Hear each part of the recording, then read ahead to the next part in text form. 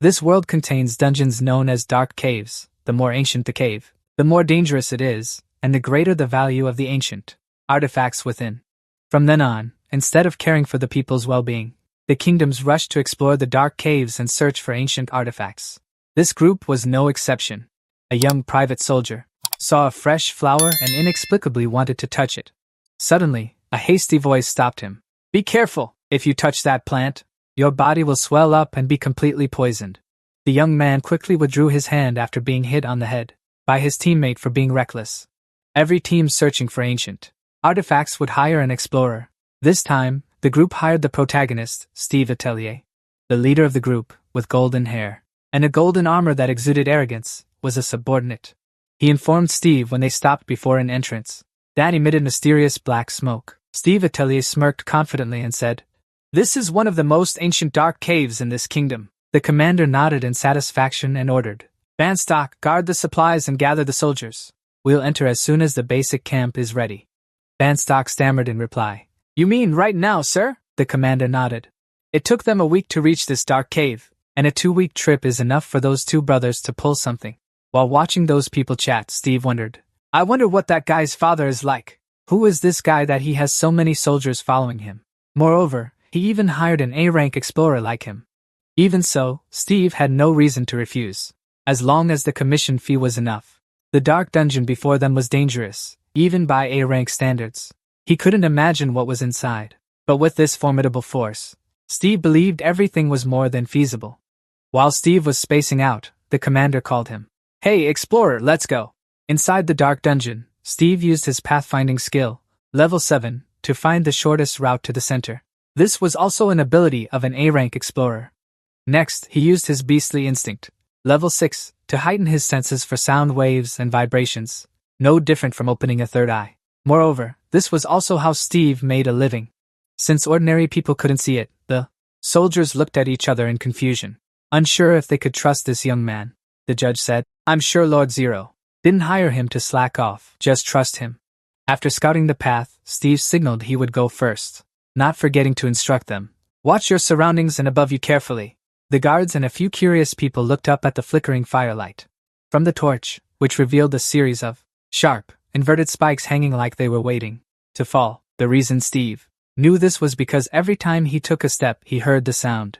The creaking of the mechanisms on the wall was probably the first trap of the ancient dark tunnels.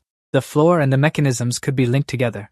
Steve told them to hug the wall and move gently. The two soldiers were bewildered. What Steve said sounded absurd, yet incredibly convincing.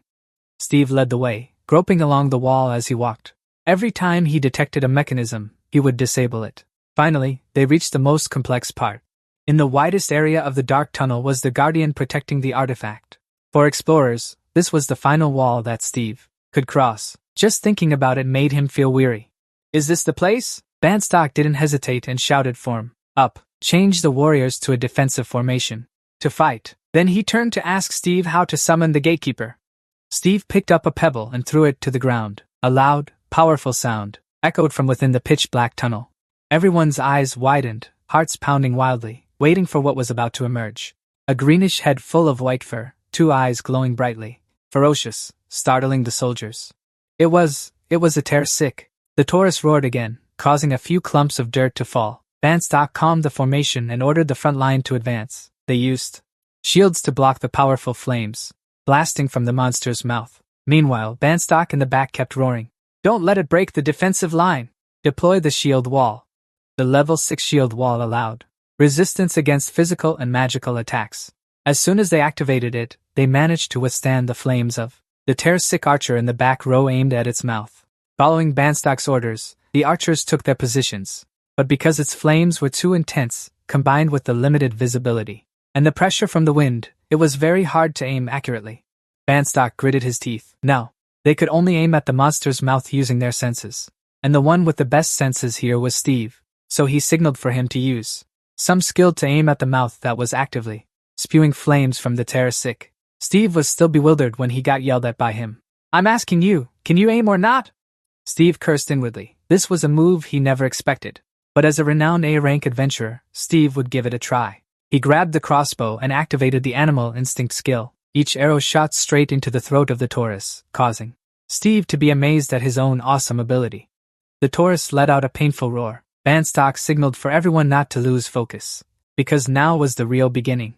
The enraged monster swung its limbs toward them. Steve dove out of the way, thinking to himself, the enemy's strong fire isn't the problem. The problem is it. He signaled to Banstock to do something, but the arrows kept flying toward the Tarrasque, only to be deflected by its thick hide. While they were panicking, it took the chance to slap a few more guys in the face. Ban. Squirrel was also getting anxious at this moment. He ordered his subordinates to use shields to block it. At this moment, the Terras had found Steve, the one who shot the arrow into its mouth. He was still shouting when, immediately, the soldiers used shields to push it back. Combined with the stun effect, the Terras hadn't yet regained its senses. Banstock had somehow sneaked behind it. He fiercely slashed at its left eye and shouted. Once again, the Terras was knocked far away. Its massive back made it hard for it to get up. Banstock signaled Zero to deliver the finishing blow. He gripped his finely sharpened, top-notch sword and lunged forward. He slashed deeply across the Terra's neck. After taking it down, Zero swung his sword triumphantly amidst the cheers of his subordinates. We won! We killed it, Steve! Steve was still in shock, having just witnessed the takedown of a gatekeeper with his own eyes, and next, his mind jumped to the artifact. Steve followed the group into the center of the dark dungeon as they walked, while Cheryl scouted ahead. According to rumors, even though you're an A-rank explorer, can it be that you still can't clear a dark dungeon all by yourself? Steve remained silent at his question. Because who told him to hit a sore spot? Zero easily noticed that Steve's failure to reach the center of the dark dungeon was due to the gatekeeper. So he asked Steve what he thought about the first artifact he had ever witnessed with his own eyes. Everyone looked up. He looked up at a ring with a skull emitting an eerie blue light, radiating immense power in midair. Steve was mesmerized, muttering, "This is insane." Zero led him closer to the tempting ring. So why not try touching it? Steve felt uneasy. This guy wasn't afraid he'd get caught too. But Zero was full of confidence. His squad still had more than half their numbers left after that battle. If Steve ran away, he'd have to leave his head behind. The allure of the artifact and Gerald's suggestion made Steve unable to resist touching the ring. Little did he know, the next second, it unleashed thousands of volts of electricity, sending him flying. The whole group of 7 watched Steve get shocked until his skin and flesh peeled off without any reaction. Finally, Steve withered and collapsed onto the ground. Facing this scene, that guy Gerald just uttered one sentence. Sorry about that. His smug face infuriated Steve. So he was just using him. The artifact was the source of negative energy, not easily falling into human hands. Steve's tears burned as they flowed down his charred skin. Zero stepped on his hand, which was gripping the artifact tightly. We won't forget your help. Then he ordered Banstock to check. Banstock observed for a while, and confirmed the curse had been lifted. Zero crushed Steve's arm, then dusted off his knees and stood up casually. Good, now let's get ready to leave this place. As he picked up the ring, strange blood vessels emerged from it, and the skull opened its fierce mouth, lunging straight into Steve's hand. Using his own green veins, he connected the severed arm of the guy. At this moment, Steve's body began to heal itself. Patches of skin grew, enveloping the flesh. Banstock sensed danger. He attacked with his sword, but couldn't pierce through Steve. Even the arrows were useless against him. Jero gritted his teeth, enraged that this power had fallen into Steve's hands instead of his own. Suddenly, Steve's body shot upward as the dark underground chamber began to crack open, a sign that the ancient artifact had been taken. Banstock frantically pulled Jero to leave, but he was still obsessed with the artifact. Banstock pulled out a teleportation scroll to escape. Zero stood before Steve, blood rushing to his brain. He had put in so much effort. He came here for this ring, but it was absorbed by Steve. The moment he was about to unleash his sword, Banstock grabbed Zero's arm to leave. Zero roared Steve's name in utter fury. Meanwhile, Steve had fallen into the abyss, along with the notification that the memento item modem had accepted Steve Atelier as a partner. Who knows how much time passed. Steve, battered and exhausted, crawled up from under a stream. He coughed violently, then flopped onto the ground, feeling the pain of his skin being torn apart. But a flickering blue light caught Steve's attention. He looked at the arm wearing the motel ring, confused. He only remembered that after that bastard Gerald tricked him into touching the ring, he was electrocuted. At that time, Steve had died, but suddenly, from the ring, a massive skull emitted a voice. That's right, you died, Steve, my incompetent partner, Atelier. Back to Zero's group. His face was bulging with blue veins because only he and Banstock had returned. Having lost both his men and his possessions, he knelt down and roared, "Damn it all!" Banstock patted his shoulder and comforted him, telling him to calm down. But at this moment, how the hell could Zero possibly be calm? He then turned around and blamed Banstock instead. "Why did you use that scroll?"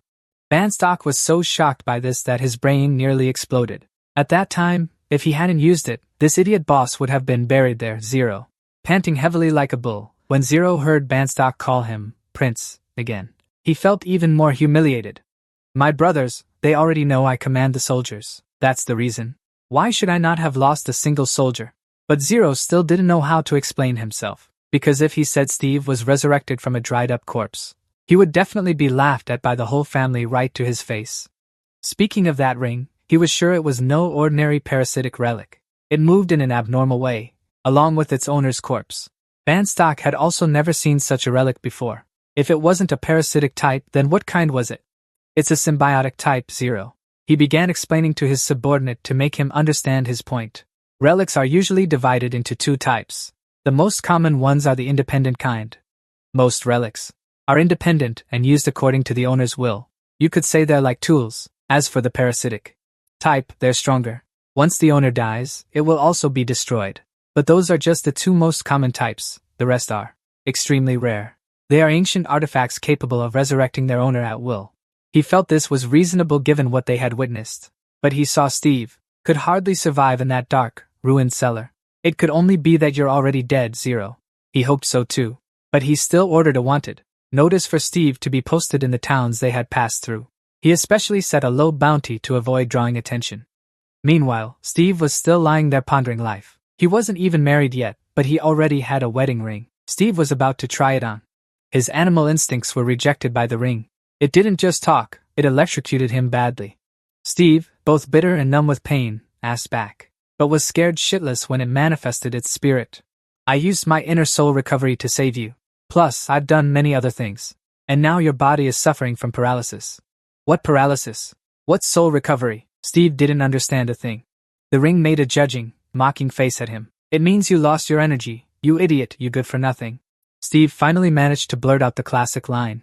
"What are you?" The ring solemnly introduced itself as if to make Steve memorize this name. "My name is Memento Modem." A moment later, as they walked and chatted, Steve was curious about what those ancient, another conscious being like it, Modem, replied in a haughty tone. "Of course there is, you idiot." Even though it was very rude, Steve still felt lucky that they could communicate with each other. He was curious about how many unique skills Modem could use. According to Steve's understanding, each tool only has one unique skill attached. If he could sell this ring at a good price, that would be great. Modem said calmly, "If I operate normally, it's probably about 40. Hearing this, Steve was so shocked that he let go of the cliff wall. He had intended to sell it for money earlier, but not anymore. The number of skills and spells a human can achieve in a lifetime is at most 10. If you play around, it's at most 20, Steve pondered. Then sat up, his attitude becoming much humbler in the face of Modem's power. "So, is there any skill I can use right now?" Modem nodded, but it had run out of mana during Steve's resurrection.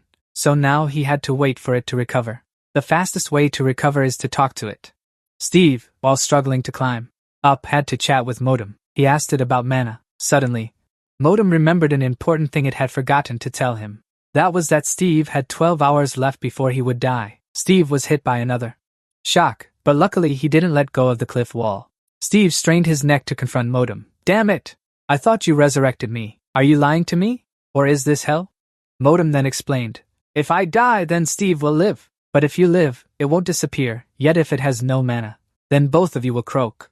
At this moment, Modem started to get serious and stopped joking. "You think you can come back to life without paying a price? If you want to live, get your ass up." After who knows how long, Steve escaped from the dark pit and was sprinting through the forest. While running, he cursed Modem, who was also at a loss, as if it didn't know the meaning of the word pressure. "I was sleeping soundly, yet you came to wake me. Since you're struggling so hard to survive, I'll give you the power you desire." Steve's arm was enveloped in a surge of Modem's power, as it opened its mouth full of sharp teeth to chomp down on his arm, all while muttering, "But remember, waking me doesn't make you my master. You're the one who has to struggle to live, not me." Steve was fed up with that blabbermouth. The most important thing was how to restore mana for Modem, but it refused to say. Low-level monsters or cursed objects were Modem's food, in short. Steve had about 12 hours left to hunt some monsters, while dealing with a voice that wouldn't stop, nagging in his ear, counting down the time. Steve hoped there would be many monsters around the dark pit. He planned to use animal instincts to find them, but his body was already numb, making him no different from an ordinary person. With no other choice, Steve had to do it manually. Following the footprints on the path, he discovered the scratches on the tree trunk and the familiar stench in the air. Steve was sure it was a giant wolf, and sure enough, a wolf was feasting on some meat, coming into Sid's view, but the paralysis time only had 1 minute and 30 seconds left, which made it even more convenient. According to a paralysis effect, it occurs when it has no mana. The stronger the skill, the longer the paralysis time. Steve sat still, waiting for the paralysis to end. Luckily, there was only one giant wolf eating alone. After a while, the system notified him that he had recovered. Steve immediately asked if it had any attack skills. The system then brought out Air Bullet, which shoots compressed air at high speed, increasing damage and attack speed. This is a basic spell that wizards use on the battlefield. However, the system could only fire it once. Steve rubbed his head, telling himself to focus. If there was only one bullet, he had to aim precisely at the heart or lungs. If successful, it would pass out, and then they could butcher it. Steve raised his hand and reminded. The system was not to fire until he gave the signal. The system hated being ordered around by a master like this, so it ignored whether Steve signaled or not and immediately used the skill. A powerful stream of air shot out at lightning speed, piercing a large hole through the giant wolf's body. Several nearby tree trunks were also snapped, leaving Steve dumbfounded. Was this an air bullet or a cannon? He stood there stunned for a moment, staring at the mangled corpse of the giant wolf. Its power was even greater than a giant's fart strike.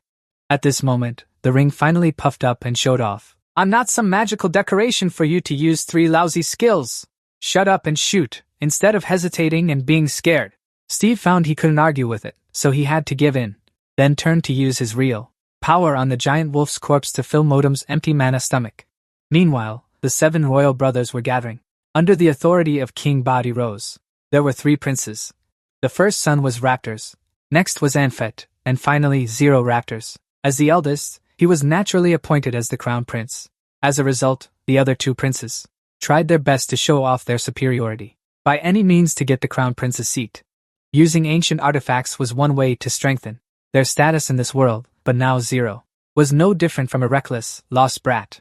On the way back, he was unusually silent, which made Banstock curious, wondering what stupid plan his boss was cooking up again. Zero mentioned that fortune-teller, Conrash, a henchman of Prince Anfet. Damn that swindler! I trusted too much in the information provided by the Temporary Alliance. Although it was true there was a curse on the ring, the most important result regarding that ring, they didn't utter a single word about it, so Zero still didn't know if it was intentional or accidental, so he could only swallow his bitterness and return. Banstock saw his superior overthinking. His habit of overthinking kicked in, so he kept reassuring himself. Don't worry too much, Your Highness. You have plenty of battlefield experience, don't you? You'll handle this just fine, even if Zero is powerful on the battlefield. But he never expected politics to be even harder to survive. Years passed, and he still hadn't gotten used to it. Luckily, he had Banstock by his side, otherwise he'd have been done for long ago. Meanwhile, Steve was once again amazed by Modem's top-tier skills. The soul of the Great Wolf was drained by it, but it still seemed unsatisfied. Because one Great Wolf only accounted for 15% of its mana. Seeing Steve's attitude, the ring immediately yelled back, making him obediently shut up. But Steve was only worried about how many times he could use his skills with that amount of mana. Moreover, since he had taken the artifact, Zero's people were definitely searching for him, so the immediate issue was to find a place to hide. Steve returned to the town, looking for the stuff he had brought before entering the dark tunnel. But 2 soldiers were standing guard at the entrance. He was sure that if he poked his head out, he'd be caught immediately. Steve looked around and spotted some female wolf flowers. An idea popped into his head. First, he lit a fire. If he maximized the effect of the Freeman powder, it would create a very effective sedative for humans. Steve held his nose and let the smoke drift toward the 2 soldiers. They had just noticed the strange scent of the smoke when their eyes grew drowsy, and they collapsed to the ground. Witnessing Steve's intelligence, even the ring had to praise him for using his head. Steve finally had a chance to show off in front of Modem, boasting that he was an experienced explorer. While walking down the town road, Steve saw a familiar face. one that was 9/10 like his own on a wanted poster. They even pinned a theft charge on him. Steve angrily crumpled the paper, mocked by Modem's sneers. Either way, he was in big trouble now. In one night, he had become a government bounty criminal.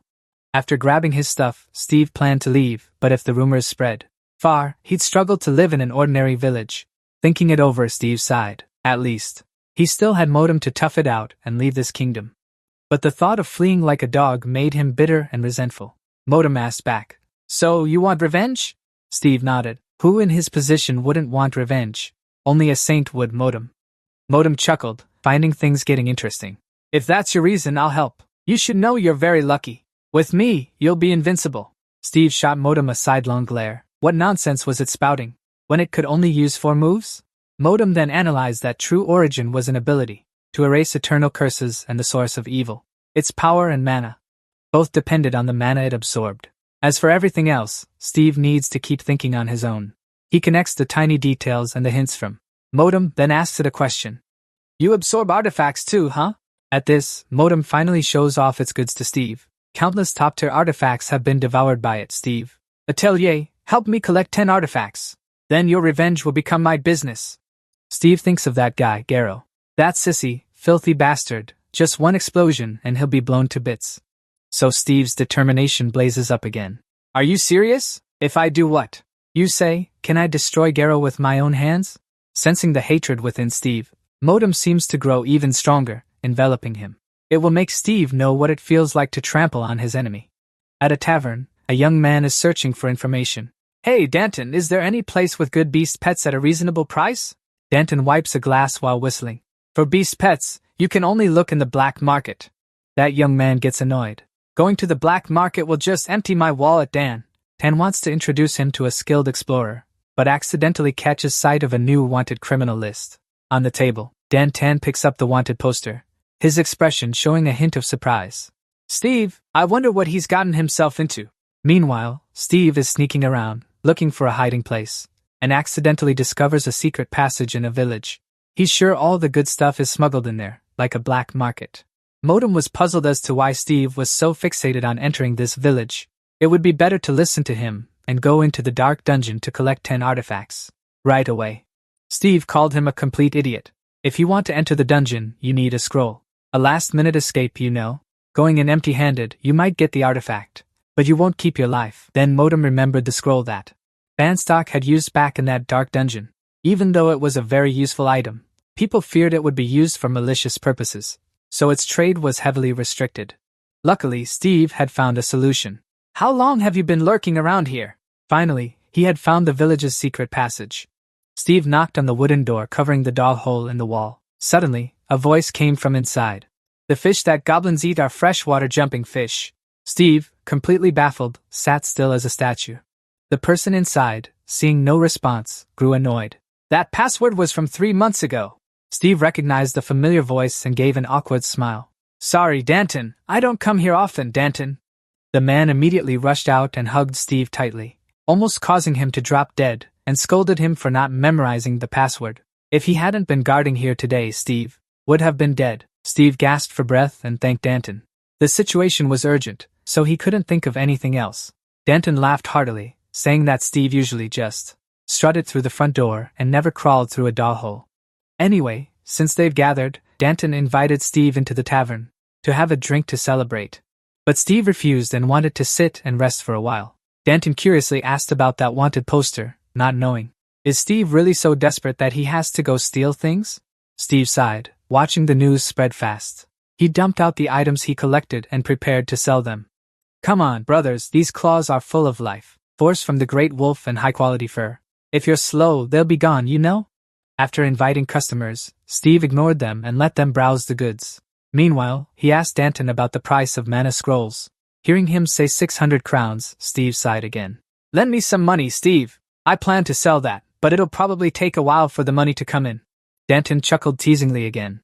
"Not interested?" Steve's face twisted up, seeing that Danton then gleefully asked, "How many scrolls do you need?" Steve quickly said, "At least 4 scrolls. At most 2 days later, I'll pay you back." Danton agreed to lend Steve the money, but he couldn't help wondering. Steve only needs to spend 400 crowns to get rid of the wanted order. Thinking about the wanted poster, Steve got annoyed again. The sons of this country's king are really worthless. They tricked me. Say what you will, but you have some self-respect. With only 400 crowns, how can you rebuild that self-respect of Steve's? Danton burst out laughing, then he said, I'll introduce you to a guy selling mana scrolls at a cheap price. Do you need anything else? If you want more equipment, just ask for my name. Clyde is over there. If you pay, just put it on my tab. Steve asked Danton to prepare some food for humans. Then he walked over to Clyde. He slammed his fist hard on the table and called out Clyde's name loudly. Old Clyde Luthermore woke up, speaking while reeking of alcohol. What's this? Who dares to cause trouble? Steve awkwardly avoided the smell of his drunkenness. He was both drunk and hadn't bathed in weeks. Unexpectedly, Clyde woke up and started crying in agony. I sell such cheap gear, but no one wants to buy it. Boo-hoo! Steve looked at the shiny equipment on the table, speechless. It seems those guys haven't tasted it yet, so they passed it up. So he made a proposal to him. He asked which piece of equipment he was most confident in.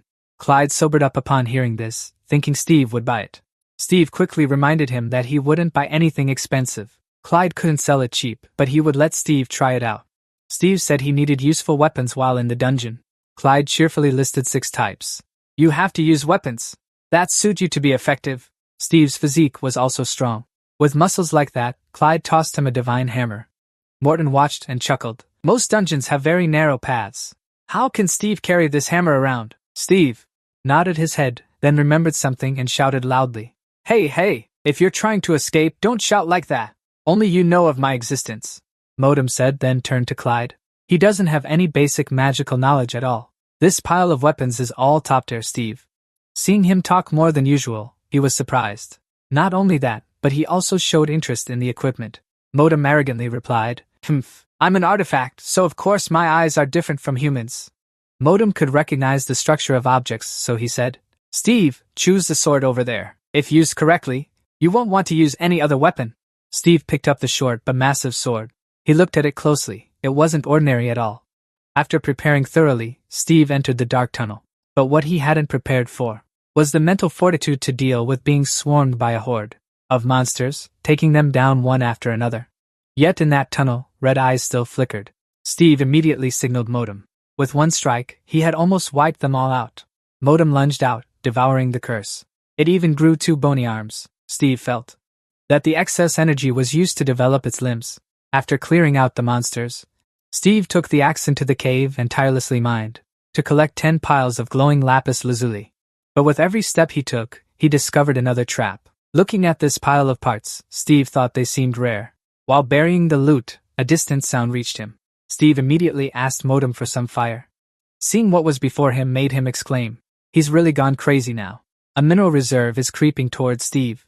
Seeing him, it opens its huge mouth and roars, deafening Steve. He just remembered that in a place rich in minerals like this, that disgusting lizard was bound to show up. The mineral reserve suddenly puffs up its cheeks, but it's not pretending to be cute. It's spewing a pile of sticky poison at Steve.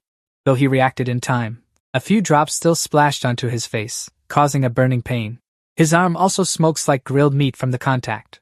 Seeing his face scrunch up, Modem sneers. What are you afraid of? You have the ability to revive and can't die. The revival skill makes the burns on Steve's skin disappear as if they never existed. Even though he can revive, he knows this monster is no pushover. The mineral reserve uses corrosive poison to savor minerals, while its body is tough, covered in minerals. So even using half its strength, it can leave scars on Steve. Modem says Steve should just give up. The more he tries to destroy the monster, the more stuck things get. Using gas bullets in the cave will destroy all the passages. Steve is about to drop a bomb, but hearing Modem say that, he can only step back, dodging the mineral reserve's attacks. But suddenly, Modem says, good job, confusing him. It says, Steve, use the sword you bought from that glide guy. If you're reluctant to use it, you'll only have that sword left to fight the black and white impermanence. Steve goes for it without hesitation. He pulled out the sword and attached the engine to it. He charged straight toward the lizard. He ducked to avoid its claws, then Steve unleashed a powerful slash that shattered the ground, while the mineral reserve was frantically looking around. In confusion, he had already glided above its head, with the sword held upside down, ready to stab down suddenly. The monster whipped its head around, but it was already struck by Steve's sword, the blade plunging straight into the mineral deposit. on top of its head, but it couldn't pierce through yet. The monster's claws were about to tear Steve apart. Modem immediately signaled. Fire now! Steve pressed the switch on the sword's hilt. The blade suddenly extended, piercing through the head of the mineral reserve, shattering it. Steve jumped down to the ground, clutching his trembling, numb arm. So this was how that sword was meant to be used. But the power was so immense that the sword was stuck firmly in the monster's head. As usual, Modem devoured the curse on the monster's corpse, while Steve sighed in regret. The gas used for that sword wasn't easy to come by. He only had 4 syringes left. Clyde seemed to focus on their durability. But if they were hit hard, would those tubes break? Something feels very strange. Modem suddenly said this, making Steve curious. It felt like there was something very different, but it couldn't describe it. But one thing it was sure of was that Steve shouldn't rush into battle. He thought Modem was looking down on him, so he showed his displeasure. But at that moment, a strange sound echoed over. Another mineral reserve was charging over as if running a marathon. Steve cursed. He couldn't use up all these slimes, but he couldn't win without them either. The monster swung its fist powerfully. This second one seemed to prefer physical impact over liquid attacks. Just then, Steve noticed an opening, when it exposed a spot not covered by mineral rock. Steve aimed to strike that spot, but things weren't that easy. The mineral reserve whipped its long tail, sending him flying far away. Steve propped himself up after the dizzying blow. It seemed this one had more combat experience than the first, especially its 8-meter-long tail, both massive and agile. However, compared to that Terra's from before, these mineral reserves were just geckos. Steve lunged forward again to duel with his sword, but as soon as he made contact, he took back that thought. This creature was far stronger. For the second time, Steve was sent crashing to the ground by that tail of its. Modem saw Steve struggling and cursed. You idiot! I told you to be careful. But there was something very strange about that monster. Steve had already gauged this mineral reserve's strength after a few moves.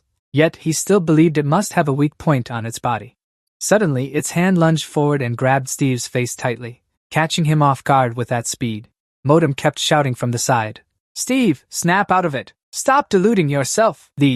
During the battle, the goblin never acted like a human like this. But Steve confidently said he already had a plan. He tightly gripped the Freeman powder in his left hand. If he mixed it with the Firefly powder in his right hand, what would the result be? Not to create Jack, but a fatal blow to its weak point. The blinding light from the explosion forced the monster to let go. The next second, Steve pressed his blade against its wide-open mouth. He was certain he would win. At that moment, a warning suddenly appeared. Detected 95% abnormal body structure, Modem. Panicked and scared, he called out Steve's name, but a second later, the explosion and powerful firepower drowned out his voice. After that horrifying blast, Steve's limbs and head regenerated. Modem cursed wildly in frustration, giving him a headache. It was only after I touched it that you spoke up. More importantly, the information about that beast, it's a mineral. LED possesses magical creations stronger than mineral reserve. To be precise, someone made its body strange. It's inside this dungeon, and even Modem doesn't know what tricks he used. Steve asked in confusion. Don't tell me from now on I'll have to fight terrorists like that? Modem replied very calmly. What else? Are you scared? Steve's eyes were full of determination. He's only afraid there's no one to fight with him. After activating his beastly instincts to find the way, Steve didn't get any premonition at all. After walking a bit, both of them began. He encountered a human skeleton covered in mineral deposits. But it was actually a monster, the lazy type that reacts when enemies approach. Modem advised Steve to ignore it. If he accidentally touched it, it might explode. Just like earlier, roughly speaking. Steve thought it made sense, so he just passed by it. Unexpectedly, when he had taken only 3 steps, the skeleton stirred and prepared to explode. Modem was also scared out of its wits by this explosion. Steve fell into another tunnel. Luckily, this time he kept his distance, so his injuries weren't severe. Modem told him to get up gently, in case he triggered another explosion. If that happened, it wouldn't be able to revive him. But Steve didn't hear what Modem said. His eyes lit up. They sparkled when he saw the strangely colored, eye-catching minerals. He thought about how much money he could make selling all of this and felt overjoyed. He reached out and touched a nearby rock formation. The rock formation immediately emitted strange sparks. This made Modem even more certain of its judgment. It could sense a strange magical power gradually filling the atmosphere in this dungeon. The deeper they went, the denser it became, making Modem's nose extremely uncomfortable. From the 2 monsters Steve had just encountered, It could tell that when they faced them. In this dark tunnel, they were more sensitive and prone to explosion. Perhaps it was due to the strange magical power enveloping this place that made their bodies so bizarre. Looking at the reaction of the mineral, which Steve had just touched, it proved that all objects, everything in this dungeon has been affected by Steve. After hearing that, he felt like he was slowly approaching a bomb crater. Just when he thought things couldn't get any worse, the system warned him that there was something even worse. That was the mana concentration being too high, so they wouldn't be able to use skills to recover easily. Only then did Steve notice the bruises on his arms were still there. Furthermore, the system also saw that in such an unstable environment, there was a high chance they couldn't use the escape scroll either. Based on this mana, they would find a safe coordinate and then use that scroll. If the mana spread heavily, they could venture into deeper areas. Steve thought the two of them couldn't escape, but the system saw there was another way: eliminate the one who spread this mana, even though it didn't know if that person was a man or a woman. After talking for a while, it turned out it wanted Steve to go deeper. Luckily, he shared the same goal as it. After walking a long distance, Steve stopped in front of a door. They couldn't find the culprit who diffused that mana, but maybe he was behind this door, just waiting. As soon as he pushed the door and stepped in, a glowing orb on a strange stone pillar made Steve panic. The system immediately said that was Jin's soul, especially its core part. Can't you sense anything? That's an artifact, Jin. It's a soul born from the combination of mana and death energy, a collection of pure elements that only seek destruction without any consciousness. You could say it's almost like a natural disaster, but Steve didn't understand why an artifact appeared again in the center of Steve's soul. Suddenly attacked by an overwhelming force, finally understood everything. The gatekeeper is the cause of all this. He merged with the artifact and then spread his own magic power everywhere. In short, everything Steve saw was a walking bomb. But Steve thought that was even better. If they defeat him, both of them can escape. The gatekeeper threw some exploding stones at Steve. He used his sword to deflect them quickly before they exploded. A stone with a golden light, different from the rest. A second later it exploded before his eyes. Steve kept warning him to be careful. This place holds the strangest magic power, so if it gets stimulated by Steve, they explode even stronger. With this situation, if Steve doesn't run everything around, even his body will blow to pieces. Steve gritted his teeth. This ring always saves the most important detail for last. Suddenly, the gatekeeper pressed both hands to the ground, a strange posture that stunned Steve. Something was continuously being sucked into Jin's soul, as if it was charging energy. Modem spoke to him seriously and sincerely this time. If you want to live, run quickly from Jin's soul's side. A series of large light beams shot straight toward the seat. He barely dodged the cannon barrel from before. Just fired, so Jin's whole soul was smoking. Steve saw the opportunity and lunged to attack. His entire body is made of stone, but it seems the joints are the fatal weak points because they have the least stone there. A stone flew past Steve's sword. Then it stopped right in midair. The stone suddenly changed direction and slammed straight from under Steve's chin upward. He collapsed to the ground after the stone flew back to the gatekeeper. Steve wiped the blood from the corner of his mouth. He didn't know where to attack to actually wound him. Morton saw that Steve refused to run away, so he had to give him a hint. Attack the artifact at the center. Because his core had merged with the artifact, if Steve absorbed all the magic power from his core using the Fist of Truth, it would neutralize him. Steve gritted his teeth and said it was easy to say, but just getting close to the gatekeeper would get them knocked flying by the stones. The gatekeeper, having recharged his magic power, launched the same attack as before. Steve used their bullets to confront him head-on and asked Morton if he could shoot through him. Morton was helpless. Not strong enough. Dodge quickly! So Steve had to let go and roll to the side. This time, that beam of light would attack from multiple directions, bombarding Steve relentlessly. While Steve was still stunned by the beams of light, the gatekeeper's punch appeared right in front of his face. He cursed and jumped to the side. Whether it was a long-range or close-range attack, nothing worked on him, so Steve could only take a gamble to see if he could block this move. Seeing Steve approach the center, the gatekeeper immediately clamped his mouth shut. Angry, he stabbed his sword down.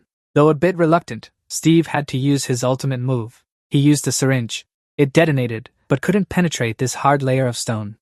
While Steve was dazed and cursing, the massive hand of the gatekeeper sent him flying back to the starting point.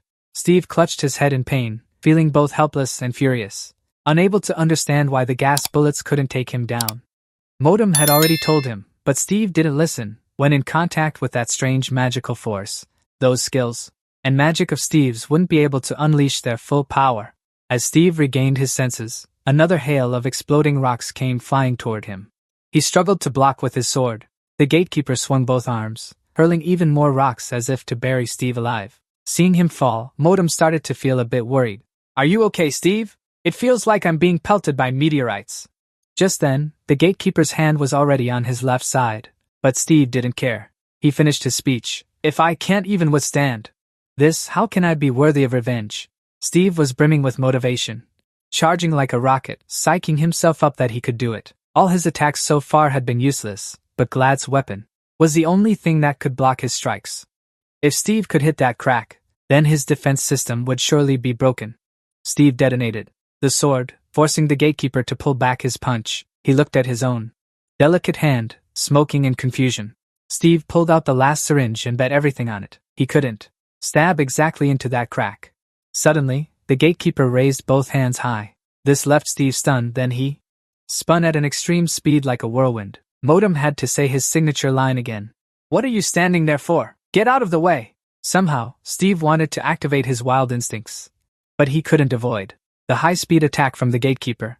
Steve's body was covered in injuries, lying flat on the ground. Modem, though he didn't like seeing him get beaten, noticed that Steve's body had reacted. On his arm, characteristic blue sparks appeared, a sign of mutation. Steve asked Modem, "How many minutes do I have left?"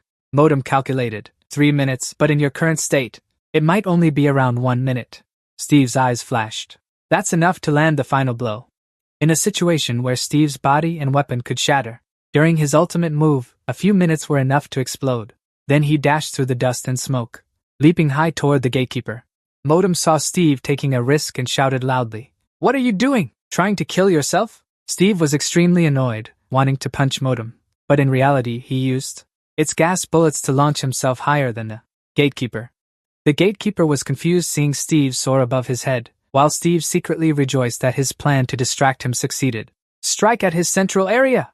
No matter how fast he turned his hands, the area above the axis would still be exposed. Thinking this, Steve thrust straight down his sword deep into the stone body of the gatekeeper and detonated it. The plan seemed thorough, but it only caused a slight crack on the gatekeeper's body.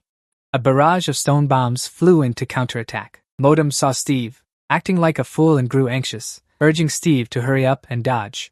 Steve couldn't hear anything anymore. His mind was constantly cursing as he imagined the prospect of actually dying.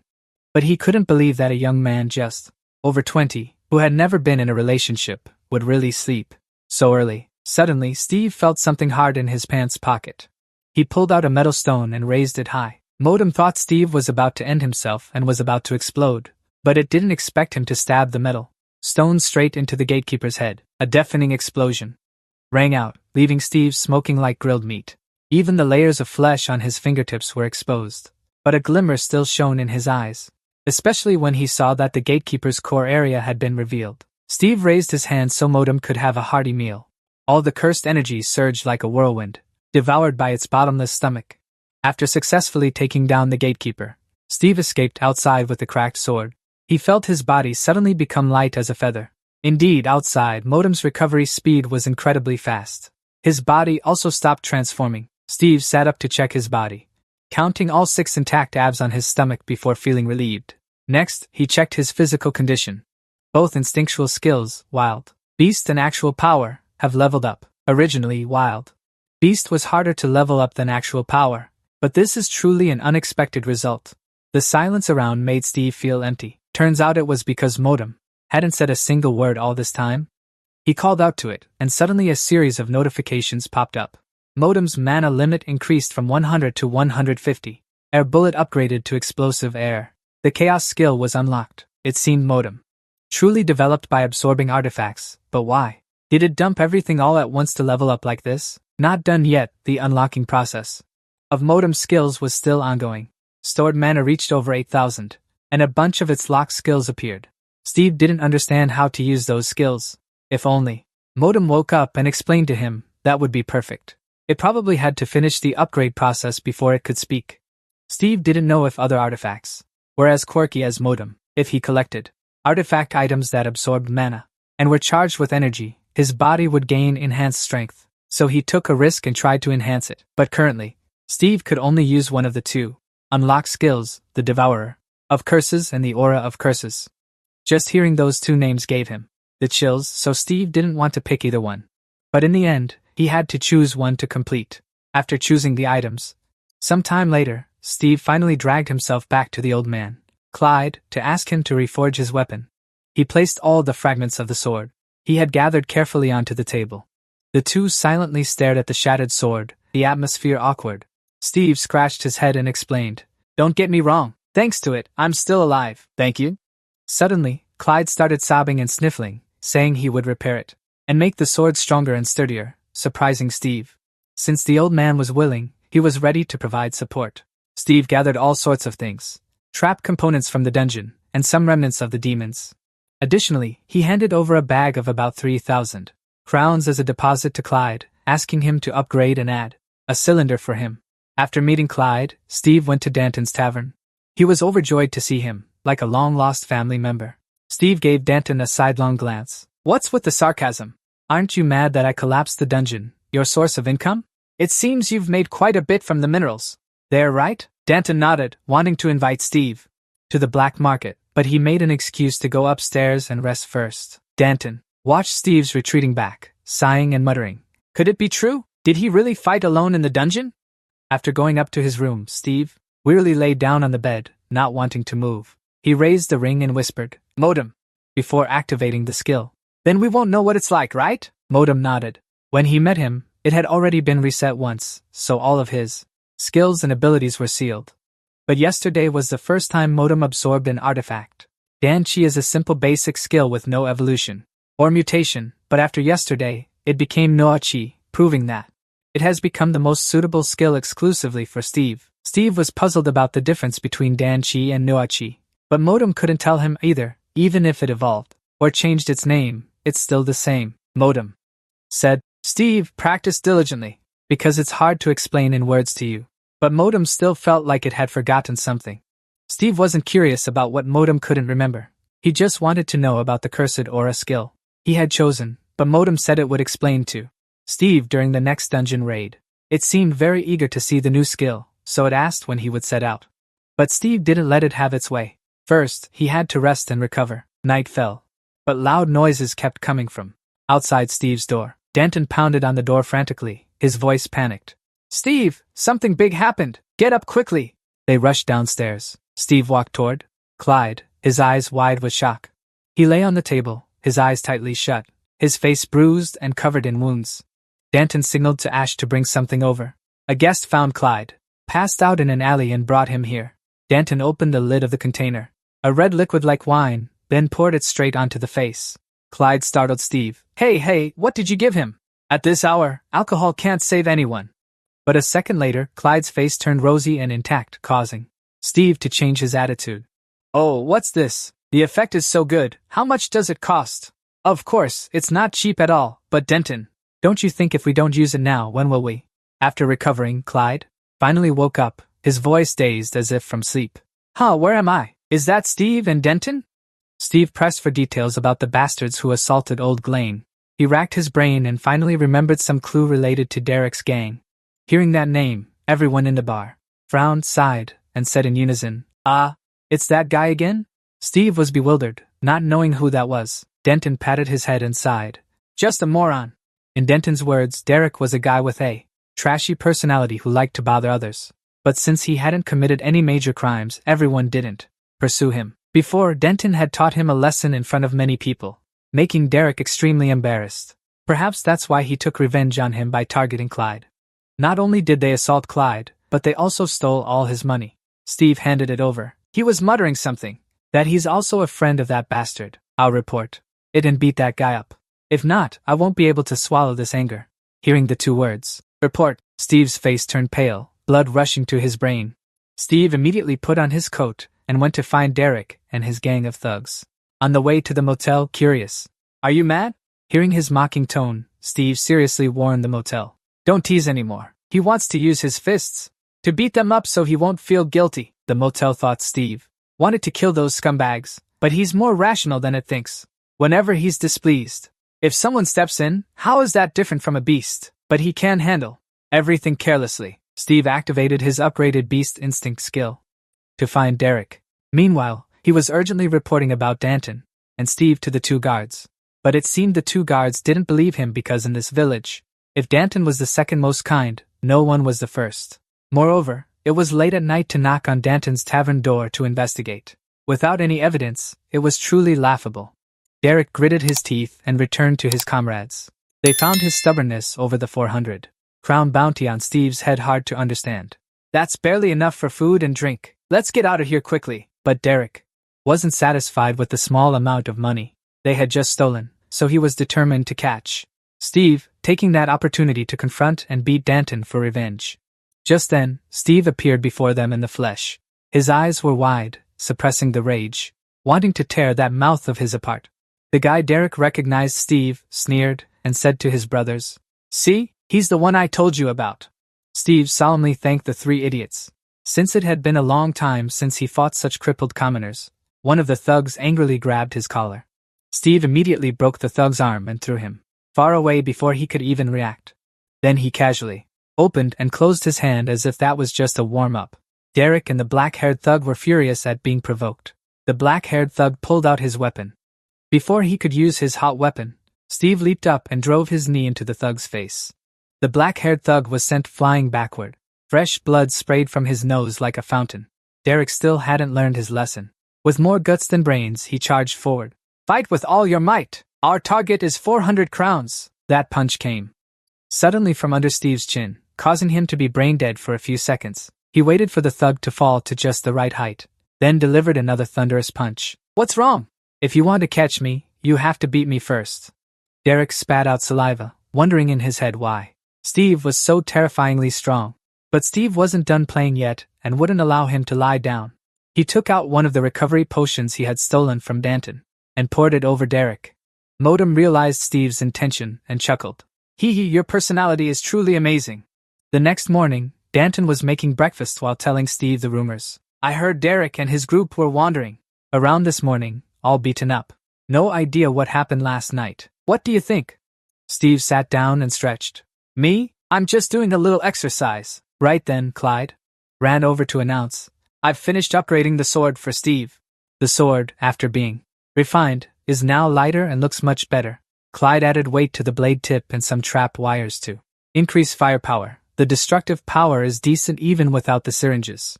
Facing the delicate, exquisite sword, two straight guys like Steve and Danton were extremely worried about their masculinity.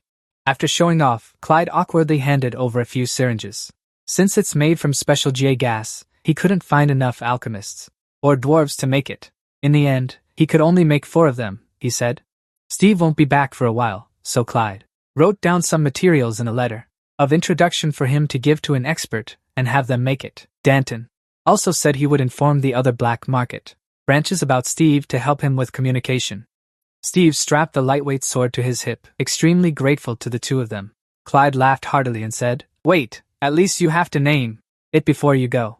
It's a one-of-a-kind weapon in the world. Naming it is a tough task for someone as indecisive as Steve." Luckily, Modem had already thought of a name, the intruder. At Brandon Castle in the Kingdom of Venezuela, Zero and Banstock had arrived. He had just set the person down on the sofa, exhausted, when someone knocked on the door. Zero frowned in annoyance. "Who is it?" Second Prince Amphet swaggered in, saw Zero, politely greeting him, and he lifted his chin.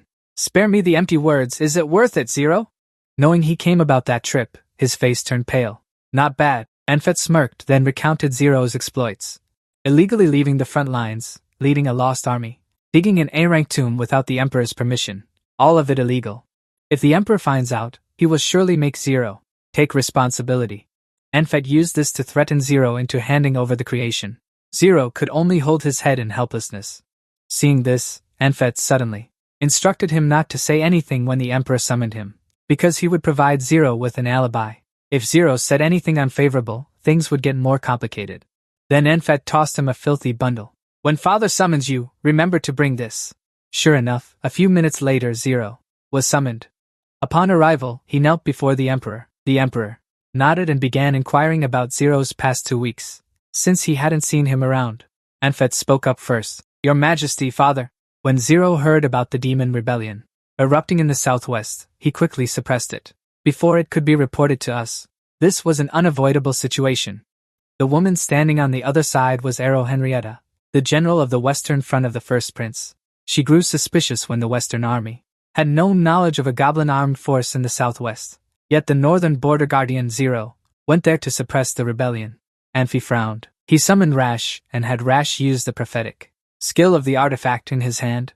This orb can show the situation on Earth, and he had already informed Zero about this matter. The rebel army had planned to break into the Class A dungeon to steal an artifact there. If Zero hadn't done that, the situation wouldn't have ended so favorably. Echo, upon hearing about the artifact, began to waver in his conviction. Because mentioning the artifact made AI sensitive too, Amphi immediately struck at the core.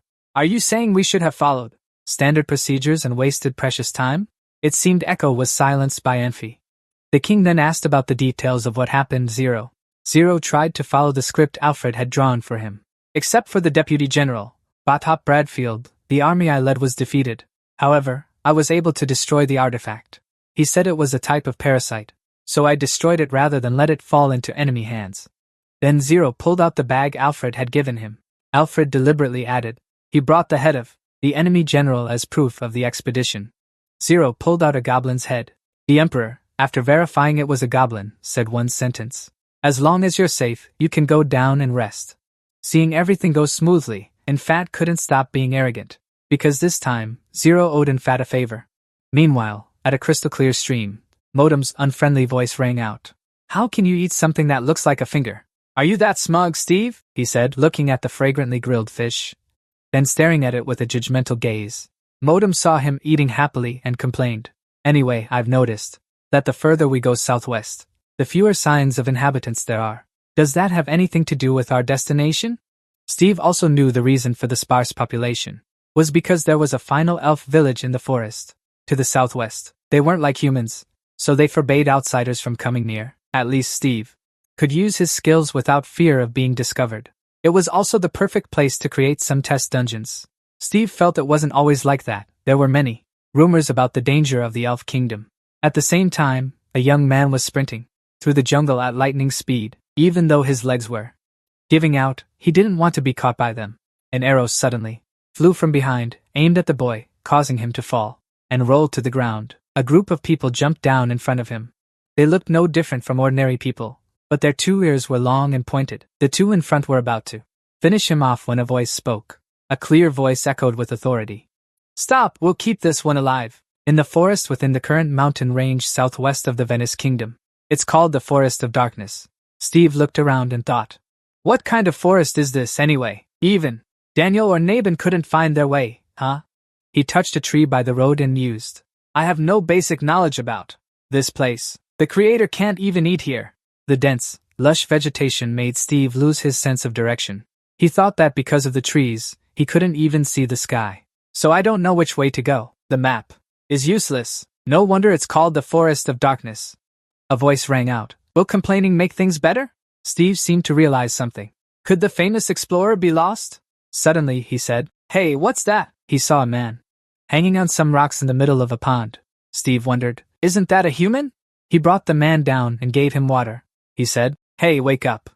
Seeing the man still unconscious, Steve couldn't help but care. He sighed and said, Seriously, I really can't ignore this. Then a system message appeared and said, Steve, move somewhere else. He asked, Why? It continued, If you want to play with these white brothers, I won't stop you. With that, monsters emerged from the pond. Steve saw them and thought, Those bodies. It must be from those who wanted to save this man. Seeing those bodies being corroded, he thought, if he just sat still, it would be hard for him to stay safe either. He raised his fist. Steve thought to himself, if that's the case, then. A small flame appeared, a bomb. He chanted a spell, a ball of air.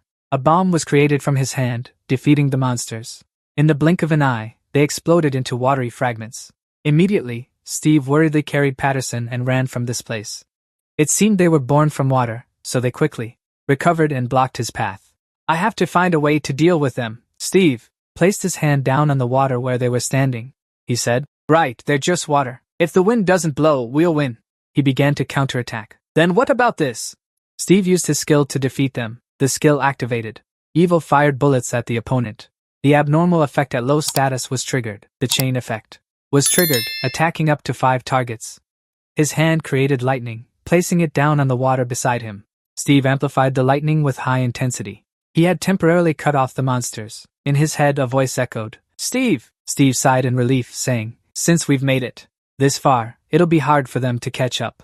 The man beside him slowly opened his eyes. He said, "Ugh, this place?" Perhaps surprised to wake up in a strange place, he asked in astonishment, "What's going on? Where is this? It's not that lake, is it? Did you save me?" "Thank you so much." Seeing his face change, Steve says, "You're pretty fast too." He turns back to look at him and asks what exactly happened. "First, can you calm down? Why were you tied up there?" Patterson says worriedly. "Are you really asking because you don't know? In this forest of darkness, those who see but cannot kill humans, who else would come here?" Steve seems to understand the situation and says, "Aha!" He asks clearly, "So it's an elf, right? If you knew it was this dangerous, then why did you come all the way here?" He recounts. "We were heading toward the capital to meet the delivery deadline for the product. There was no other choice but to pass through this forest of darkness." Having suddenly encountered an elf, Steve recalls what happened earlier and asks, "So those body parts in the lake, they were your friends, right?" Patterson, pretending to be grieving, says, "I could only watch the whole scene. Those elves tied me up and left me at that damn pond. My friends came to save me, woo-woo." Steve, without suspicion, says, Well, just walk a bit further and we'll be out of the forest. I'll guide you. Then you can return to the village on your own. Can you handle that, Patterson?" Worried, he takes advantage of Steve and says, "You're so kind. I'm already extremely grateful. You've activated your listening and speaking skills well." He closes his eyes and uses his animal instincts to sense the path. He had felt it ever since returning, but this forest is strangely off. It's different from other forests.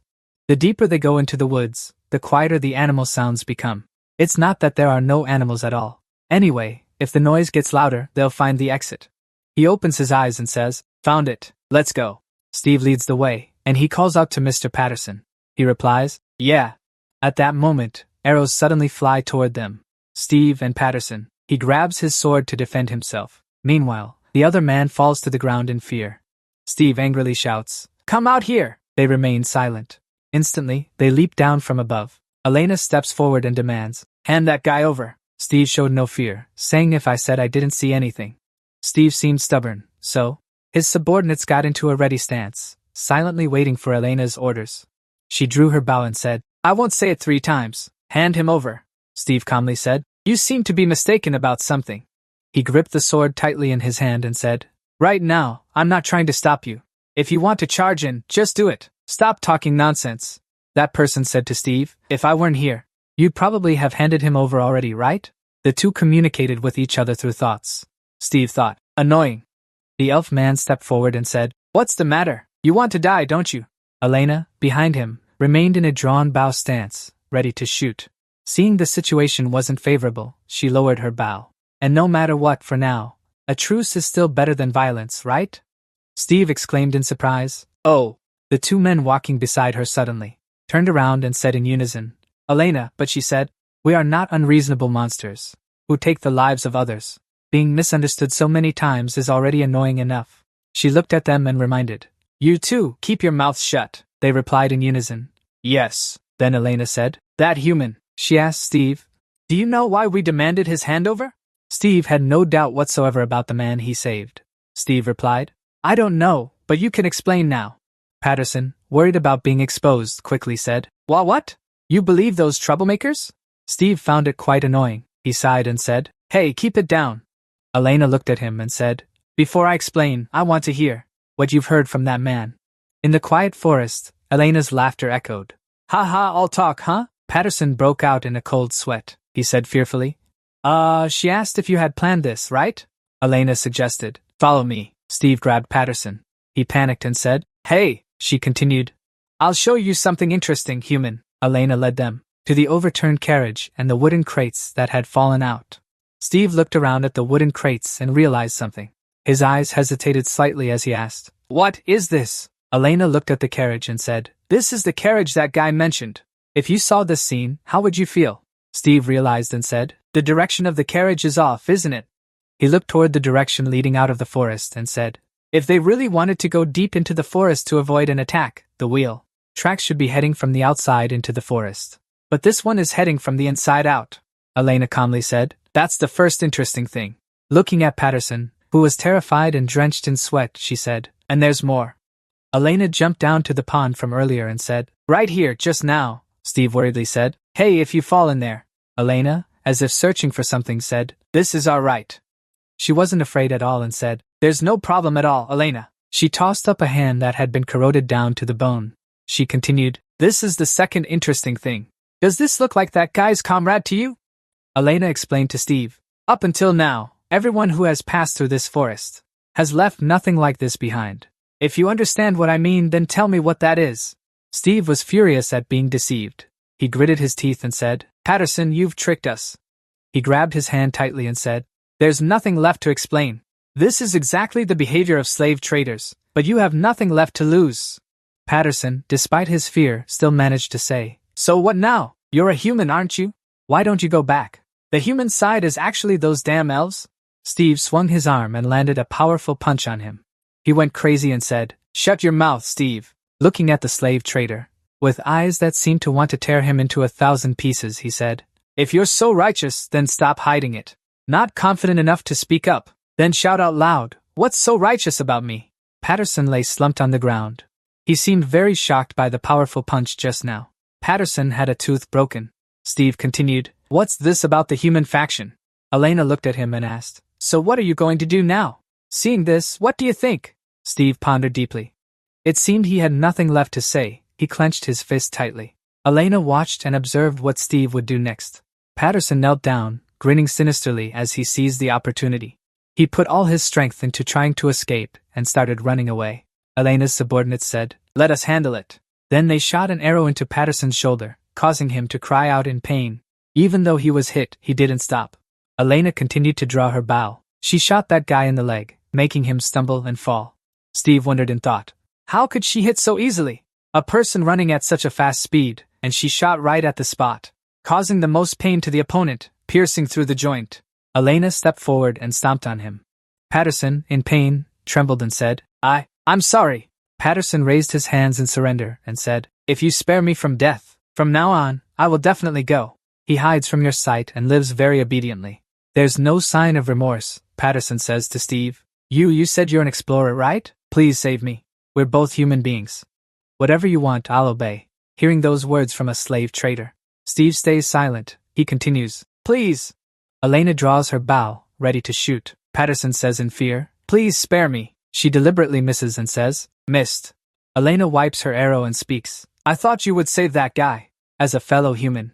Steve looks at Elena and replies, unfortunately, we were still fellow humans until you tricked me. Besides, I'm not good at controlling my anger. So that was just pretense if I stopped you. Elena points her bow at Steve and says, if that's the case, then you should understand my stance on dealing with intruders. Steve calmly replies, of course, because I know well how Venice treated the elves. Hearing that, Elena fires an arrow. Steve has no intention of dying here, he says. But I also have my own purpose that I can't reveal. The arrow has been teleported behind Steve. Elena instinctively steps back, wary. What is this? He didn't even move. Elena looks at Steve with anxious, suspicious eyes. She guesses, is this guy a wizard? How did I not notice? Steve activates his defensive skills. The skills are working. Ricky automatically recovers stamina and wounds. The crosswind skill activates with the wind currents radiating from the center of the body. It can change the trajectory and neutralize projectile objects. The more it is used, the more the magic power increases. Elena realized that the ring seemed to be a magical item. She said to her subordinates, that guy doesn't react to magic. Could he be a mage? Don't stop, just keep attacking. Then his magic will eventually erupt. Make him use the magical item, they replied. Yes, the subordinates immediately acted. The two of them aimed. The crosswind skill has been activated. Level 5 shot, focusing on the target with 2 or more people. Added guidance feature. Steve was on guard, waiting for the target. He continued to activate the ring. He began to close his eyes, releasing his power. Elena's subordinates widened their eyes in shock. The 2 arrows dodged and stuck into the tree behind. He said, anyway, I already anticipated this. Why do I have to explain my purpose, Elena? Unable to accept this situation, she shot repeatedly and said, because at least we have to show everyone that We don't kill people without a reason. The magic ring said to Steve, don't waste magic. Steve, even if your magic increases, it's only around 125 to 150. He drew his sword and said, I know. Then, with just one sword, Steve easily blocked the attacks. What are they thinking? They're only attacking the head, right? That's easy to defend against. Steve tried to escape the encirclement, thinking to himself. Even so, you can't just rely on defense alone. If you get hit, you'll only lose both hands and feet, right? Modem, what are you saying? Doing that will just turn you into a cripple. Next. Steve uses the magic ring, thinking there's no other way. Modem continues, this weak brat, you strike with the bomb's air pressure. The one you just created pierced through the ground and destroyed everything. Elena's subordinate barely dodged it. He turned around and warned Elena, please be careful. In the blink of an eye, Steve appeared right where the subordinate was. He kicked that guy hard. That sent him flying into a tree. Elena thought, clearly you can't use another type of magic while using a magical tool. Elena wondered aloud, could that ring be an artifact? Steve looked at the ring and replied, that's right. Elena seemed to realize something and said, this guy is like a cursed one. Thinking that, she shot an arrow at Steve. He quickly dodged it. Elena gritted her teeth in anger and said, our goddess cannot be defiled. Steve said worriedly to Modem, what is she saying? It's like she's cursing us. It replied, haha, your face deserves to be cursed too, Steve. Surprised, at that moment, Elena leaped away from that spot. What? At this point, he still wasn't paying attention. Elena was advancing toward him and shooting arrows. Steve asked Modem, me? Steve turned to look and couldn't react in time to speak. Not you. At that moment, the arrow had already shot off. Steve, caught off guard, was hit. He asked helplessly, why me? From above, he observed Steve and Elena engaged in combat with each other, the situation growing very tense. In a moment of distraction, Steve was struck in the chest by Elena's spinning arrow. At this moment, a feeling of pain began to spread through his body. The active skill restored his stamina and healed his injuries. Elena observed the situation and assessed. It seems he's recovering. Suddenly, a flash of light emitted from Steve's wound, and the arrow gradually emerged. Seeing this, Elena immediately drew her bow and fired consecutively at Steve. But this time, he quickly caught the arrow with his hand. It didn't hit his chest but still pierced his arm. At this moment, his mind finally awakened. That's right, I've been underestimating them too much, Steve. Thinking he was being too careless, even knowing his opponent was an elf, when he saw his arrow being easily caught by him, Elena thought, his ability is truly no joke. Even with a precise aim, it's not certain to hit him. At this moment, Steve began his counterattack with an air bomb. Right then, the gauntlet on his hand emitted a flame. Seeing him execute the move, she became alert and quick-witted. Elena began to act, drawing her bow and firing an arrow. Elena quickly shot an arrow, destroying that air bomb. Unbelievable! Steve thought in surprise. What kind of arrow is that? With just one arrow, it can take down an air bomb? Is that even possible? Steve recalled the time he used his skills such as the air bomb. First, I must focus mana to create a core, then only through that core can the full power be unleashed. If that process is not yet complete and there is a physical impact on the core, the magical power will be scattered, leading to the self-destruction of its own function. However, that is just a theory. Remembering the moment before striking, the ring absorbed energy. If it's a transparent core the size of a speck of dust, then in less than 2 seconds, looking at the preparatory movement, it could still hit the target. Strange, Morton. Watching her draw the bow, ready to attack, he secretly assessed. She doesn't seem like an ordinary elf. At this moment, Steve spoke while quickly drawing his sword, and began attacking Elena. I think so too. He stepped forward in front of her, and swung his sword in a powerful downward slash, but Elena dodged it. Steve adjusted his sword, gripping the hilt tightly, causing it to emit a cracking sound. Immediately after, the spot where the sword struck exploded with terrifying force.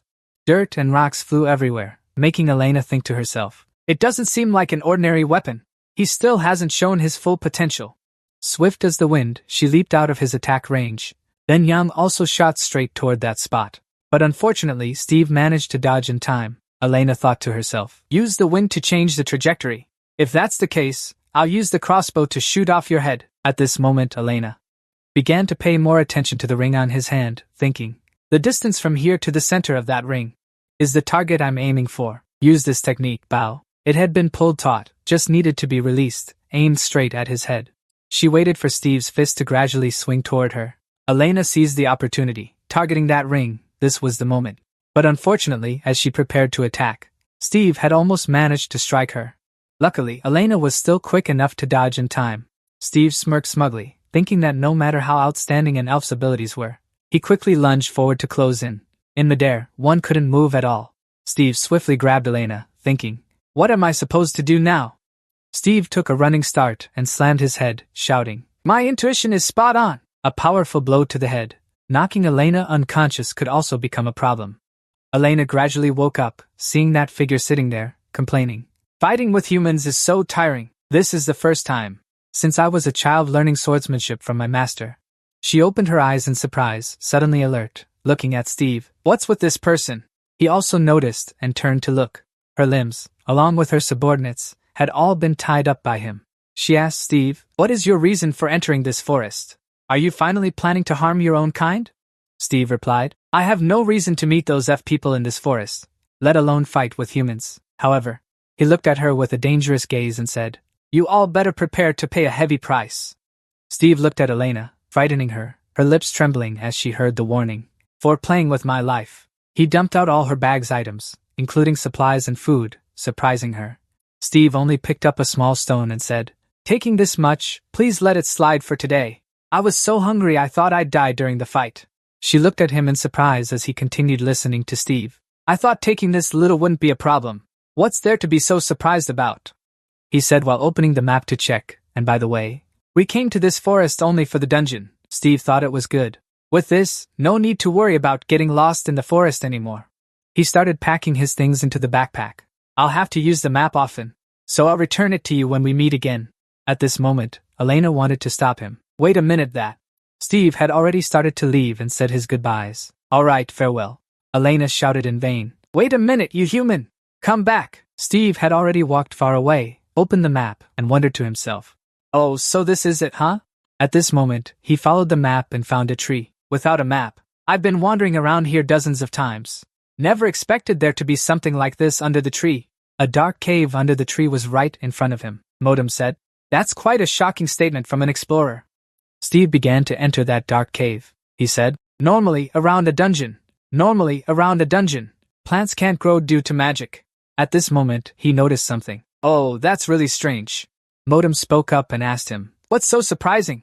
Steve replied, "This is the first time I've seen a dungeon completely covered in plants like this." Steve touched the tree trunk and felt the padding. The system panel appeared. Warning, insufficient authentication credentials to use the padding. Steve thought, as expected, I don't have any exploration experience yet. In a dungeon like this, he used a different method, holding a sword in one hand for defense, and the other hand unleashing a skill. Then what about this? Animal instinct. Steve closed his eyes and used his ears to sense the sound waves. Blue waves covered the entire dungeon. He listened to the sword's echo to grasp the positions. As expected, it's sound visualization. The artifact modem spoke up. "Being an explorer really means you won't starve to death, huh? When did you start mining the dungeon stone?" Steve replied, "Since I was 12 years old." Steve used his sword to guide the way and gradually advanced deeper inside. "If there's a job where I can do what I want and earn a meal at the same time, why wouldn't I do it?" He walked and chatted with the ring, but going this deep, when something was supposed to appear, there was nothing at all. His footsteps gradually went deeper inside. Ahead, some tree roots appeared. "If there were monsters, we should be able to hear their heartbeat," the artifact motel said. "Your problem with experience is that you need to watch your mouth," Steve replied. "Ha ha, maybe so." Steve stopped. Before his eyes was a huge, terrifying monster made of roots. The artifact motel was curious. "Who is that? Being that big must be tough," Steve asked in surprise. "What is that?" Modem sees the giant entity and replies, "It's Ruth Regis." "Say that again? Ruth?" All around him are roots. The roots of that monster's tree make him wary just by looking at them. So, it's normal for the surroundings to be full of roots. Is that supposed to be normal? Modem advises him it's best not to touch them. Steve strikes back at the roots. That tree begins lunging to attack Steve. Trees are everywhere on all sides. These things can move, but they have no heart, so they can't sense anything at all. Still, he has to stay alert against monsters like this. "I've learned something new again." Steve strikes back at those tree roots. This monster looks overwhelming as it attacks him, causing Steve has to spin around to dodge, yet he remains calm without any fear. Steve naturally isn't panicking. This monster looks overwhelming. With that, he attacks, cutting off each root one by one. Then he assesses them, but it seems there's nothing too formidable. While Steve is off guard against the roots, the tree attacks from behind. They lunge straight at him and restrain him. Modem, seeing this, says, can't you say anything else? At this moment, the tree roots start slithering.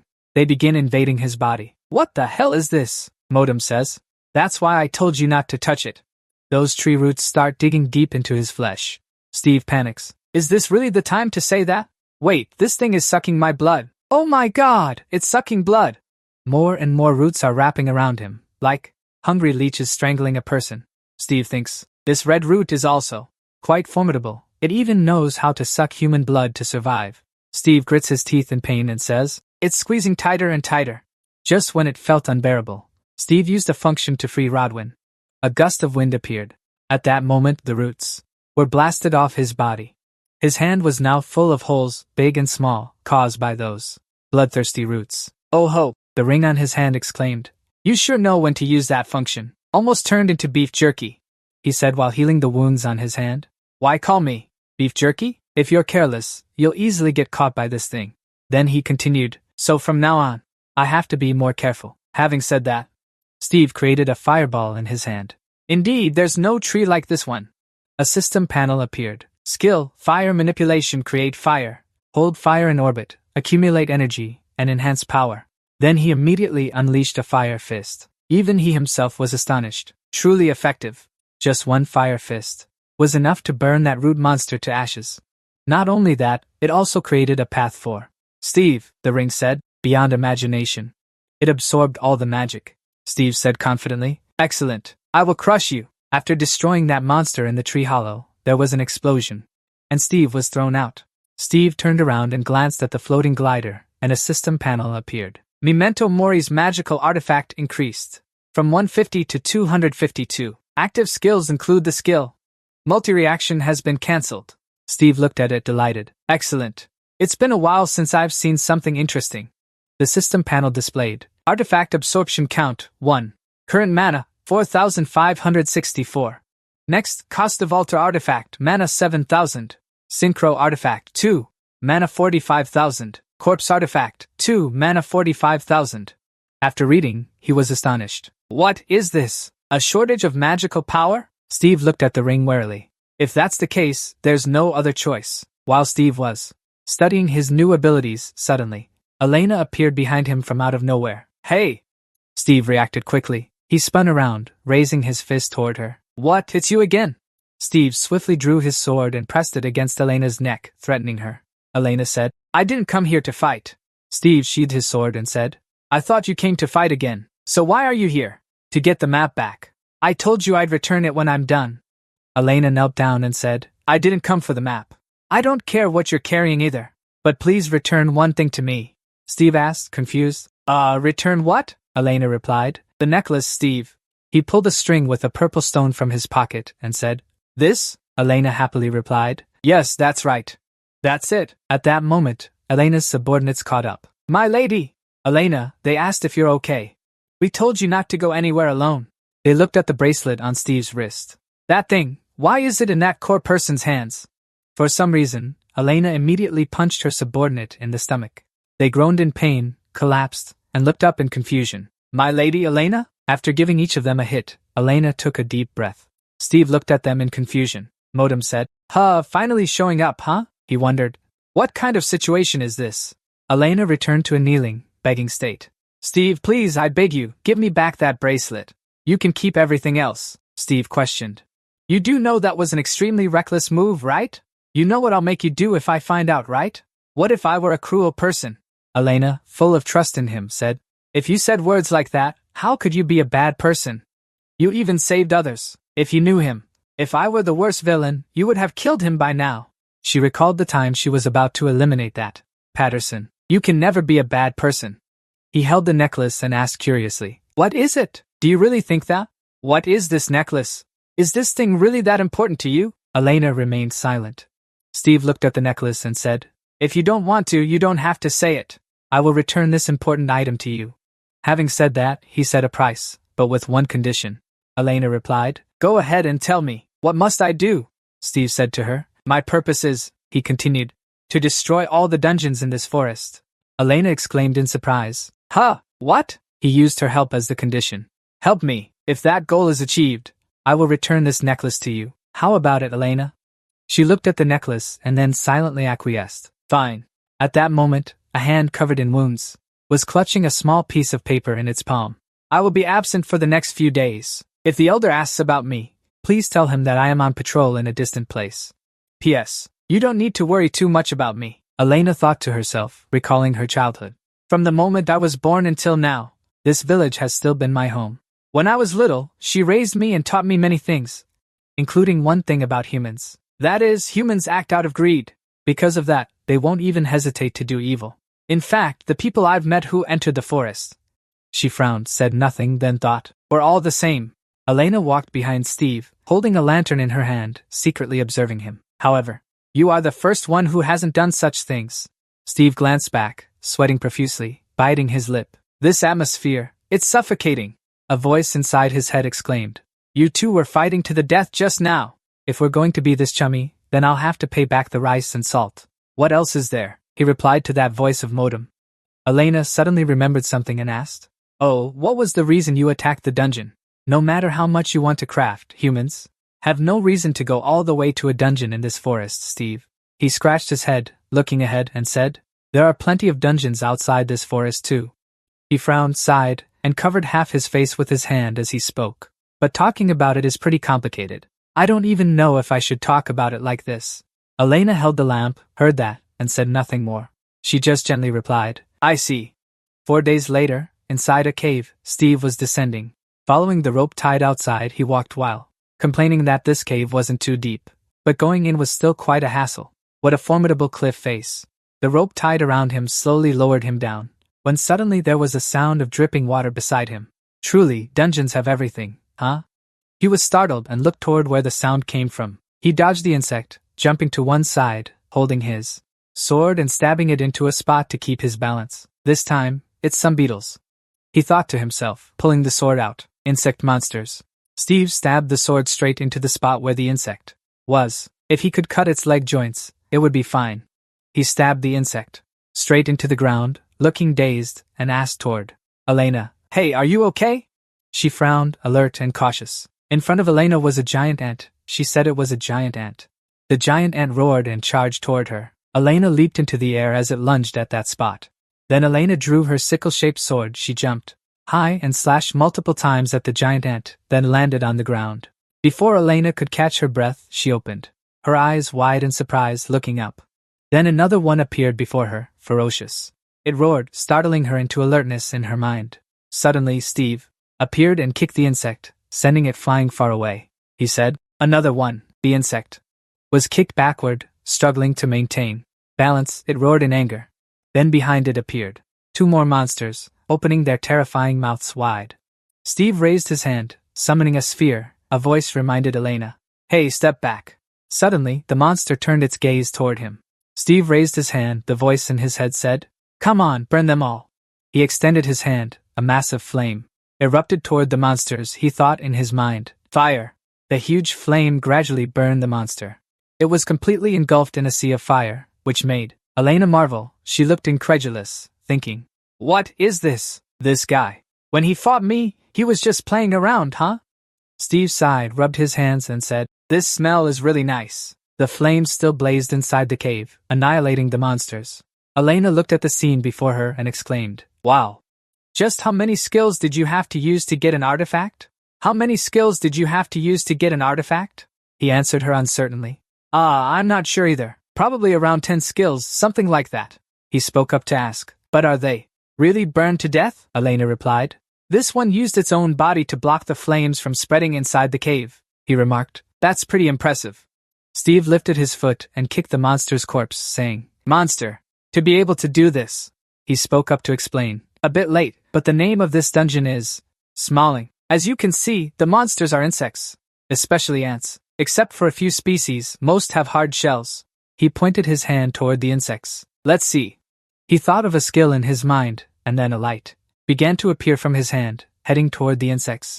This surprised Elena. Cut it out. She stared at Steve and asked, Hey, do all artifacts have skills like that? Steve hesitated. Not knowing how to explain, he looked at her and said, I'm not sure. It's not like that. But you find it strange? Why are you staring like that? Elena nodded, frowned, and said, The way you display magical power is different from just showing pure energy. Steve raised his hand to absorb something to create a blue orb. She continued, It even has essences like souls. He clenched his hand and looked at the skull ring that was glowing.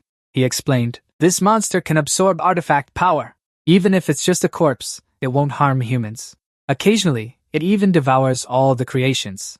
Elena, upon hearing him say this, fell silent for a moment before asking, You said it won't harm humans?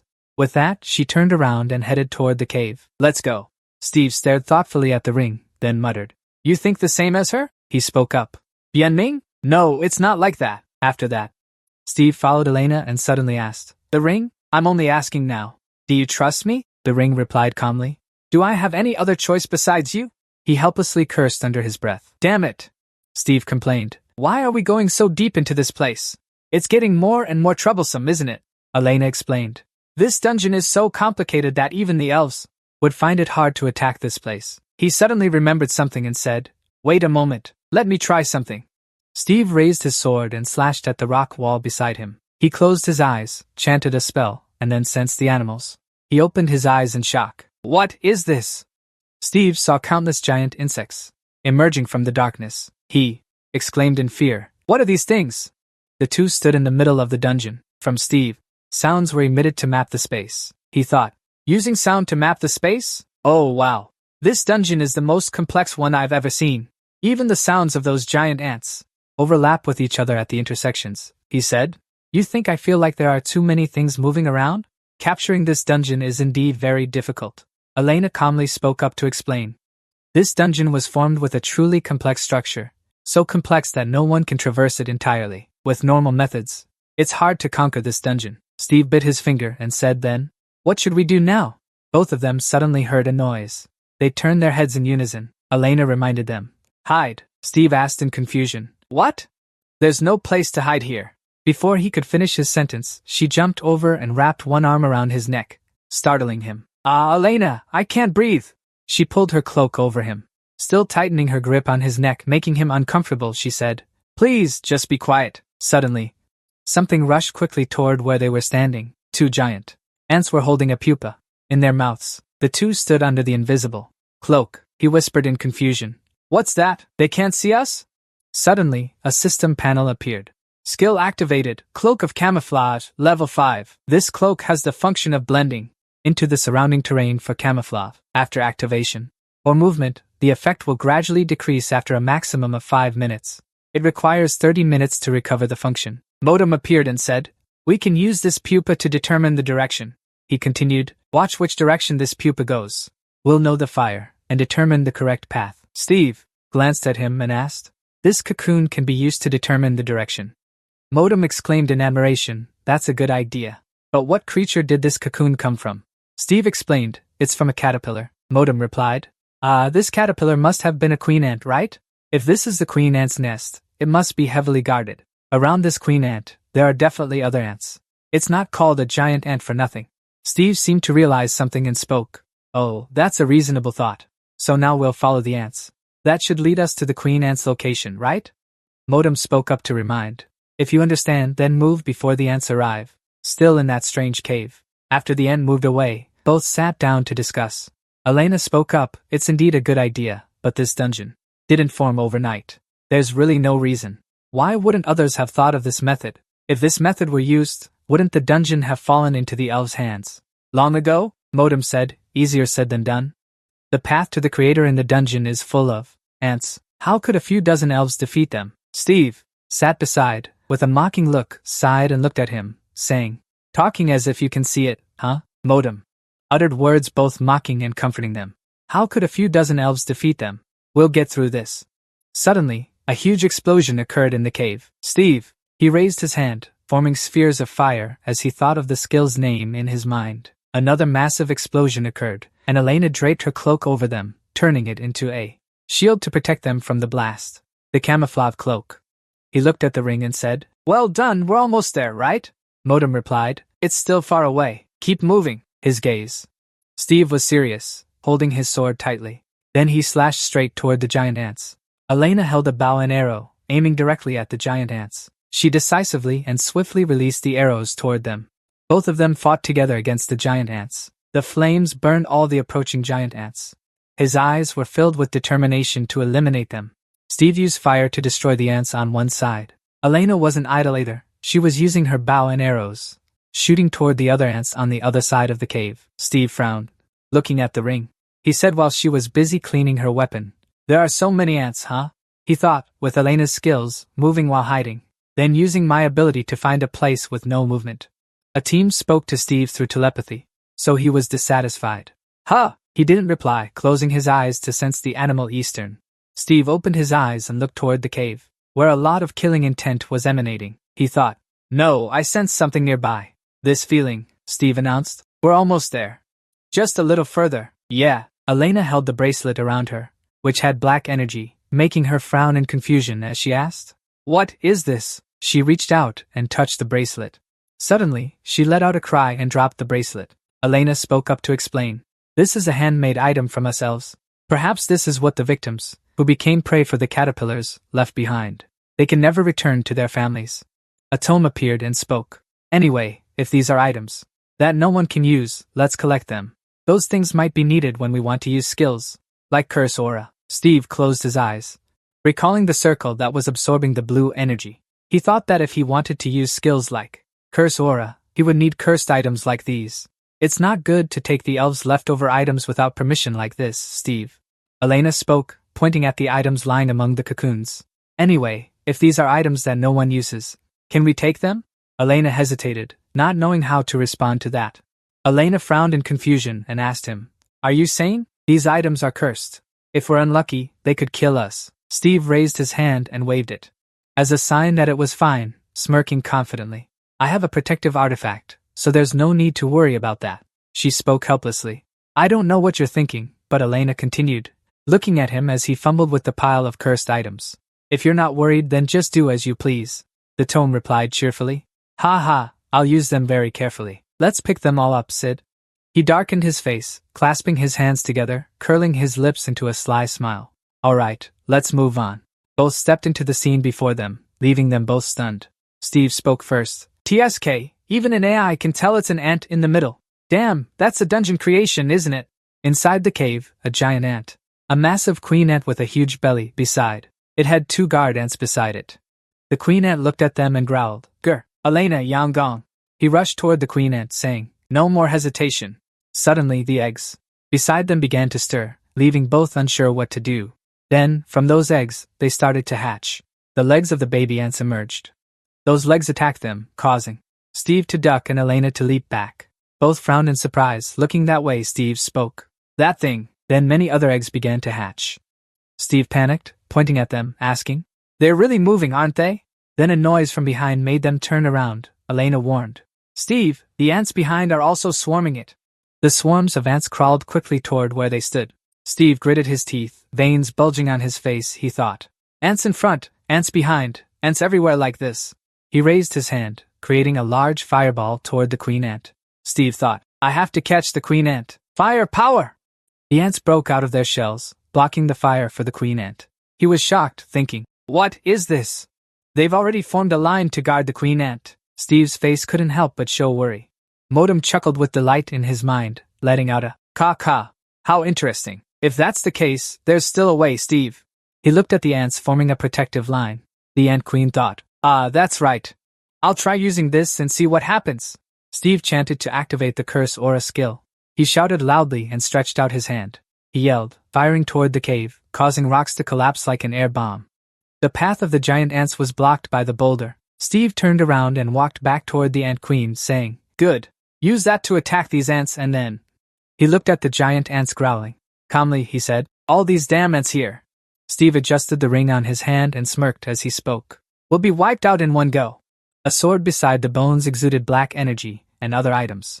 These cursed items were things left behind in the dungeon. They were cursed. Steve thought these items were quite dangerous, because they could weaken the user's abilities or cause illnesses. Apart from dungeon researchers, no one had ever touched them.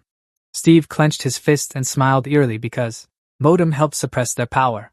so he could use them without any issues. Curse aura. It's a feature that releases the ability to transmit energy. Both looked at the giant ants warily as he thought to himself. But that very thing is also a double-edged sword, Steve. He suddenly spoke up to warn Elena, startling her. Elena, don't go ahead of me. Stay right there. He took the bracelet off his palm. Cursed, then clenched it tightly. A black aura emanated from him, forcefully pushing back the ants. That black energy shot straight at the ant queen. The ant queen trembled but still tried to hold on. The other ants nearby weren't as lucky. They trembled and fell to the ground as Steve dropped to his knees. Steve was drenched in sweat, trying to breathe steadily. He said this was powerful. But is using it like this the right way? A system message appeared, saying, Correct, that's how you've been using it. Tell her to finish it off. Steve called out to Elena. Hey, Elena. She looked at him blankly. Yeah? He struggled to speak, his face pale. Kill the ant queen. I can't hold on much longer. Elena seemed to understand and replied, I know. Elena raised her bow and arrow toward the ant queen and said, Take this, you damn ant. Pay the price. She released her hand, causing the 2 arrows to fly swiftly toward the ant queen. The 2 arrows pierced through the ant queen's body, making it cry out in pain. Seeing this, the other ants also cried out in anger. They lunged at the 2 with their legs. Steve seemed to regain his strength and pulled Elena back, wrapping his arm around her neck. Stay here. Then, from his position, blue lightning bolts appeared. He smirked and chanted the skill name, Curse Eating. Elena brought her hand back to her. Bow, her voice full of admiration. You. This is the first time I've met someone as reckless as you. Steve replied calmly, while doing something with the heart floating in the air. Behind them were the corpses of giant ants. I really have nothing to justify that. Steve looked at the arm where the skull ring was worn. The mana of creation is also increasing, and so is the curse eating. Then a piece of paper suddenly appeared. He grabbed it with a cheerful voice. So we've finished dealing with this second dungeon. Both were walking through a vast forest 3 days later. Steve spoke up and asked, There's one more dungeon left, right, Reggie? Elena replied, That's right. It's the oldest dungeon in this forest. And also the hardest one to play. Steve smirked and looked toward Modem. Don't worry about anything. Compared to before, I'm much stronger now. Modem glanced over and warned, Watch your mouth. Elena turned her head and said, In the end, the most dangerous thing is people. That elf? He asked in confusion. Elf? She explained to him nearby. Isn't Reggie the residence of the elves? Up until now, we haven't encountered any other elves, so it's very hard to track their movements. From now on, you must listen to me carefully. Elena raised her hand to block him, making him ask in confusion, What's wrong? She touched the footprint on the ground with her hand and analyzed. The traces seem old, but do you know what this is? Steve asked in confusion. Isn't this just a deer's footprint? Elena said seriously. Although it looks similar, it's not. This is the characteristic trace of a shadow. Steve stared at the footprint and asked, Shadow? Elena explained. She is one of the elf reconnaissance teams in the deep forest. This is a gathering of the most elite individuals. Most of them possess outstanding innate skills.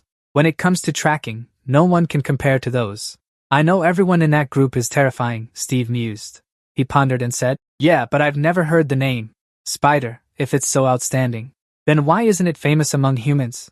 Elena frowned and replied worriedly, Those who acknowledge Spider's existence never return alive. He was at a loss for words. Elena glanced at him and reminded him, If you fight head-on, you'll definitely lose immediately. But if they plan to snipe from a distance, you'll die, without knowing where you're being shot from.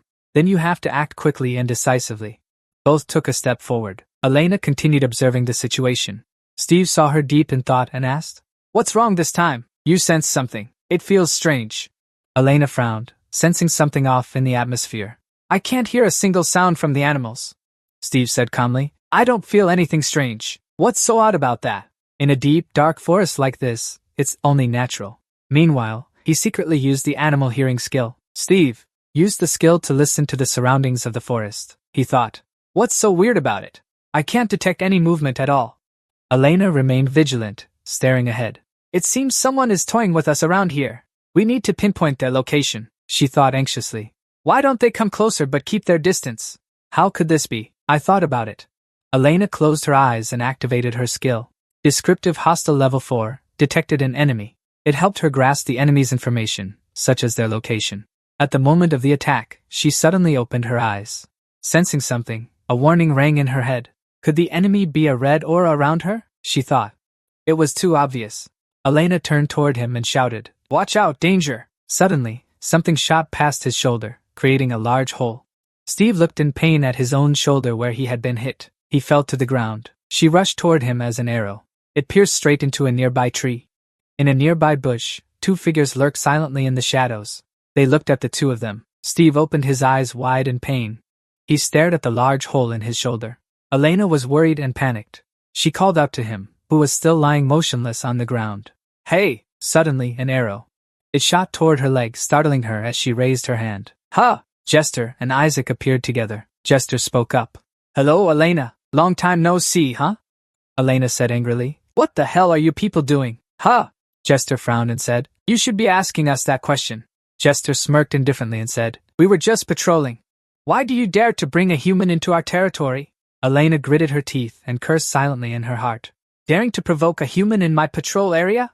Isaac raised his bow, and a cold voice rang out, "Enough." Suddenly, Isaac's eyes widened in surprise as he looked ahead. Isaac's face turned cold as he scolded. "You're truly a bunch of shameless people, Elena. Do you even know what kind of heinous crime you're committing, Elena?" She raised her hand to shield Steve, who was still lying on the ground. "No, all of you don't know, do you?" Elena's gaze was firm as she said, "This person has to go. Richie, I'm only going with him that far." Jester rummaged through Steve's bag. He took out a necklace, frowned, and said, "Even so, you're supposed to protect the treasure, yet you're protecting the thief. A relic? Humans are truly disgusting." Jester stood up and looked at Elena. "Elena, you were once a shadow." She turned her head in panic to look at Jester. "When did you get there?" she asked in confusion. Isaac said coldly, "You've heard of that relic before, haven't you?" All three of them headed toward the elf village. Jester slung one arm over his shoulder, carrying Vastic. With one hand holding the still unconscious person and the other resting on his hip, he joked, "What's this, Elena? It's been a while since you've been back. You should be happy." Elena snapped, "Shut up and sleep." Jester looked at Steve in confusion and asked, "But what is this? He's been losing blood the whole way but still hasn't died." Elena turned her head to look at Jester. "If you recognize that person's value," she said seriously, "you'll have to change your attitude right away." Jester angrily cursed. "What? Try talking like that. In front of the elders. No, in front of your grandmother, and see what happens." Isaac spoke up in annoyance to remind them. "You two stop it now. The elder is here." Suddenly, Elder Bellanora appeared. "You two did well, Jester and Isaac." She spoke from behind them. "And it's good to see you again. Relics will protect Elena for you." She remained silent, saying nothing. Then the elder looked over at Steve. She asked about the man Jester brought back. "What about him?" he replied. "He is one of the thieves who stole the Guardian's relic, and he even used it for blackmail. We found him in a nearby village, just in case. We want to interrogate him." Hearing this, Bellanora was suspicious. "A relic? But wasn't he already dead?" Looking at Steve's wound, Jester replied, "To be honest, we're not sure about that. The arm that was bleeding earlier. His blood is slowly recovering. He should have died from blood loss, but his heart is still beating." After hearing this, she turned away. "Stop the bleeding and take him into the cave. We'll decide what to do with him later. And Elena, follow me." Jester obeyed. "Yes, Elder." Elena's face fell as she followed. "Yes," she said, then followed her into a room.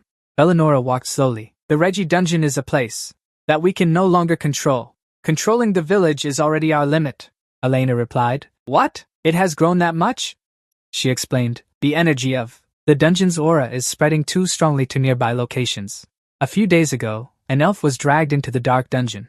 We are in a place where even the shadows cannot be controlled. The dungeon has a trait that allows it to expand its territory. The village can only contain it for so long." She recounted nervously. "And in this difficult time, you not only had your relic taken, but you also allied yourself with humans." Elena was confused, not knowing how to explain to anyone. "Even I cannot take this situation lightly, Olivia." She would agree with me. Scene change, now on Steve's side.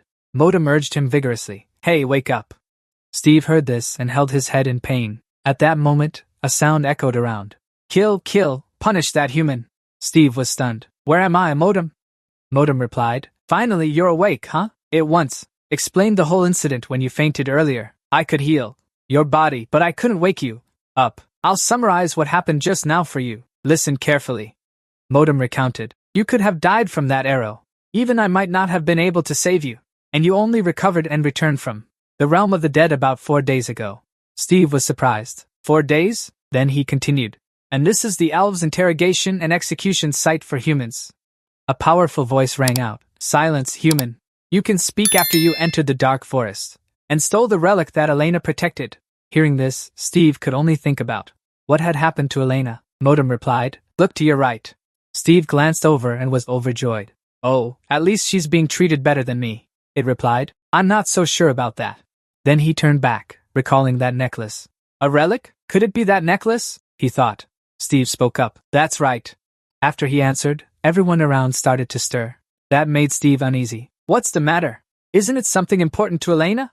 Eleonora stood above and declared. Then you used that pendant to force Elena to follow you through the forest, didn't you? Steve confirmed. That's right, she interrogated. Further, what was your purpose in going to the forest? Was it to capture my people as slaves? No, he denied. My purpose was to destroy the dungeon in this forest. Steve continued. Hearing this, Jester and Isaac were both astonished. Meanwhile, Elena was still worried, lowering her head without answering. Eleonora asked, if that's the case, then answer me. How many troops and supplies did you bring? And tell me their current location. And what are your plans for them? She continued, what skill did you use to force them? Steve broke into a sweat and replied, I don't have anything like that. Hearing this, everyone around was stunned. Is he joking? He cleared the entire dungeon all by himself? Why should we believe the words of a human? All humans are liars, Eleonora ordered Jester. He appeared in front of Steve. He smiled confidently. This human. You should have told us the truth when you had the chance. After saying that, he glanced at him in a threatening manner. This isn't something an elf would do, Steve said, stunned, going on the defensive. Jester continued. If I use human methods to beat you, you'll confess, right? If you can endure until the end after. Jester threw a punch straight into the stomach. Steve clutched his stomach in pain. Elder. Eleonora watched both of them from the stands and spoke up. Now then, she turned back and looked at Elena. I'll start questioning the accomplice, Elena, first. Why didn't you seek help from the tribe when the treasure was stolen while Jester was unilaterally attacking Steve? She continued questioning. I mean, why did you obediently submit to the humans' threats like that, huh? Elena thought to herself. The moment you protected the treasure and announced it was stolen, would the entire tribe take responsibility for it? Still, she respectfully replied, because I thought that destroying his dungeon would benefit our elf tribe, Elena. As she recalled his techniques, she confessed. Whether it's boasting or not, he has indeed destroyed 2 dungeons one after another. Eleonora angrily raised her voice at Elena, replaying the footage to emphasize. We are also here to defeat the dungeon, as you know. The importance of the military is such that, ignoring Jester who was throwing a kick at his face, the elder continued.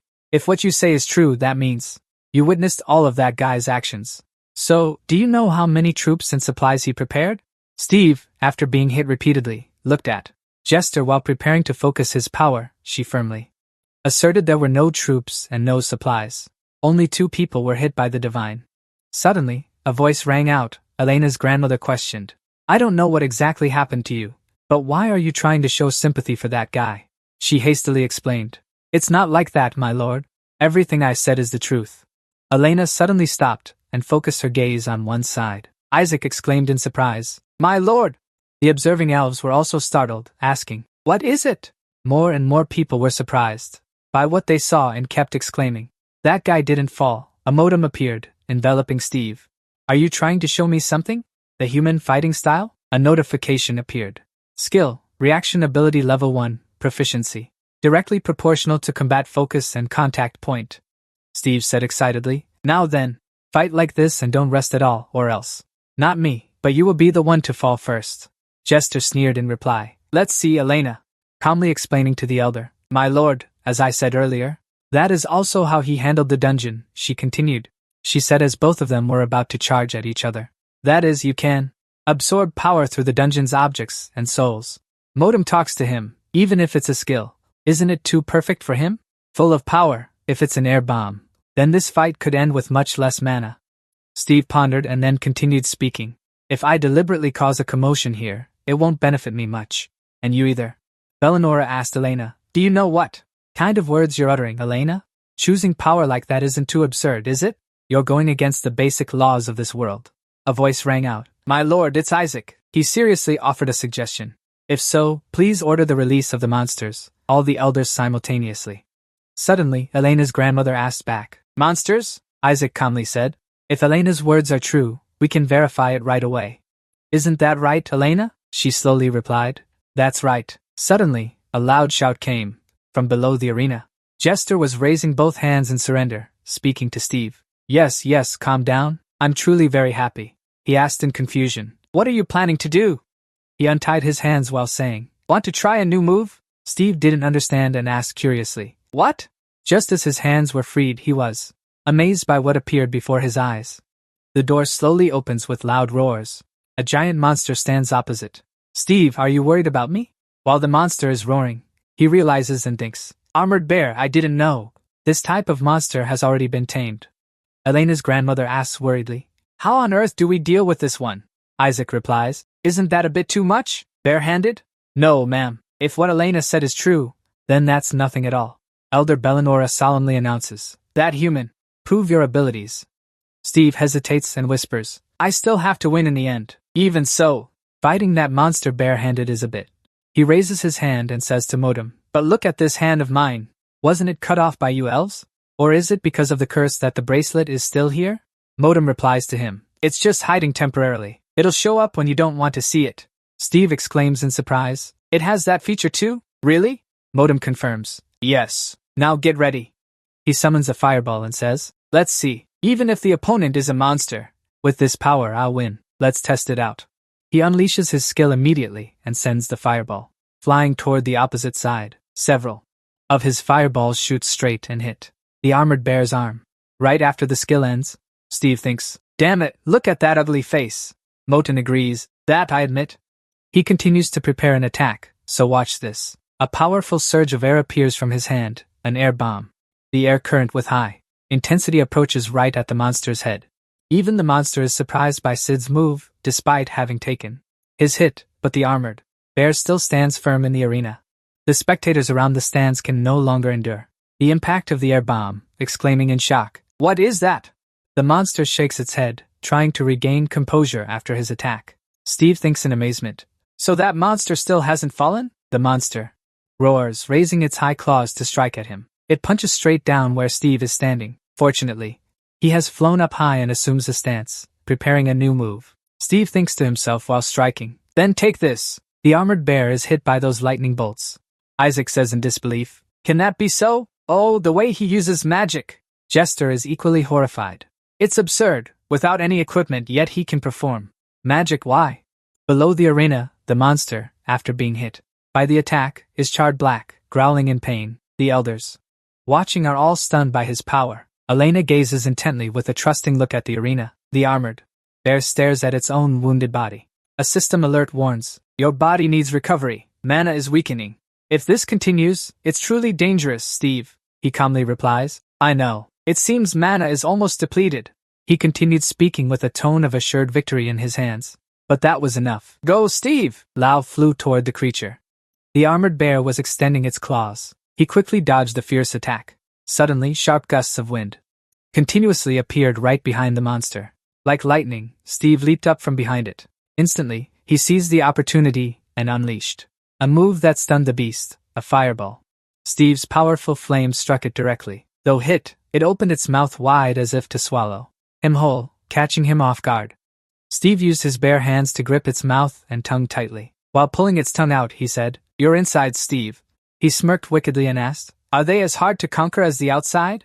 His final move ended the battle and destroyed it, truly vanquishing it. Jester and Isaac were shocked, unable to believe it. Impossible! The surrounding elves couldn't believe it either. How could this be, Bella? Nora stammered in fear. This is heresy. No, he's a monster. He defies the laws of nature.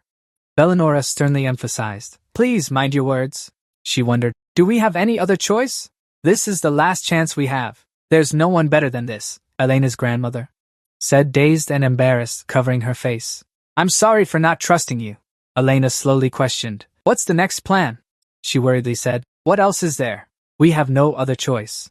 Elder Bellinora said seriously. What is your name? He calmly replied. Steve Atelier. She continued, Atelier, to fulfill your assigned duty, you have risked your very life to prove your ability. But first, let me ask you one thing. Why did you steal Elena's sacred artifact from the very beginning? Steve quickly explained. I had no idea it was a sacred artifact. I also had no intention of stealing it from her. The elder stared at him and announced, If you truly wish to challenge the Bloodwood, we will not stop you. However, I will not provide you with any essential supplies. A system notification appeared as Steve was left speechless. She really hates you, Elena firmly said. I will go with him. Her grandmother immediately stopped her. I will not allow it. You can't understand or analyze it, but the Bloodwood is a level completely different from other dungeons. Elena continued to try, no matter how skilled he is, sending him alone to a place like that. Bellinora interrupted. You only know how to speak for the people's benefit, but you are still responsible for losing the sacred artifact. She then informed him. I truly do not wish to tell you this, but she cannot go with you. The system exposed the truth. Simply put, they didn't want to send anyone. Elves rush into dangerous dungeons. They are much smarter than dwarves. Steve understands this well. Even so, I can't say I don't understand. He knows full well that no amount of persuasion will work. She was still being stubborn, but suddenly Steve's voice rang out. Just stay there, Elena asked in confusion. What? He calmly reminded. Have you forgotten? My creations grow stronger after each dungeon clear. He pointed at her and affirmed. I am much stronger now than when you first met me. Don't worry. I am not as weak as you elves think. Besides, I don't want to die yet. Bellinora ordered Jester to return his weapons and the human. Do you need any support? He replied to a certain person. A divine potion would be even better. She agreed immediately. Then leave it to us. At the forest where the blood moon dwells, a loud voice was ordering, don't let it cross the Nazi border. While drawing his bow, he commanded, block it. Arrows pierced through and tore apart the monster's tentacles. An elf worriedly shouted, how much longer until reinforcements arrive? Suddenly, a warning voice rang out, Commander, be careful. He was both surprised and shocked, yelling loudly as the tentacles grabbed him tightly. The others kept shouting in fear, Commander Nazi! The monster continuously revealed smaller tentacles, as if trying to constrict Nazi's entire body. Suddenly, a sound rang out, and all the tentacles surrounding Nazi were destroyed by a fireball. An elf cheered joyfully. Reinforcements are here! The remaining people also kept rejoicing. The reinforcements could finally rest. They were suddenly surprised to see Steve following Jester as he approached. Why is it a human? Nazi asked in astonishment, wondering what was going on. How did he get here? This area is already very deep and dangerous. Isaac said sternly in a loud voice. This is a warning, I will cut off the limbs of anyone who dares to touch this human. Nazi asked Jester in confusion. Why are the reinforcements cooperating with a human? And that magic? Jester sighed as he replied. I don't know either. Though puzzled, he continued, the elder said that he might be our last and only hope. Steve turned around, waved his hand in farewell, and said, I'm going in here, you pointy-eared lot. Inside the warm, sun-drenched room of the elves, Elena asked in confusion, why are you stopping me? She paused for a moment, and then raised her voice in question. Ma'am, her grandmother rested her chin on her hand and replied seriously. You think I let you come to the Redwood? No way. While reminiscing, she explained. Do you know what I had left after losing my daughter-in-law and son at the Bloodwood? It was you. My only granddaughter, she replied sadly. But my people are dying, Elena. Thinking of the innocent elves struggling to fight, she said, if our frontline soldiers lose, not only will all elves face extinction, but the entire forest will become a dungeon. She let out a sharp breath, curious. If we want to fully utilize the power of Steve Atelier, shouldn't we support him as best we can? She continued to answer as if she understood. And you think you're the perfect choice? Though heartbroken, holding one side of her face, she still tried to speak out. Don't lie to yourself anymore, Ken is dead. And the blood, I can't bring him back either. Elena asked herself in pain. Lying to myself? A voice stopped them both. Elder Bellinora interjected. Now is not the time to argue. We must always prepare for the worst-case scenario. And this time is no exception. She seriously analyzed the situation. No matter how strong that person is, we'll be in trouble if he falls. We need a perfect plan. Elena's grandmother hesitated about the backup plan. Don't tell me you intend to do it again? To Elena's surprise, the elder calmly said, This time, I will go. She lowered her head and said sadly. Though it's nothing compared to the channel, at least it will give the elves some peace of mind. Steve's footsteps stepped on the bone fragments as he advanced into the dungeon. Modem exclaimed, This dungeon was already terrifying from the start. He agreed while walking inside. Yeah, I can even taste the blood in the air. Worse than our first dungeon, huh? Steve asked curiously. Hey, do you know anything about the plants in this dungeon? No, he replied indifferently. I don't even remember these things existing. Though he didn't remember, Modem still reminded him firmly. They must be very special in this blood-eye dungeon. Don't touch anything, just keep moving. It keeps warning that if you die from their poison, then we'll soon have to split up in this dungeon. He covered his nose, as if unable to stand the smell of blood in the dungeon, and replied, Yeah, I know, but I don't want to explore a dungeon as horrible as this either. Modem, unwilling to give up, kept warning. So you plan to end everything here? I thought. You had some new idea when you decided to rush in like this. And that pathfinding skill of yours, wasn't it effective in the first dungeon too? Steve looked at the chaotic scene before him and confidently replied, I can use them in wood-type dungeons. I've already broken one, and we've arrived at the right place. Do you think I came here without any plan? Do you know how much experience I have? Steve drew his sword and continued, The reason the roots spread all the way here is because it's above an underground river. He thrust his sword hard into the tangled roots.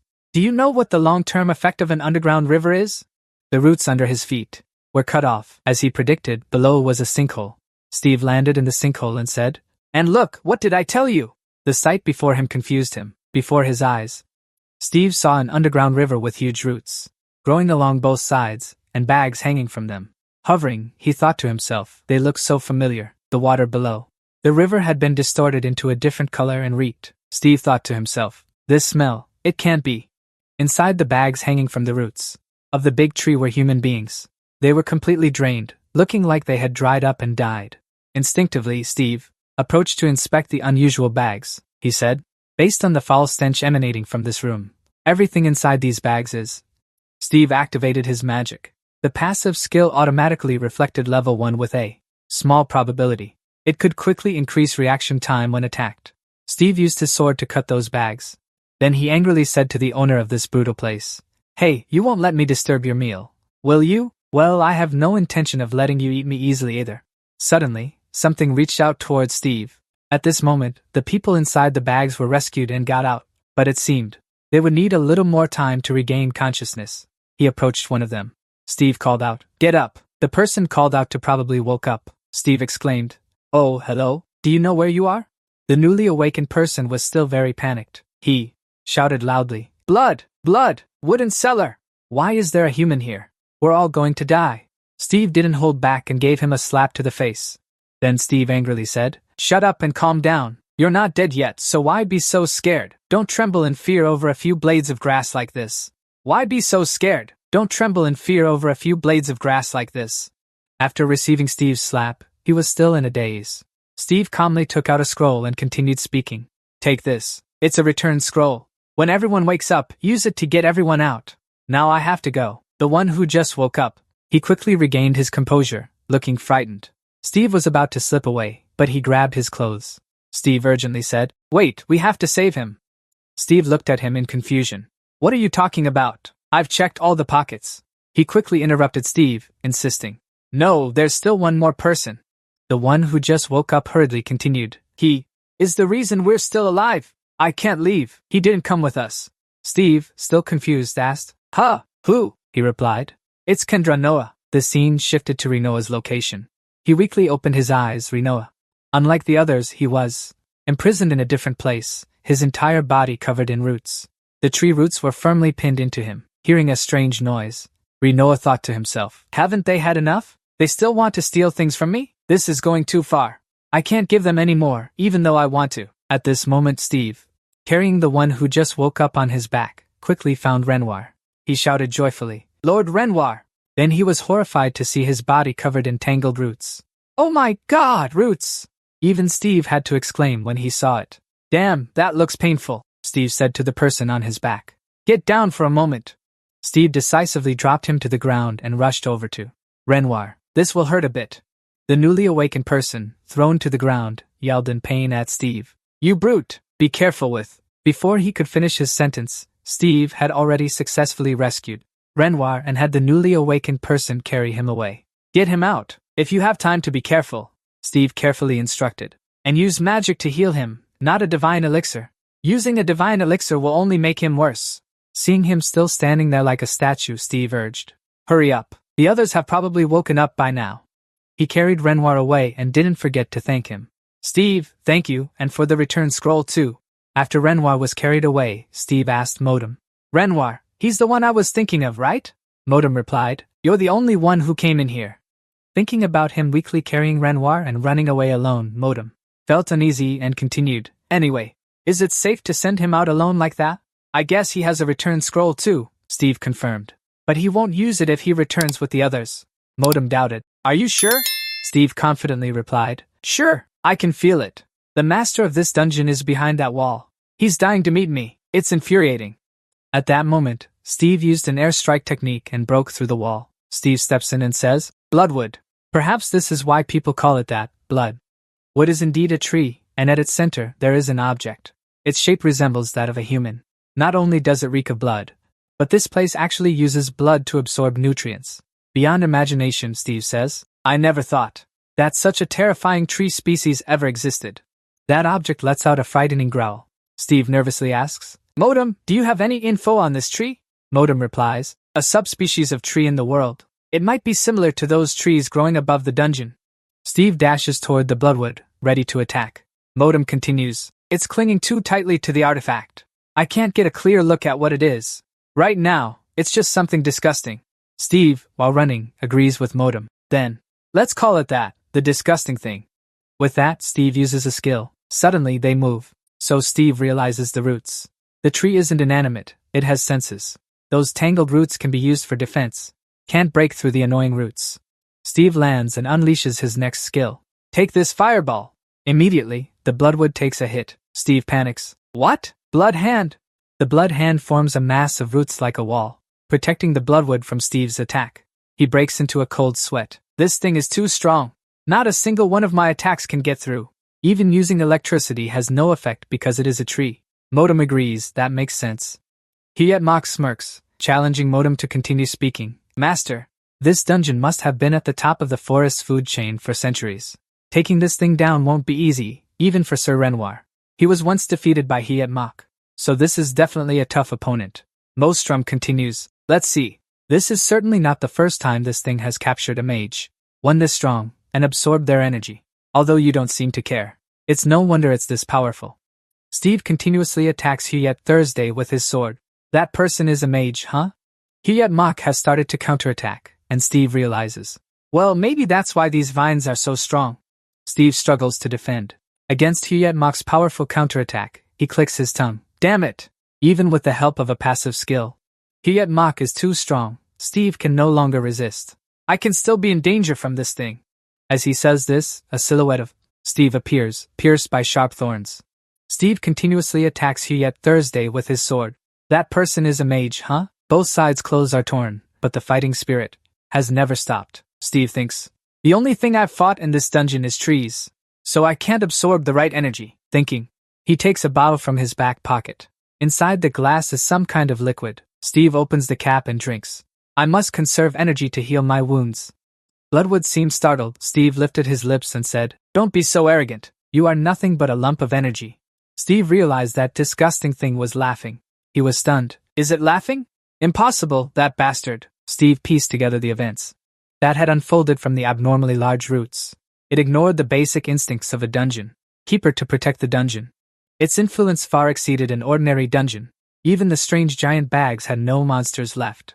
In this dungeon, aside from carnivorous plants, it could even change itself to capture and maintain a long-term source of nutrients. Could that be an ego? No, that sounds a bit absurd. Bloodwood still smiled eerily, and Steve felt, damn, the longer I observe it, the scarier it gets. And it had succeeded in provoking him. Steve used the storm strike move, the vine ropes binding his hands. Completely snapped. "Are you angry? A mere monster. Like you dares to mock me?" Steve broke free and said with determination, "Come on, let's see. I will kill you, as if this is the last thing I'll ever do." Bloodwood continuously surrounded Steve without stopping. Steve unleashed Storm Strike, automatically countering. Steve lowered his head, his expression unclear. Standing among the giant roots, he said, "Look at that thing. I guess I can anger these trees. If I wrap these giant vines around like this, I'll have enough room to counterattack." Steve sneers, right? "But if you plan to cut them into smaller, thinner branches, it will be very painful." Bloodwood grits its teeth, creaking, radiating an angry demeanor. Steve continues to unleash his moves. "To be honest, I have something I want to try on Iron Bear, but I can't, because there are too many people watching me. Maybe here I can do it." Steve activates a skill. Has the digging skill been activated yet? The skill is unleashed, but an earthquake tears apart all the seemingly sturdy roots of bloodwood. It grits its teeth in pain. Steve covers his eyes. This thing is too hot. Bloodwood can't fight back. A team urges, while there's still a chance, shoot as much as possible. Don't stop. Steve immediately attacks. Yang modem urgently reminds him. Yang won't completely disable it. Steve jumps up, deciding to attack. I know a few seconds of paralysis is more than enough. A team continues to disagree. You're too arrogant. Any objections? Steve, having grasped Bloodwood's weak point, continues speaking. Look closely at the entire body. It's made up of many large and strong tree veins.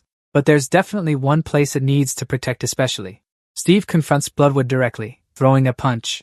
He smirks triumphantly. So, is this fun?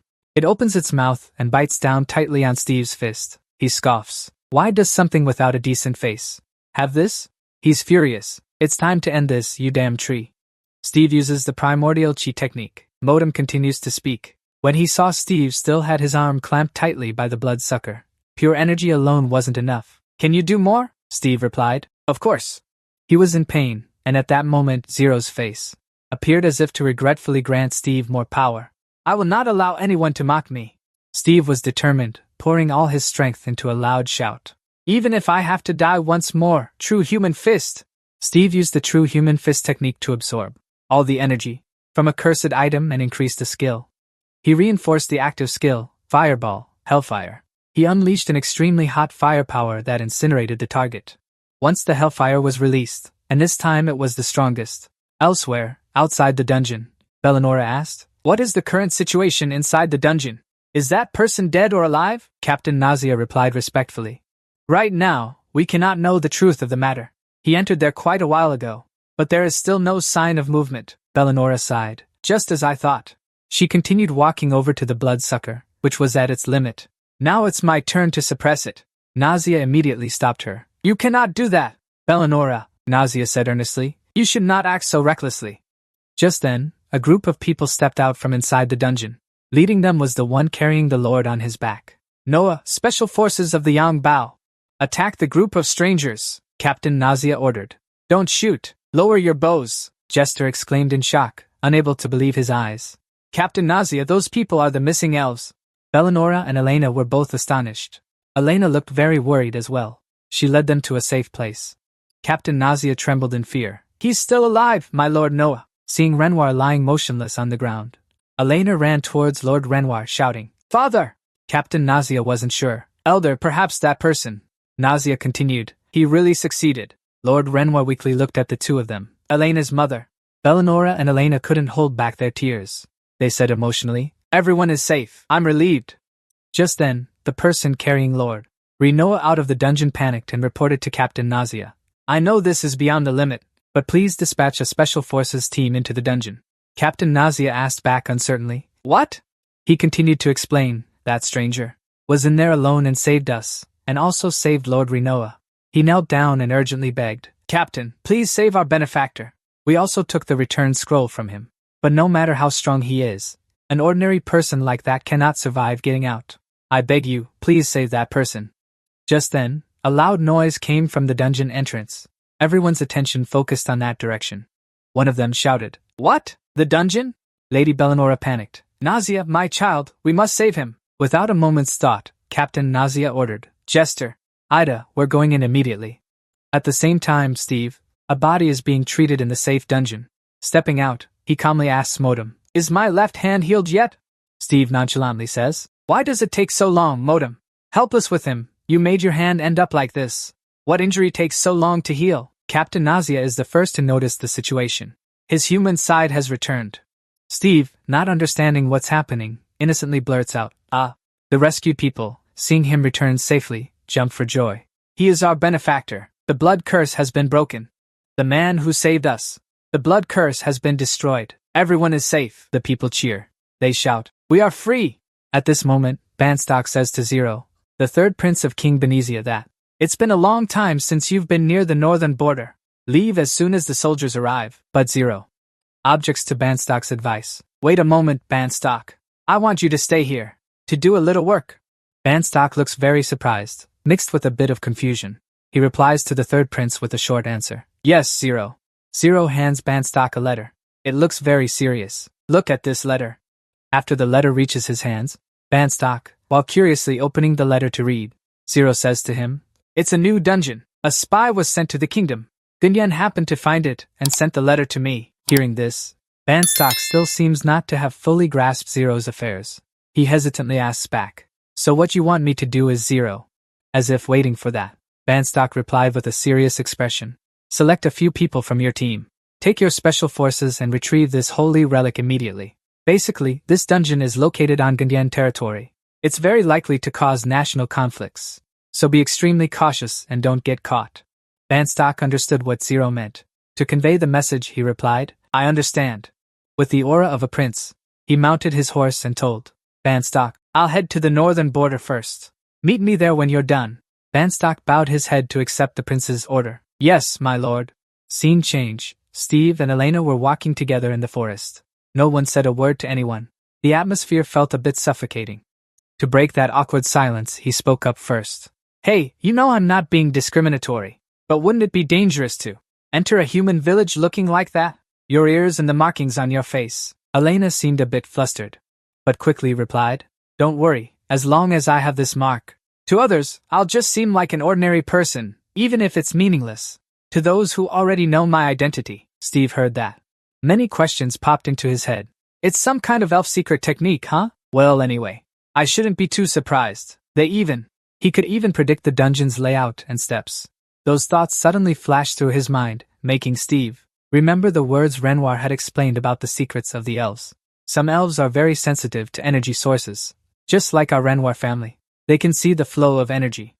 He continued, "Sometimes energy concentrates at a specific point, energy so dense that we can't even look directly at it." Renoir continued, "That's also when a dungeon is born." He asked in confusion, "So you mean a dungeon has just formed?" Renoir replied, "Yes." Atem, who was meddling, cut into the conversation. "At least no one will go there to block our path," he replied.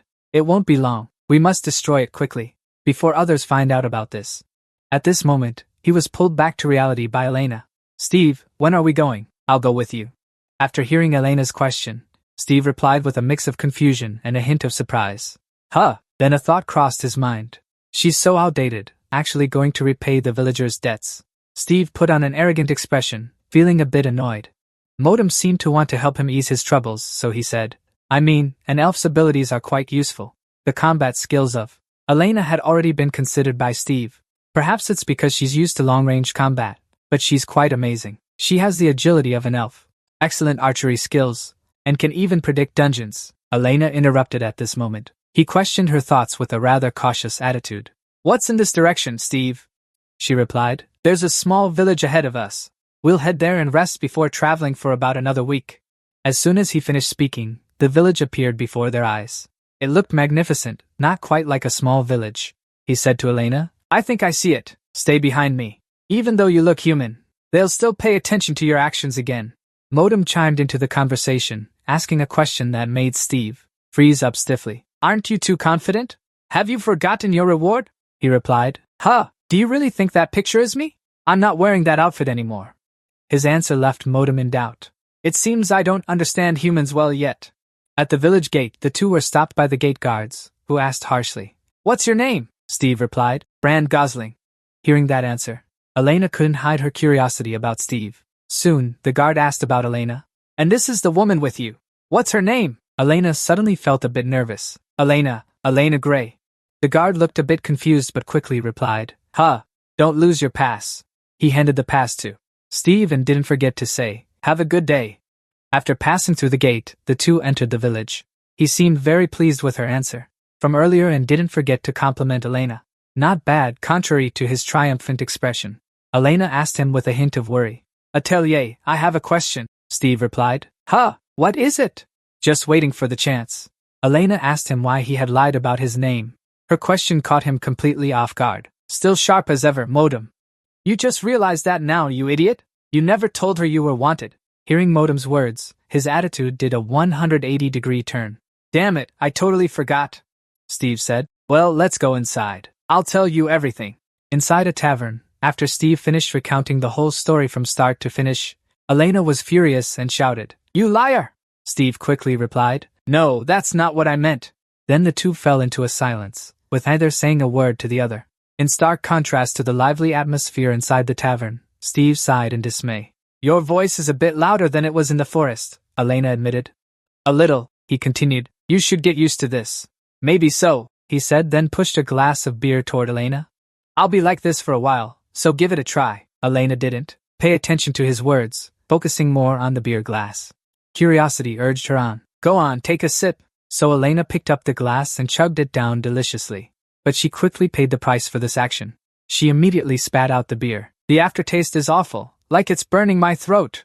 It stings like drinking a mouthful of dirty water. Seeing her reaction, Steve thought, she doesn't like it? Modem gave advice again. I knew it. I really don't understand how humans can drink this stuff, Steve grumbled. Alright, let's get to the main point. After calming down and recounting his story, he concluded with the sentence. That is the reason why I am here. Elena seemed to understand everything and asked him cautiously. So you were even rewarded because of him? He replied to Elena.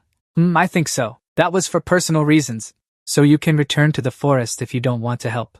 Elena did not refute his words, thinking, your desire for revenge is justified. After saying that, she recalled their first meeting, when Steve said, I truly regret letting you see that I am not the kind of person you think I am. I had to become a man, or a hypocrite to stop you. Then Elena guessed. So that's what he meant during our first meeting. Then she spoke up, and you even saved all of my people from the brink of extinction under the name of Rinoa. I will repay you until it is enough. The others also agreed with me. Hearing this, Steve let out a long sigh. I can't refuse people who are so determined.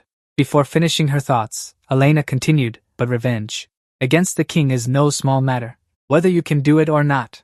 Moreover, what is that ring? He suddenly told Elena. Hold on, order! Then R.A. was eavesdropping on the conversation of the people at the next table. He had heard that soldiers were blocking every road in the kingdom. The person sitting with him added, Oh, that? It's because there are many thieves here. They only steal goods. It could very well be a human. People say they let their guard down, and when they woke up, they found themselves stripped of everything they had worked so hard for. You should be careful too. After hearing Elena tell him that it would be a big problem, soldiers will patrol every road, and we can't predict what's lurking in the forest. What will you do, Atelier? Hearing that, he was momentarily at a loss for what to do next. Tangled up like a mess, he replied indifferently. Outside, an announcement was made to the people. If anyone needs to buy supplies, gather here. A soldier announced, as everyone already knew, that one of the important trade routes had recently encountered a serious incident. He continued, soldiers have been dispatched to deal with the issue, but it will take some time to resolve it completely. Therefore, merchants who have hired help will resent those who haven't. Form groups with people who share the same schedule and destination. After hearing the announcement, he saw an opportunity, a triumphant look on his face. He thought to himself that this would be his chance. Let's see who would be the right person. No sooner had he thought it than he acted. He quickly approached a man to strike up a conversation. Excuse me, may I ask where you're headed? The young man replied. We plan to follow the road to the center of the Genya kingdom. Are you heading there too? Steve replied enthusiastically. Yes. Do you mind if I tag along? He hesitated slightly as he spoke to Steve. To be honest, I've already teamed up with someone else. Go ask him. He's Fakwa Fish, a famous merchant. Seeing that merchant, Steve sighed in frustration, thinking, well, what a pitiful man. After pouring out his feelings, Fakwa said irritably, What? I thought I told you already. I'm only adding your team, nothing more. The man scratched his head and smiled sheepishly. Everyone's watching, and you know, Mr. Fakwa.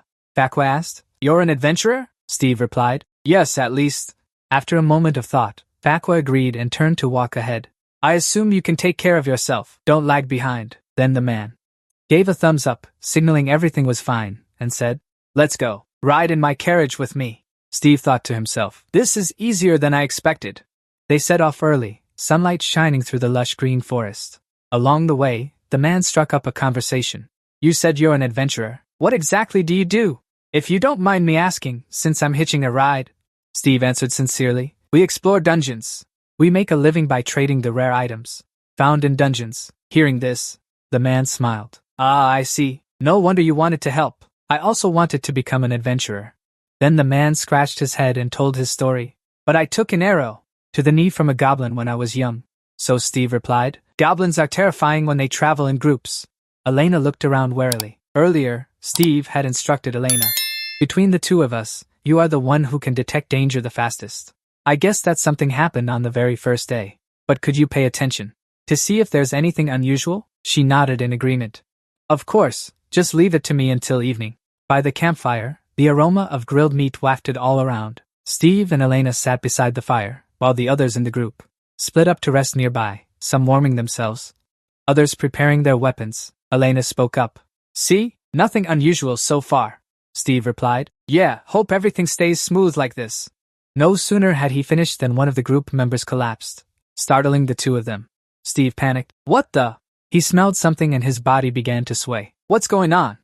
Elena frowned, thinking. Herbal powder, it's already spread. At this rate, we'll die.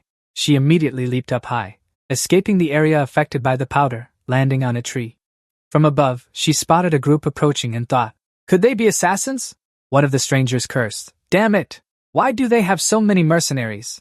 Burnett looked at the shiny badge on Fakwa and said, Look, everyone. That guy's stuff will definitely rake in a fortune. Then he turned around and asked, My lord, should we take it all? The leader replied, No. Looking at Fakwa, who was fast asleep, he said, I'm only targeting that pig. Then he reached out and grabbed a grilled meat leg from the fire, instructing, Don't touch the others. The underlings replied, Yes, my lord. It turns out the leader of this group is Gareth. He takes a delicious bite of meat and gives orders to his underlings. And as always, take all the medicine you can get. We can't let anyone survive, the underlings reply clearly. Just as he turns back to act, Bernard hesitates and asks, But sir, I think there's a problem. Gareth notices and is a bit surprised. What? Why is he still moving? Steve trembles. Struggling to hold on and not pass out, Gareth orders, Take him down. Gareth's underlings immediately rush forward to deal with him.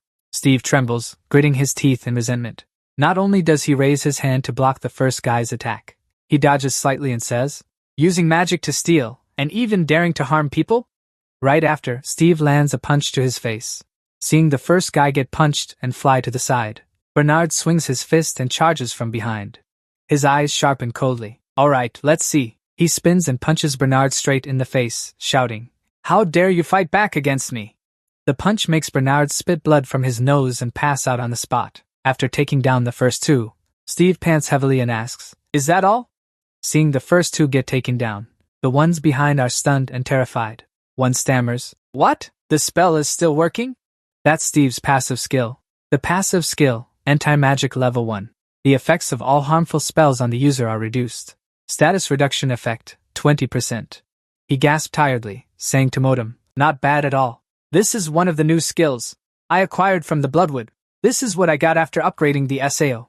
Modem replied, It's not exactly a physical form, but our connection has grown stronger. It also means you're becoming a superhuman. Steve glared at it. I don't like hearing that at all. It grumbled, That's my line. The underlings, seeing they couldn't fight back, called for their leader. My lord, deal with him. Gareth was surprised. Someone can withstand this? I didn't even think he could. What's going on, Sale? The man named Sale, a short mage, cast spells while trembling. My skills did nothing to him. He's the problem. The plan not going smoothly frustrated Gareth. He asked, Hey you, are you an AI? Why aren't you affected by the spell? Are you a mercenary? We'll leave immediately, after grabbing something valuable. Don't complicate things. Steve repeated his words. Don't complicate things. Then he asked back, And you? You just let it slide like that? Gareth chuckled. Fair point. After saying that, he sighed. Then it's time to end this. His body suddenly vanished from the spot, as if turning into air. Steve, caught off guard, didn't realize the opponent had already closed in on him. Gareth suddenly appeared out of nowhere and landed a kick on him, sending him tumbling several meters across the ground. He gritted his teeth in pain and scrambled to his feet, thinking to himself, This guy keeps appearing and disappearing in the thin mist. His opponent didn't give him much time. His body began to vanish again. Steve spoke up, unaware of the danger closing in. What are you planning to? Before he could finish, he took another kick like a bolt from the blue, straight to the face, sending him flying and knocking him unconscious. Seeing his opponent down, Gareth breathed a sigh of relief. Damn, he's tough. He resisted Sale's magic, and still had the strength to fight back. He's no weakling. Sale was exhausted. Hurry up, stop complaining. Gareth chuckled. I didn't realize he was this strong. There's one more thing I want to do, Sale. Surprised, Sale asked. You want more? He ordered his underlings. Look at him. Take him away, the stunned henchman asked. What? Sale tried to stop him. But my lord, our base will. Gareth cut him off. Come on, Hurry up before Sale passes out in the tree.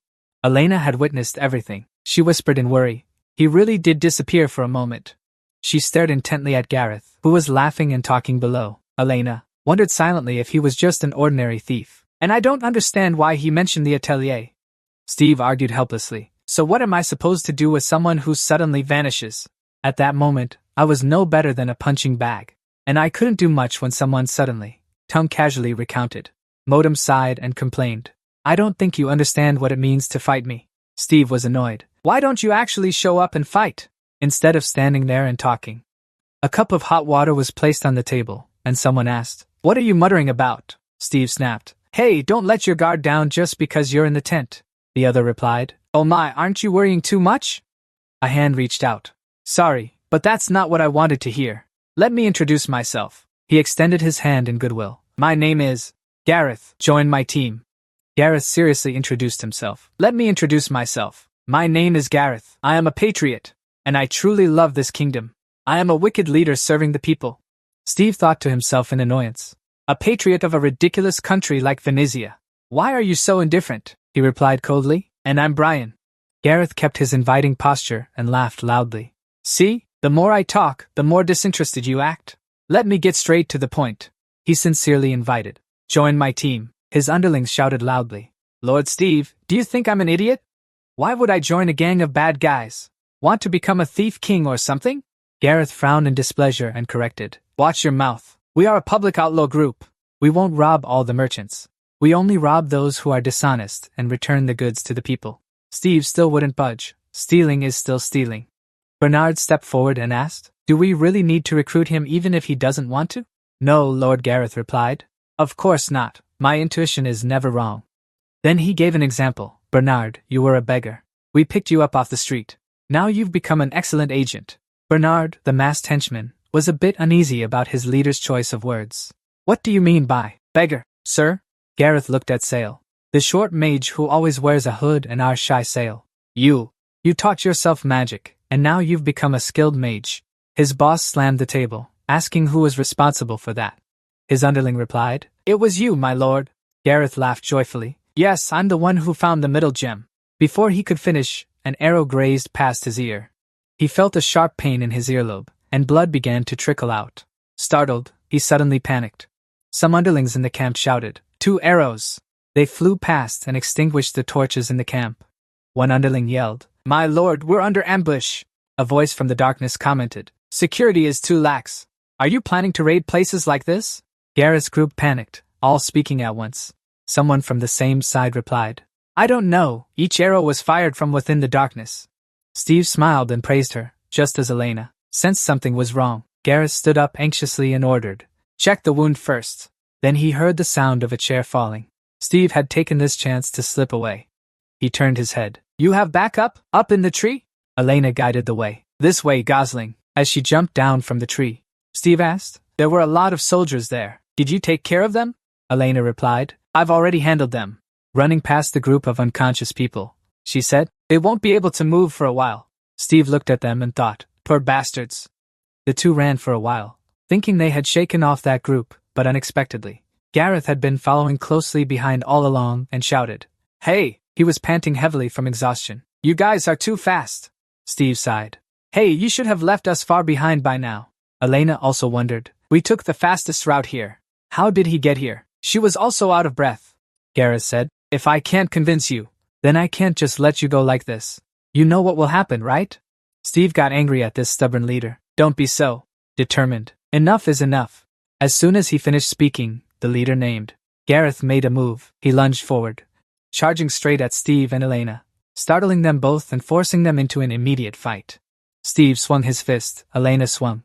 The club slammed down, but the opponent had become transparent and dodged the two people's attack. Steve was astonished, thinking he had managed to evade it. Elena was surprised, thinking even this time too. Modem shouted loudly, Watch your stomach! Gareth suddenly appeared before Steve and kicked him hard in the gut. He silently activated the auto parry and counter skill. He successfully blocked the attack and sent Gareth flying back. He was stunned, thinking he had blocked it. He frowned suspiciously and asked, Can you see something? Modem spotted the gem embedded on Gareth's shoulder. It guided him. Look at his shoulder. That is a sacred artifact that allows you to exchange realms, physique, and spirit.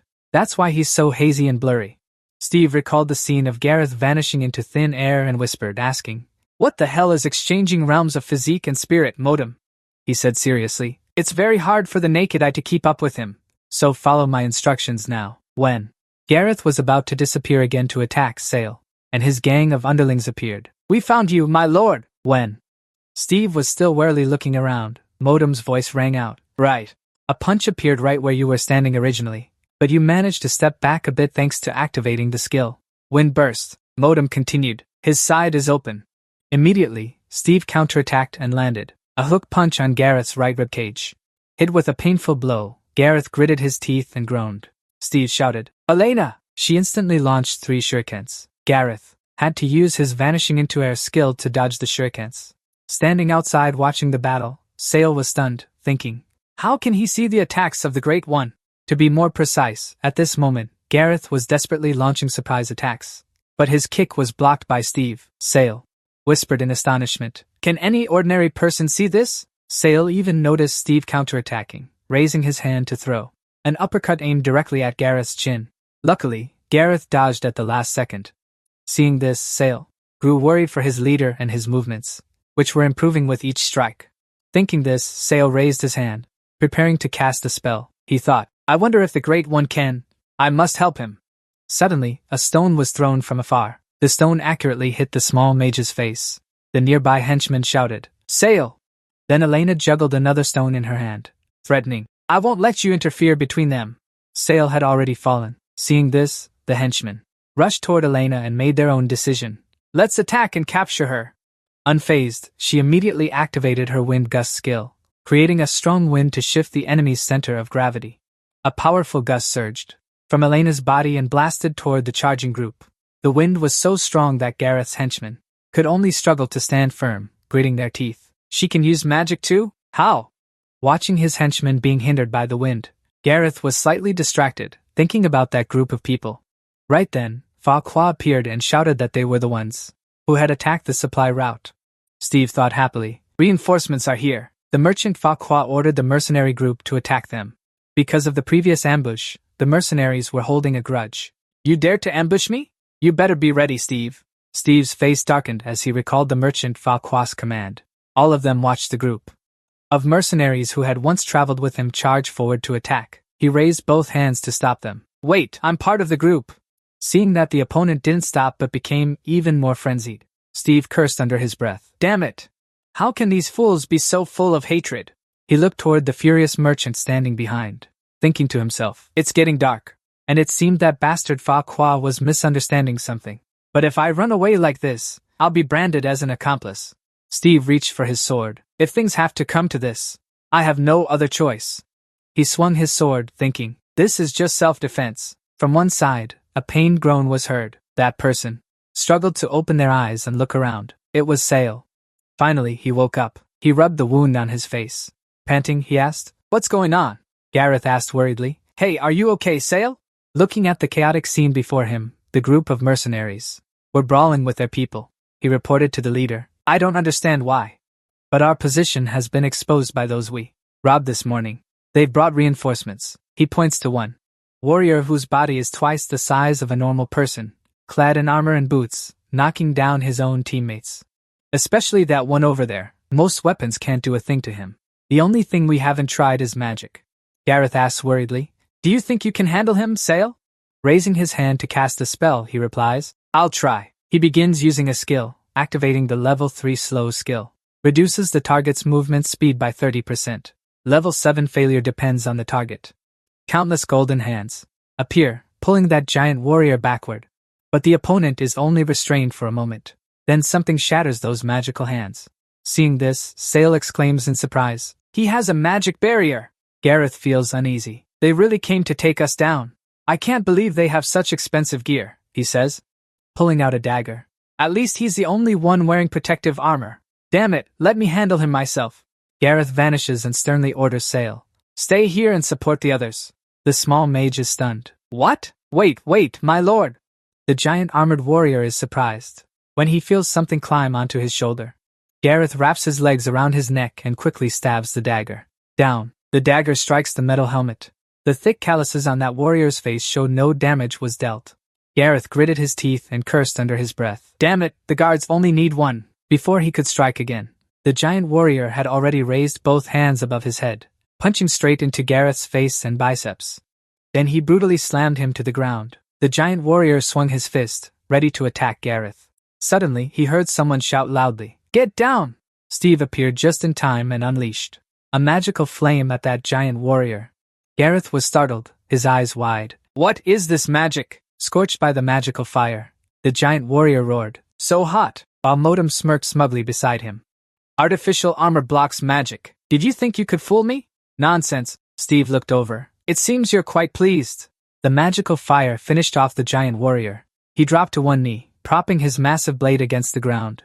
To keep himself from falling flat, he gathered momentum, swung the blade, and stood up. Steve remarked, "A great sword like that, but an ordinary person can't wield it without leaving blind spots." The warrior swung his blade, slashing at the ground. Steve lightly sidestepped to dodge the attack. Memories of previous battles flashed through his mind, and he sighed. "Do you think this is my first time fighting a giant like you? You're just a giant. I'm used to it." He swept his leg, throwing the warrior off balance. "Just one hit is enough to bring all of you down." Then he signaled to Elena, "Come down." Elena jumped down from the tree. Her slender arm locked around the warrior's neck. She gritted her teeth and gathered her strength. And then Elena slammed the giant warrior to the ground. The giant warrior's head split open and bled. Someone shouted. Gareth propped himself up on his hands and asked, "Why are you suddenly fighting so fiercely?" Steve grumbled in annoyance. "They mistook me for a member of your gang, so I couldn't escape." Then he turned around, raised his hand, and explained further. "And I don't like the Venetian family either, to be honest. It's just as well I help you guys and take them down at the same time." He unleashed a vicious move. Green lightning bolts radiated from Steve's hand. He suddenly summoned electricity, shooting it to paralyze the mercenaries with shocks. Fakwa stared blankly as his men lost their ability to fight. Gareth was stunned, and Sale gaped in astonishment, watching the mercenaries drop their weapons and collapse, paralyzed. Gareth shouted loudly, ordering his men, "What are you standing there for? Tie them up." The dark forest now had a glimmer of light. Even though they were tied to tree trunks, Fakwa's curses still echoed through the mountains. "You stupid adventurers! You've colluded with those bandits. That's why I didn't want to cooperate with you illiterates." Steve punched the tree trunk behind him, making him a bit scared, and shut his mouth. He spoke up. "Listen, let me be straight with you. Why are you blaming me for dragging you into this?" Gareth asked Fakwa with a serious face. "Anyway, how did you find us?" "I erased all traces." The merchant Fakwa snorted coldly and turned his face away, not saying a word. Gareth gritted his teeth in frustration. This guy, Sale. As if realizing something, he looked up at his leader and hesitated. "My lord, is Gareth wondering something?" Knowing what Sale wanted to say, he reached into his cloak and felt around. Suspiciously, he said, "Impossible." Gareth pulled out a badge. He remembered taking this item from the body of Fakwa. It was emitting a small source of magic. Seeing this, he cursed. "Damn it, someone still used the tracking badge?" It was very expensive and could only be used once, so it was extremely rare. Sale. He cast a sleeping spell on Fakwa and said, "That's the reason why we told you to let us handle it. The rare items of those merchants. This is what happens if you keep taking things like that." Gareth defended himself. "How could I have known he would be this reckless?" He cleared his throat. "Anyway." Gareth threw a water bottle to Steve and praised. "Good job, both of you." This surprised Steve a bit. While he gulped down water, Gareth took the chance to ask, "Didn't you just say you were sick of them too? I also know some old stories from Venezuela." After finishing the water, Steve let out a breath and spoke. "You're not entirely wrong. But what are you planning to do? A coup?" Gareth looked at his underlings tying up Fakwa's mercenaries again. He confided, "I think so. The Venezuela family has long since fallen apart, exploiting the fear of neighboring kingdoms. They've racked up a massive debt by exploiting the people's money and the alliance." He was brimming with righteous indignation. "I can't just stand by and watch our country become like this." Looking over at Fa, who was snoring loudly and drooling, Gareth explained, "He is one of the main activists in Venezuela. He funneled money to the military at the northern border. In return, he got tax exemptions in Venezuela. I said I didn't steal anything from anyone." Hearing this, Steve pondered. "So we share the same goal. But your method will take a lot of time." Gareth was confused. "What?" Steve replied. "It's just a personal opinion. Don't mind it. Having said that, he turned his head and asked, So, can I leave, or are you planning to stop me? Gareth asked, Are you going to report us to anyone? Being suspected, Steve was a bit displeased. Do I look like that kind of person? I have other, more important matters to attend to. Gareth laughed loudly. Then I won't stop you anymore. An enemy of my enemy is my friend. After that, he turned back and announced to his gang, Everyone, I don't think there's anything left for us here. We're going somewhere else. So get ready. We depart in 1 hour. Sale sighed. Man, I thought we'd get to stay here a bit longer. Hearing some complaints, Gareth added, And stop complaining. Then he turned around, flashed a friendly smile, and extended his hand to Steve. Next time.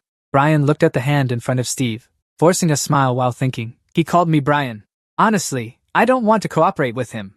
In the end, he still decided to reach out and grab Gareth's hand. He said if fate decrees it, we will meet again. At this moment, a complaining sound echoed through the forest. We've been walking for a while now, are we there yet? Almost there. Elena quickly stopped, looked ahead, and said, This is the place. Steve stopped following her, and exclaimed in admiration, Oh, you can actually pinpoint the dungeon. He stepped forward, stared straight at the dungeon, and assessed it. It seems like a new type, so it's clean and tidy inside. Well then, let's go in and find the path. The two of them entered together. He reached out his hand to sense and probe the path, when suddenly Elena seemed to notice something and cried out, Monster! Steve looked at the monster that had just fled in one direction and spoke up. It's a goblin, he said. Then he turned to look at her and probed. A perfect monster for a new dungeon. Have you ever fought a goblin before? She cautiously answered him. A few times, sometimes they travel in packs in the forest. Hearing this, he immediately turned his head and calmly reminded her. I don't know much about the goblins you've met in the forest, but be careful with the ones you encounter here. Suddenly, Steve raised his hand to block in front of Elena, startling her. He held his sword crouched down in front of a trap, observed it, and said, It looks makeshift, but this is truly a deadly trap. Hearing this, she voiced her doubt. Could that be the work of goblins? He brought the blade closer to the string while replying. He must be able to see that goblins are especially skilled in matters like this. He gently cuts the rope to provide evidence. If they hadn't fallen into their trap. Immediately after, a group of goblins would grab their weapons. They charge forward to prove what he said. They will be very angry. The furious goblins open their mouths wide and lunge straight at him to attack. Steve smiles casually and extends his hand forward to summon. He summons a small orb and shouts, Fireball, follow! At his command, a flame engulfs the group of goblins. He takes his skull ring and absorbs their spiritual energy, then carefully warns. Remember, goblins in the dungeon are very dangerous. Witnessing this scene, Elena beside him can only remain silent, speechless. The scene now shifts. A pendulum string gently swings back and forth. After swaying for a while, the string stops as if by a mysterious force. Its owner exclaims, That direction! The user of that pendulum is Mealy from the Bandstock Special Forces team. She intently gazes at the pendulum and repeats the instructions she was given. As Lord Bandstock said, because this is a new dungeon, there will be fewer monsters, and the guardian monsters will be weaker. It's the perfect time to get the artifact. Following her are two other members of the Bandstock Special Forces team. Bandstock, Emery, and Raymond are discussing. I know the timing is good, but none of us in the team can use pathfinding. What do you think? Do you think finding someone like that is that easy? And we don't need another scout. Not for this mission anymore. Hearing him say that, Emery agreed a little. That was true. Just then, Mealy raised her hand to cut them off. Wait, there's something unusual. She bent down. She reached out and gently touched the severed rope to examine it. This trap has been destroyed. Perhaps there's another intelligent monster that broke it. She picked up both ends of the rope and exclaimed in surprise. No, this person must have used their own body. It couldn't have been this meticulous. Hearing this, Raymond quickly chimed in with her. Actually, I also thought something was off. Even though this is a new dungeon, we still haven't encountered any monsters, not even Slim nor Emery. Behind them, someone seemed surprised, looking at what was before their eyes. I think there's something in there. Before them lay a scene of desolation and corpses. Did a goblin or some dwarf demon pass through here? No, all the corpses have been burned to ashes. Mealy now became serious, frowning deeply with suspicion and asserted, in a newly formed dungeon like this, there can't be fire-type monsters. That means someone else is here. At the same time, as she was speaking those words, Elena and Steve pushed past the goblins and moved forward. Hurry up. We can't let them get the holy relic first. I don't know who's in here, but they probably haven't gotten far. A rough hand gently touched the closed door, and asked the person beside him, "Is it here?" The door opened. Elena looked inside in surprise, assessing it. "At first glance, this seems to be the jailer's room." Steve frowned slightly and replied thoughtfully, "Its name is Age." The monster Age looked at the two people entering and spoke menacingly. "If you cannot destroy all 9 eyes at once, then this won't be easy." Seeing the massive thing before him, the thief broke into a cold sweat, secretly worrying as he watched. Just as he was still thinking, the monster swung its fist and lunged at him swiftly. Steve nimbly leaped onto the monster's arm to dodge. He placed his hand on the monster's arm and shouted fiercely. Instantly, a continuous flash of lightning appeared, striking the monster and causing it to roar in pain. The monster's roar echoed all the way to Millie's location. Raymond, who was behind her, furrowed his brow seriously as he listened to her urging. "Hurry up!" Emery's expression also turned grave. Upon hearing her next words, they had encountered a demon from hell. As soon as she finished speaking, they arrived at the scene. "There are people over here." Millie paused briefly to catch her breath, staring tensely at the scene before her, wondering, "Is it them?" Though she didn't know who they were. At the same time, her thoughts aligned with Elena, who was drawing her bow and aiming. Following their combat movements came the words of panic in Millie's heart. "With this level of skill, it's safe to say the goblins have been wiped out, but we must protect the sacred artifact." Thinking this, she lowered her gaze coldly and ordered Raymond to prepare for a sniper shot. He was momentarily stunned by her command.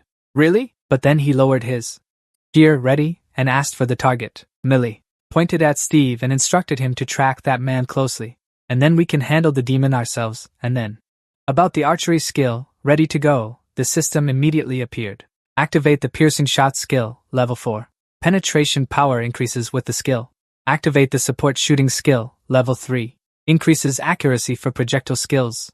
The shot is less affected by external forces like gravity, and so on, along with the ability at that moment.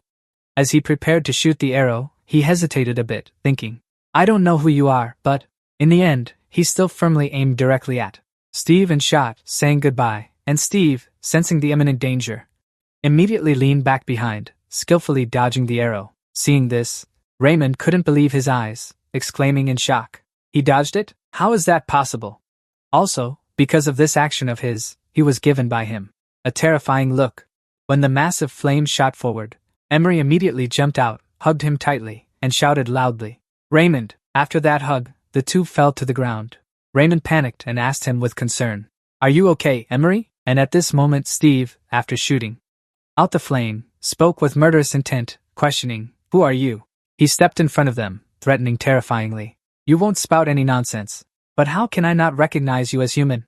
"Right." As soon as he finished speaking, a mysterious voice rang out. It was an arrow filled with murderous intent. Looking at the terrifying person before him, Raymond was full of doubt in his heart. He had just fired a fireball, right? Thinking of this, he suddenly remembered the pile of rubble from earlier, wondering if that meant all those goblins burned to a crisp out there were handled by him single-handedly. He stared at the person before him, fearfully muttering to himself, "He is very dangerous to Steve." Seeing him silent now, he felt annoyed and raised his hand to ask, "Are you not going to answer me?" Each bolt of lightning struck straight down at Emery, making him spit blood. Someone shouted in panic, calling his name, "Emery!" The situation at this moment. He used a shield in front of him to protect Raymond. Modem's voice rang out again. "That shield contains magic." Steve seemed not to understand and turned his head to ask again, "What? What can it do?" Modem immediately answered him. "It can absorb energy and release it outside the shield." He questioned again, probing. "So that means my attacks have no effect?" It quickly denied and refuted. "No, your energy exceeds this shield's ability to absorb energy, so everything will have an effect." How dare he oppose me with that crappy magic? It's not even a holy relic. At this moment, Emery was struggling to hold on, gritting his teeth and silently assessing. This guy is definitely not an ordinary person. Suddenly, the monster Age, with thousands of arrows stuck in its body, let out a deafening scream, interrupting them. Seizing the opportunity, two figures leaped to dodge, evading while asking, "What are you doing?" Elena leaped back towards Steve and questioned him. "Those people, why are you still holding back your attack despite being annoyed?" he replied. "I don't know who they are, but they're definitely not on our side. They're blocking our path." Hearing that, she immediately made a decision. "Then we have to take them out first. Let me help." Hearing her suggestion, he immediately raised his leg, ready to agree. "All right, I'm coming down." Saying that, he delivered a powerful kick to Emery's shield, shouting, Fire! Right after Steve's command, Elena immediately drew her bow and aimed. From a single arrow, it split into many other arrows, a barrage of them. Falling down at that very moment, Melee appeared and slashed those arrows in half, loudly reminding, "Stay calm, we'll take them down one by one." Seeing this action, Elena widened her eyes in shock and surprise. Meanwhile, Steve calmly looked at her weapon, assessing it. Whip sword. After slashing all the arrows, Melee quickly swung her whip sword forward. At that moment, Steve gritted his teeth, veins bulging on his neck, and silently uttered, "Wind." He used his strength to break free from the restraint while uttering the final word, "Storm." Just as Jameson was busy wondering, thousands of arrows appeared above his head. What is this? Magic too? Luckily, he nimbly dodged that rain of arrows. He gritted his teeth, turned his head, and complained in annoyance. "At this rate, I'll lose. A chain attack. Our leader keeps getting stopped by that woman." The direction he was looking at was precisely Steve and Elena. At this moment, he spoke up to question, "Who are you? Why are you targeting me?" Looking at the silent Special Forces team, he saw them reply. Would they ever spill a word to their enemies? Saying that, he appeared beside him and asked, "It seems they've been trained. Do you have any thoughts?" He wiped his sweat expressionlessly and said, "How would I know? I can't figure out who's targeting me at all." Suddenly, he thought of Zero's image. Frowning, he set up a hypothesis. No, I made sure not to be noticed. What kind of magic could follow someone to a place like this?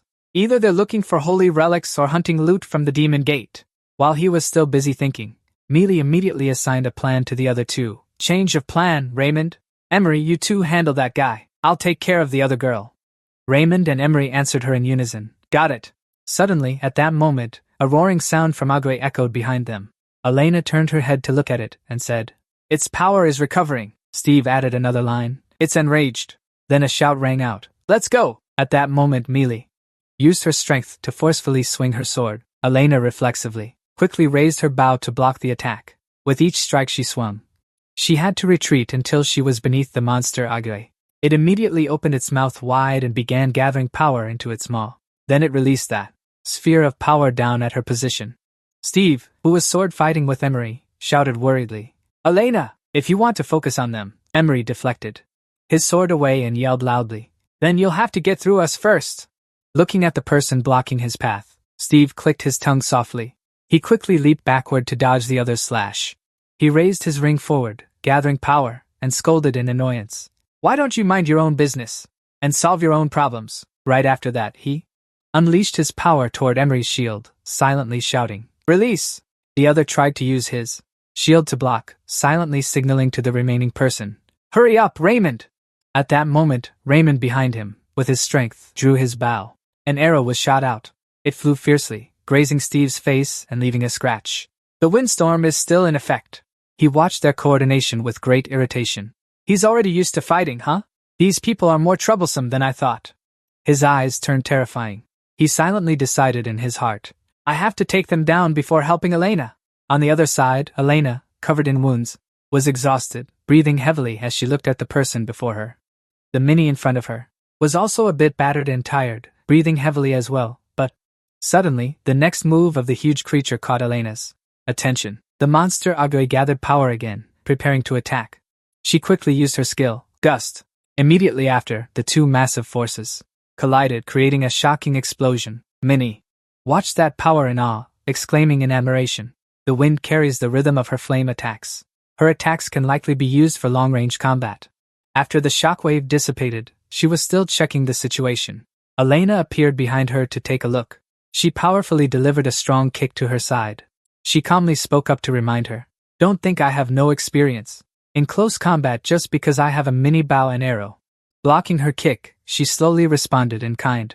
Her iron shoes lightly spun around with each word she spoke. "I will also defend." She clenched her hand into a fist, ready to counterattack, threatening her in close combat immediately after. Elena took a punch from her to the face, and Millie also took a punch from her to the face. Both punched each other, and were knocked flying away from each other. Immediately, Millie's wire sword shot out and pinned straight into the wall. Using it, she leaped up and charged straight towards Elena below her. She spun and kicked towards her, but luckily she blocked it. Right at that moment, she immediately grabbed her bow and arrow to counterattack. She struck Millie directly with her bow, causing her a moment of pain. She gritted her teeth, let out a soft groan, and furrowed her brows. Suddenly, she spun around and used her wire sword to tightly wrap around the monster's fang. Agre witnessed this action. Elena furrowed her brows tightly and pursed her lips in defense. Millie gently landed on the head of the monster Agre. Suddenly, a flash of blue light caught her attention. She looked at Steve's lightning bolts in astonishment. That skill again? But the energy density is greater than before. Quickly, she shouted out a warning. Emery, what is he planning to do? We must stop him. Millie's words suddenly stopped. She switched to cursing inwardly upon discovering that he had already been knocked down. Damn it. Without hesitation, she used her sword to control. Agre moved toward him, silently deciding. We must do something to stop him. Seeing the thing approaching him, Steve was surprised. The monster is being controlled. Once again, it gathered power at its mouth, ready to attack. At this moment, he gritted his teeth in anger and cursed inwardly. Why are you blocking my way again? Thinking this, he then used an air strike with a violent wind, creating a surge of power. A massive force surrounded him. Millie quickly raised her hand to withstand the might of that colossal power. Even the injured Emery struggled, gritting his teeth to endure it. Seizing this moment, Steve shouted loudly as a signal. Elena attacked. Following his command, an arrow headed straight for Raymond's head. Immediately, the arrow, trailing blood, embedded itself into the ground behind him. Amidst a loud shout, a light curse was heard. He, with a wound on his head, reminded his teammate, damn it, Emery, Millie, save Millie. Following his words, he quickly responded, turning around to look at the person engulfed in flames beside him. Get up, Millie. Seeing the person lying there unresponsive, he fell silent for a moment. Steve turned his head to check and discovered that the power on her body was being absorbed by the shield. No longer caring, he turned his sword back to the monster struggling to free itself, he said. Thank you for waiting for my precious skill. His figure vanished with his leap. Steve used his sword to block the creature's wide-open mouth. The Agre let out a roar. Following his command, a small explosion blew the Agre's head into tiny pieces. He immediately extended his hand forward, channeling his power, and chanted a curse upon the monster. It turned into intangible streams of energy that were sucked into the ring on his hand. After finishing the job, he landed softly and addressed the person behind him. Elena, Steve, he said, looking at the Special Forces team ahead, I suggest you protect the holy relics in the other rooms and wait for me. I'll finish off these guys here. Hearing his words, she showed a hint of worry and doubt. Is it necessary to go that far? They'll be buried in the dungeon once we retrieve the holy relics. His next question made her pause for a moment. You know how to keep me alive, don't you, Steve? He recalled. The moment he fell into the abyss and said, I can only survive because of Zero. He let his guard down. I don't want to repeat his mistake and leave an opening. Having said that, he approached them. Raising his sword high, he declared with determination, Don't hate me. You people started this. At this moment, Emmerich closed his eyes tightly, awaiting his fate, but his hand was firmly gripping two strange items that were emitting an odd sound. Immediately after, a thick, unexpected smoke appeared, enveloping them all. Steve frowned at the smoke, muttering under his breath. What is this? Seized the opportunity. Raymond immediately shouted loudly, Emery, run! Don't let them take them! As soon as he finished speaking, the guy quickly jumped up and fled. Looking in the direction he was running, Steve hurriedly yelled, Elena! Guard the holy artifact, that's what they want. At the same time, Raymond, behind Yang, aimed his bow and muttered to himself, Now or never. He aimed straight at the distracted guy and made his decision. My body isn't in optimal condition right now, but at this distance, die. Suddenly, an arrow flew from behind, striking him directly in the head. Raymond, shocked and unable to believe his eyes, wondered, even through the smoke? How?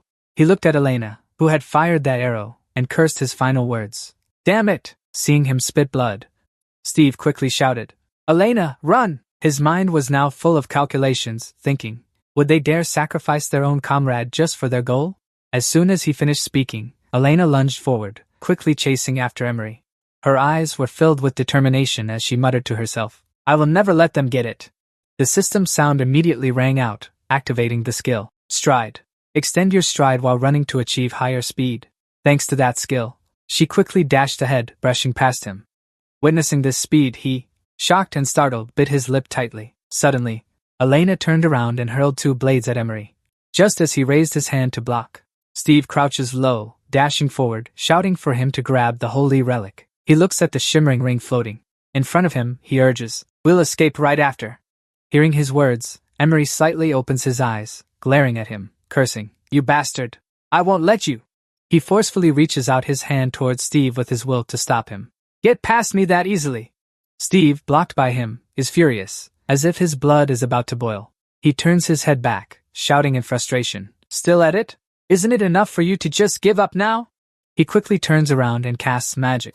Unleashing a spell, he releases a mass of fireballs. Emery can't react in time. He's hit directly by Steve's attack.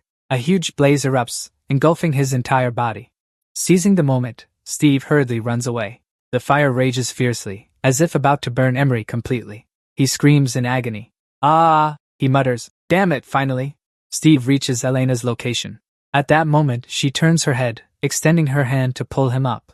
Emery's consciousness fades as he thinks. I'm sorry, Lord Bastock, everyone, I'm sorry. He is scorched by the flames, his face disfigured. Scarred and about to be consumed by the fire, he fades into thought. I couldn't complete it. Emery's eyes grow dim. He is exhausted, with no strength left to resist. He lets the falling rocks bury him gradually. After a long while, night has fallen. Inside the forest, the late night is desolate, with not a single sound. As soon as the two of them escaped outside, that place also collapsed. Steve was teleported out along with them. Elena was panting heavily, unable to catch her breath. She was also exhausted and drenched in sweat. He turned his head to look around and asked, Who are those people? Why would they risk their lives like that? Elena, standing beside him, frowned and reminded Steve. Calm down. Do you remember what that archer said? She recalled that moment when he, even with his face covered in blood, still mustered the strength to shout loudly. Emery, run! Don't let them get it! Elena pondered for a moment, then continued. Based on this, they must be hunting for the holy relic. Hearing this, Steve quickly pulled out the holy relic and looked down at it. So this is what they're after. He stared intently, without blinking, scrutinizing it carefully, then asked, What's so special about it? That gloomy, hazy motel thing spewing dark energy, he complained disdainfully. Are you seriously asking me that? Do you have a brain or not? How could an item newly formed in the dungeon not be extraordinary? Hurry up and let me eat it.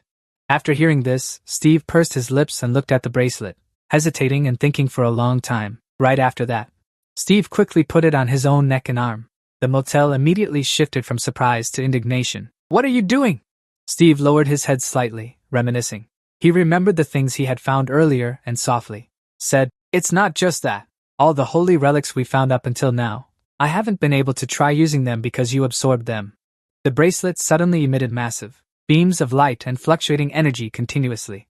Steve felt this and was extremely surprised. He didn't understand what was happening. Steve admired it with interest. Oh, all the information about it appeared in my head. Its name is Barak Modem. Seeing him use it, it immediately got angry and snapped at the bastard. What? How dare you use a sacred artifact when you already have me? It looked at the sacred artifact hanging around his neck and continued. Once the sacred artifact merges with an object, I won't be able to absorb it. Do you know that, huh? Steve acted as if he didn't care, turned around, and smirked at Modem. I'm just being cautious, he said. It's pretty dangerous to only rely on you alone. You understand, right? It's reasonable. Modem angrily scolded that it was still an insult to. A system panel appeared before him with a notification, the sacred artifact. Barak had been merged to form a creation. Elena, standing behind him shivering from the cold, asked curiously, You're not absorbing it this time, Steve? Bending down to pick up some stones from the ground, he replied. Right, I want to try using it. Having said that, Steve tightly gripped a stone in his hand and silently called out, Enchant. Immediately, as if infused with energy, that stone instantly emitted a blinding light before the astonished eyes and gaping mouth of Steve. Elena, her eyes wide, asked again, Is that enchantment, Steve? Examining the stone that was accumulating small electric sparks around it in his hand, he replied. Right. It seems absorbing it would be quite wasteful. So, what do you think of this skill, Elena? He slightly lowers his head and begins analyzing the power's effectiveness. When this strength is combined with another type of weapon, it temporarily fills the object with magical energy and, I heard you can turn an ordinary dagger into an item, equivalent to magical weapons. From what I know, its complexity is unmatched by anyone. How can you do it so easily? Steve smirks with satisfaction. He raises his arm wearing the bracelet. See? I told you, the stronger I am, the easier it is to absorb sacred objects. He glances at the crescent-shaped ring on his finger and continues. You too, right? Steve calms Modem down so he won't cause trouble. And it doesn't change the fact that you are the best sacred object I have. So calm down. Modem frowns, says nothing, snorts once, and then stops. Elsewhere, the sky is clear blue, and a cool stream flows, murmuring under the warm sunlight, creating a poetic scene. A certain man is sitting leaning against a tree trunk, enjoying this view. Seeing someone approach, he asks, "Oh, it's you two? Hello, you two, right?" Steve cheerfully replies, "Yes, we're counting on you." Elena, seeing this, is extremely curious. "Who is that? Do you know him?" Steve searches for the right words and answers. "A guide, something like that." He unfolds the map to check and find directions. "If we keep heading north, we're heading to a mountain called Jakjia. It's one of the largest mining cities on the continent. Sentikma, right next to that mountain, is where we're going." Elena stared intently at Theo. She was a bit confused and asked again, "The city you mentioned is in a different direction, Steve." At that moment, he was turning around, searching for something. "Wait, there's something I need to find first." "Oh, found it." Steve cheerfully called Elena over to look down at the ground. "It's very hard to get to Sentika because security there is tight. So you need to approach from a different direction." Below was a small, cube box. Inside, there were 2 neatly arranged stones and a lot of gold coins. Elena picked up one of the stones. She couldn't help but wonder why you put it in here. Steve casually replied, "It's for getting through." Elena insisted, asking what it was. That guide pulled the rope on the cargo cart and laughed. "You two are lucky, so am I. Fewer people go there these days. So it'll be harder to pass through this route." The man lifted the curtain, revealing the space inside, then urged them to get in. Both of them froze after seeing it. Steve said it's too small, but before he could finish, the man interrupted. "Stop, don't even think that way." Elena had a different perspective and nodded in acknowledgement. "In situations like this, humans truly have an interesting culture," the man added. "This is already considered a relatively spacious space." Steve's mind went blank and spinning. His cheeks flushed red when he saw Elena step onto the carriage. He reminded himself, "I must get more tools." The wheels began to turn. The carriage had been moving for a while when a sound of inspection came from outside. A questioning voice rang out. "Stop! What kind of carriage is this?" The man replied, "This is a list of the items I'm carrying." The inspector read the list and said, "Mine explosives, D-grade mining tools, mining equipment, handheld lanterns. You can proceed after completing some paperwork." The carriage driver quickly said, "Thank you." After a long while, the man called out, startling both of them. "Hey, we're here. You two, get out." Steve and Elena were huddled inside, covered up. Hearing the man's words, they removed the cloth. Steve blushed and said uncomfortably, "Looks like we succeeded. Let's leave this place. We've arrived." The two poked their heads out and looked down at the bustling, lively scene below. The guide immediately introduced, "Sir, this is Sentigma. Since you arrived via the secret route, it's best to stop by the tavern first." Everywhere, there were blazing yellow lights and noisy chatter. At a table, someone said, "So you're the legendary Steve? That's what I heard from Danton, an old man." A bald man with a long scar over his eye raised a glass of wine to his lips. He had a cigarette in his mouth and introduced himself. "My name is Bantaza. Normally, I'd welcome you, but you've arrived at the worst possible time." Steve heard this and looked confused. "The worst possible time?" Elena was gritting her teeth, staring at the glass of wine in annoyance. Bantaza began to explain more thoroughly. The chaos grew, blood was spilled, and he said, more and more monsters appeared. They had been rampaging around the mine for the past few days. All the soldiers nearby had gathered to conquer this area. Bantare was even holding a wanted poster, with a somewhat foolish-looking face of Steve on it, laughing and mocking. "If you really had a brain, you wouldn't have shown your face or gone looking for trouble." "An interesting photo." Steve glared at him and said through gritted teeth, "Don't worry, I don't plan on staying here long either." He picked up his glass of wine, took a few sips, and asked, "When will all the blacksmiths, the black market dealers, and the alchemists arrive in this area?" Bantare itched all over. "Huh, I don't think you really understand the situation, you little brat." The other guests were buzzing with lively chatter among themselves. He stood at the counter, leaning against it, and said, "All the blacksmiths around here are swamped with hundreds of orders for the necessary equipment for the special forces. No one will bother to fulfill your request now that the military has intervened." Steve was startled and panicked upon hearing this. "Wait, then what the hell did I come here for? What are the people around here selling?"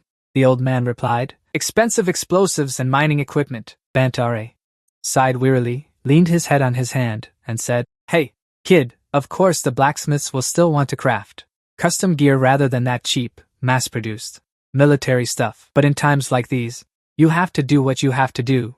I only do what I'm told." Steve grew more and more anxious as he listened, standing up abruptly. The man in front of him startled, his heart skipping a beat. His voice carried a hint of urgency. I understand, but I can give you more money than that. Can you introduce anyone to me, sir? The man reluctantly said. I mean, it's a stubborn brat. He glanced at the items Steve had set aside and said, Anyway, I'll go ask around. But don't get your hopes up. There will definitely be someone who wants to exploit this situation to demand unreasonable money. In the blink of an eye, a few days passed, and Steve, completely drained of energy, slumped over the table, crying and sobbing, whimpering. I have money, but no one wants to take it. What will become of my journey, my revenge?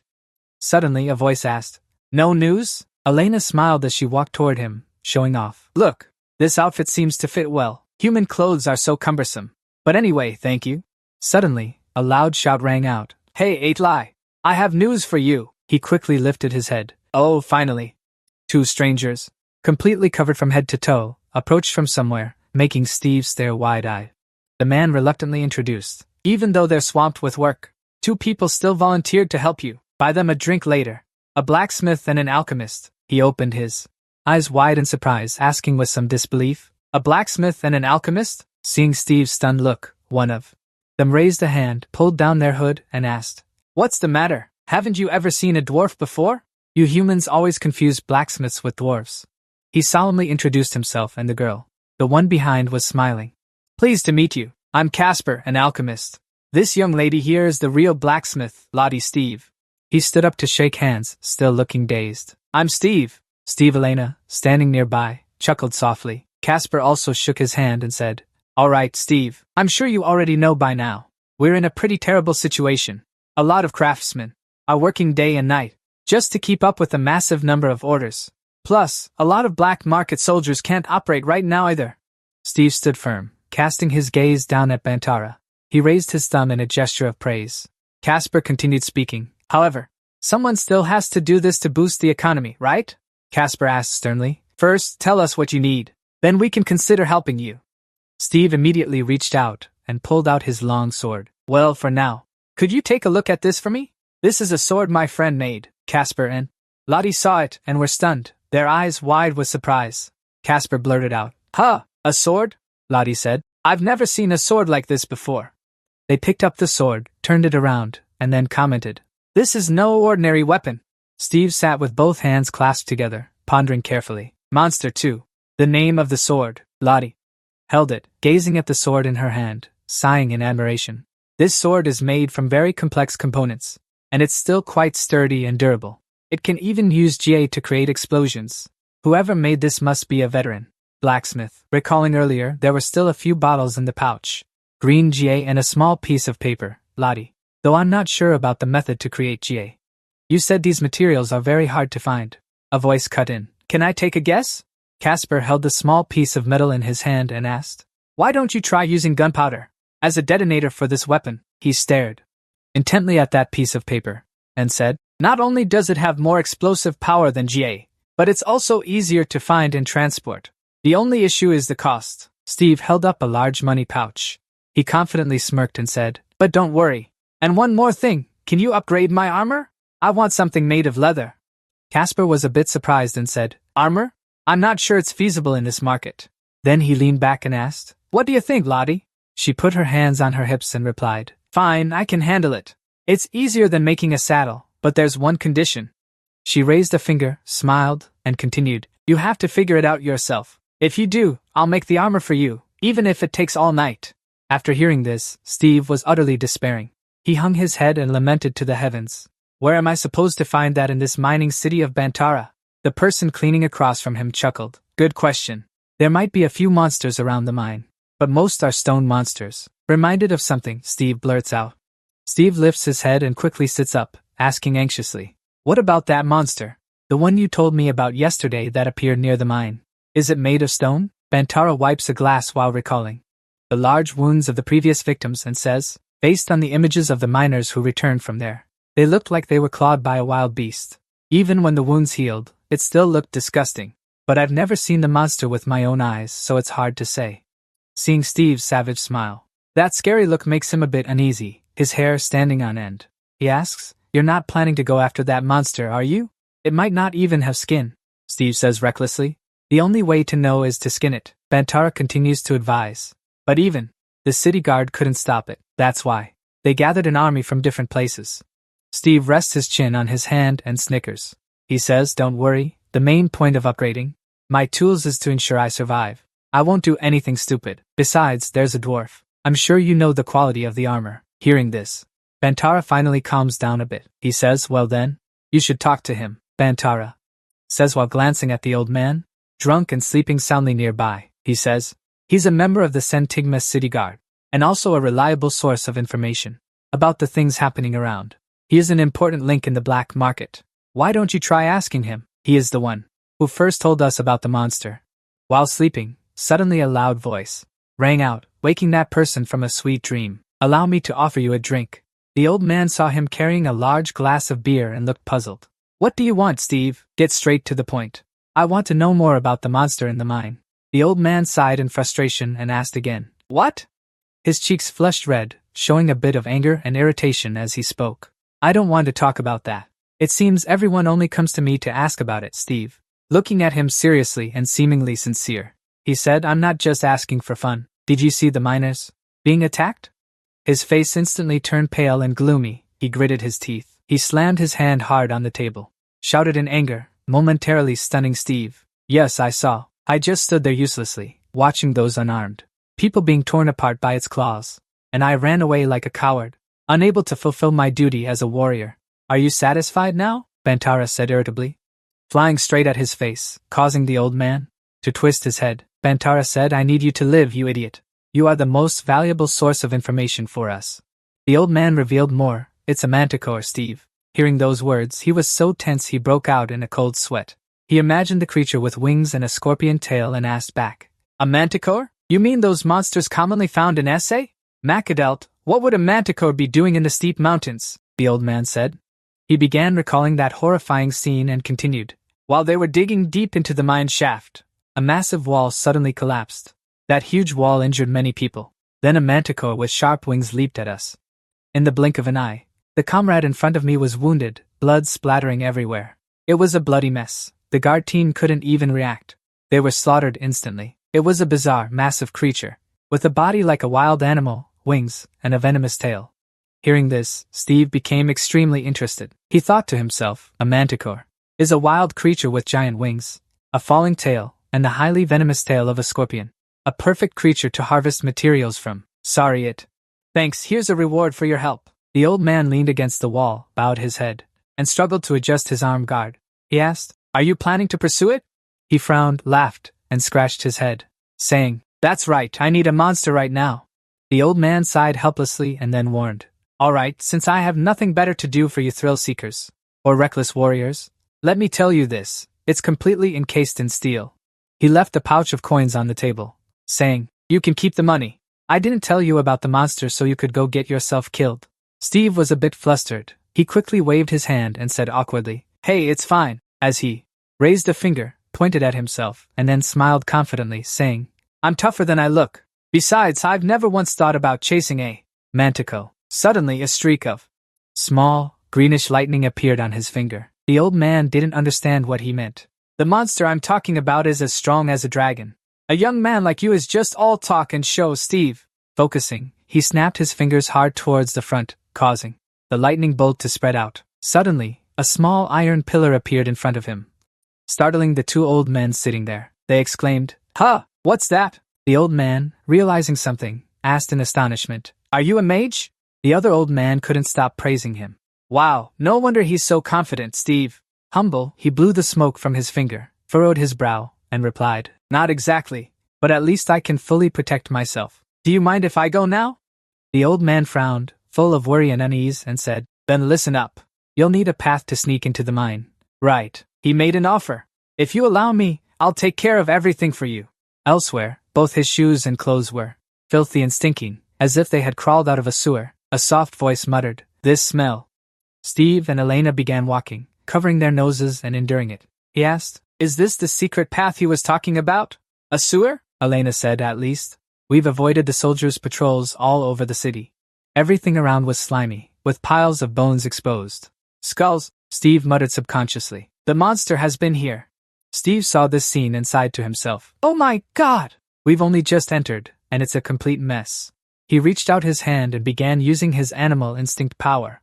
Steve raised his hand to cover his nose and mouth, holding his breath. He thought the smell of rotting flesh and guts was unbearable. The skull immediately comforted him. Calm down. Steve looked down at the footprints imprinted on the ground and pondered. Look at those footprints in the mud. They're heading somewhere. Suddenly, Elena noticed a strange arm with a ring nearby and called out. I think at least we'll be safe here. Look, Steve. He stared at the pitch-black, rotting hand and was startled. A severed arm. His sharp eyes glanced down. Could it be one of his guards? Steve recalled the old man's words back at the tavern. I have only one request. Bring back the belongings of my fallen comrades. Elena picked up that ring and gently placed it into the pouch at her side, saying, At least we found something. Steve agreed. Yeah, keep your eyes peeled. We might find more. He walked ahead while Elena followed behind. He said, This way. As they walked, Steve suddenly remembered something and asked, Do you know anything about them? Modem exclaimed in surprise. Huh? Steve asked again about the manticores. I've only heard stories about them. So they can resist both physical and magical damage? That's unfair, Modem replied. They still have pretty good endurance. But of course, they also have weaknesses. The part connecting to the armor is the thinnest spot. The weakest point on their body is this area. It's the most vulnerable to physical attacks. Just listen to this, Stitch. Next, I'll keep that in mind. Saying this, by now both of them had already ventured deep inside Elena. Looking at the pile of weapons and bloodstains, she spoke up. It looks pretty chaotic ahead.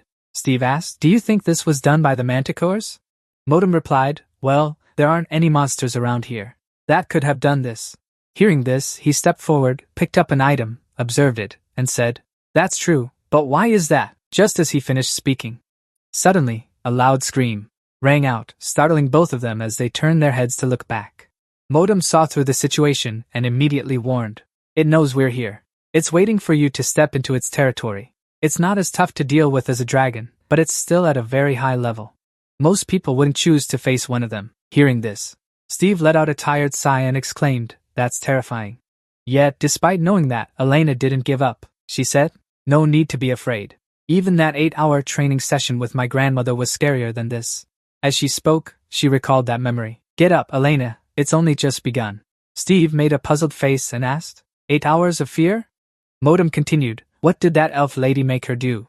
Saying this, he raised his hand and slapped his face hard to calm himself down. That's right. I'm trying to take revenge on an entire country, so I can't be afraid of a monster like this. That's right. Even if you lose an arm or 2 legs, I'll still ensure your survival. What are you afraid of? Steve retorted. Don't treat me like a doll. Finishing his words, he pulled out a coil of wire and said, No need to worry. I don't plan on dying in this filthy dungeon. Elena asked back, Do you have a plan? From what I've heard, you probably don't have a chance to defeat it with just that trap. Steve kept setting up traps as he replied, It looks weird, but this is an iron frame. At least it can hold the manticore back. For a bit, nothing is wasted. We're betting our lives here. After setting everything up, he drew his dagger, looked at her and said, I'll lure it back here. Wait and support me here, she replied. All right, be careful. With a confident look mixed with curiosity, he asked, Let's see how tough this thing is. Saying that, he gripped the dagger tightly, thinking about the enchantment. He slowly advanced deeper inside. It could appear at any moment. Suddenly, he asked, What's that? Right in front of Steve was a high mound of earth. In the middle, there was a strange object. He asked back, Is that an egg? It replied, It seems so. Manticores lay eggs at least 50 years old. It's rare to see one. Steve marveled. I guess I don't have to worry about money. Muttering to himself for a while, If I could get it. He stood there mumbling to himself, unaware that, right above his head, a creature with glowing eyes was watching him. I don't think I should provoke it anymore. Worry about yourself first, he just said. The moment he finished speaking, the monster lunged straight down. It opened its massive mouth, full of fangs, as if it wanted to devour Steve alive. Luckily, at the most critical moment, Modem spoke up, and with an instinctive reflex, he managed to dodge just in time. Steve, with a terrified expression, replied, You saved me. But before he could even finish his sentence, it reminded him again. Behind you! Hearing that, he sidestepped, avoiding the sharp claws of the manticore. Steve quickly drew his dagger. Moten continued, The manticore's egg is also very hard. It knows you can't do anything to the manticore's egg. It showed an angry expression, standing there, glaring at Steve with a terrifying growl. He thought anxiously, This is bad. A venomous tail, acid attacks, sharp fangs, and deadly claws. I definitely can't defend myself. against all of that. At the same time, in that situation. Thinking this, he didn't hesitate any longer and immediately turned around to run for his life. Seeing this, the manticore refused to be outdone and quickly gave chase, right on his heels. It used its sharp, giant claws, leaped into the air, and let out a loud roar. Steve, while running, turned around and swung his arm, using a technique, Foxfire, a fireball. Both powerful techniques combined to strike directly at the manticore. But before he could even regain his bearings, Modem shouted, "Watch out!" That manticore was completely unharmed. It used its venomous tail to pierce through the massive flames and strike at Seat. He saw two venomous projectiles shoot out as fast as lightning, stabbing straight into the ground, and exclaimed in horror, "What the hell is that? It can even shoot venomous barbs?" Modem said, "Even so, attacking with magic is still better than with swords or blades. Just keep firing." In this situation, Steve had no choice but to follow along. Wave after wave of flames were continuously unleashed. Modem continued, "It can't hold out forever." Unable to get close to the manticore, which was launching venomous barbs with its tail, Steve, in a moment of carelessness, was grazed by one. He winced in pain and glanced back. Modem warned that acid can melt anything without needing an enchantment. Be careful. Steve looked ahead and shouted, "Elena, fire!" Hearing this, she immediately got into position, ready. A sharp arrow was shot right in front of the manticore's eyes. However, this weapon was like a mere tickle to it, causing no injury whatsoever. Elena didn't give up. As she continued firing, she thought to herself, "That hide must be incredibly hard to pierce." Arrow after sharp arrow rained down. The manticore still shattered all of them as they flew swiftly. As it was charging forward, it was suddenly blocked by a wire that Stitch had set up earlier. Its entire body was tightly bound. Rolling on the ground, he shouted loudly, "Enough, I'll handle it from here." Steve raised his hand, conjuring a large fireball, and muttered, "Fireball." As soon as he finished, an explosion occurred, sending dirt, rocks, and smoke billowing everywhere. Elena stood there, gripping her bow tightly, waiting for orders. Seeing the opportunity had come, Steve signaled, "Keep firing." The manticore was now surrounded by fire and arrows, raining down on it. Suddenly its entire body tensed up in fury, and it swung its massive wings, knocking everything away. Letting out a loud roar, Elena was startled, her eyes wide with fear. Steve spoke up, "I'll handle the close combat. You keep your distance." Hearing this, she didn't hesitate and followed his orders. While the manticore was rubbing its eyes with its hand, he lunged forward, thinking, "Now's the chance, the joint connecting the wing to the body." As he thought, he swung his dagger and stabbed hard into the joint on its body. Not the spot I aimed for. Caught off guard by the stab, the monster roared in pain, tilting its head back and howling fiercely. Immediately after, it glared with bloodshot eyes towards Sid, and rammed him with its rock-hard head, slamming him hard into the wall. Blood gushed from Steve's mouth as he said, "Steve!" Hearing this, Elena was startled and asked back, "Steve, what?" The modem quickly did its job, healing him. After being healed and re-energized, Steve slowly dragged himself up and said, "Don't worry, I can still hold on for 1 tem." Reminding not to rely too much on the healing spell. It only helps you stay on your feet. It doesn't truly heal you. If your internal organs are injured and you bleed internally, you'll be done for. Even knowing this, Steve didn't feel afraid. He looked up and said, "No worries, just watch." It turned out that the sword was still embedded in the manticore's body. Stuck right in the joint of its wing, the blade was lodged there. He smiled, let out a sigh of relief, and continued, "That's where I aimed." Modem urged, "Then you should finish it off quickly because that sword is the only melee weapon you have." Steve swung his hand forward and said, "High risk, high reward. This isn't the first time the odds have been stacked against me." As soon as he finished speaking, a surge of blue lightning was unleashed outward. Completely. The lightning bolt wrapped around and struck the manticore directly, causing it to cry out in pain. Seeing this, he rejoiced inwardly, thinking, "That's right, it's working." Modem spoke up. The electric current shot straight through the sword and into its body. "Finally, you're actually dealing damage to that thing." Due to the massive electric current, the monster's power gradually weakened, its groans growing faint. Steve was equally exhausted from continuously casting spells. He gritted his teeth and prayed, "I didn't think this would be an easy fight, but the longer this battle drags on, the worse it gets for me. Please, just die quickly."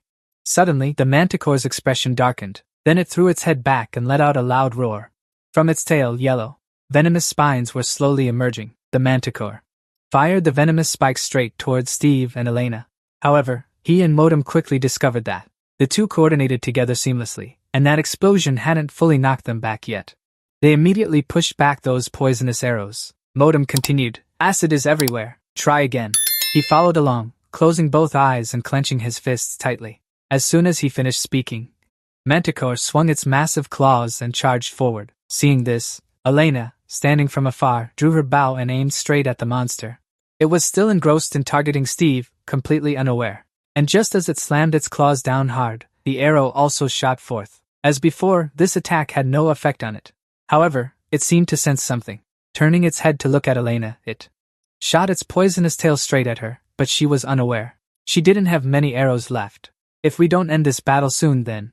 Over by Steve, he quickly spotted the dangerous situation. His face clearly showed worry.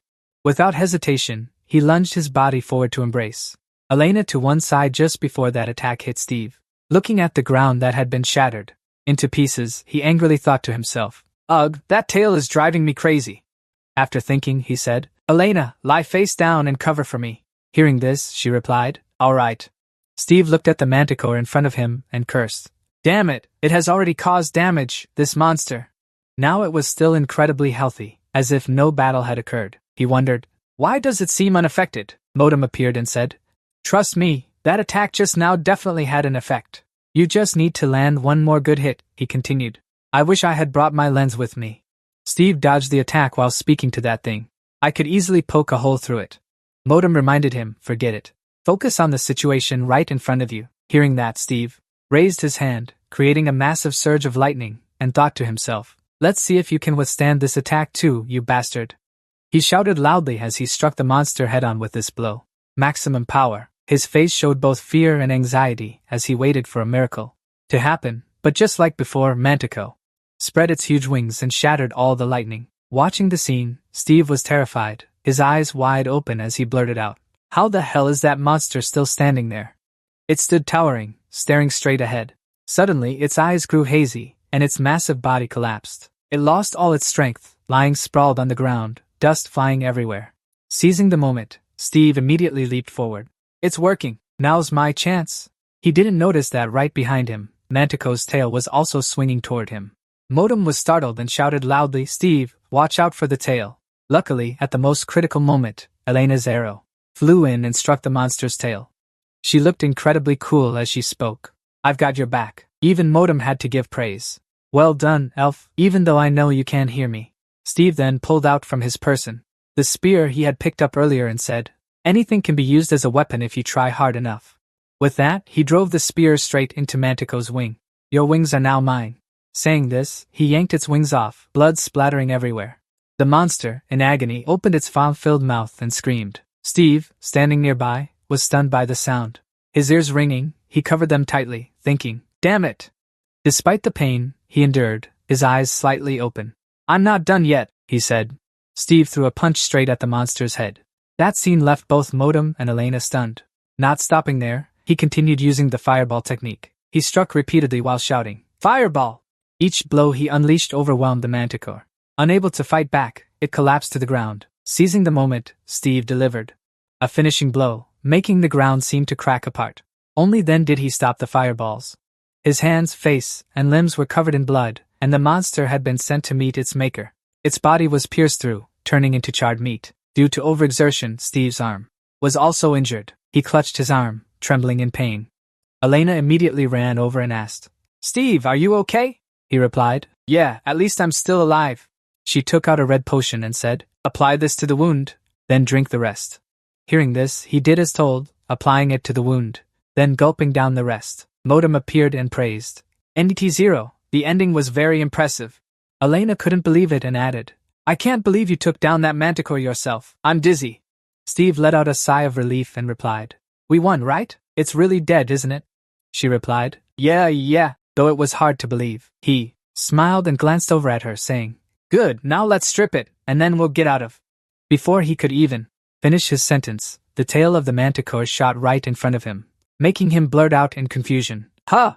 Steve looked at the charred body of the monster and said, "All right, let's strip it, and then we'll leave." Just as he said that, he suddenly stopped, raised his hand to cover his face, and asked, "What the hell is this?" Seeing his expression, Elena and Modem asked in surprise, "What is it? What's wrong?"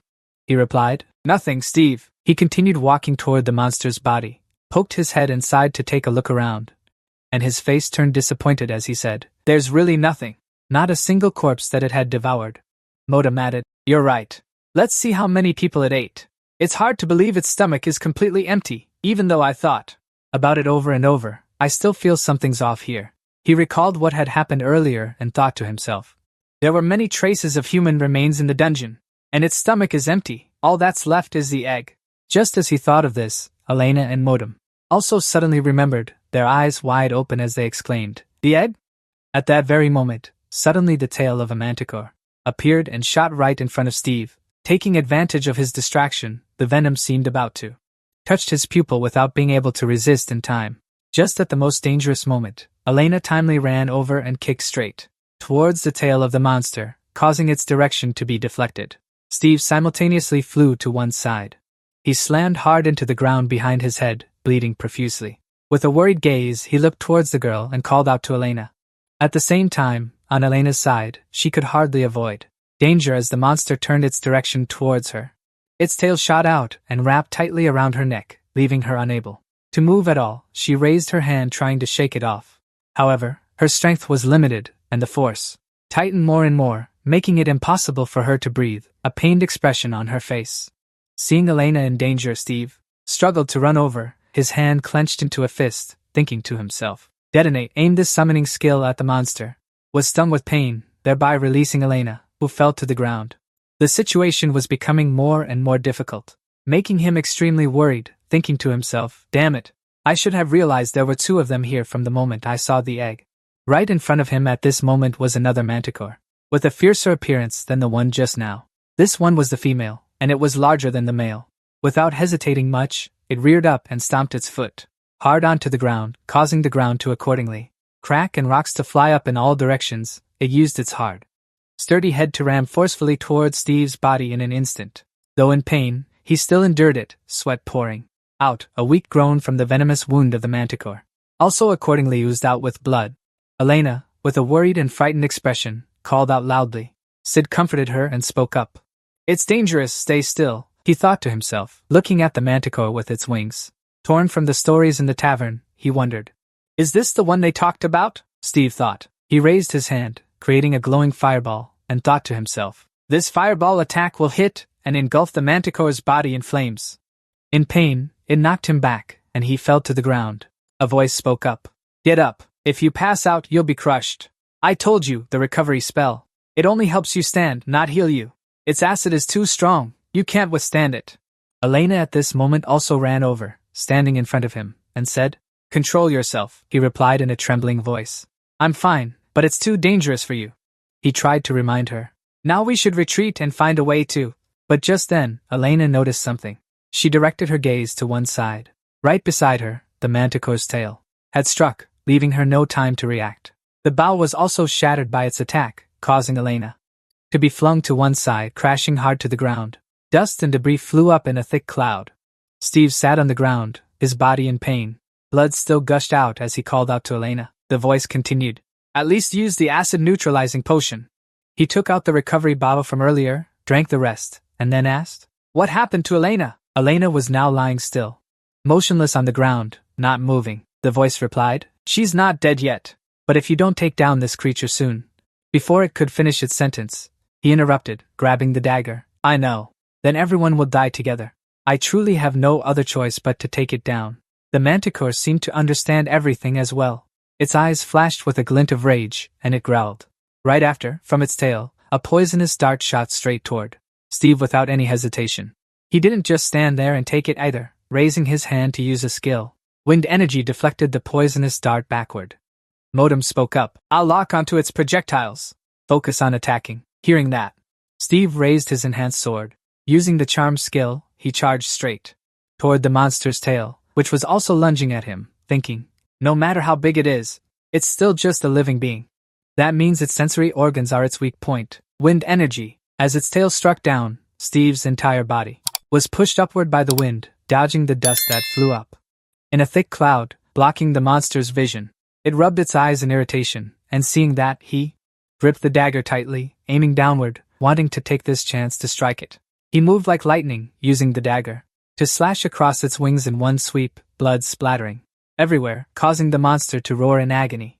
Steve kicked off its body and said, "I'm not done yet." With that, he continued to stab the dagger deep into its left eye. Manticore left it no time to react.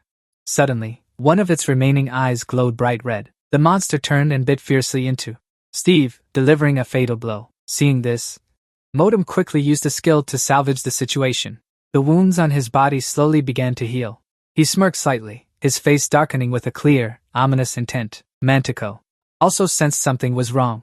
It broke out in a cold sweat, glancing to the side in fear. Suddenly, a colossal force came from nowhere, striking it, causing it to open its mouth in pain and fling its body, sending Steve flying to the side. His body was now covered in large and small wounds, but they were quickly and miraculously healing. Steve lay on the ground, laughing wildly like a madman. He looked at the monster's expression, feeling immensely pleased, and asked, "What's the matter, you ugly, oversized beast?" A glint of malice flashed in his eyes as he smirked and continued, "You were way too confident a few minutes ago. Why are you so scared now? All talk and no action?" Elena frowned slightly, her eyes slowly opening. Elena sat up, looking exhausted. Seeing her awake, Stitch immediately asked, "Can you stand up?" Elena, still dazed, asked back, "Did he pass out? What happened to Manticore?" Suddenly, Elena's face showed shock. She thought to herself, "What is going on?" She looked towards Manticore, thinking, "Manticore, truly afraid of him, huh?" Steve's voice pulled her out of her thoughts. He held a knife in one hand and a shovel in the other as he spoke. "Hurry up, Elena. Our prey is still alive." Seeing Steve's bloodthirsty demeanor, it warned, "I won't ruin your fun. But remember, you're almost out of energy. You only have one more chance left." Hearing its reminder, he replied, "That's enough." He pointed the knife toward Elena. Steve said, "This won't last much longer." His gaze remained fixed on the manticore. He said, "Can you give me a hand?" She saw that invitation from Steve and immediately replied, "Of course." A faint source of light appeared. It suddenly emerged, bringing fear with it. Inside the manticore, it silently screamed from the sword. The sword in its eyes radiated a source of energy, accompanied by a dazzling blue light. The manticore screamed from that energy. His face twisted with a flood of thoughts. Taking advantage of the sword stabbing into its eye, "I should stab straight into its brain."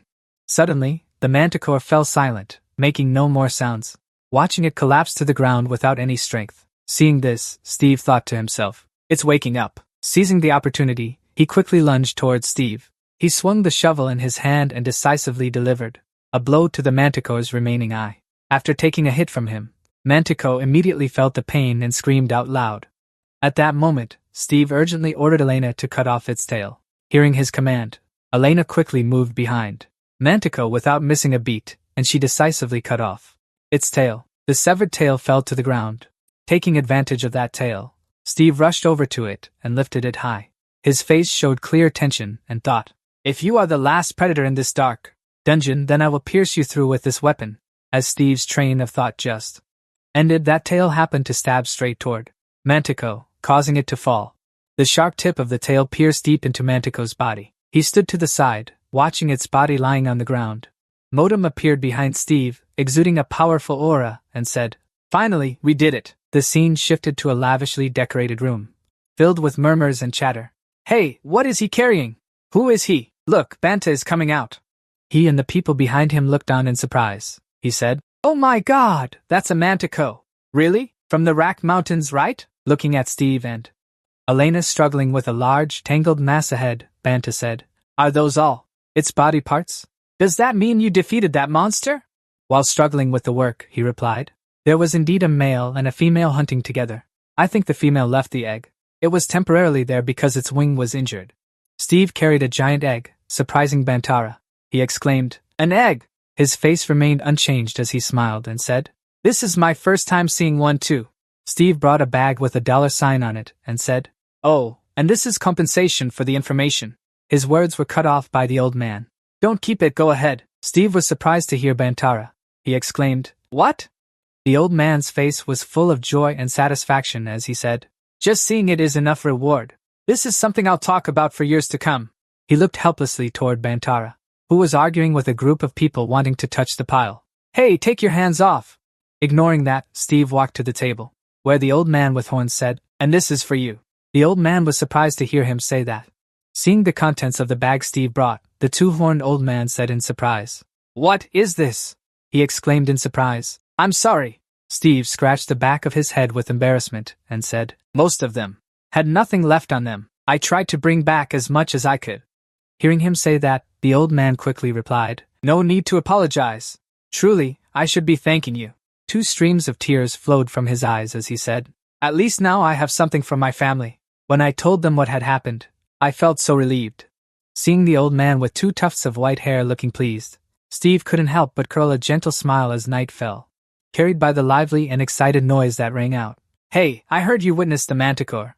Where is it?" Casper observed the egg intently, and said with surprise, "Is this it? I've only heard about it before." Lodi held the cloth in her hand, evaluating it with excitement. "Look at its skin! It's so hard and sturdy, really." I went to sit with Steve at the opposite table, looking toward the egg. He sat there and said loudly, "Hey, listen, I don't mind everyone looking, but don't tell anyone about this. If anyone causes trouble for me because of this, I swear by the name of Axton, the god of the underworld, I will hunt them down to the depths of hell." He sat listening to Bantara say that, then broke into a playful smile and said, "Good customer service, but I was really surprised that I didn't have to pay much for 2 manticores." "Hey, Lodi," holding the large piece of skin in her hand, she replied cheerfully, I don't know how you killed them, but the skin is quite damaged. But that's the least of your worries when fighting a manticore. Look, it's a miracle you even brought it back alive." He thought to himself, "True, if I had cared about their skin while fighting, I would have died in an instant." Casper turned to Steve and said, "Oh, and that sack on the table, what is it?" "This is the leftover from upgrading your weapon." Hearing this, he immediately opened the sack on the table to check and said in surprise, "There's still this much left over?" He said, "I left the sword at the workshop. It can be picked up tomorrow, but the armor will take about 3 days. If I start working on it today," Steve asked curiously, "doesn't it take more time to treat and dry the monster hide?" Hearing him say that, she immediately gave a thumbs up and said, "If you're just an amateur, don't underestimate the craftsmanship of Sentigma." Taking this chance, Steve made a request. I have a problem." Elena gently held the scattered pieces of the bow in her hands with a sad and regretful mood. Then he asked, "Can you fix my bow, Lodi?" she said decisively while Elena and he were staring at the fragments, without observing the rest of the bow. She said it was too damaged, "We'll have to make a new one. But this bow was made with very fine craftsmanship, so I'm not sure if I can replicate the same material." Remembering when Elena used the bow to block a blow in battle, Steve felt guilty and said, "I'm sorry, it's my fault." Her face was sad, yet she still tried to comfort him. "It's okay, it was just an old bow. Grandpa gave it to me. I knew this would happen sooner or later." Steve was extremely panicked, screaming inside, holding his head and asking Modem, "Did she just emphasize the word grandpa?" He heard the confusion in Steve's voice, so he seized the opportunity, grinning slyly and said, "That's right." He noticed Elena's ears drooping and muttered in confusion, "Wait, her ears are drooping, what does that mean?" Steve said to her, "Tomorrow morning, let's go find a blacksmith. I'll help you get a better bow." Elena heard him say that and nodded politely, saying thank you. She turned around and left. Steve said goodnight, when suddenly Modem called out, "Hey!" Steve heard the call and replied, "What?" Modem stroked his chin and said, "Do you really think we'll find any around here?" "Not really," he replied. "Can you shut up? I'm thinking." Scene shifts to a place with countless sharpened wooden stakes at the northern front of Venezuela Zero. Wearing armor, standing in the middle, he said there were countless large wooden stakes and added, "Hurry up and rebuild the wall as fast as possible. We must be ready for the next wave of monsters." The soldiers were carrying heavy wooden stakes in their hands, shouting orders. Sitting at a wooden table, Zero said gloomily and dejectedly, "Nothing is going according to plan." A loud voice shouted into the castle, "Brandon has contacted us." As if too familiar, he said with melancholy, "I'm not in the mood to hear any excuses, or any meaningless words anymore. Tell them I'm busy." A private, with an eager expression, holding a purple orb, rushed over and said, "This time it's different." Zero frowned, lifted his eyes, and asked, "Who is that?" The purple orb on the table emitted a voice. "How have you been lately, Prince Zero?" Hearing the voice, his tone immediately changed. "Vanstock, you called at just the right time. I was wondering if something might happen." On the other end, Vanstock recalled the words Zero had spoken before. "Bring the best among the royal guards, and retrieve the artifact as quickly as possible." He spoke hesitantly. "Ah, my lord, there is a slight problem. Do you remember sending a special forces unit to retrieve the artifact from the new dungeon a few weeks ago?" He raised a hand to his forehead and said, "Let me guess, they returned empty-handed." Van Stock heard this and replied, "Actually, it's even worse than that." His account described the current situation. The scene the soldiers saw in the dungeon. "I assembled a team to search for them, and they said that dungeon has been destroyed." This news startled Gerald, who exclaimed, "What?" he said with an angry expression. "Doesn't that mean someone has obtained the artifact? Have the royal guards betrayed me?" According to Van Stock's judgment, an image appeared of some orphaned children in ragged clothes, and a scroll tied with something. "That looked eerie and frightening," he said. "Of course not, my lord. All the royal guards are chosen from orphaned children, with no one to rely on. And if they ever intended to betray the royal family, naturally, to this day, there has never been a single traitor." Zero clenched his hand. Looking at June and the sphere, he said, "I know you trust these guards, Van Stock, so I don't doubt their loyalty. But this isn't just about an artifact. My position is being threatened here." An image of Enfet flashed in Zero's mind. He held his face in his hands and said, "I really can't tell what my brother would do if he found out."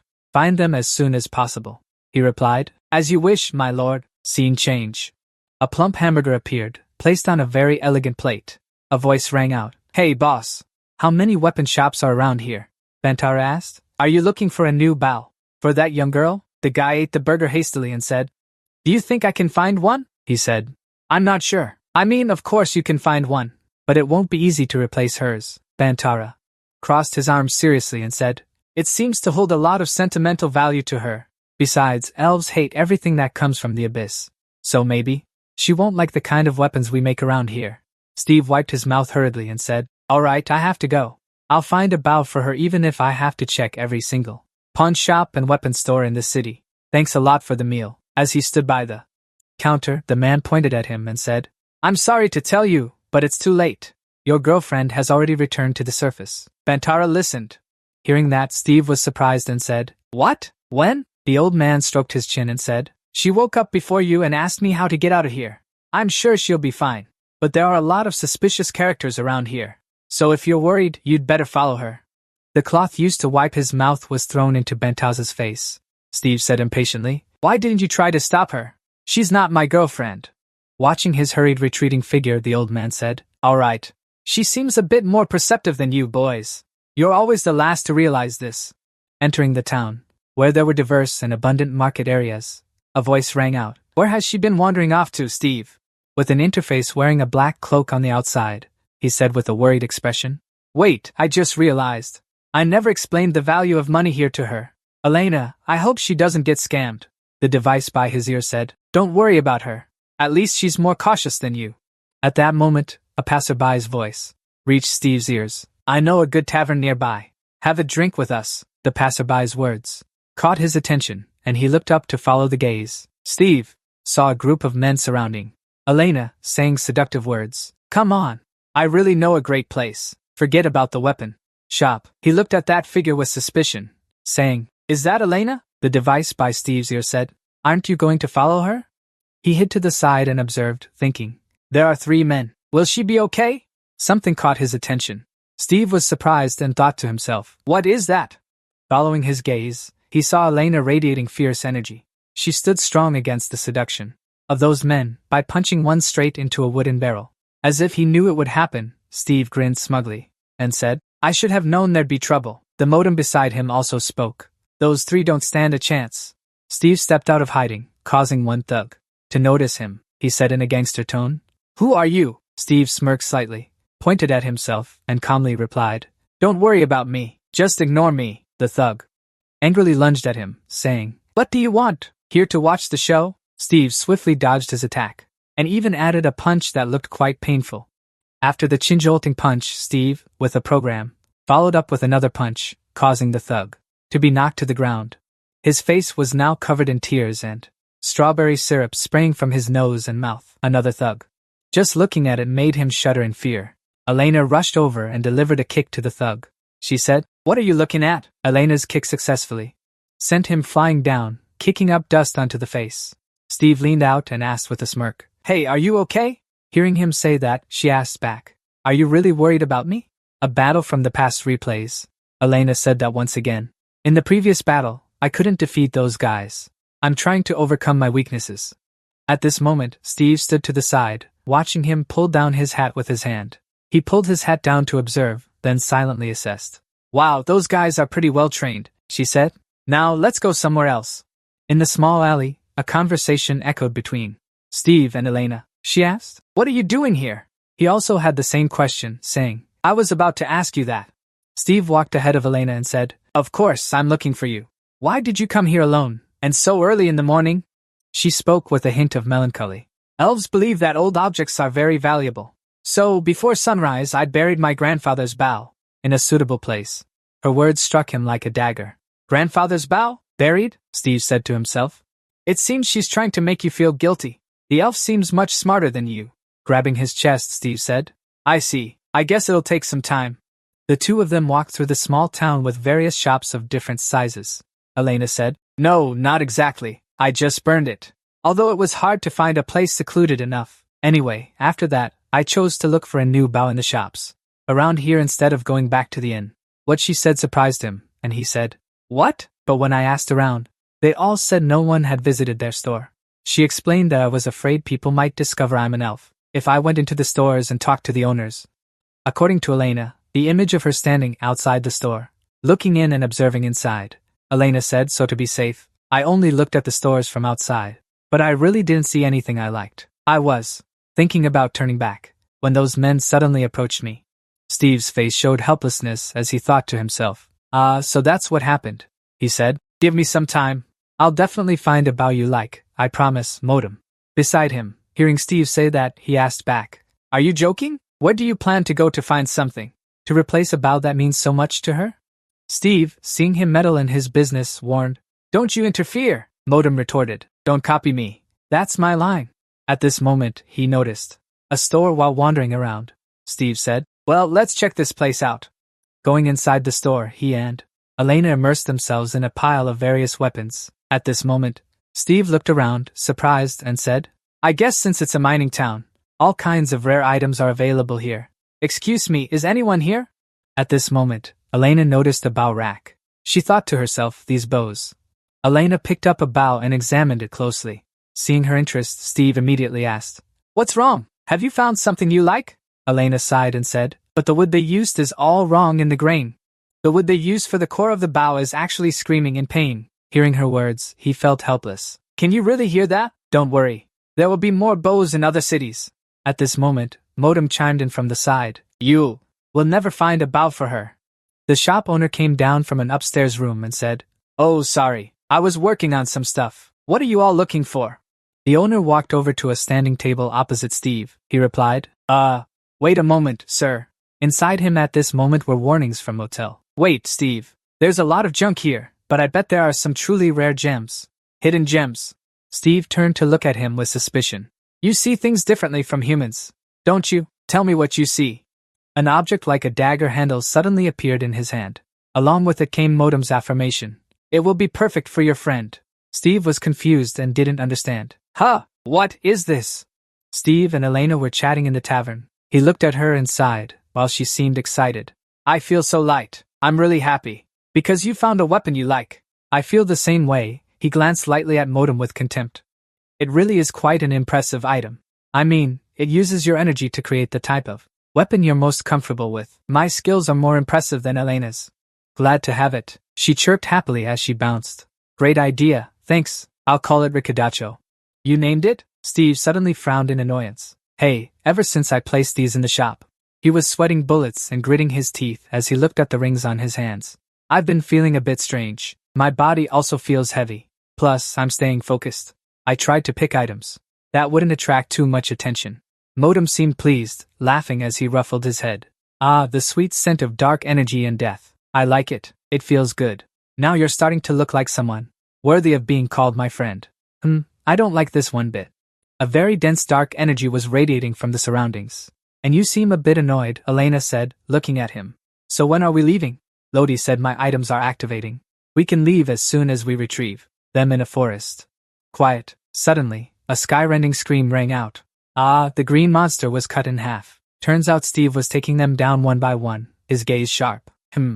Before them stood a massive, colossal green monster with razor-sharp teeth. "The leader is a goblin, huh? We are now getting quite close to the town of Galen." The owner of this land hasn't guarded it well. You discussed the plan to deal with the monsters with your teammate Elena. I'll hold off, the leader of the pack. You handle the rest, okay? Do you agree? With your plan, and immediately attack with the bow. Got it. With your sharpshooting skills, one enemy has already been taken down by you. The enemy immediately grabbed a weapon and rushed quickly towards Steve. It seemed about to strike him in the face. Here it comes. The staff struck him in the chest, but Tit quickly used the defense. Looking at him with a confident smile, this thing really works. The Mantico's skin is actually doing its job.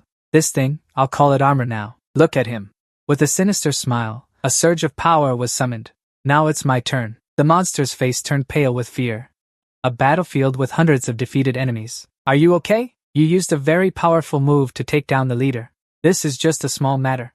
Elena found it very easy. So, the goal we are heading to at the next location is to teach those corrupt nobles in the village a lesson, right? That's right, basically that. He saw the next goal as very promising, and couldn't hide his excited expression. We will help the townspeople and cut off one of the royal family's valuable sources of income. And I heard something quite interesting from my friend. Danton gave you some information about the royal family, right? Have you ever heard, Steve, of a lord named Boston? He has started mobilizing tons of cash. Very surprised and even more eager to learn more information about him. Isn't that the lord of the town? Galen? Why did he suddenly become like this? There are rumors that he's using money to buy as many antiques as possible, and all of them are stored somewhere in Galen. Finally, they arrived at Galen. We've arrived. Let's find a place to stay. On the quiet street, an incident seemed to be unfolding. No, please, sir. A bargaining or exploitation was taking place before their eyes. If you take this pig, my family will have nothing left. Please, let us keep it. A soldier was exploiting the people, shouting loudly. Shut up! Everything you have belongs to. The lord ignored the farmer's pleas and ordered the pig to be handed over. Elena saw this scene and prepared to act. But she was immediately stopped by Steve. She was suspicious of his actions. Steve, we shouldn't do anything. What? This is clearly wrong. Wait a moment. We should assess the situation before getting involved. That soldier blatantly carried the pig away. Amidst the grieving farmer's family, Steve approached the man, took a coin from his pocket, and said, Excuse me, sir. He held it out in front of the man. We are looking for a place to stay. Would you mind if we rented a room here? The farmer's family was very enthusiastic. They welcomed the group with a meal. Oh, you didn't have to do all this for us. Oh no, that's the least we could do. They've been exploiting us like this for a few years now. At first, it was just a small increase in the cost of using amenities, like the water source. Then they started imposing all sorts of unreasonable fines and toll fees. He let out a long sigh, sweat beading on his forehead. But we have nowhere to go, so all we can do is stay silent or live in hiding. He understood their dire situation. Making money isn't easy, so free trade isn't really an option for us either. It seems they're even worse off than me, even though I'm an orphan child. This doesn't make any sense. Elena was furious at the actions of those people. Why would those soldiers go around plundering the farmers? If they collect that much money, they shouldn't have any problem paying the soldiers' wages, right? He continued detailing the suffering they had to endure. Things weren't too bad until they started imposing all kinds of taxes. But then, even the soldiers' pay was cut for some reason. That's probably because the Lord used all the money on other things. He thought it over and felt disheartened. How should I approach this now? If he gathered that much money, he must have hidden it somewhere most people wouldn't know about. He suddenly asked the old farmer, catching him off guard. How do you know so much about the soldiers' situation? The tavern in town. I often hear the soldiers talking there. His eyes lit up and he smiled unconsciously. A tavern? Finally. All the important information comes from a tavern. Excuse me, sir, may I bother you for a moment? He was currently in a rather noisy tavern. Your father is quite strong, you know. An old man was behind, followed by many soldiers. It seemed he was a man of noble status. I've never seen you around here. You look quite down on your luck. Where do you work? I can't believe he could defeat me. Just like that, with a flick of the wrist. He looked excited and clenched his fist tightly. Ha ha, I work as a mercenary. I do everything that feels right to me. A mercenary, huh? I knew there was something different about you. The old man became interested in Steve, grinning from ear to ear. We don't see many people with your spirit around these parts. How about I buy you a drink? Sure, I'll take you up on that. Today, I can drink a glass after those monsters. The old man was surprised to hear him say that. Monsters? There aren't any monsters around here. You look tired, slouching like that. Maybe just a few goblins or something around the town. but I ran into their leader. The old man crossed his arms and explained with a sigh. Steve, a leader? All right, I can't take that back. Sometimes we bring them here. So, did you defeat them? A genuine smile spread across his face. Defeat them? I can barely even escape with my life. I hope you can. Give me some advice. He felt very proud when someone asked him for advice. He waved his arms and laughed. Ha ha, you have a lot to learn. As a mercenary, you will face big trouble if you can't even take down a single goblin. He proudly boasted about his own success. Ahem, ahem. When I was your age, all they had to do was give me a speech, and I'd have full bottles of wine and chaos. If you only have one suitable item, you can easily defeat a leader. While drunk, he spilled his pent-up frustrations. He grimaced, slammed the table, and yelled, But all the money in this land is wasted on buying those damn artifacts. Why? Why doesn't he use that money to pay me first? Steve was intrigued to see him say that. He's starting to get drunk. The Lord is really rich, huh? This is a good opportunity. Time to bait the hook. I actually do have an artifact. He held out his bracelet in front of them, their greedy and gleaming eyes unable to hide it. Steve sighed, seeing that covetous expression on the greedy lord's faces. Are they really that honest, or just that stupid? At the very least, their expressions clearly reveal what they're thinking. That rich guy suddenly smiled, his forehead covered in sweat. Ha ha, don't worry. I've seen how the Lord spends money. He might buy the shares. Even if they were buried in trash, he wants to seize the opportunity to buy back the shares. His face couldn't hide his excitement. If you're interested in this deal, then come to Lord Chelsea's castle. The head of the knights usually handles that kind of business. Oh, thanks. Steve went to the tavern with a tired look, holding his head and sighing. It must have taken a while, Elena. She had been waiting outside for a long time for him, but he seemed very embarrassed, because the information he gathered wasn't very promising. Did you get the information you wanted? Steve scratched his head awkwardly. Oh, sorry, I thought I could sneak away, but it turned into a big drinking party. He left with Elena and kept talking about what happened in the tavern. Oh my god, those soldiers can really drink. I don't understand how you humans can digest that bitter liquid. In the quiet night with these bright streetlights, Steve, I have a feeling, Elena, still very sober, said to him, about what she was feeling uneasy about. We're being followed. I feel it too. Could they be any more obvious? He picked up a stone and channeled his power into it, preparing to attack. I can hear them. He didn't hesitate, and hurled them forcefully toward the stalker. He threw it horribly, a mile away. He deliberately didn't throw it straight at his face, but only at the wall he was hiding behind. It startled him. He threatened him to reveal himself amidst that guy's confusion. Show yourself! Who are you? Then, he wasn't alone. There were many such people, all holding weapons in their hands. I'll make this short. Hand over the artifact and leave this place. Before that guy could finish speaking, Elena had already kicked him straight in the face, extremely painfully. If not for her coming down from the sky just like that, she landed a fatal blow, catching the whole group off guard. Steve, however, looked very frightened by Elena's power. Oh my god, she didn't even let him finish his sentence. Anyway, we were planning to attack them. Sometimes I wonder how the hell I could have defeated Elena before. The guy, Modem, kept finding it amusing and teased him. She reminds me of you. The one who defeated her was thanks to me. Do you really think you could defeat her in an extended battle? Elena was fighting very fiercely, while the two of them talked. All right. I understand. Now go inside and help her. They fought for so long that the moon had risen high. More or less, this is what I expected. All those followers had been beaten to a pulp, including the rich guy from earlier in the bar. Beaten like this, huh? They still haven't given up their intention. Who is behind you? We want your artifact. He would definitely get kicked in the face for being so arrogant. One kick from Steve sent him flying 3 meters. That wasn't my intention. He became serious and probed them. You've been ambushing here for a few minutes, after I left the tavern, and you had already prepared those uniforms. Black ones, you must have planned this from the start.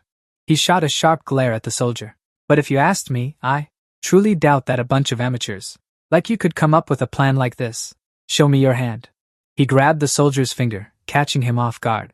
Now I have some things to do, but I'm a good person, so I'll give you a chance. First, you'd better tell me what I want to know, while I'm still being generous. He squeezed the soldier's finger tightly and threatened fiercely. Or starting tomorrow, you'll eat with your other hand. That guy, both in pain and fear, quickly confessed that his leader was Mr. Chelsea. Steve looked at him with a surprised expression. What? He was sweating as he spilled all the details. Mr. Chelsea made us do it. He spent too much money on antiques, so Mr. Chelsea told us to rob anyone bringing antiques into this land. He felt suspicious about that answer. Didn't they take the antiques for themselves? They really aren't a very smart bunch. And where are those artifacts being kept? You should tell me everything you know. One of those men knelt down helplessly inside, crying, "We don't know everything either." That man honestly spoke about his leader, Lord Chelsea. He is very sensitive about information leaks, so he never says a word to ordinary soldiers. There's nothing left to get from us. Steve rested his hand on his chin and thought, if you don't know anything else, then there's no reason for you to go. The man with the scarred mouth, upon hearing him, immediately shouted loudly, "Wait, there's something suspicious! Something suspicious!" That man laid out his deductions to Steve, hoping to be spared. "There's a well near the military base where Lord Boc Dan stays, even though it's no longer in use. I saw them dumping tons of meat into it." He was very quick to find the loophole in his words, and his face clearly showed something. "So I hope you'll go there and dig through that rotten meat, okay? Are you trying to fool me with useless information?" He immediately defended his words, and his face was very serious, as if telling the truth. "It's not useless. The meat they throw into the well is still fresh. Sometimes they even catch wild animals and throw them down there." He connected a series of details together. It was really complicated and confusing. Why would they dump food into a well near the residence of the Lord Boc Dan, the artifacts, the food? So they're using a monster to protect those artifacts. That's exactly the kind of thing those sneaky bastards would think of. The scene shifts to inside the Lord's castle. It seems someone is knocking at the door. Let him in and go. A very elegant man enters and pays his respects. "You must be tired from patrolling the base so early." "Not at all, my lord. Chelsea has come to see you about some matters." "You still haven't replied to the first prince, have you?" Upon hearing this, he curled his lips into a smirk. "There's no need to rush. He said we would be perfect for his antique collection, and he seems very enthusiastic about them. He can't stop thinking about those precious artifacts, and wants to add them to that collection. He's especially interested in the newest artifact in his letter. In it, he emphasized how much he wishes to see that artifact. What it's like. He'd better be ready to pay up. That artifact alone is worth much more than the other two combined." The two of them are discussing their plan regarding those antiques. It's very meticulous and promising. Now all we have to do is deliver it to him in the capital within the next few days, and then we'll live out our days. Always stay vigilant and make sure no unexpected incidents occur. "Yes, my lord." Another morning arrives in the small town, and though it's still early, Steve is already arranging his next move. "We must act tonight. All the soldiers from yesterday were tied up in the corner of the house. If they..." Chelsea calculated carefully. "According to what they said, he will realize his men have gone missing. Immediately, he is concocting medicine in a very boring manner while discussing with Elena. We will have to break into that basement no later than the end of today." "You think we break in? How? Do we crawl down the well?" "You look like that, but when thinking, you are very serious. If these guys are the guardians of his artifacts, I bet there will be many protective traps set up, Steve. Imagine the scene. Terrifying inside that well. There will be many challenges. A lot. I'm not sure what's down the well. But right now, that's probably the way. Fastest and safest for us to get into the basement." Elena also contributes to the plan very enthusiastically. "That's right, maybe you guessed correctly about the traps. But since we have nothing down there, how will we know what to prepare? Or what items to bring along?" You shake the medicine bottle and speak out very sharp deductions. "Alright, first of all, that monster is definitely a living creature. Because we know it has to eat. And seeing that it eats meat, it must be a predator. So if we prepare some food, it will affect it." The medicine bottle smokes and glows slightly. He stared at it for a long time. The only problem was getting out. He bluntly asked Elena for her cooperation. "That's where I'll need your help. I need you to create a distraction 1 hour after I enter the castle. Use whatever method you think is best." She was very worried about the plan he proposed. It was somewhat dangerous for him to go in alone. "Why can't you handle that monster? By yourself? Are you worried I'll get in the way?" Steve, on the other hand, was very confident and reassured Elena. "Don't worry, creating a diversion is an important part of the plan. So I need you outside for this to work. Can you do that for me?" Hearing those sincere words from Steve, she felt happy and confident. "No problem." Night fell, quiet and still. Steve was stalking something. Something fell with a thud. It turned out Elena had brought a pig back. "Caught it. Even better than I expected. Good job." He slowly pulled a newly concocted potion from his pocket. "The smell of hot blood will easily masked the scent of the sedative Steve was administering to the pig, while Elena scouted the surrounding area. What's the situation around here? They were currently at the castle, ready to execute the plan. It was guarded, quite strictly, although there were few guards on the wall. He hoisted that big pig onto his shoulder. On the city wall? Alright, see you later. After a while, he was completely exhausted from carrying the pig up the city wall. Remind me to never climb a wall with a huge animal on my back again, Steve.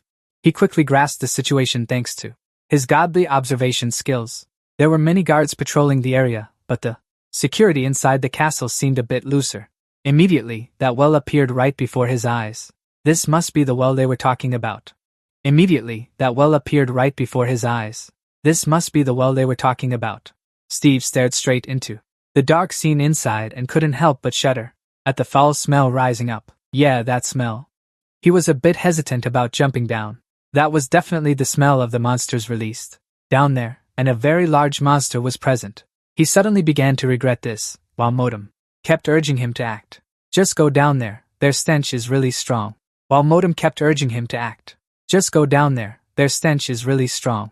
Steve stuffed the pig into his mouth. Hurry up and go down before anyone sees you. Alright. A powerful voice tore through the silent atmosphere, making Steve jump. Was something wrong? It was R.A. and Bobby, patrolling the surrounding area and questioning the other guards. Please don't worry, it's as quiet as usual. As usual? He started nitpicking every word the soldier said with an arrogant expression. You expect me to rest while on duty? I'm surprised. You haven't lost your job with that attitude yet. He quickly walked away elsewhere, while Steve's heart was pounding so hard it felt like it would jump out.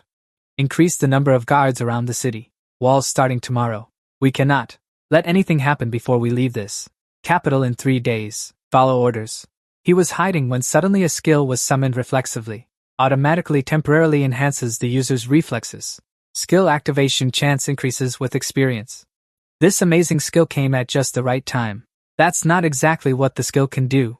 Boston's back faded into the distance. By the way, they're definitely in a dire situation. It doesn't seem like there's a war going on. They're even fully clad in armor. Surprisingly, there's no rebellion. The people don't know how to stand up for themselves. A question always lingered in Steve's mind.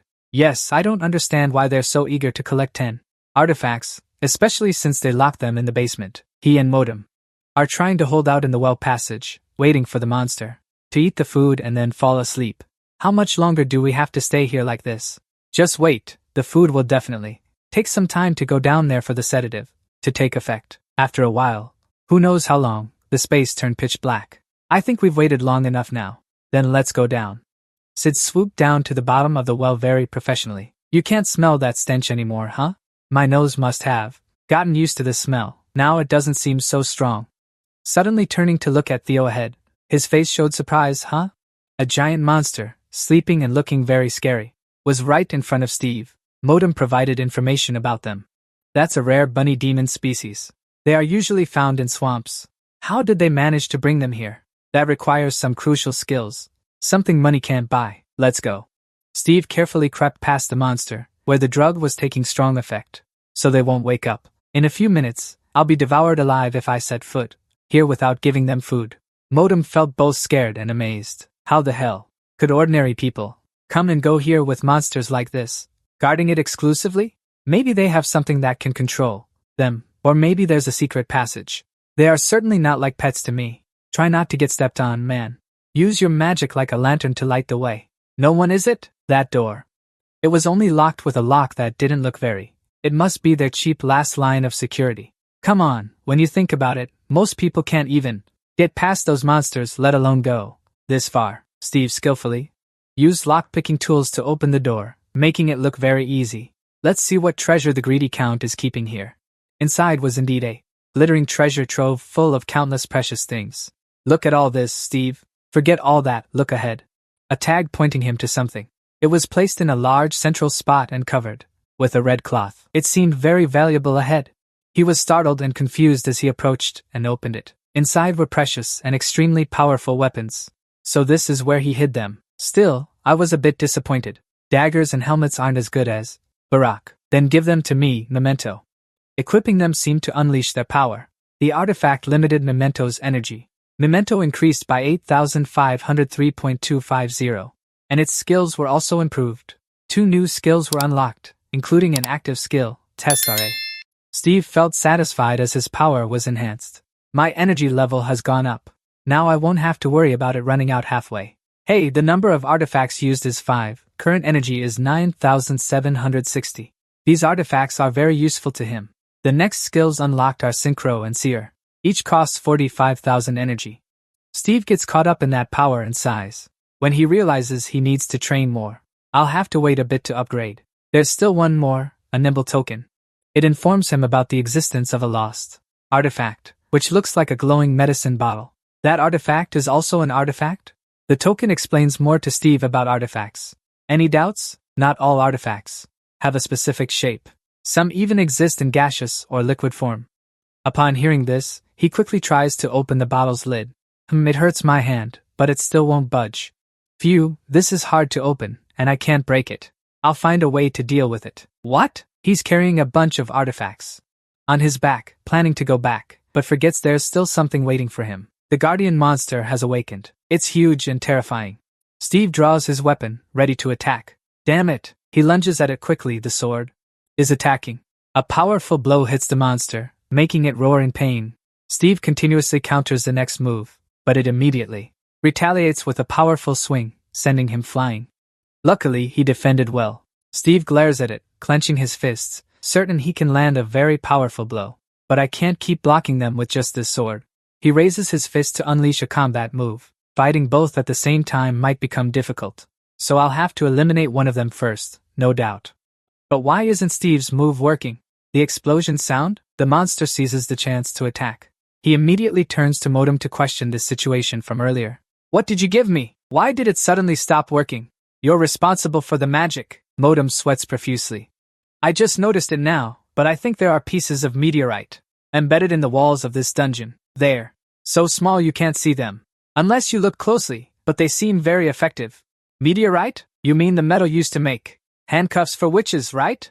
Steve grits his teeth, dodging attacks while thinking.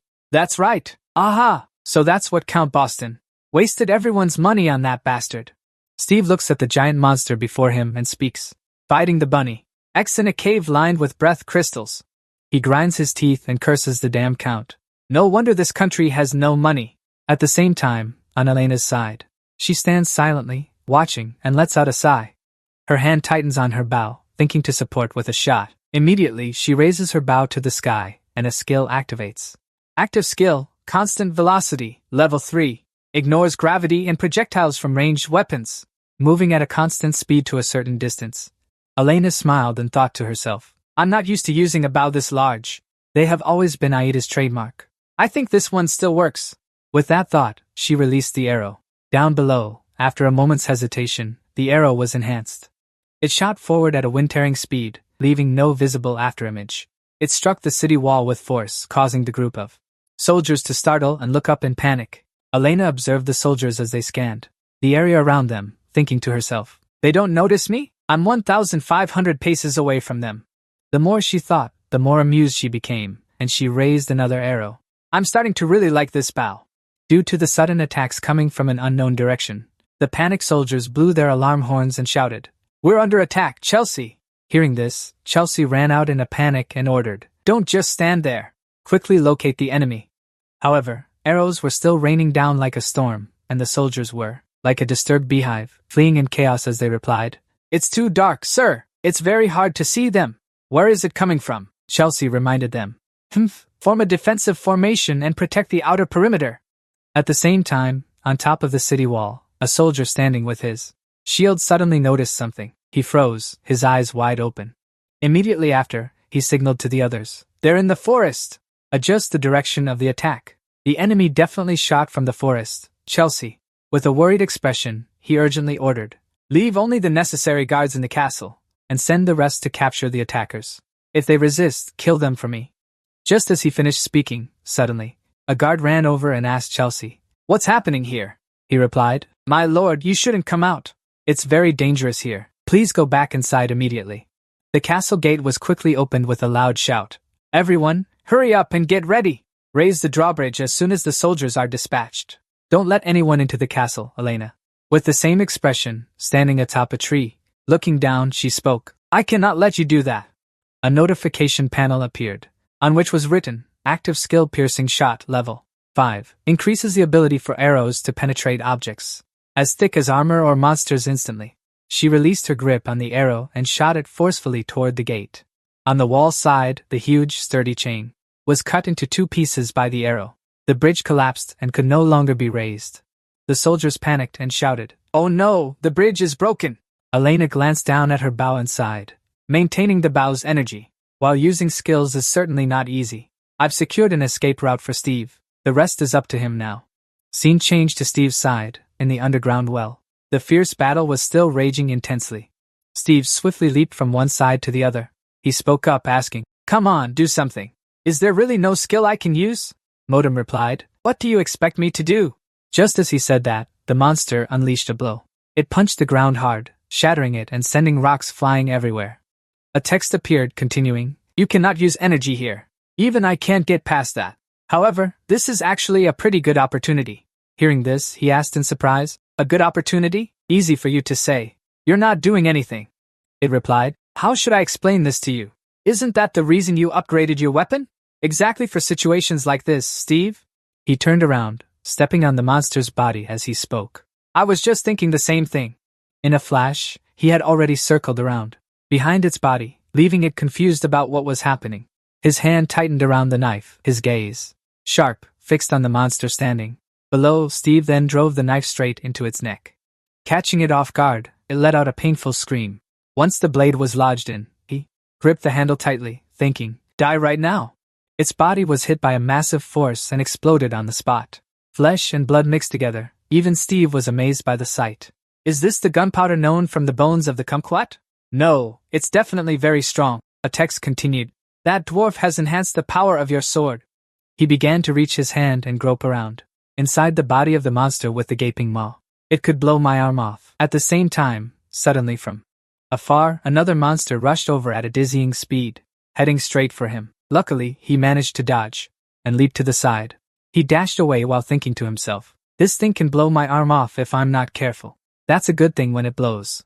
I don't want to get caught in those teeth at all." As he finished speaking, Steve took out another bullet and replaced it in the slot of the knife. Then he quickly rushed toward the monster standing toweringly. It seemed to hear the noise too, turning its head warily. Looking back, seeing Steve running toward it, it opened its mouth wide, full of fangs, snarling ferociously. The power emanating from its mouth caused him to face a difficult obstacle as he charged forward.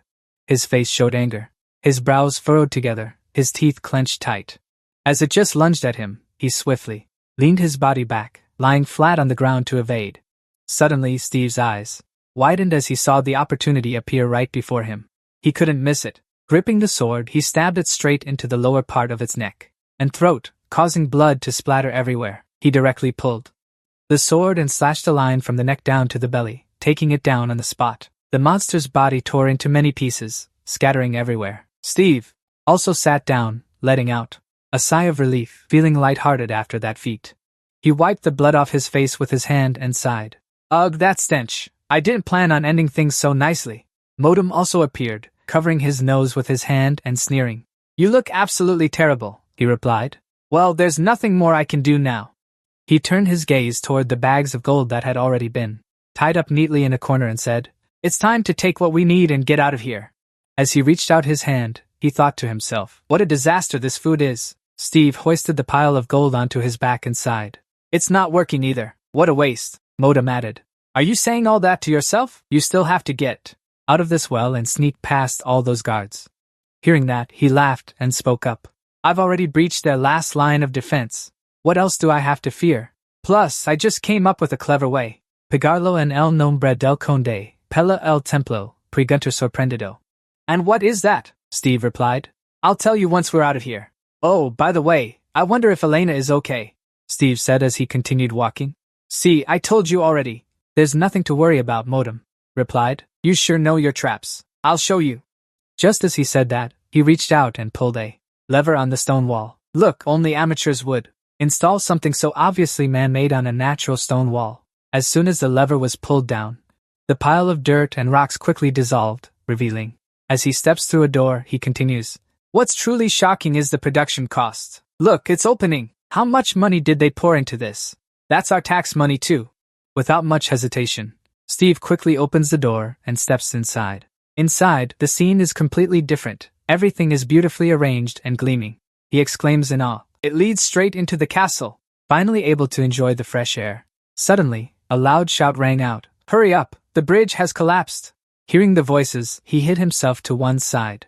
Immediately after, a group of panicked soldiers ran past, saying, What madman would attack a castle right in the middle of Venezia? Upon hearing this, Steve asked in surprise, Did you break it? Did Elena do that? To clarify the situation, he closed his eyes tightly and used his skill, Animal Instinct, to listen in. An information panel displaying active skills appears. Animal Instinct maximizes the senses at the limbs and enhances hearing to use echolocation.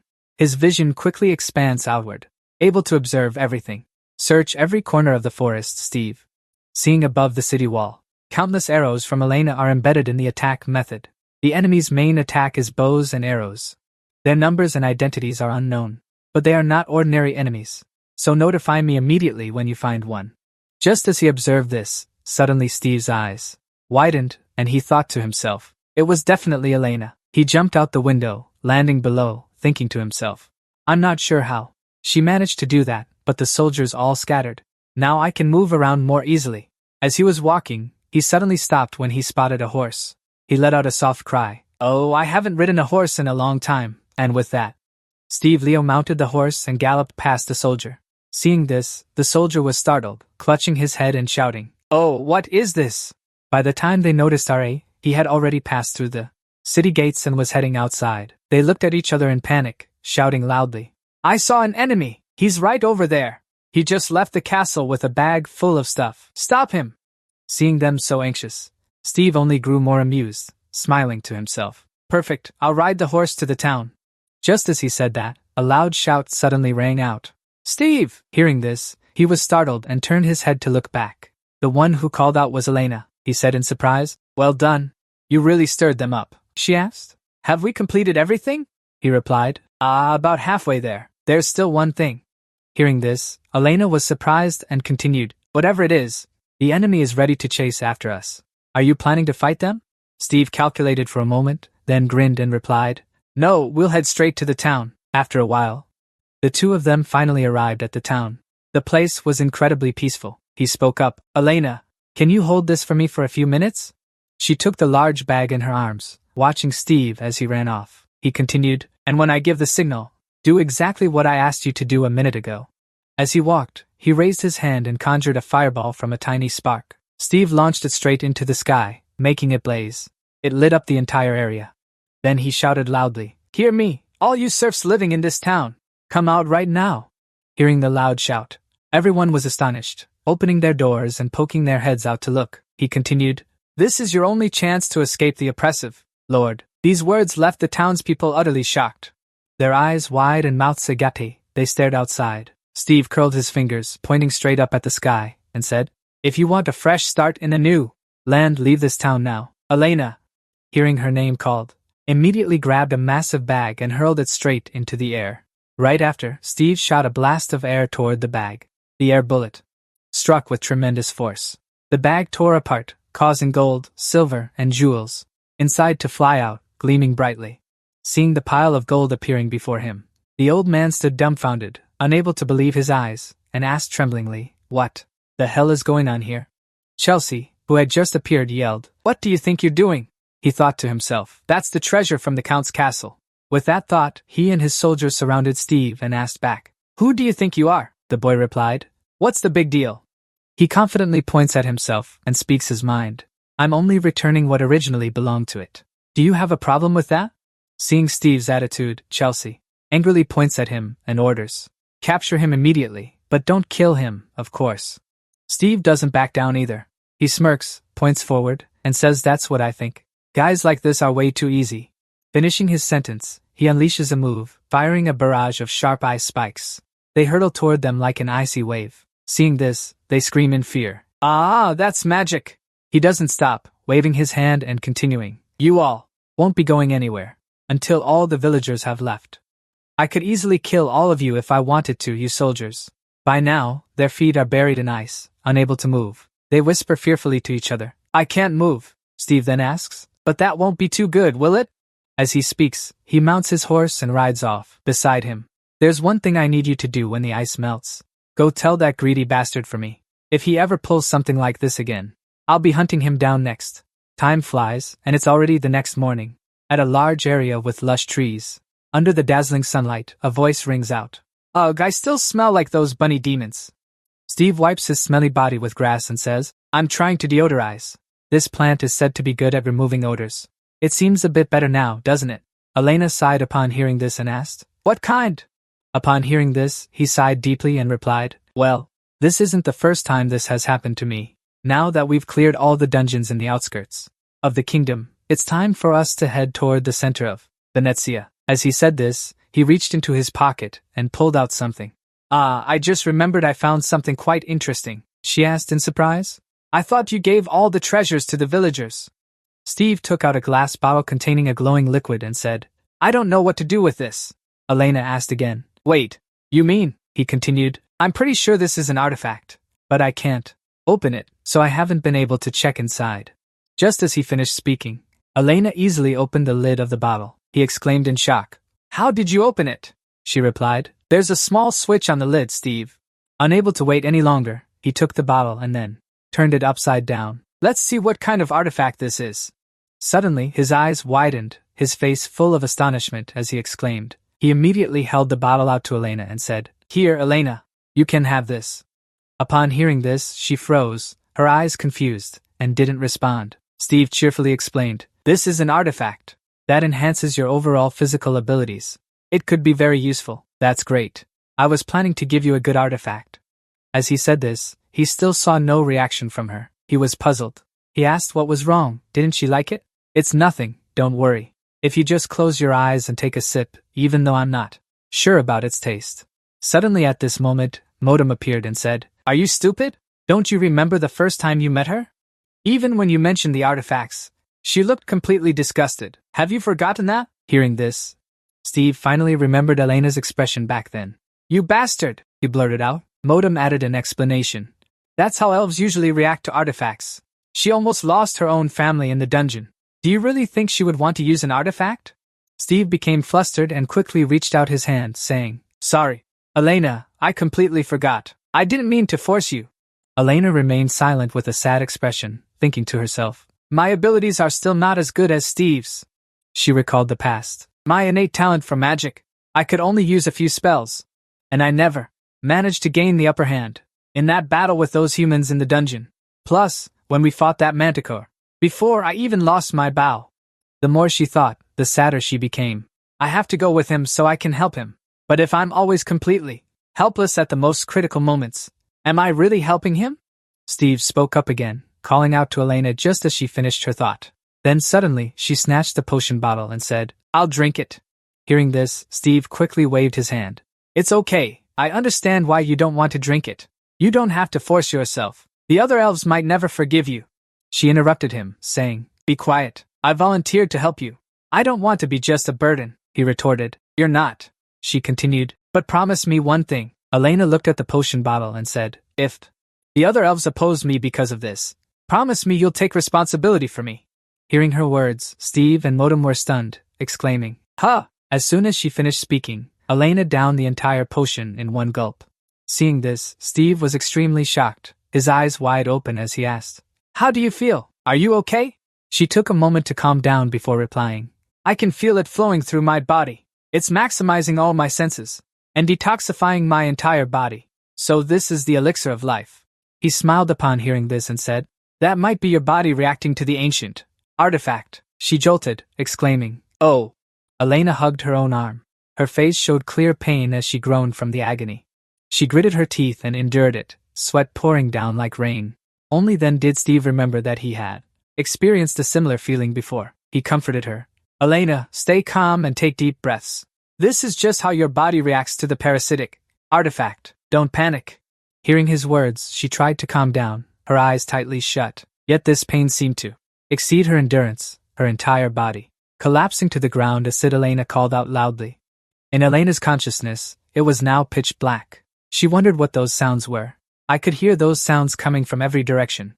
With my ears, I could hear the breathing of even the smallest creatures. Not only that. My nose, I could smell the trees in the forest. My fingertips, I could feel the tiniest specks of dirt.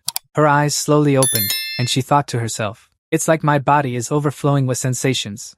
Thinking this, Elena sat up abruptly, rubbing her head tiredly. I feel like I'm about to throw up. Seeing her wake up, Steve asked worriedly, and now? You'll feel a bit tired until you get used to controlling the artifact. Let me know if you need anything. Suddenly Elena said, Steve, I can smell it on you. He wiped the tea leaves vigorously onto his body and replied, Ah, I know. Your nose must be very sensitive now. Meanwhile, at the Venezia Royal Palace, Raptors read the letter in his hand and said, Tell him to try thinking about what he's saying before writing the next letter or else. He angrily crushed the paper and continued, I'll come and chop his head off myself. The soldier, hearing this, stood at attention and replied, As you command? Right. Suddenly a large body figure appeared and asked, What is this, Your Highness? The Raptors brought this note. Mark, see for yourself. You are the first prince of Venezia. The name beside you is Mark McDowell, the Eastern Giant. After reading through it once, he asked, What does this mean? Isn't he the noble who has been bothering you? Lately, he replied, I've only been pleasing him because he proposed. He will send me some rare ancient artifacts. Why would you want that idiot to be bothered by someone? That fake useless person continued his words in his letter. Someone has stolen all those artifacts, Raptors spoke up. Anyway, I don't expect much from him. People like him can never do anything right. He said something that bothers me. The most important thing is which bastard stole all those ancient artifacts. Among them, one item is in my collection. This is a personal insult to me as I walk away. Mark just asked if you wanted me to tail him. He replied, That son of a bitch humiliated me. A member of the royal family. I don't care who he is. I will find him and make him pay if it's the last thing I do. Having said that, Raptors turned back and pointed straight at Mark, giving orders. Mark, I put you in charge of hunting down and capturing this guy. If he causes you trouble, kill him. Just make sure you get the job done. Upon hearing this, he immediately replied, I'll try to bring him back alive if possible. Your Highness, turning back to Steve's side, shouts were ringing out. Don't be so stubborn anymore. You will get all of us killed if you don't listen. Seeing the horse still acting up, Elena gently reached out to stroke it, calming it down. It seemed this method was working. Steve looked at the horse with contempt and said slyly, Oh, so you listened to her, but not to me. Right. It glanced at him and let out a meaningful neigh. Elena then spoke up. I haven't been to the mountain area in years. It's truly beautiful, he asked curiously. Beautiful? He looked at the somewhat dangerous bridge ahead and continued. But this area is more dangerous than I thought. I don't think we can take the horse any further. After listening for a moment, Elena suddenly called out. Wait a moment. She gently pulled down her blindfold and said, I hear something. It sounds like the flapping of wings. Steve asked in surprise. Wings? He closed his eyes to sense it, thinking to himself. Animal instinct. I can't hear anything, even when my skills are activated. How can she hear such a faint sound in a valley? Like this? Her senses must be incredibly sharp now. Elena continued to use her ears to listen intently. I hear the roar of a monster, and the faint sounds of people. They might be under attack. She looked at Steve and asked, Will we go save them? It could complicate things. Everything is given to us if they are soldiers from another town. He replied, We must rescue them. Town soldiers wouldn't get lost and pass through such a dangerous place. Besides, they can protect themselves. But when looking at the dense layer of bones ahead, he hesitated, wondering, the problem is, how can we fight enemies in this thick bone fog? And we might die if this bridge collapses. Elena then took out her bow and arrow, warning Steve not to move. It seems the monster has heard us. She aimed the arrow forward, pulling it taut. Seeing this, Steve praised her. Very impressive. Elena's expression was extremely focused, her hand gripping the bow tightly. One of her eyes turned red. Using the new skill just activated after drinking the potion, immediately, the arrow was shot at lightning speed, tearing through the wind. Following that, a fierce roar echoed. Steve asked, Did you hit it? Awesome. Elena breathed a sigh of relief and replied, Everyone knows we're here. They don't seem hostile. Hearing this, he looked ahead and asked again, They're not soldiers? She hugged her arm, her voice trembling. No, I don't think so. Oh, he asked again. What's wrong? What is it? Elena looked at her arm and said, Nothing. I'm still getting used to this. We can leave as soon as my energy stabilizes. With that, the two of them proceeded across the bridge together. On the other side, the ground was littered with monster corpses scattered about, along with severely wounded people. They urged each other to help anyone who was injured. Come here, I need more bandages and a potion of recovery. The two looked toward the corpse. A monster with a horrifically deformed body exclaimed, "Oh my god, we don't have any enemies targeting us like this. This is a powerful attack," the one beside him added. "But we're the only ones here. Did you shoot it?" As soon as they finished speaking, Steve and Elena approached and asked, "Excuse me, may I ask? We are explorers. We were wondering if you needed any help." Seeing people approaching, they exclaimed in surprise, "Huh, wait, what are you doing here?" Hearing that, he sighed and thought, that annoying voice. Suddenly, Gareth appeared with a radiant expression, waving and calling out loudly, "Hey, look over here. I didn't expect to see you again so soon." Steve replied irritably, "Brian, what do you want now? Get lost. What are you doing here?" He seemed unconcerned, stepped forward, patted his shoulder, and continued, "I understand that you're still not interested in joining my gang. Right, I like that stubbornness of yours." Gareth turned around and spoke. "Come on, we haven't seen each other in a while. Let's go to my hideout and catch up. We can also discuss the possibility of working together." Hearing that, Steve asked angrily, "What? Work together? You're saying that nonsense again?" Gareth looked at Elena and asked, "Are you okay?" I almost didn't recognize her in that gang. She even covered her eyes. Hearing that, she just directed a cold gaze without replying a single word. Steve looked toward Modem and said, "I think she's not used to her new power yet. But she's already used it?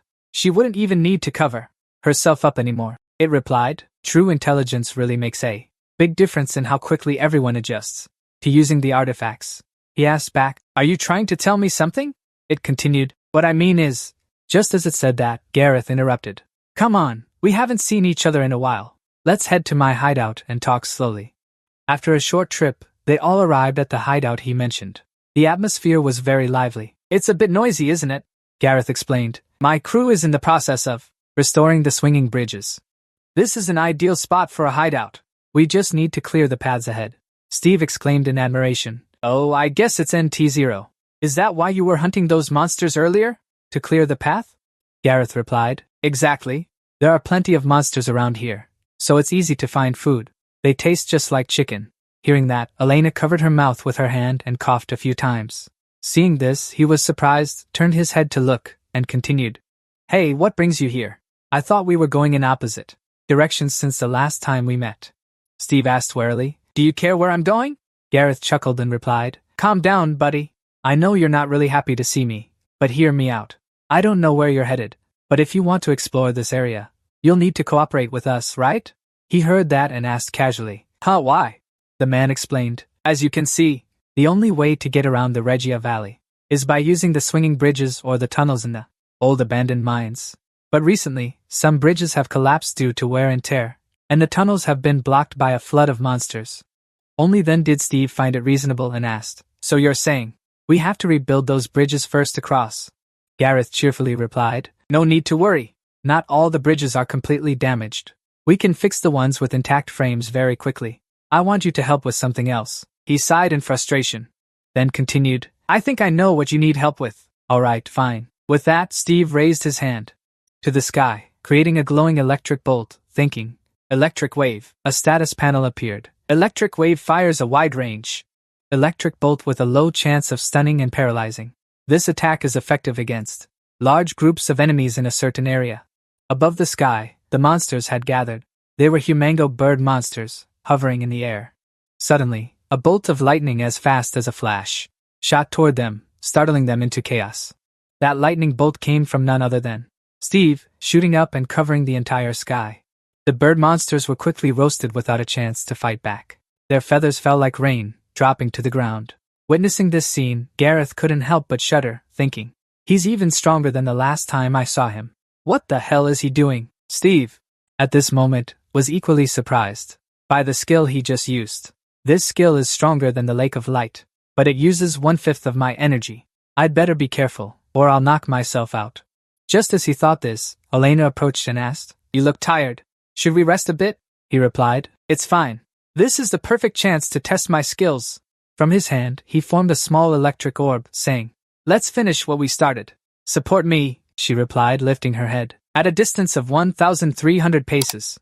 They're flying straight toward us." Steve immediately redirected his finger, saying, "Alright." With that, he unleashed a massive lightning bolt with enormous destructive power, piercing straight into the sky.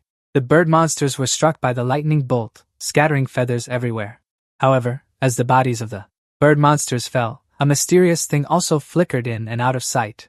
Elena, with her keen eyes, immediately noticed and spoke up. There's something else out there.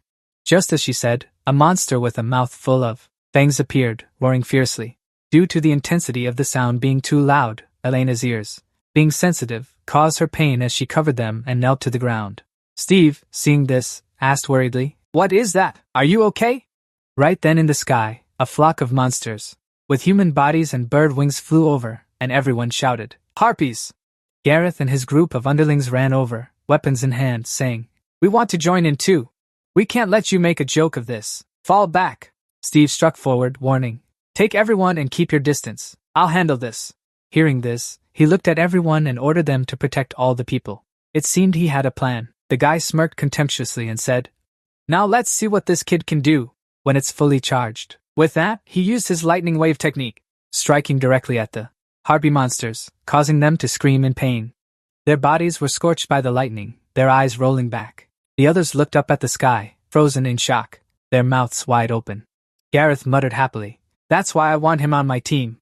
Then he looked at his subordinates and urged, "Combat units, check the area around for any remaining monsters." Seeing Steve standing there breathing heavily, Gareth asked, "Don't you think you're overdoing it?" He replied, "I'm fine, just a bit dizzy." He continued to look toward Elena said, "Covering her eyes like this is fine, right?" She seemed quite tense from all the noise. He sighed in relief and added, "That's right, thank you." After everything had been resolved, Gareth shouted, "All right, now that's over with. Let's quickly get back to rebuilding these bridges." Time passed, and 2 days later, the bridge was completed. Gareth spoke, "Perhaps because we don't have to worry about the monsters anymore, but we finished much faster than before. Thanks to you." Steve added, "I have to admit you work very quickly. If you keep this up, this could really become a pretty good place for everyone to live." He picked up a loaf of bread and handed it to him, saying, "Ever since you two wiped out the monsters for us, we'll be able to continue working here for a long time. Normally, we'd have to run away whenever monsters appeared, so sometimes we couldn't get anything done all day." Steve asked, "You'll be fine for a day or two, but what then? The monsters will eventually come back, and you won't be able to use the bridges anymore." Gareth smiled and replied, "It takes about 15 minutes for the humango to mature and start hunting again, so there's plenty of time." Hearing this, he continued, "But humango aren't the only problem. We've seen many different types of monsters here over the past 2 days." He replied that we had built a shelter, so the problem is just a matter of time and patience at this point. If we work hard for a few more months, we'll have a proper trade route and a hideout, where we can collect tolls from passers-by. Just as he said that, a loud shout rang out, commanding, "We're in trouble!" Gareth turned his head and asked, "What is it? What problem could be bigger than you abandoning your post, Sale?" Sale replied, "I'm not joking, Commander." He continued, "Our followers have returned." Hearing this, Gareth ordered, "Get the tools." Gareth and Sale immediately turned and rushed off to lead the way. Seeing this, Steve still sat there calmly, munching on a loaf of bread, saying, "Look serious." Elena spoke up and asked, "Should we go with them?" He puffed out his cheeks, brushed off his hands, and replied, "If they're just some hunters, it's better for me to go alone." "I'll go alone. So just keep an eye on the situation here, okay?" she answered. A while later, at a large canyon shrouded in thick fog, Steve and Gareth were observing from above. He asked, "So, those are the hunters?" The other replied, "Yeah, see them?" A look of worry appeared on his face as he continued, "After we split up, we'll have to fight off countless warriors tracking us down. It's an endless loop of hit and run." Down below, it was clear that the numbers this time were larger than before. Anyone could see that. But this time, they brought along some interesting friends. The thing Gareth paid special attention to was the red flag hung on the high. He murmured, "And your name is very special." Returning to the hideout, Gareth slammed his hand on the table and said loudly, "It finally happened." He added, "Our formidable scouts were able to locate the hunters before they could find our location. But this time, they seemed quite angry with us, because they even hired mercenaries, the Drake, who are extremely famous. We won't be able to toy with them and circle around them anymore." Steve asked with a calm expression, "The mercenary group called Drake?" Gareth replied, "You've never heard of them? They're quite famous. Honestly, I've never. They're pretty confident, naming themselves after a dragon." "Huh?" Gareth explained, They're quite famous, especially their leader, Gaget, with names like Dragon Breaker, Dragon Slayer. He has all sorts of nicknames. Elena, now curious, asked, "A Dragon Slayer? A person of that caliber is just a common mercenary?" He replied, "Don't be fooled. It's just a title he gave himself. He's never actually killed a dragon. It's all for show. Still, one thing is certain. The artifact we have is truly dangerous." She asked in surprise. "His artifact?" Gareth answered, "Yeah, it's an artifact called Spiratus. It can absorb things around it and shoot them out like a bullet." Elena exclaimed, "Isn't that not very impressive?" He explained, "The issue here is its power. Each shot is comparable to a cannon. There are no limits to its ammunition, because anything can be its bullet. And depending on the user, you can even shoot everything while moving. From what I've heard, it once attacked a castle all by itself." Morton, upon hearing this, appeared and said, "No way, that can't be done." Steve chimed in, "You seem to know quite a lot of details, huh?" Gareth sighed and replied, "They just do too many flashy things. They have a name badge, a weapon, and a dragon. I only know what I've heard from rumors. Anyway, from observing it, there's only one reason why Gorget hasn't attacked us yet. They still can't pinpoint our exact location. They want to make sure we don't notice and run away." Hearing this, Steve stood thoughtfully, thinking to himself, if this Gorgon guy is even half as good as they say, then the best solution is to run. Thinking this, he pointed at himself and asked, "Am I part of this little dispute between you and those pursuers?" Gareth quickly laughed it off and said, Of course. You're our strongest member. What would we do without you?" He sighed helplessly and asked again, "I would have joined you regardless. But couldn't you have been more careful? I only have to worry about this Gorgon guy and the bunch of idiots. Left, right? Can't you just hide and assassinate him? You have something that turns people into fools, don't you?" Hearing this, Gareth angrily said, "What do you mean by fools? If it were possible, we wouldn't be having this meeting, would we?" Just as he said that, Modem suddenly appeared and spoke up. "He's telling the truth. His Relic's ability is to relay words. In reality, a living being stepping into the land of the dead goes against the laws of the universe, so there will naturally be consequences. The more time passes, the more pain he will suffer." After hearing it all, Steve still didn't understand a thing and asked again. "Explain it in simpler terms," he replied.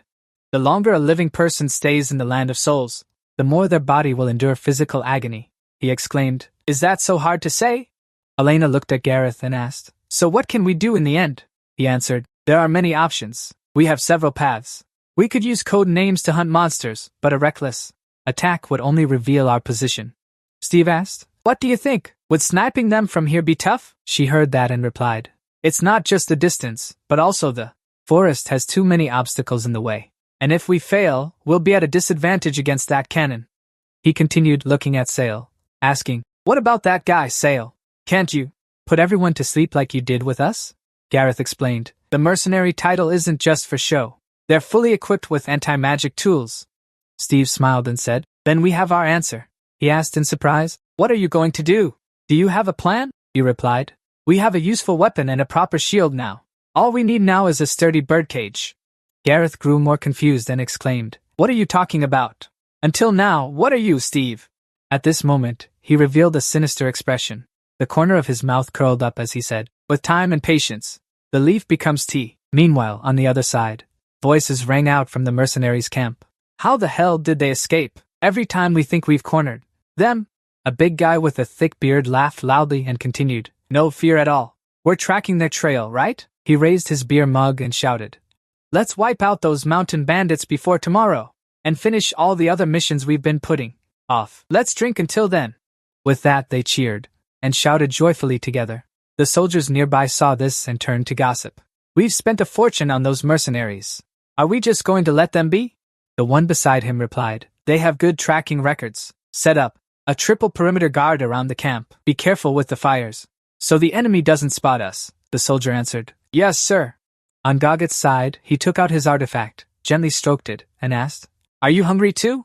With that, he stabbed it hard into the ground and said, "Time to eat." The forceful thrust caused the ground around him to instantly sink, and water seeped out all around, creating quite a scene. These soldiers couldn't help but exclaim in fear, "That's an ancient artifact. It eats ancient artifacts, each to its own master." Gogget drinks wine, while his artifact chews dirt noisily. He took a big gulp and then asked, "Where is Yin Lai at a time like this? The drink isn't as good without him chattering beside me." As soon as he finished speaking, from another direction, an arrow. A familiar one was flying toward him at a speed that tore through the wind. The arrow shot straight toward Gorgos, but luckily his artifact bit it in half in time, saving his life. He looked up in shock and asked, "An ambush?" His subordinates, seeing this, also panicked and shouted, "Commander, are you all right?" Gorgos jumped up and ordered, "It's just one arrow. Go find where it came from." Saying this, he suddenly stopped, looked down at his feet, and thought, "My breath." Right behind him, his subordinates were now frozen, rooted to the spot. They screamed in terror, "Boss, it's ice magic! We can't move." Seeing the situation growing more unstable, he looked worried and wondered who would dare. At the same time, Steve spoke up. "I aimed at his head. His reflexes are incredible," Gareth added. "You can never underestimate an experienced mercenary." "What? You're leaving already?" Hearing this, Steve stretched his limbs and replied, "Anyway, since our sneak attack failed, there's no need to hide anymore. And my plan wasn't to attack from a distance. Alright, let's go." With that, he directly lunged forward and dashed off. Gareth added, "I bet he has a huge spy network. Keep us safe, miss." On Gogget's side, he was surprised by the scene before him. His eyes widened. It turned out that Steve and Gareth had appeared. He laughed and shouted out, "You finally show yourselves, you damn thieves." Gogget stomped his foot hard, shattering the ice beneath as he spoke. "Nice to meet you, my friends." He raised the antique in front of his face and continued, "You're the thieves who escaped from Lysia Alley, right? Just the two of you." Hearing this, Gareth smiled and replied, "I think so. We're enough for you. And I prefer to be called a righteous loophole exploiter." Steve glanced to the side and added, "I'm not a thief. I'm simply a collaborator. Nothing. I don't want to talk about that." Tendragot opened his mouth wide and laughed loudly. "You're an AI? It doesn't matter. All I have to do is take care of you. It'll be over before you know it." As soon as he finished speaking, Steve immediately drew his sword from his side and thought to himself. The sword's enchantment was quickly enveloped by blue lightning. He leaped up, swinging his sword straight at Gogget, who couldn't react in time. His reflexes were also quite quick. As the sword edge was brought right in front of his face, he was already able to raise his hand to block it immediately after. He swung his other hand up, clenching his fist tightly, and threw a punch straight at Sid, the force of the blow immense. Luckily, he managed to dodge to the side, avoiding Gorget's attack. Seeing this, Gorget gritted his teeth in fury and let out an irritated sound. Seizing this opportunity, Gareth also drew his weapon and silently lunged forward to assassinate him from behind. However, just as the sword pierced Gorget's body, it was immediately stopped by his hard armor, which was so tough it didn't take a single scratch. He glanced back and smirked. That sight made Gareth jump in terror, his face full of panic. Before he could even understand what was happening, Gorget continued by throwing a punch straight down into the ground. His eyes wide open, he stared in surprise, glancing to one side. It turned out that in that most critical moment, Gareth had also managed to use his swift shadow technique to quickly escape elsewhere. Seeing this, he thought to himself, "Is that thing also an ancient artifact?" He looked puzzled, making a judgment. "I think they're no amateurs." Just as he thought of this, suddenly from the sky, a barrage of arrows rained down on the spot where he stood. He swiftly leaped backward with his whole body. Gorget gritted his teeth anxiously, thinking to himself, "There's another one, the one who fired the first arrow." While he was still lost in his thoughts, right at that moment, in front of him, Steve was already charging forward with his sword. He wondered when this guy had gotten so close.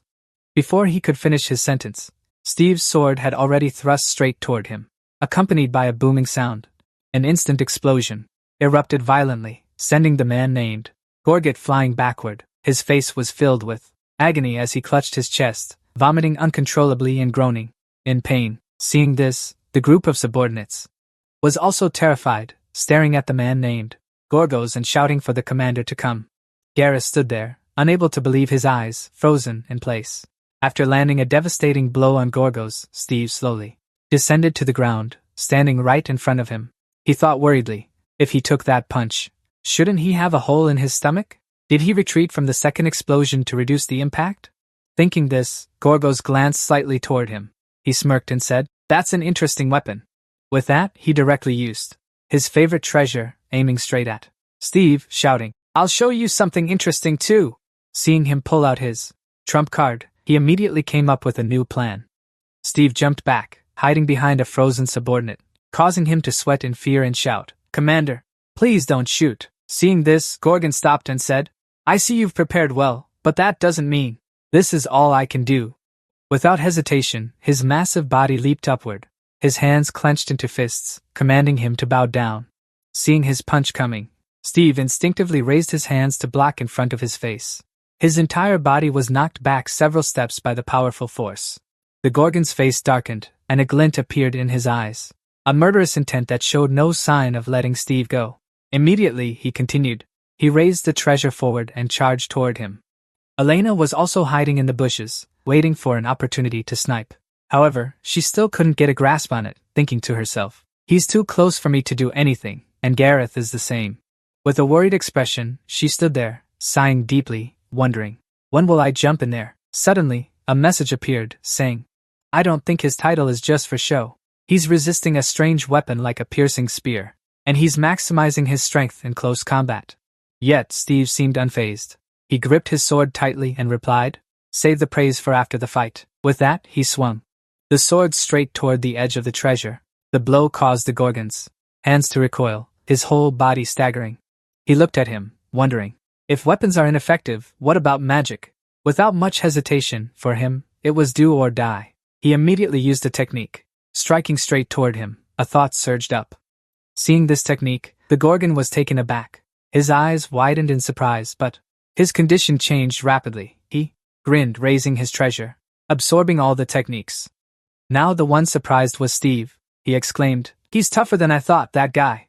Gorgon laughed gleefully and said, "I thought you had more than one artifact. It must be a magical artifact," he finished, lunging forward as he spoke.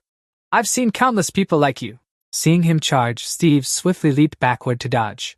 The few henchmen, having witnessed the scene, cheered with interest. "Crush him, Commander!" After dodging the last attack, he knelt on the ground, pointing his hand at Gorgon. "So, you're an experienced mercenary, huh?"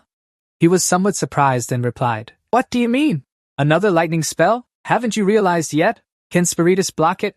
He continued, "I have to admit, you're not an ordinary thief." Before that sentence, Steve showed no fear. The corner of his mouth curled into a mysterious smile.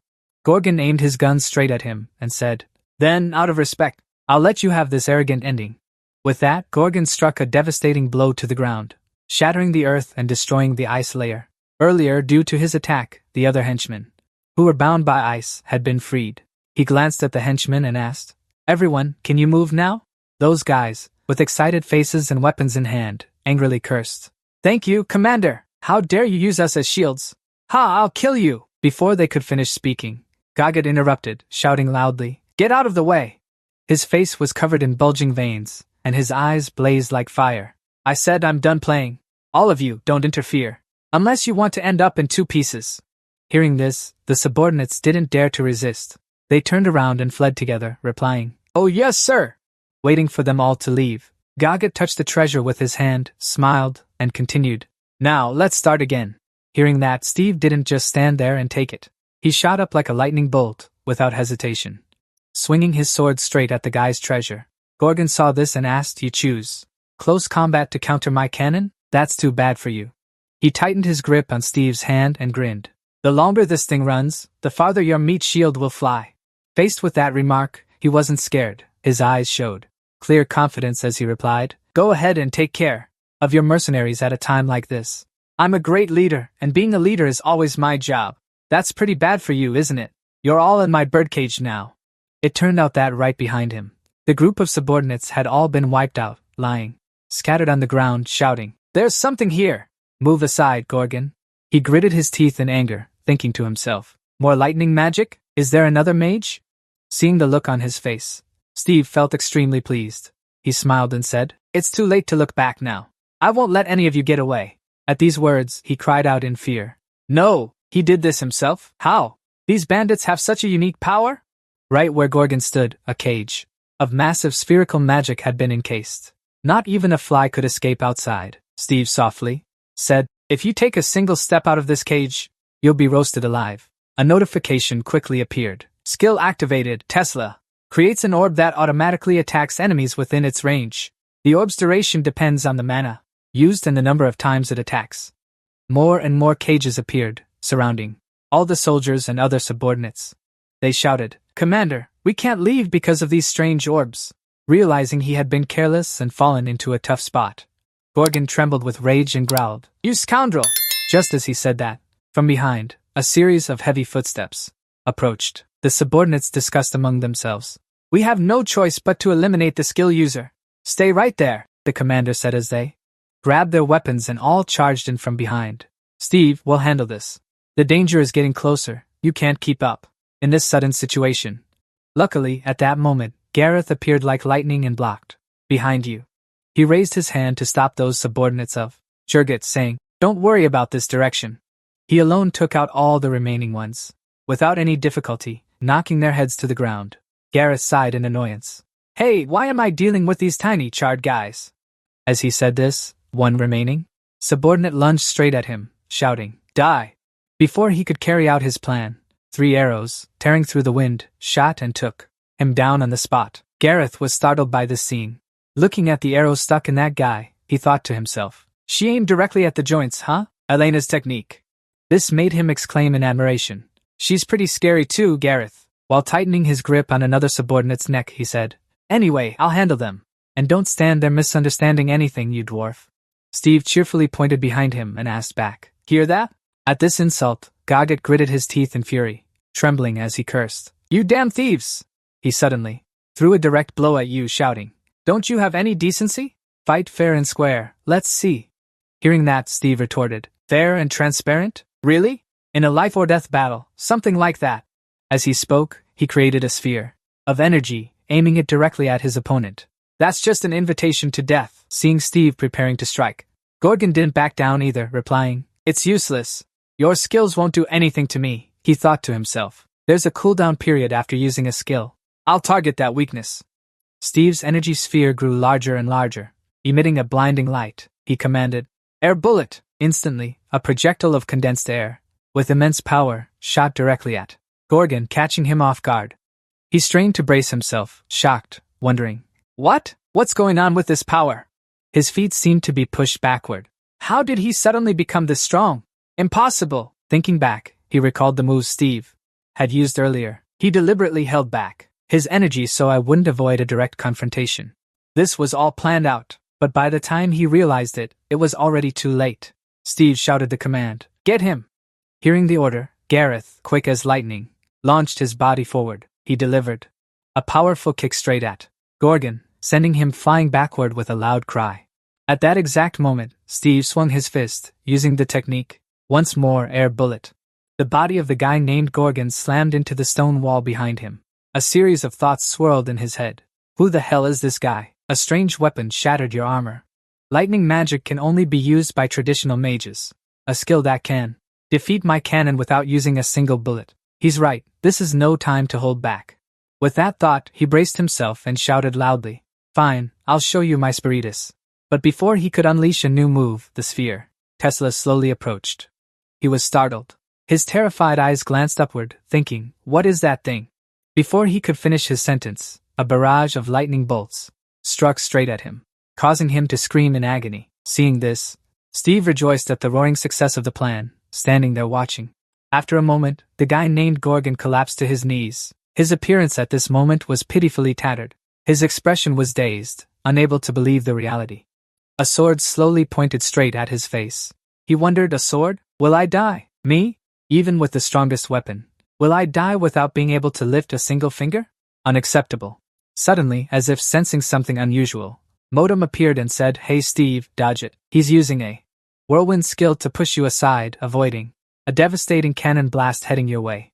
As that attack passed by and went behind, a terrifying explosion erupted, sending smoke and dust flying up. Steve still hadn't had time to understand what was happening. He thought in horror, "What? A single cannon couldn't have done this."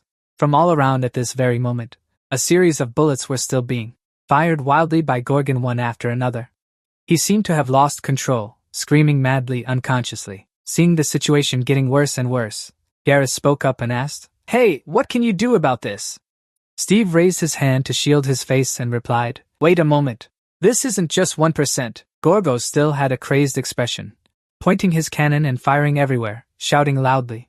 Suddenly, a flash of light, as fast as lightning, shot straight into the middle of the barrel of his cannon, catching him off guard. The cannon was quickly blocked by the foreign object, Gorgo's was surprised, peered inside, and thought, what flew right into the center of the cannon barrel?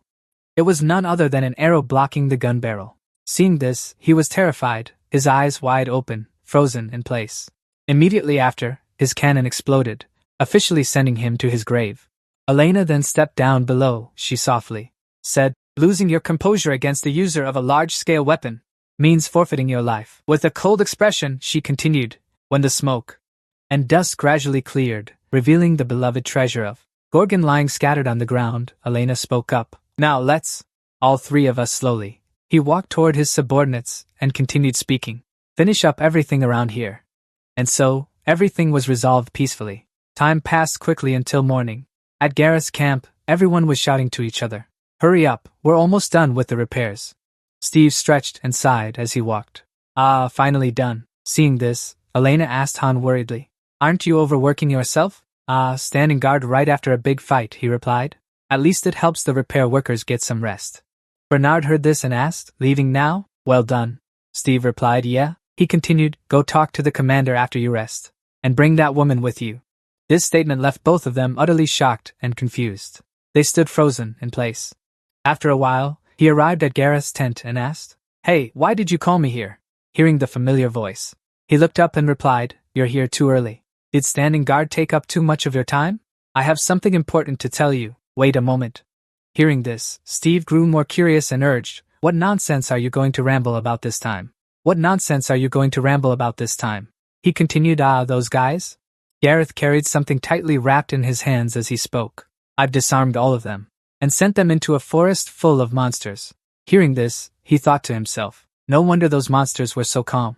Saying this, he placed the item that Gorgon had used earlier onto the table and exclaimed, Found it. It's a gift I'm giving you.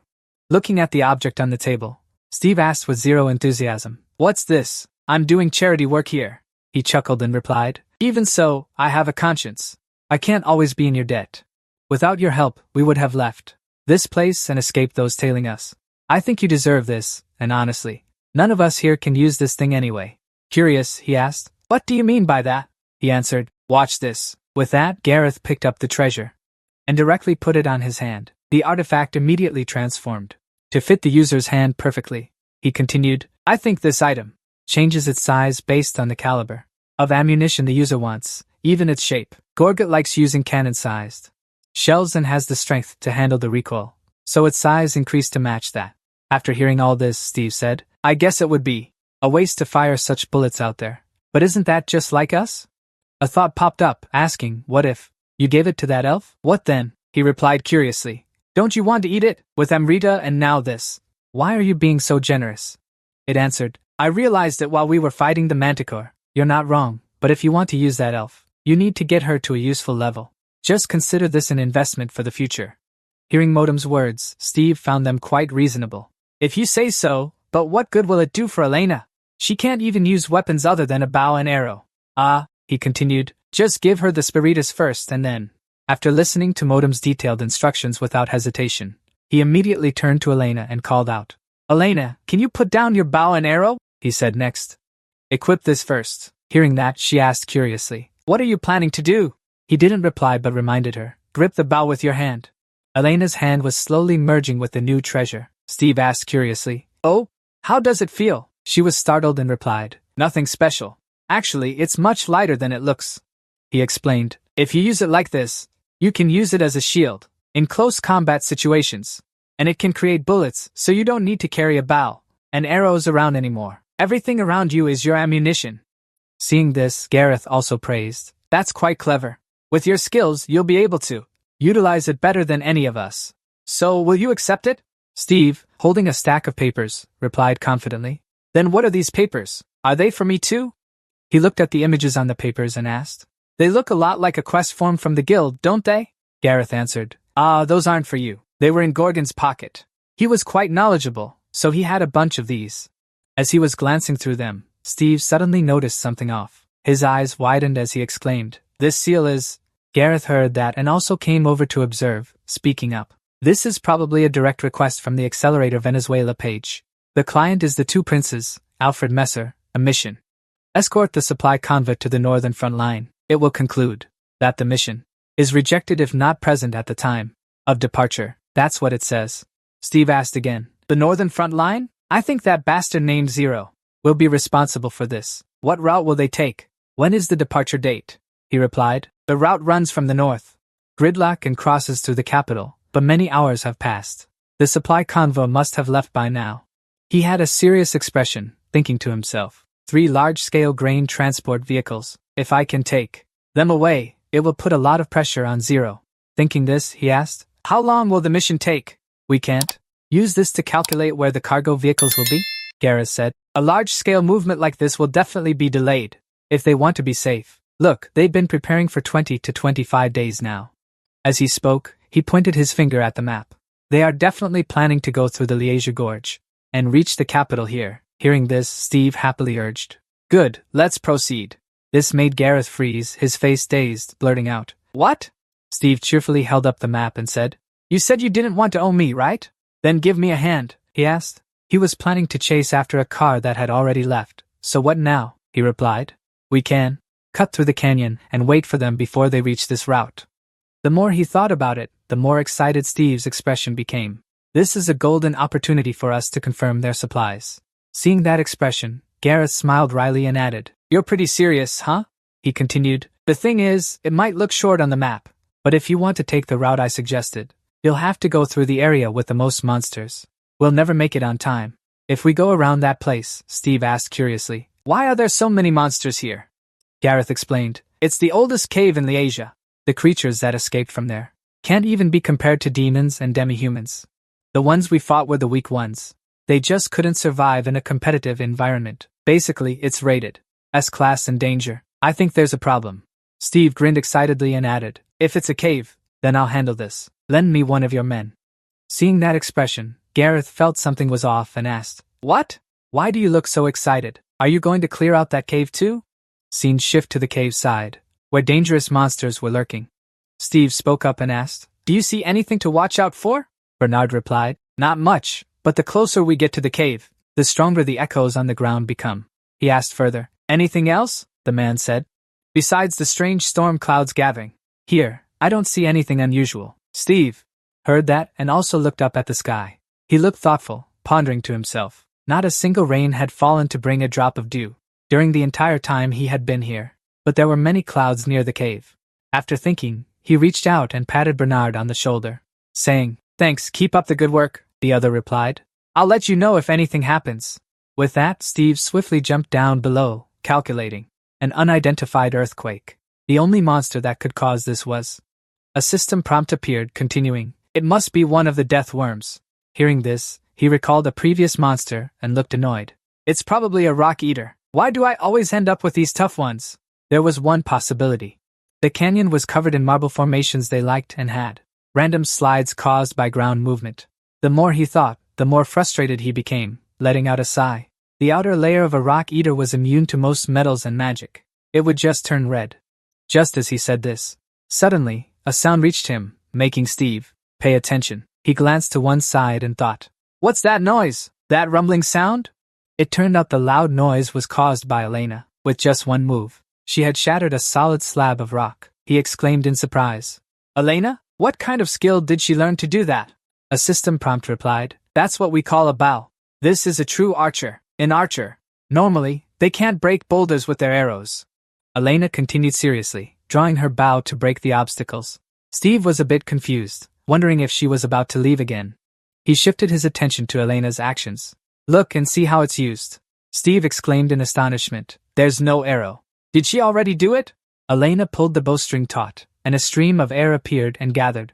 It followed the direction of her hand. Right after that, a solid arrow was created by her. Steve saw the key point and thought to himself, She creates that thing by condensing impurities and dust in the air? It looks so powerful. Suddenly, he broke out in a cold sweat and said helplessly, The main point is, isn't that a spear? How can she shoot something so hard? Elena had now aimed directly at the target in front of her.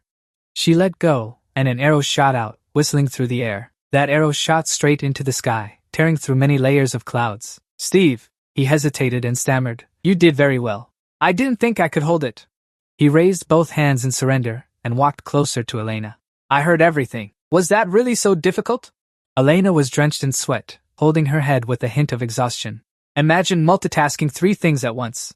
Even an AI would find it hard. She turned her head to look at Steve and continued in detail. Still, I'm the only one who has to get used to it.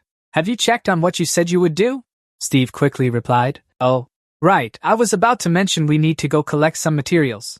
Want to come along? Elena agreed readily. Let me prepare first.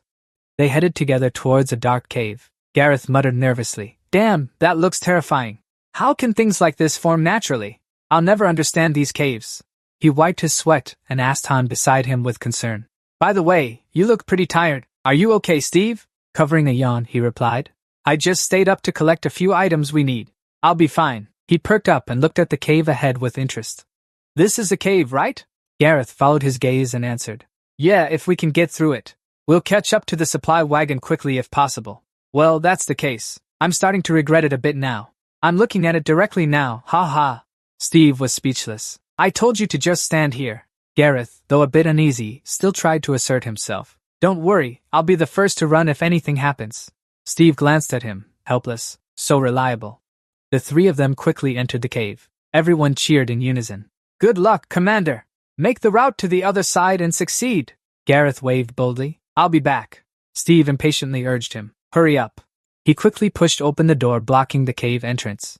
Gareth followed Steve and Elena, looking around in awe. Wow, it's so dark. Suddenly, from somewhere in the shadows, something shot out, startling him into a loud yell. Ah!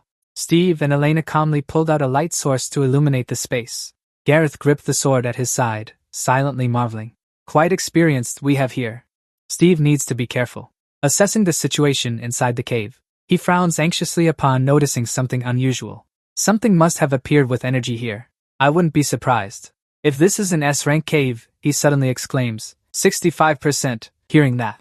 Gareth and Elena both look at him in confusion. Steve urgently continues, making it clear that adventurers agree the survival rate for D-rank through A-rank caves is about 65%.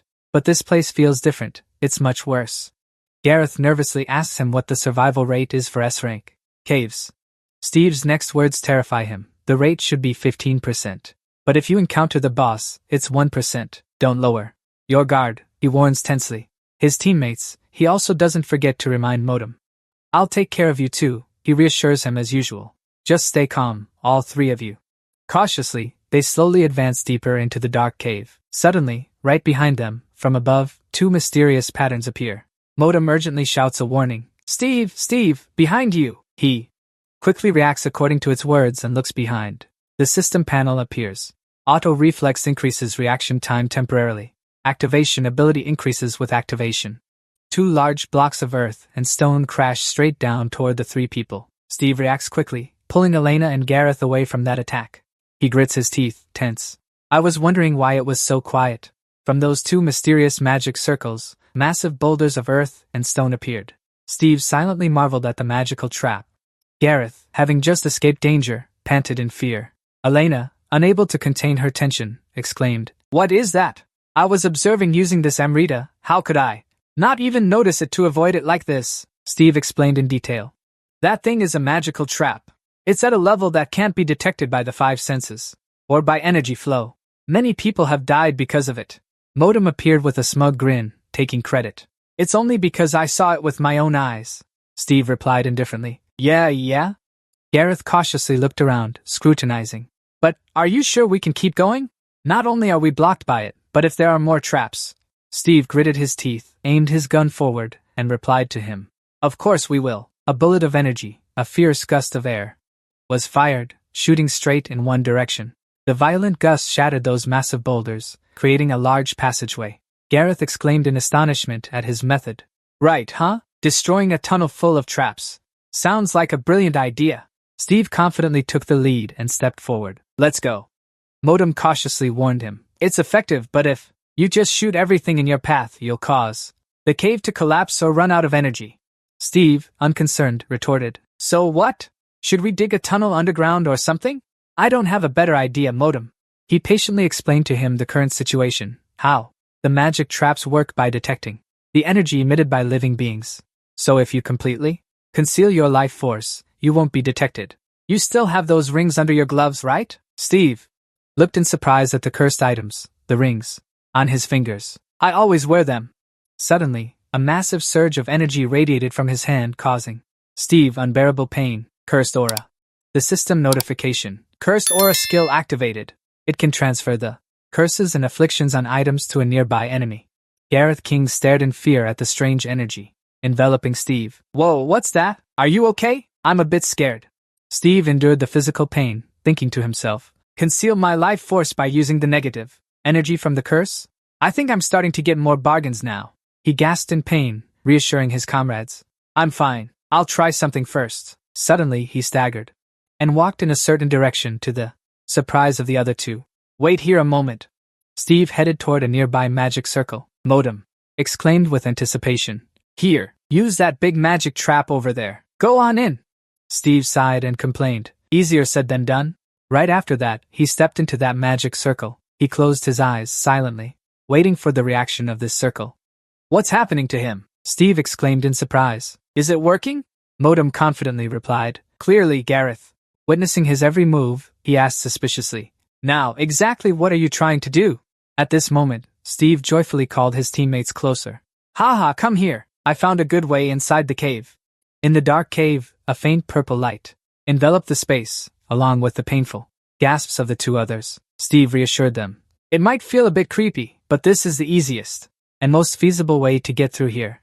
Gareth understood and replied, enduring the pain. If the expert says so, I think this is easy. Even though I don't know what the easiest is, Steve, he cautioned carefully. It's too early to start complaining. Go check over there. All three approached a vast open space inside the cave. Gareth exclaimed in shock. What is that, Steve? Answering his doubt. It's the trace of rock-eating worms. We're about to start. Steve leaped first into the large pit. There was also my pathfinder telling me to head to the end of this cave. The other two quickly followed him down. Steve poured a purple liquid onto Gareth's sword. He couldn't help but wonder. What's this demon flower extract, Steve? He explained thoroughly. Basically, it's an acid that melts minerals and metals. Gareth couldn't help but doubt. Or look at the aura surrounding his sword. Isn't that why we shouldn't coat our weapons with it? Steve replied. It won't harm your weapon at all. Don't worry, he continued, explaining about this flower, the ghost flower. It secretes an acid that melts things around it, to help itself absorb nutrients, so it doesn't melt anything. He picked up the sword and calmly wiped off those purple droplets. This special flower used to grow in the Liasia ravine, so it'll be especially effective against the rock eaters that consume similar stones. Then Steve turned to Elena and added, and here, if you put this in your mouth, each of your attacks will have the same property. Elena took the vial of solution and followed his instructions. She could penetrate the rock eater's outer shell with this, but it'll be less effective the more you use it, so keep your attacks to a minimum. Our goal is to reach the location. After helping the two of them, Steve crouched down and slammed his hands on the ground. Large trenches appeared, finding the path. All three cautiously advanced deeper into the cave. Suddenly, the ground shook violently, leaving them in shock. Gareth urgently gripped his sword tightly. Elena was equally tense, scanning the surroundings. Something was coming. Steve, with a hint of anticipation, exclaimed, if it comes here, I think that thing saves us. Quite a bit of trouble in finding them. A massive rockworm broke through the earthen wall. Approaching the three of them, Steve clapped his hands together. They gathered together, focusing their energy to confront it. He urgently reminds the other two. You two remember what I said, right? Go, I'll block them. The other two understood and simultaneously dodged away. A blue vortex appeared in Steve's palm, freezing the beam of light. The blue light shot toward the giant worm, freezing its movements for a second.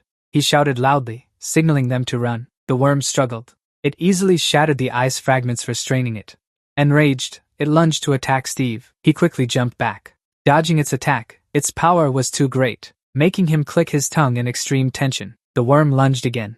It opened its wide mouth, revealing rows of sharp teeth, aiming at the nearby prey. A warning voice exclaimed, Watch out, Elena! Appearing behind him, she raised the bow in her hand, aiming straight at the giant monster. She fired an arrow. It flew past Steve and shot straight toward the worm. Its huge mouth was shattered by her arrow. It screamed in pain, echoing throughout the cave. Steve was stunned, stammering in praise. Gee, good shot!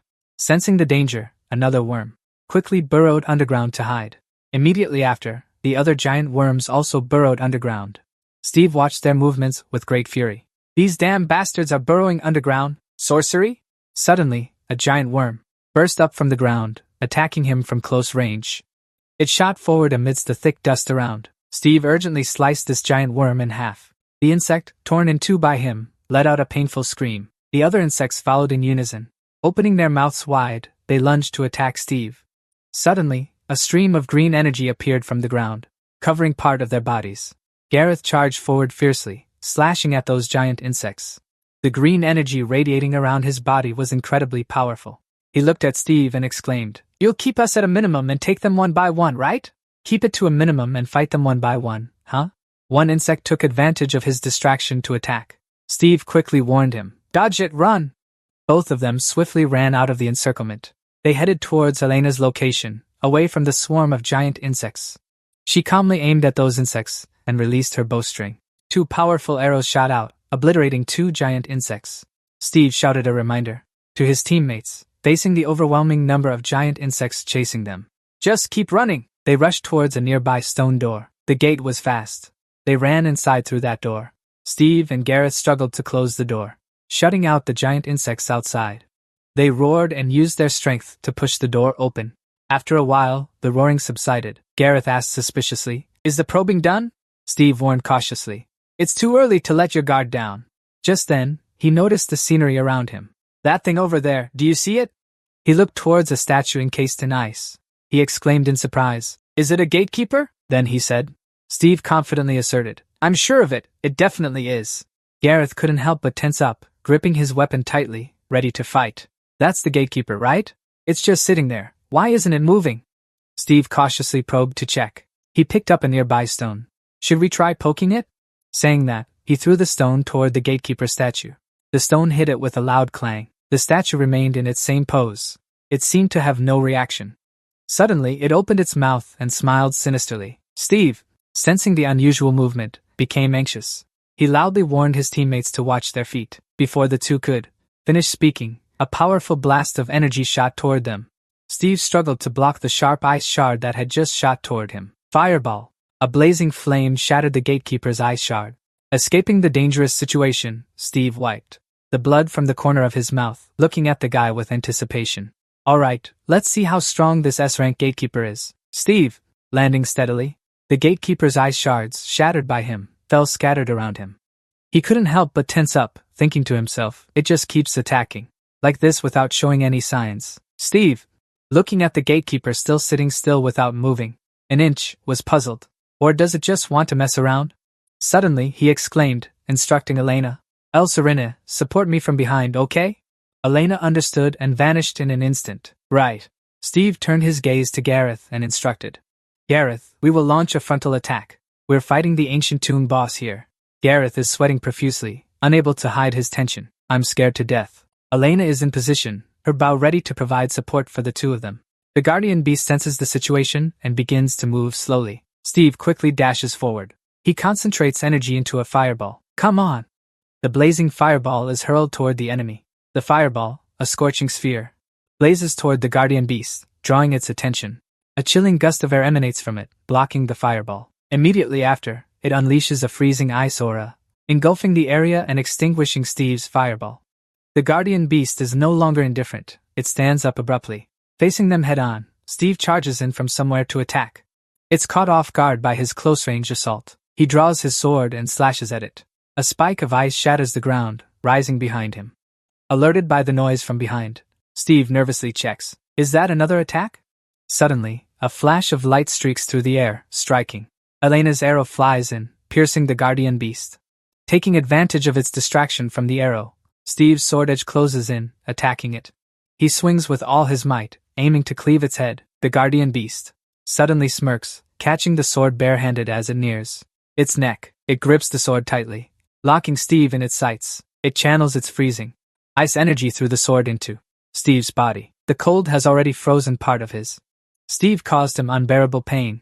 He was trying to freeze himself. Right at this moment, Gareth appeared behind the guardian, raising the long sword in his hand, slashing towards it. It couldn't react in time, taking the full force of the blow.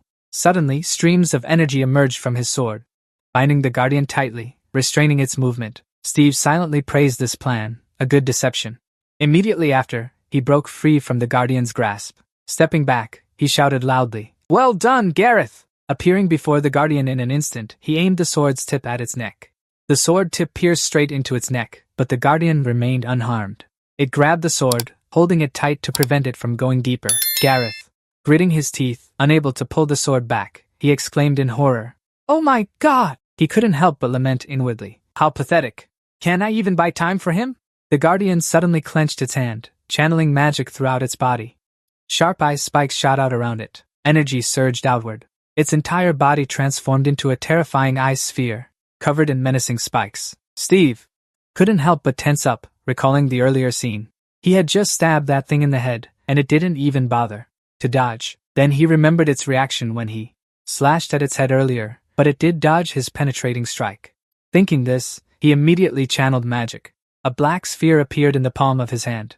Tesla, he silently confirmed his thoughts. That means it's afraid of that attack.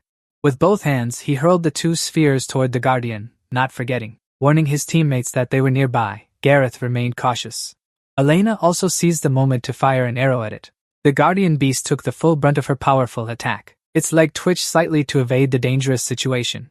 A black sphere carrying a terrifying lightning bolt. Steve's horrifying sphere suddenly approached it from behind. Both spheres closed in and unleashed lightning bolts, shocking its entire body, causing it to stiffen up, unable to counterattack. Steve quickly lunged forward, wanting to finish off this Guardian beast. It was working. Just as it was stunned, he suddenly couldn't help but be surprised when he noticed an unusual movement. From that creature, he quickly launched a beam of light to attack the Guardian beast with the blade. That Guardian beast suddenly could struggle and fire an ice beam, injuring his leg. Looking at the bleeding wound, he couldn't help but tense up. He didn't expect it could still attack. Steve was in so much pain his entire body trembled nonstop, but he still forced himself to get up. Just one more hit. That's all I need. The wound on his leg hindered his ability to strike. If only I could land a full power blow on it. Thinking that, he used all his strength to launch an attack on the Guardian beast. Steve gripped his sword, lunged forward to attack it, much to the Guardian beast's surprise. He pointed the sword's tip straight at its body to counterattack. After this strike, he was drenched in sweat. Tense, he waited for the Guardian beast's reaction. Elena also couldn't help but stare nervously at him. Gareth was extremely worried. He fidgeted, following her gaze. He hesitated and blurted out, "Did we do it?" The Guardian beast's head showed large, clear cracks along the cut from Sid, and immediately after, a flame burst and spread across its head. This caused both Steve and Gareth to be stunned, their eyes wide open. The flame burst and swirled around the gatekeeper, radiating heat throughout the cave. It was quickly burned to ashes, leaving only a charred, motionless body. Steve thought the gatekeeper was dealt with and exclaimed, "Oh great!" Now, she looked at the gatekeeper being burned in the flames and silently marveled. Was that still the same gatekeeper from before? Did it transform or evolve? What the hell is happening? She looked around, then was startled and jumped down from her previous cover position.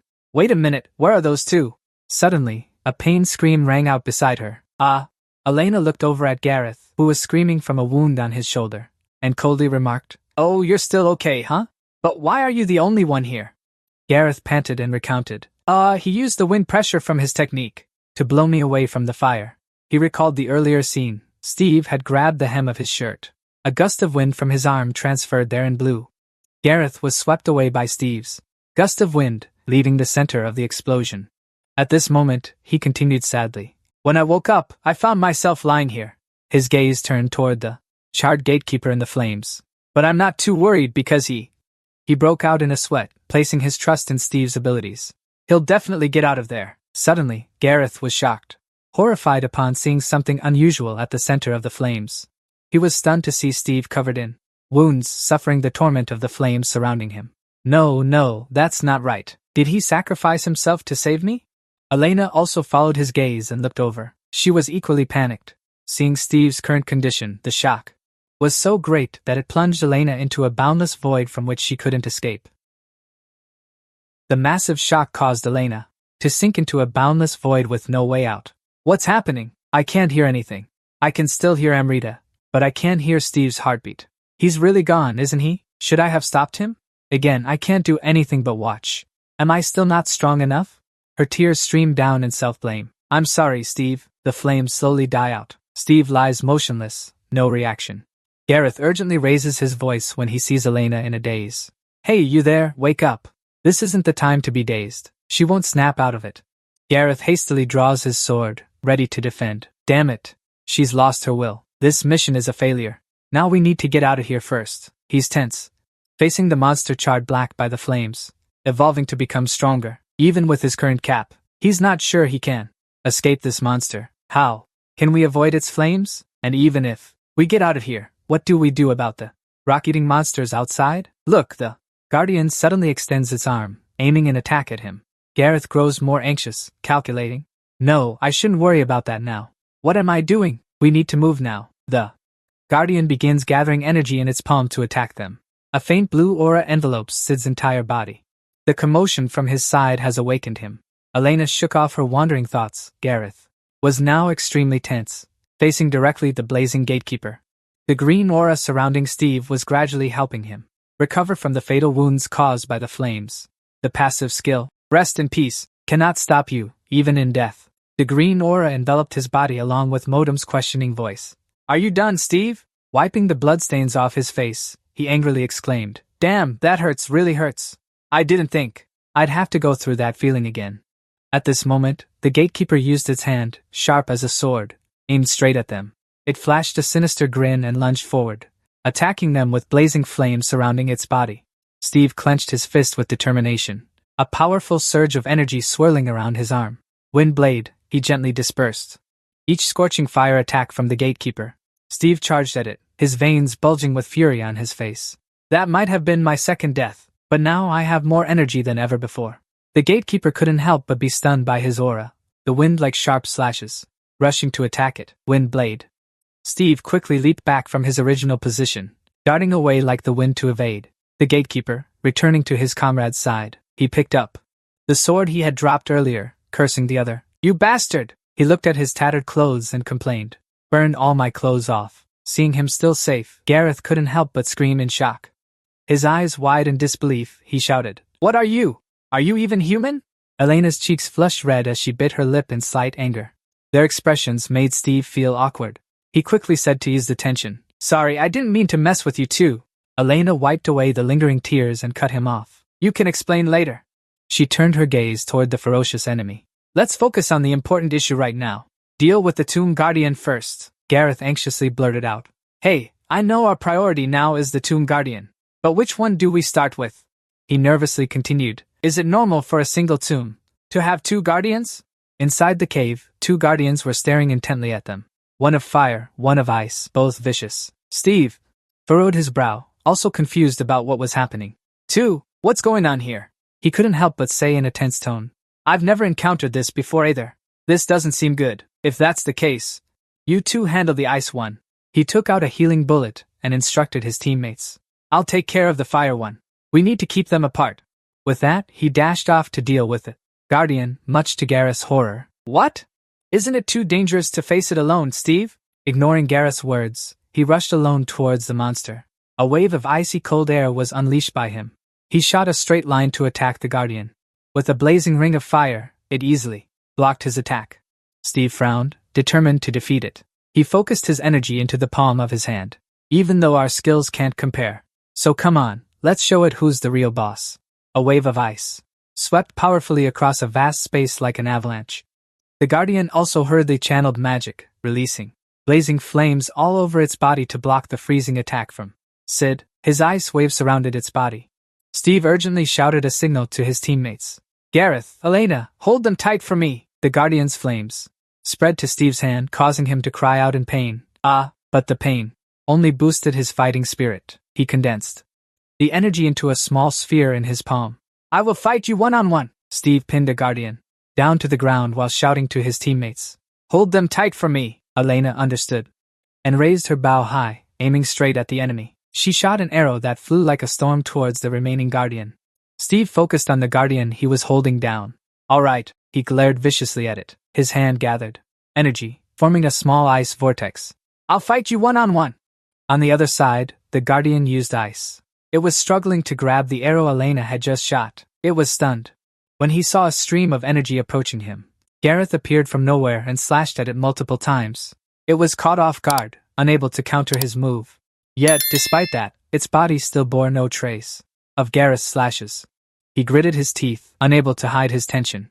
It's tough as hell, but I still have a decisive move. However, the Guardian didn't give him time to think. It launched a barrage of massive ice spikes toward Gareth. It roared in fury, continuously attacking him. Suddenly, a fierce arrow shot forth, striking the Guardian, leaving it utterly stunned. That arrow embedded itself into its head, causing it to grit its teeth in pain. Enraged, Elena quickly shouted to signal Gareth. "This is your chance." Gareth understood and acted instantly. He dashed like the wind, closing in on the Guardian. Knowing his sword was ineffective, he raised his knee and kicked it hard in the chest. The Guardian was knocked back several steps.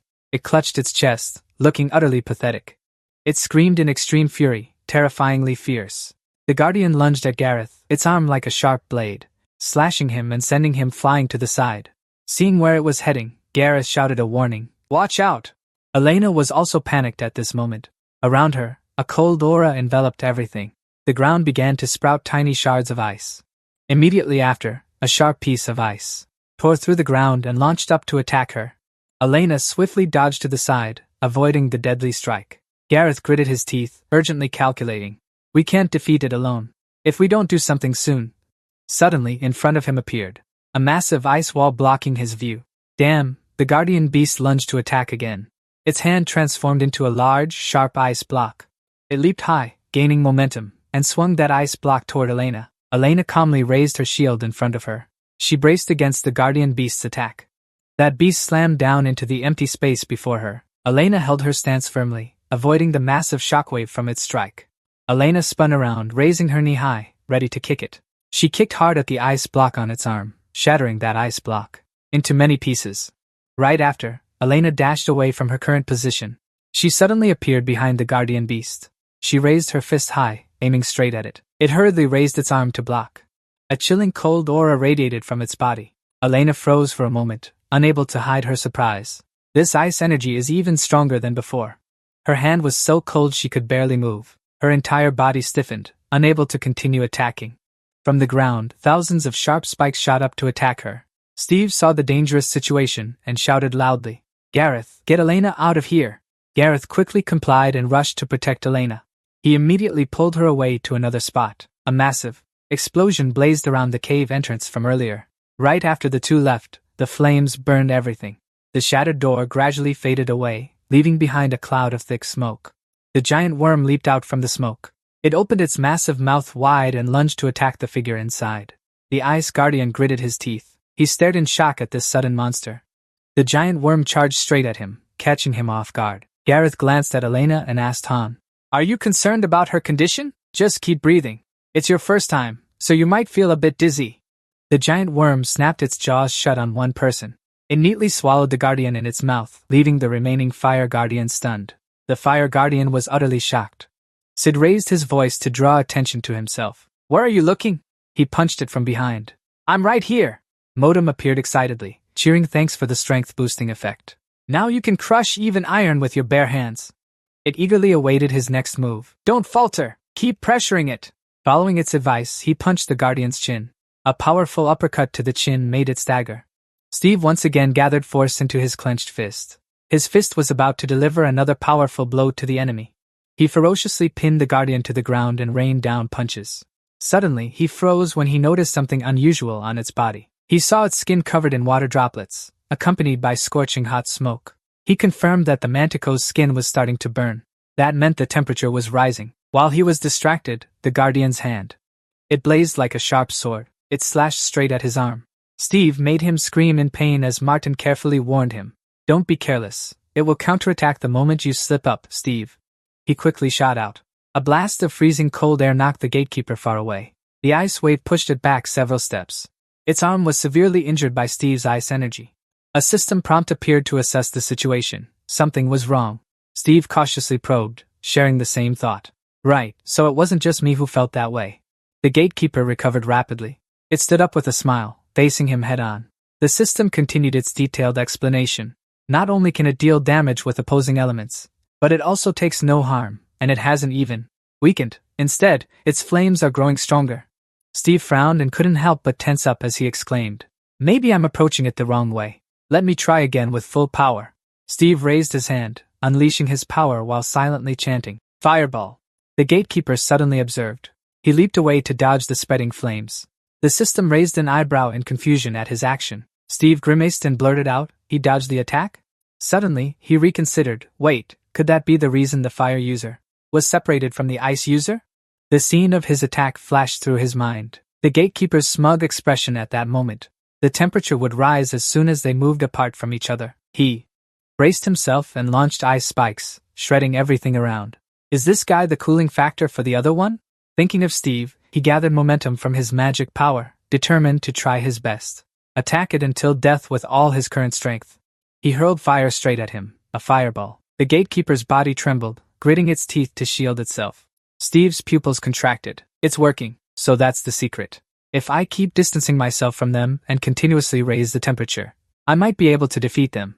His hand reached out, expanding his magic power. Can't drag this out any longer. Time to end this now. Cursed Deva wrath. Magic power quickly released, gathering into a storm vortex surging toward the gatekeeper, spinning its body, making it scream in pain. He gritted his teeth, straining his arms to control the black hole. The gatekeeper struggled against the restraint of the magic vortex. Steve suddenly saw the vortex begin to crack. He unleashed fire, dispersing the magic power and reflecting it back toward him. The entire vortex of fire burned Steve's body, causing him to collapse.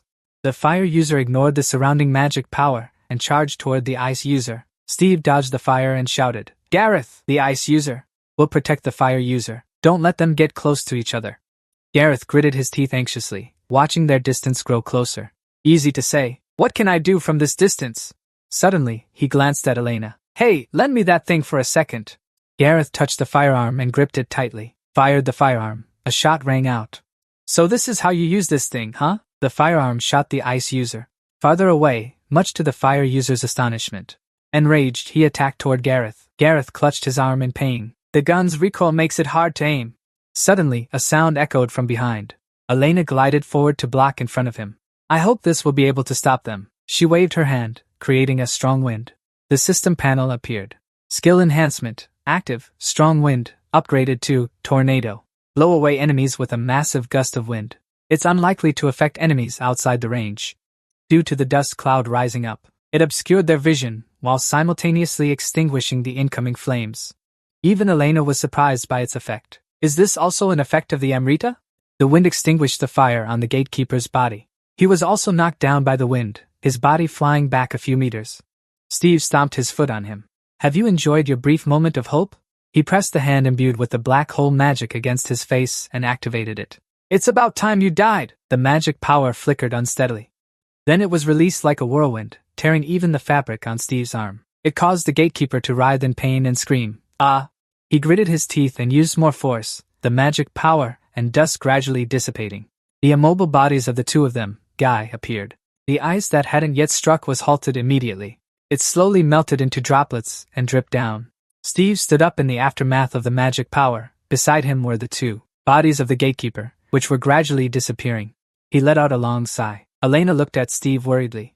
Garrett smirked. This time, it's really over. The sounds inside the dungeon gradually became quiet. What should we do now? Should we take the artifact? No. Steve put his hands on his hips and looked around. There's no exit here. I think the protective barrier is cracked, revealing the artifact. This thing the dungeon boss held as the ancient tomb artifact. Gareth was slightly surprised as he looked up at the artifact. Alright then, take it and get out of here. I just want to leave here as soon as possible. Steve picked up the artifact and looked at it. I wonder what this thing is. Suddenly, the artifact's energy rippled. It gradually emitted stronger energy, making him uneasy. It felt very strange. What's happening to it now? The motif is glowing brightly. Hey, are you still asleep? Elena held on to someone, watching the magical power radiating out. Gareth trembled with worry. What's happening, Steve? Bob clenched his hands, enduring the two sources of power being released. Hey, what the hell are you doing? He gritted his teeth and wondered. Why did you suddenly use the erosion spell? Damn it, what's going on with my head? Steve collapsed to the ground. Elena and Gareth ran over in concern. A heavy downpour poured down from the pitch-black sky with no sunlight. Everything seemed to be washed away in the torrential rain. Inside the tent, Gareth sat with his face tilted up to the sky, resting. Nearby, a hooded figure, the carriage driver, and another person sat around a table, with a flickering candle in the center. Everyone was silent, lost in thought, not saying a word. Suddenly, someone gently picked up a bottle from the table. Gareth stood up and went outside, startling the carriage driver. Elsewhere, on that table, there was a half-eaten loaf of bread illuminated by the candle. A voice called out, "Are you in there, Elena?" Hearing Gareth's voice, she was startled and a bit surprised. She turned her head and said, "Come in." Gareth, holding a water bottle, parted the curtain and entered. He asked her what she thought. Gareth looked at Elena and raised a water bottle. He said with concern, "I know you want to take care of him, but you should also take care of yourself. This drink is for you. He has been unconscious for 5 days now. No one knows when he will wake up." Elena said nothing. She sat silently beside the simple bed where Steve was lying. Motionless, he closed his eyes as if sinking into a deep sleep, never to wake up again. Elena hesitated and spoke. "He is gradually improving," she thought with hidden worry. "Although he still has a long way to go. But perhaps he is stronger than on the first day." Elena looked through the dark magic that was flowing through Steve's body. That made her unable to feel at ease. But the dark energy still flowed within his body.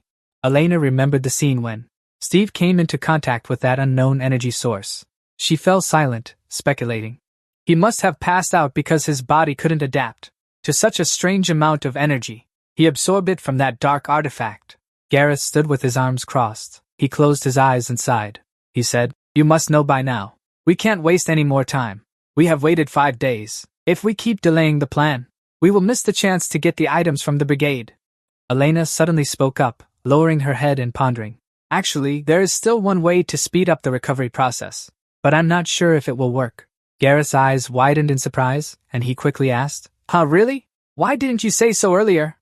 Elena curled up and reluctantly continued, "I've never been in a situation like this before. I don't want to rush into things I don't fully understand, because it might make it worse." Elena touched her arm, where a strange flow of power was circulating. She hesitated slightly. "I wanted him to recover on his own, but if we keep waiting, the plan will be affected. So I'll help him recover right now, with everything I can do." Gareth looked a bit skeptical, standing with his hands on his hips as he made a decision. "Sounds great. I'll let you wake him up. We'll also prepare a carriage to take him along. If we leave now, we can still catch up with the brigade." Gareth raised his hand in a farewell wave, parted the curtain, and stepped outside. He said confidently, "I'm counting on you." Elena rubbed her hands together and let out a soft sigh. "Ah, Elena." She used her own power to cleanse the dark energy flowing through her arm. Elena thought to herself, "To be able to suppress this dark energy, I need pure energy to block it." Elena recalled the time she used her ability in battle, just like before. She gathered her strength, placed both hands on Steve's chest to test it, and the power began to converge in one spot. Elena grimaced, sweating. "Huh!" She poured all her effort into the healing at hand. The power flowing from her hands grew stronger and stronger, but Steve remained completely still. Elena urged herself. She had to hurry up. Somewhere else, only the dark sky and faintly twinkling stars could be seen. Fragments of shattered memories surfaced in Stitch's mind. He wondered where he was, what his name was. What was he doing before this? He vaguely remembered when he started his journey, when he carried out missions, when he fought and met new friends, but strangely, both the hardships and victories he encountered on that arduous journey, Steve wondered, was he? An image of an old man suddenly flashed in his mind, placing a hand on his chest with a gentle smile. Steve was confused. What was this? Memories piled up, appearing one after another. There was the scene of a strange room. He gradually realized this was. Then came a blurry memory of a gaze, of a group of 3 people, of unclear faces. Steve wondered, were those memories of an AI? Next was an image of that AI speaking. That person stood before the other 3 and did something. All 3 of them exhaled a breath. Immediately after, they simultaneously knelt at that person's feet to show their reverence. Those shattered fragments of memory vanished without a trace. In a room full of scrolls, sunlight signaled peace, warming the entire room. A person with pale blonde hair was slumped over the desk. That person suddenly woke up with a start, Akiban. He lifted his head, grimacing and rubbing his forehead, wondering to himself, when did I fall asleep? He then squinted through his fingers and was stunned. This person gaped, staring at 3 shadowy figures, appearing amidst the rays of light, looking full of doubt. Akiban couldn't believe his eyes, dazed, and laughed loudly. Ha ha ha! He looked at each person before him. A robust young man with red hair. Immediately he shouted, "I did it!" Next was a sturdy old man. He couldn't contain his excitement. "I really did it!" Finally, a beautiful elf girl. He was extremely thrilled. At last, Achiba looked at the creations before him, a bit dumbfounded, he clenched both fists to celebrate. I have created life, but why aren't they moving? He suddenly realized. That's right. I haven't named them yet. Your name is Descha. This person used magic to point ahead. He pointed at the elf girl and began to write her name in the center and said, Your name is Descha, a kind and benevolent elf. The girl immediately came to life upon hearing this. She took a breath, her eyes wide with confusion and fear. The man then pointed at the old man beside him and wrote, Your name is Axton, a strong and upright dwarf. The old man also instantly came back to life. He panted heavily, bewildered. Next, Akiban wrote the name of the last person. Your name is Kayan. You are a tough person. The young man immediately opened his eyes and breathed like a human. Akiban immediately said, Welcome to the world. He proudly introduced himself. I am the one who created all three of you. They immediately knelt down to show respect. The red-haired young man asked earnestly, Please, boss, tell us your name. He then said, My name? I am Duan Hui. At this point, it was interrupted. The last words of that person could not be heard clearly. 500 years later, a pair of armored feet stepped onto the stone slab. The red-haired young man sheathed his sword behind his back. He sighed in relief and said, It's been a long time since I last came here. The old dwarf was also there, grinning widely as he greeted him. Hey, long time no see, you idiot. How many years has it been? The young man got angry, leaned in close to the old man's face, and scolded. What? An idiot? You're the idiot. You look ridiculous in that armor. Didn't your father teach you anything about fashion, you old fool? And what's with that weird glove? What's that supposed to mean? The old man frowned and said, Oh, now you've become a picky guy, huh? He grinned, raised a powerful fist, and challenged. How about we have a fight to see who's the last one standing? The young man didn't back down either. He gleefully hoisted his weapon, brimming with power, onto his shoulder. He laughed and said, Sounds great. I won't stop until I teach you a lesson. Both were full of fighting spirit, ready to lunge. Suddenly, a sword flew in from nowhere, and a voice called out. Descha frowned as she looked at the two of them, reminding them, What are you guys doing? This is father's land. If you're going to fight, at least go somewhere he can't see. Cain quickly forced a smile, scratching his head and saying, Hee, we weren't really going to fight. Aston made a similar gesture. You're right, Descha. Why do you always scare us? Every time we meet you, you're always like this. Descha turned and walked away. The two of them quickly chased after her. Hey, wait for us. The noisy chatter continued until all three returned home. They called out to father. The old man inside was startled, then paid attention and smiled brightly at the return of those he had once given life. He asked, Long time no see. How have you children been? In the familiar house of yesteryear, a remorseful voice spoke up. Forgive us. We should have come to visit you more often. The old man chuckled and led the three of them inside. As he walked, he squinted with a smile, saying, I know you're all busy with your own lives. No need to rush. The three of them stepped inside, glancing around.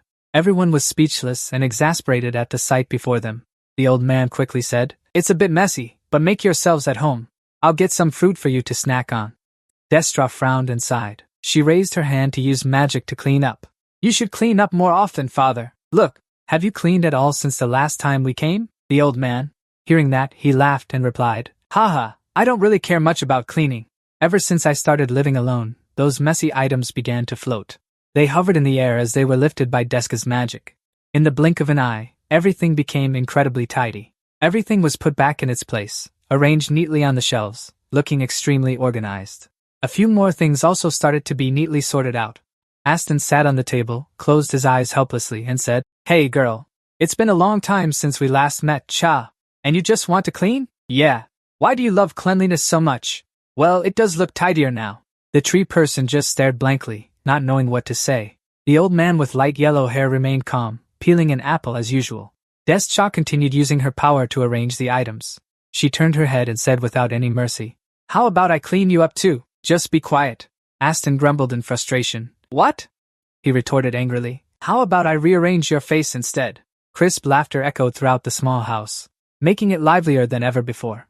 A flashback began. 500 years had passed since that man gave life to the three of them. Among his superpowers, the one that trio inherited the most was the ability to create. Among the three, each one possessed a powerful ability of their own. Aston stood on the stone platform, looking down at the houses and the waterfall before him. Just like him, the three of them yearned to create. Afterward, they created lives similar to themselves. Descha created a town in the middle of the forest, surrounded by gentle trees.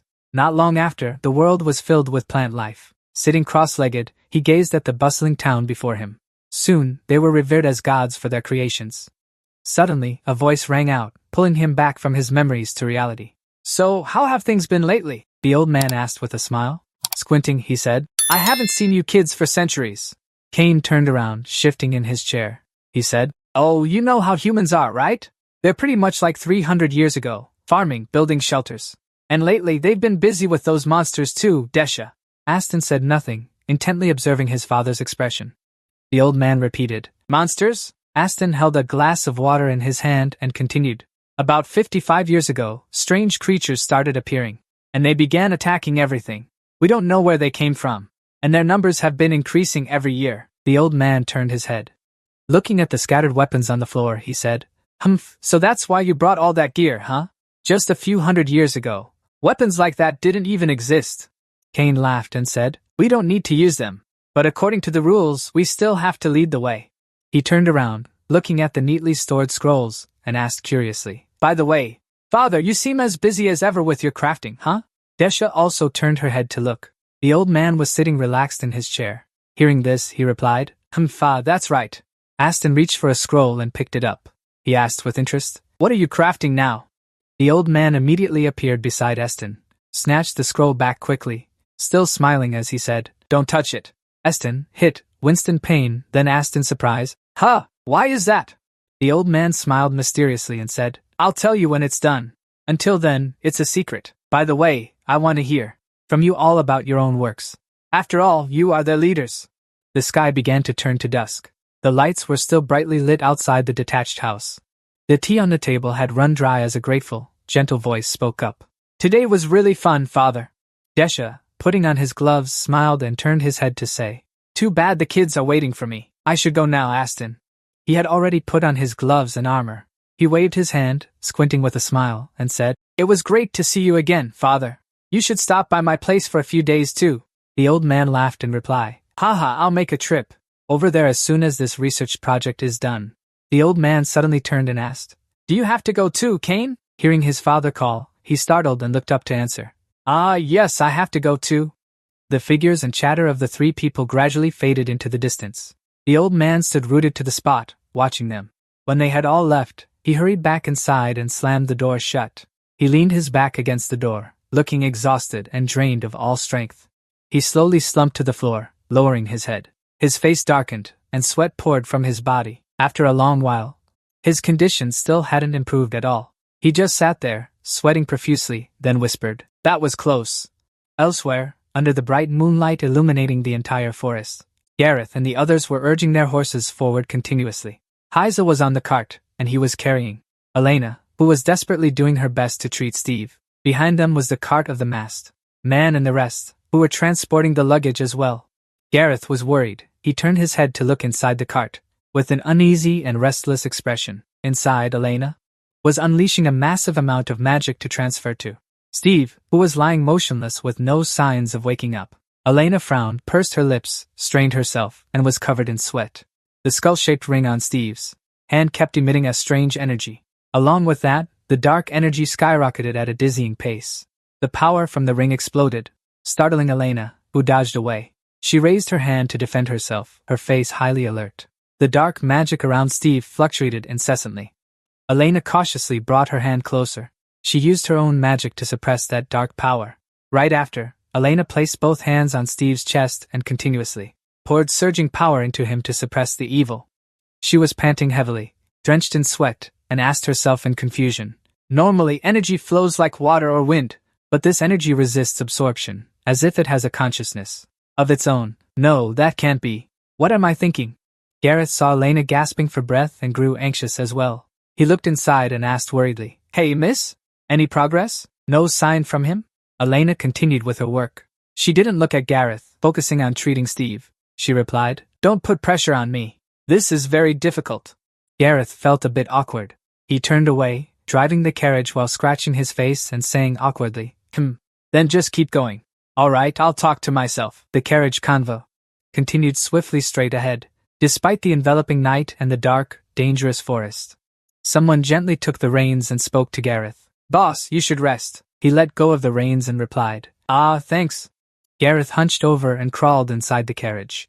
He leaned against one side and asked her, Are you okay? Elena was currently wrapping her legs around herself and leaning against the carriage wall to sleep. Hearing his question, she startled awake. Elena was still a bit tired and sleepy. She rubbed her eyes, half awake, and replied, I'm fine. Gareth sat on a nearby box. He said with concern, It's been 8 days. I know you're tired of hearing me say this, but don't push yourself too hard. Elena sat back down beside Steve and continued her task. She said, I'm fine. Gareth let out a sigh. He said impatiently, Come on, Brian. He looked at Steve's unconscious face and couldn't help but feel anxious. Gareth urged softly, Wake up.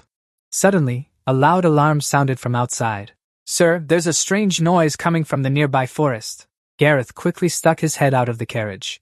He asked in confusion, looking at the small person holding the reins. Huh, what's that sound? The other person was also extremely anxious. Suddenly, from within the forest, a demon wind, or rather something, swept past at a terrifying speed. It sent the low-hanging tree branches below flying wildly in all directions. Gareth nervously raised his sword on guard. He shouted loudly to warn everyone. Something's coming! Watch out! Right after that, a cow, charging with a blazing magical light, appeared from nowhere. It ran alongside them, and kept ramming into the carriage of the masked man, startling him so much he stood up abruptly.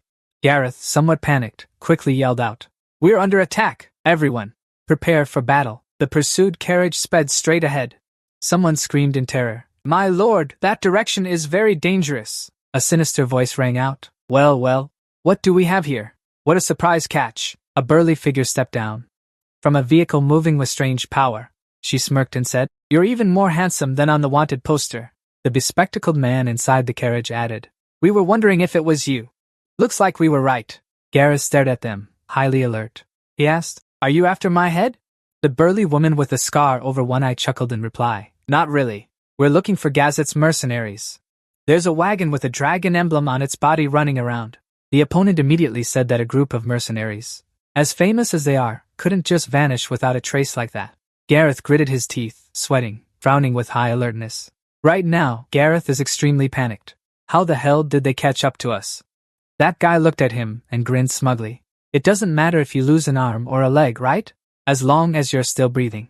So you'd better listen to us. He emphasized again to have him immediately hand over those subordinates.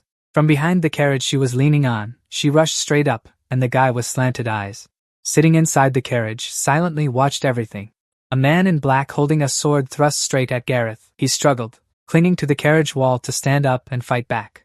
Suddenly, a flying dagger shot over, stabbing into the side of the sword-wielding man, causing him to grimace, lose his balance, and fall. That man in black crashed heavily to the ground beside the carriage. The masked person sitting at the front of Gareth's carriage stood up, both hands holding assassination weapons. He said, We will support you, and the other one also gave it their all. He pulled hard on the reins to control the carriage. There were 3 people holding blades on. Gareth sighed, heading toward the enemy and shouting, Charge! Get us closer to that slanted-eyed guy. The one sitting in the carriage began to grow annoyed. He raised a hand filled with blue magic, saying, Don't do anything stupid. From his hand, a plume of black smoke appeared, forming into the shape of a crow with dazzling bright blue wings. He commanded, Go. The crow created from that magic quickly flew outside. It slashed across the arms of those holding the flying blades, causing them to wince and groan loudly in pain. Gareth's eyes widened in shock and surprise.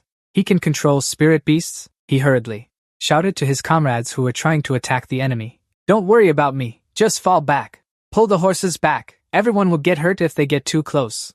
Taza smiled with amusement as he watched the actions of Gareth. Ah, how thoughtful. The one-eyed man recalled the crow to his hand. He frowned without saying a word. Suddenly, he flicked 2 fingers to the side, channeling the flow of magical energy. Gareth also noticed something was wrong. He flinched and followed the crow with his eyes. Carrying a surge of magical power, it attacked, streaking past Gareth's side. He couldn't react in time. He only raised his arm to block by reflex. Because he was in a state of invisibility. Gareth winced and let out a groan. He realized, so that's how they found me. The crow heard the noise, turned its head to look back, coiled its body into a mass of power, and clung tightly to Gareth, not letting him move. The one-eyed man began to lose patience. He said, What an annoying technique. Taza, the 2 spirit beasts are consuming too much energy. Hold him down for me. Taza smirked slyly. Sounds fun. First, they slashed repeatedly at Gareth, but his body was like a phantom. Impossible to cut. The enemy was utterly astonished by this. Gareth stabbed his blade through the corrupted arm. The sight of it piercing through one of them left him stunned and bewildered. He stared wide-eyed at the translucent arm that was thrusting through the air before his eyes in disbelief. At that moment, Gareth swung his knife, pressing it against the black-clad man's neck. His body slowly materialized into view. Gareth moved swiftly, gliding past them with a single slash, taking down his opponent in the blink of an eye. The others began to feel fear and anxiety. One of them said, "Change the plan. Stick to him all at once," and the one beside him nervously asked back, "Who's going first?" The other fell silent. Gareth held two long knives in both hands. He spoke angrily. "You want to capture me alive, don't you?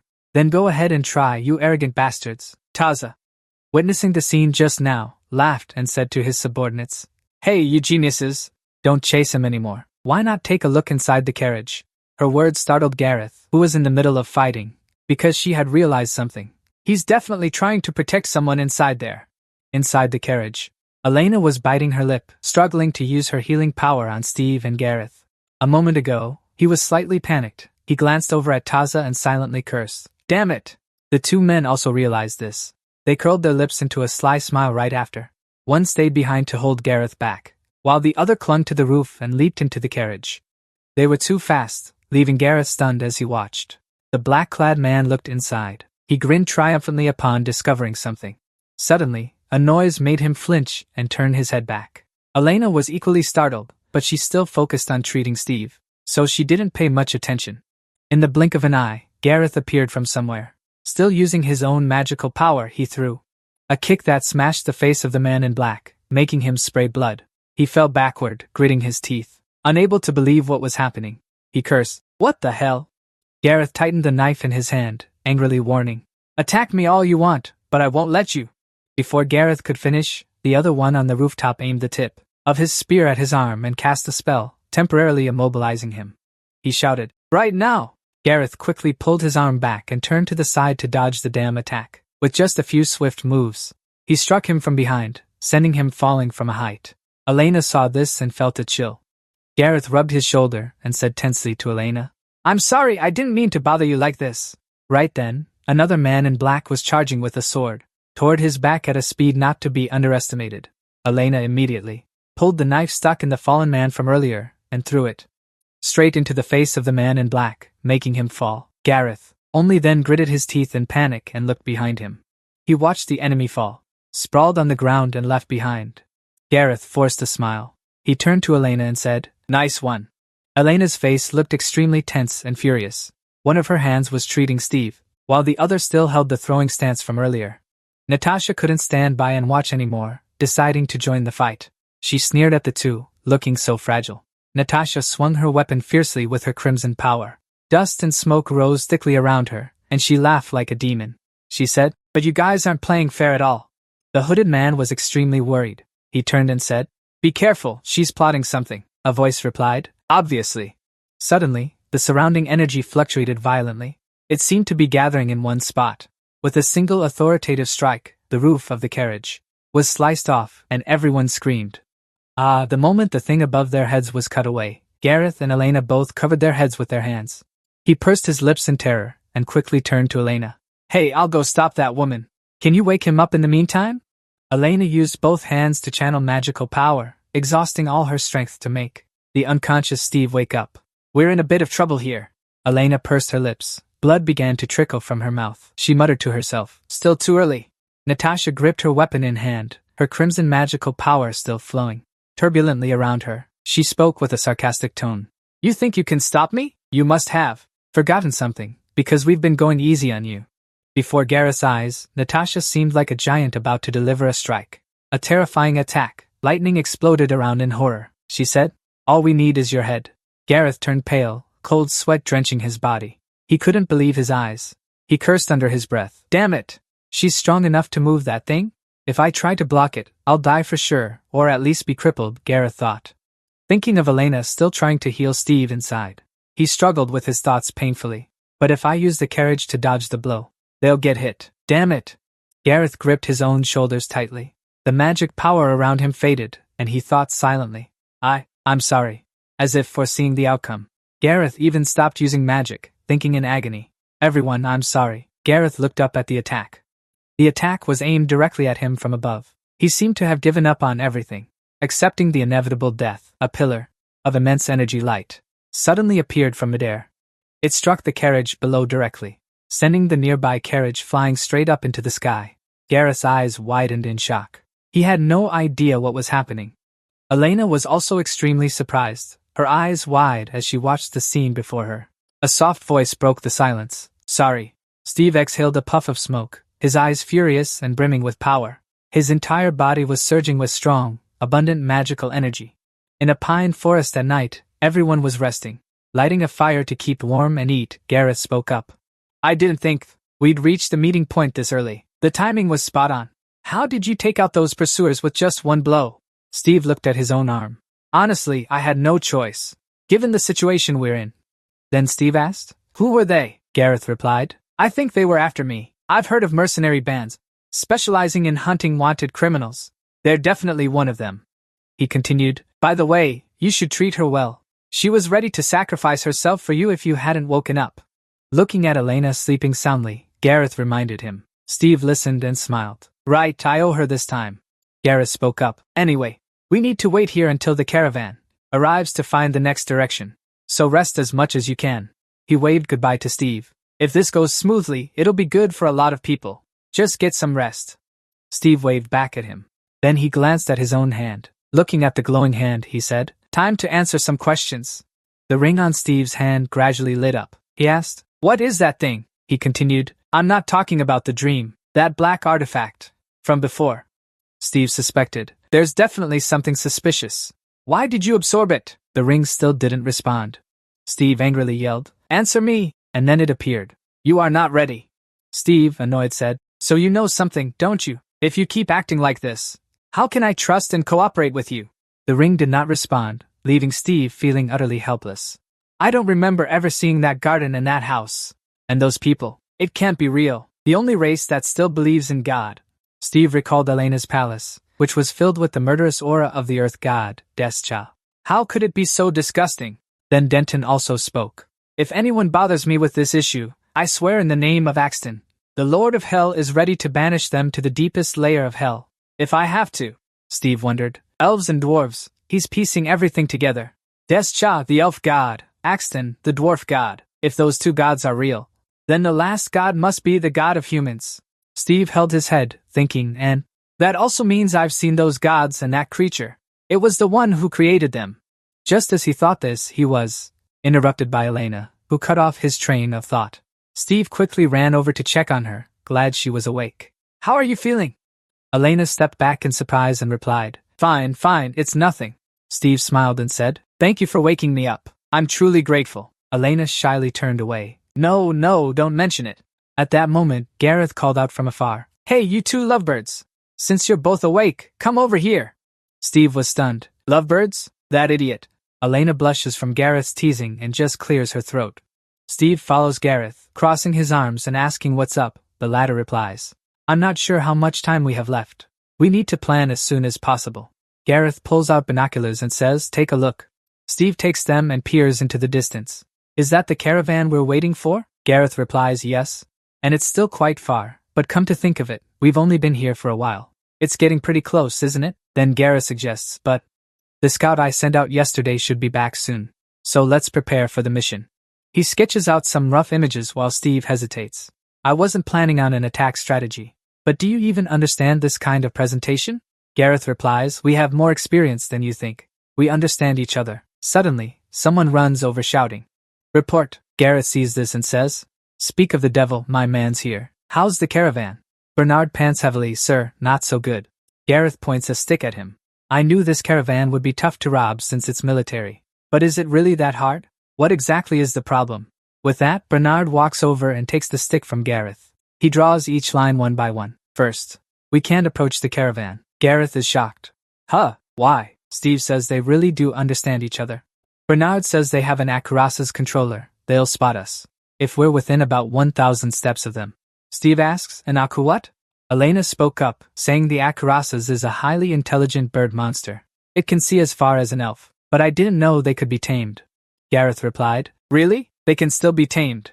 It's just that you have to train them from birth, and they are only loyal to a single trainer. Furthermore, because they are very rare, they have an extremely large search radius. Steve crossed his arms and sighed. Any other problems? At that moment, he glanced over at Elena. He looked at her trembling arm. An Akura Sasuke is worth a fortune, Steve asked in confusion. What does that have to do with anything? Who cares how much they're worth? Bernard explained. Usually, the best way to protect the women's caravan is to organize groups of mages for both defense and offense, and use mana detection skills. Steve agreed. That's true. Bernard continued. This is just my hypothesis, but it could be a good opportunity if the women's caravan escort team has their equipment loaded with Display-um. Gareth thought and then replied. You're right, but if they are already using Dispolium, then it will also reduce the effectiveness of the magic they use. There's only that way left, Elena suggested. I'll handle it. 1,000 steps is nothing to me. Steve stopped her. No. He didn't allow it. She needed rest. If she kept pushing herself, Elena reassured him. I'm strong enough to handle one bird. If you're worried, I'll just fire one shot and come right back. Steve sighed. You're so stubborn, Gareth replied. I wouldn't want to stop you if you insist on doing it. The truth is, without your sharpshooting skills, we wouldn't have gotten close to them at all.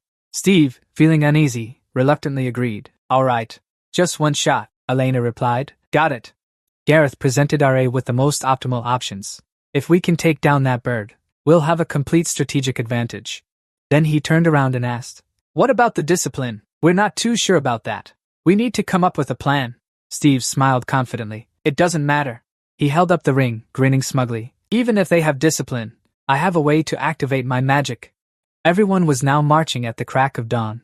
Benedict, riding on his horse, asked, Are you tired yet? We've been traveling nonstop from the south to the north. Everyone must be exhausted by now.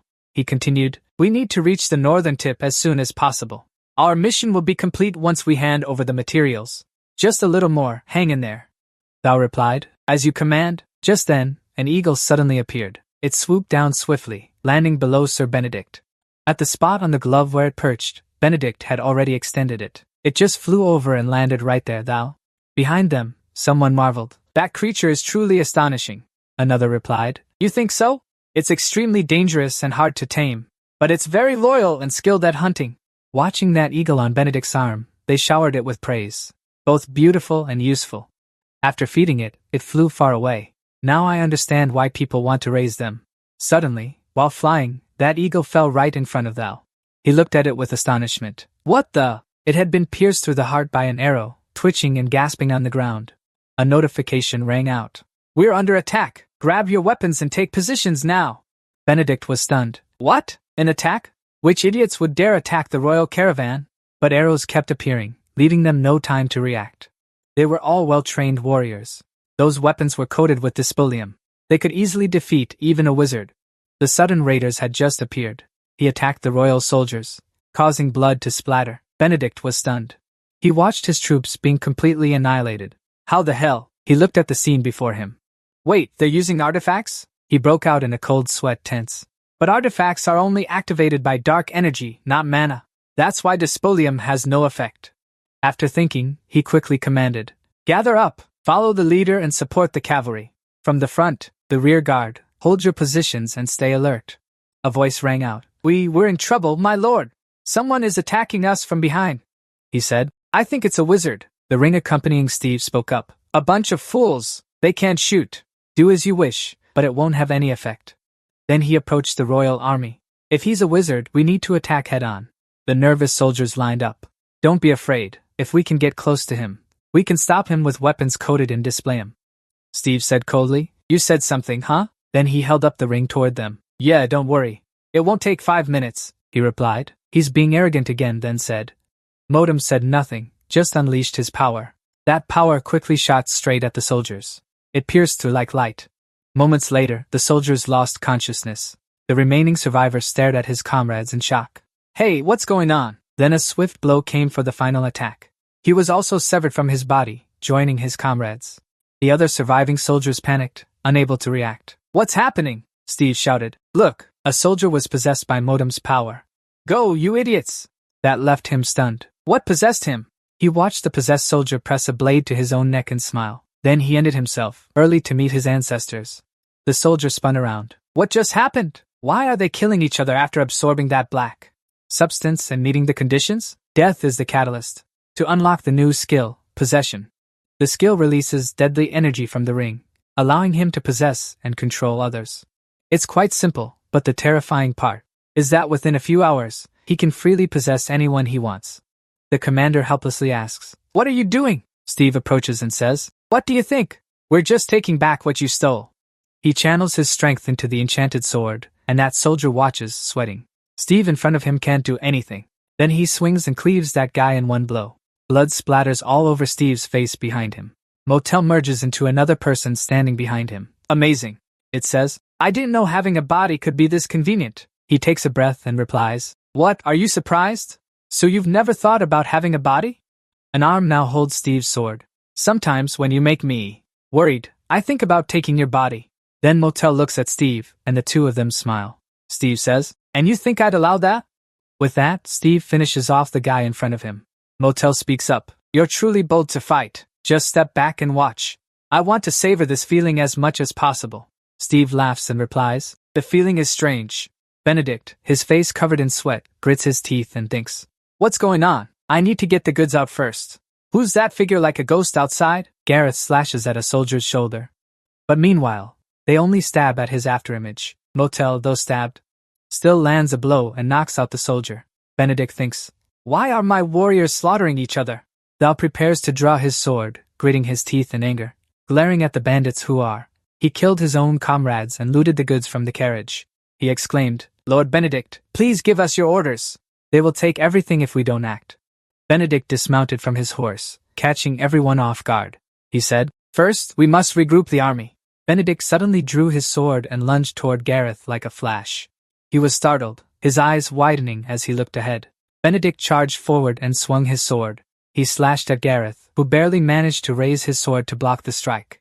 Gareth gritted his teeth, struggling to defend himself. He thought to himself, "He's too fast." Benedict swung his sword again at Gareth, but Gareth quickly retreated backward. Benedict suddenly closed in, thinking to himself, "He's retreating to use a relic. Damn it, Benedict!"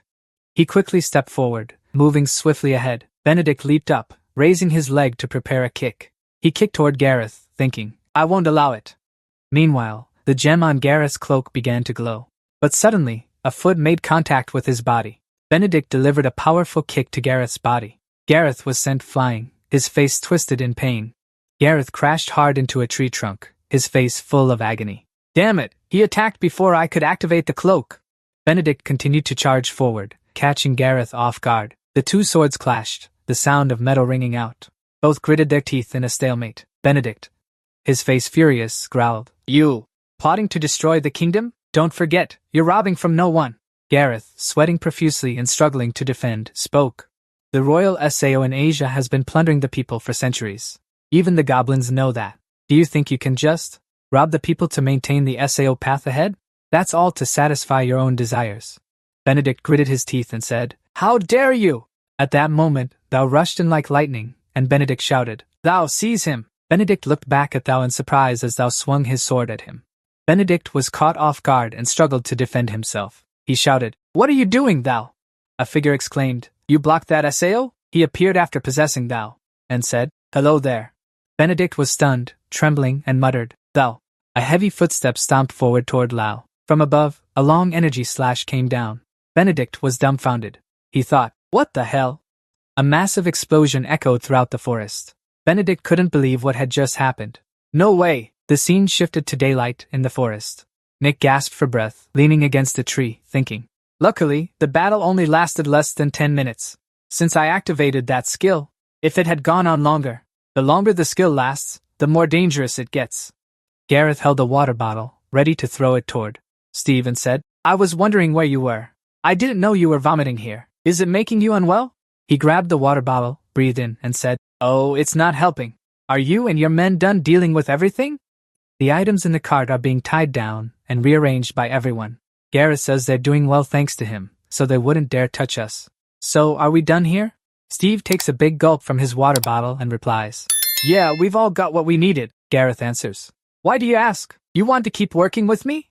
Steve scoffs, As if, Gareth jokes and bursts out laughing. Well, I guess this is goodbye then. I'll head back to the abyss.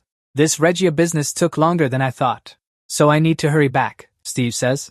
After finishing his water, he lets out a breath and asks, what about the caravan? The scene shifts to images of people wrapped up.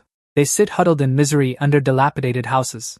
Gareth replies, I'll deliver the supplies where they're needed. There are many people in this kingdom who can't protect themselves and are starving. There's still a long road ahead. We should get moving. Gareth points behind him at Bernard. I've told Bernard to escort you. He'll take you anywhere in the capital. Elena is lying tiredly in the carriage, Gareth says. That young lady looks pretty exhausted too. So just let us handle this. He cheerfully asks, so, do you know where you're heading next? Steve thinks for a moment and replies, well, I think. The scene shifts to the capital. Inside a luxurious house, Raptor sits back on the sofa, deep in thought. A voice rings out, Raptors, you're going out again? He smiled at the approaching person and said with interest, who's this now? My little brother Anfet, why aren't you resting a bit and having a drink with me? Rest a little and have a glass with me, won't you? Anfet looked confused as a bottle and a glass filled with wine sat on the table. A voice rang out, it's 95, Ansgirl said. It smells truly luxurious, doesn't it? Anfet sat down seriously on the chair. Facing his brother, he said, I didn't come here to drink. Tell me, how many have you found so far? Raptors pondered. Raptors closed his eyes, placed his hand on his chin, thought for a moment, and replied, about 3. I wasn't as lucky as that. He turned his face toward the sword on the wall. Smiling, he said, I gave 2 to that low-ranking royal guard couple. Then I kept 1 because it looked quite nice. Anfet closed his eyes and said wearily, Raptors, please don't give away ancient artifacts like that. An image of someone struggling to use an ancient artifact appeared. Energy escaped, his body swelled with bulging muscles, and he continued, to prevent the royal war from getting worse. Even if we're not allowed to possess many ancient artifacts, you're expected to set an example for others.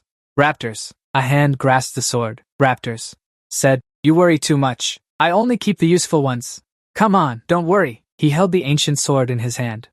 It emitted small electric sparks as he asked with a smiling face, or do you want one? Anfet's face turned serious. He held an ancient artifact shaped like a staff, with a sphere at the top radiating energy, and replied, I don't need one. Or do you want more ancient artifacts? I'm fine with just this one, Raptors. Plopping down on the chair, holding a glass of wine, he sighed and asked, so, have you heard any interesting news lately? How's our little Zero doing? Anfet, sitting across from him, replied, fine. He's settling into a peaceful, ordinary life. He continued, he stopped by without telling anyone, then silently turned back to the front. Raptors placed the glass of wine on the table and said, even so, that's not what Idrin told him. He suddenly became serious, propping his chin on his hand, and asked in a low voice, are you sure? Nothing happened? Anfet raised his hand and let out a breath, and an image of SRO appeared. He said, that's all I know. But in his mind, he thought, that Idrin guy is really suspicious. Raptors propped his chin thoughtfully. In Asia, there are 3 princes. The image of the 3 sons appears before everyone. Everyone thinks the 3 of them share a close brotherly bond, but in reality, there is a long-standing tension among them. Anyway, in this invisible war, Raptors has a huge advantage. The image of Raptors appears majestically with a pile of gold behind him. He is the one who will inherit the throne, along with the image of 2 full, close companions beside Raptors. He has talented close aides, Idley and Mark. He even has full authority to use the kingdom's resources. On the other hand, his 2 younger brothers. The image behind Raptors shows Anfet and Zero, standing there, looking more like subordinates than competitors. But kudos to them for submitting without any hostility. The faces of Anfet and Zero. He was always stubborn and unwilling to compromise. So the 2 of them decided to deal with Raptors. In their own way, Zero, openly avoiding Raptors, he turned his back on his older brother, Raptors. This infuriated Cho Raptors, as he was the eldest son, and because he was the youngest, he had fewer chances to seize the throne's image. Zero was standing at the camp with his loyal guards and the soldiers under Zero, who were forced into training to fight in the dangerous northern border, despite being very young. As for Anfet, well, that's another story. He was smart, so he always stood behind Raptors and pretended to help while still protecting his own safety. He managed the kingdom's finances and disguised himself as an advisor to his brother, the heir, for the future image. Anfet always stood behind, as if constantly supporting his brother, while honing the necessary skills and securing his position throughout the process. Although he had no intention of submitting to Raptors, Anfet's expression remained calm, showing no hint of resistance. Suddenly, a voice rang out, just a hint of curiosity. Raptor's face turned terrifyingly serious as he spoke. "You're not plotting any betrayal behind my back, are you?" Infet raised his hand, forcing a sheepish smile, feigning innocence, and replied, "Of course not, although Infet and Zero were competing with each other." The handshake between the two brothers clearly showed they shared a common desire to win the throne, so their top priority was to get rid of Raptors. There's no reason for them not to cooperate with each other. Infet spoke up. "I feel like I'm taking up too much of your time, Mr. Raptors." He turned around, pushed the door, and was about to leave. Raptors just closed his eyes, sitting on the chair, and said nothing. He said, "I think I should go now." A faint smile appeared on Infet's face as he spoke. "Next time, I'll treat you to a drink." Meanwhile, Raptors just stared in the direction of his younger brother and said nothing more. The scene shifts to a suburb in the northern region of Venezia. Elena, after waking up, she smelled a strange fragrance and quietly wondered, could it be medicinal herbs? On the carriage carrying 3 people, Steve, Elena, and Bernard was driving. He turned his gaze toward Elena and said, "We'll arrive at Keldon soon. You'll find the medicine you need there." At the same time, Steve was deep in thought about Golden. "I only know about the sudden increase in the pharmaceutical business recently. How does he know about this? The person named Gareth, Elena?" She let out a soft breath, her face still showing some fatigue, and replied, "I'm fine." A voice rang out, meaningless. Modem appeared in Steve's mind space and said, "I can see through the flow of mana in her. She is not okay at all." Steve also responded, "Then try creating a bow." An artifact held in Elena's hand emitted a faint light. She channeled magic into the artifact. 2 streams of power surged out from both ends of the handle. She gritted her teeth, her face strained with difficulty. Her trembling hands caused the magical power she was channeling into her grip to gradually fade away. She grabbed her trembling arm. As she channeled the magic, she let out a weary breath. Steve saw this and replied, "See, if you keep pushing yourself like this, you won't be able to use magic anymore. You're not allowed to act until you're fully recovered. So get some rest." Elena's face turned sour. She gritted her teeth in exhaustion and had nothing to say. On the carriage, Steve asked Bernard if he knew how much farther it was. He replied, "We're almost there." Bernard stood up and announced, "We've arrived." Before everyone's eyes was a town. To the right was a sturdy city wall. Inside the town, the people were busy with their daily tasks. That was Golden. Steve looked toward the village and said, "What a long journey. Is this the place you wanted to bring us to?" "Thank you very much, and please thank your master for me." Bernard squinted with a smile and replied, "Don't be so polite. Compared to everything you've done for us, we're the ones who should be thanking you." He pondered, looking into the distance, thinking, maybe I should tell them my name, in case I need their help later. They probably still think I'm Brian. Bernard said, "We're here." The carriage was entering the town. Around them, people were bustling back and forth. Bernard asked, "If you need anything, just say so. My master reminded me to make sure you're fully taken care of before you leave." After just finishing her sentence, Elena collapsed to the ground, trembling while holding herself. Steve and Bernard were startled and turned around in surprise. Steve rushed over and knelt down on the floor. He observed her condition and thought to himself, "Is she that seriously ill?" Elena lay unconscious on the floor, and Modem's voice rang out, "I've been wondering how she could resist such an abnormal flow of energy. I guess she was just pretending everything was fine." Steve gritted his teeth in frustration for letting this happen.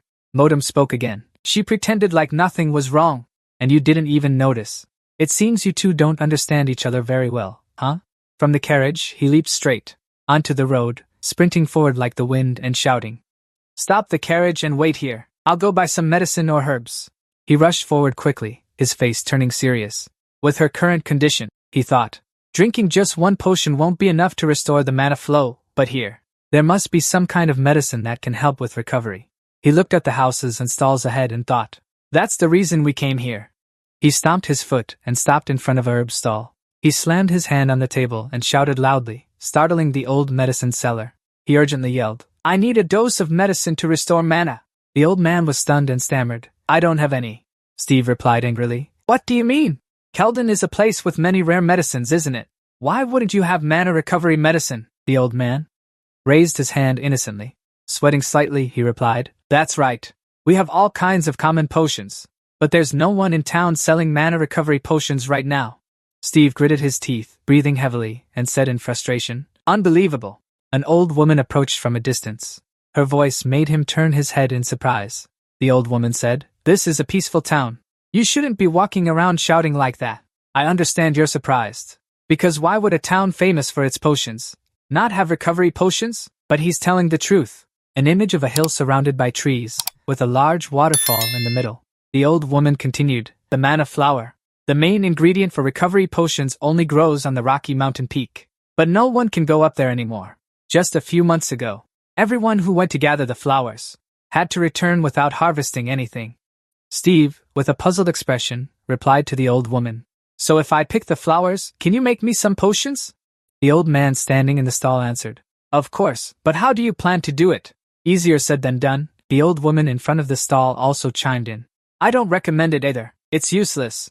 Steve turned around and hurried toward the forest, his cloak fluttering up, showing his high determination, and declared, "Wait there, I'll be back." The scene shifted to a forest. Steve was walking on the path toward the herb-gathering spot, asking, "I wonder if anyone erased their memories." "You know what?" At this moment, Modem replied, "If no one remembers, then how would I know?" Suddenly, he glanced to the right as if he saw something. On the rocks, bushes grew wildly everywhere. "Hay muchas hierbas raras en el bosque alrededor del pueblo de Chiodien." Suddenly, 2 black streaks swiftly swept across the road. Behind him, he had already passed by. But at the same time, it seemed he had detected something unusual. His face turned vigilant. He quickly reached down and gripped the sword tightly, preparing to draw it from its sheath. "Getting ready for something blocking my path." A blue figure flashed behind the trees behind Steve, causing leaves to fall where it passed. Meanwhile, he was on guard in front. While closing his eyes to sense that strange object, behind him, there was a blue silhouette of a huge monster. He sensed it was very fast, but it seemed quite large. From above, something seemed to be charging down very quickly. "Here it comes," a sharp point. It lunged at high speed from above toward the head of Steve. He was startled, his face detecting a large claw, with a sharp point stabbing straight into the ground, causing an explosion that blasted the earth apart. At the same time, Steve had reacted in time and leaped up to dodge the sharp point. He landed on the ground not far away, holding the sword. After the explosion, in front of him was the figure that had just attacked him. He rested the sword on his shoulder, his face calm, and asked, "Strange, the townsfolk never mention anything about this thing." A roar echoed in front of Steve. It was a giant spider with sharp legs. Its 6 eyes were bloodshot. The fangs were dripping with saliva, as if craving prey. He still stood tall, carrying his sword on his shoulder, saying he didn't expect to run into a Gosagni in this place, but how could that be? The Gosagni urgently roared and lunged forward. Its 2 legs lunged forward, stabbing toward Steve, catching him off guard. He ducked to dodge, then lunged forward, swinging his sword, causing the attack to miss and strike straight into the ground, creating a massive tremor that shattered the earth. After dodging the Gosagni spider's attack, he sidestepped and lunged straight toward it, one hand holding the sword, the other gathering energy, preparing for the next move. He gritted his teeth and punched hard with the hand wearing the Modem memento ring, emitting green energy forward, and it expanded. Grabbing it, the wind began to rise, causing the trees in the forest to sway violently. A massive explosion of energy rang out, shaking the entire forest. Steve spoke, "Turtle." After defeating the Gosagni monster, he breathed a sigh of relief. In the area after receiving a blow of Steve's power, where the energy passed, the tree shadows were gone.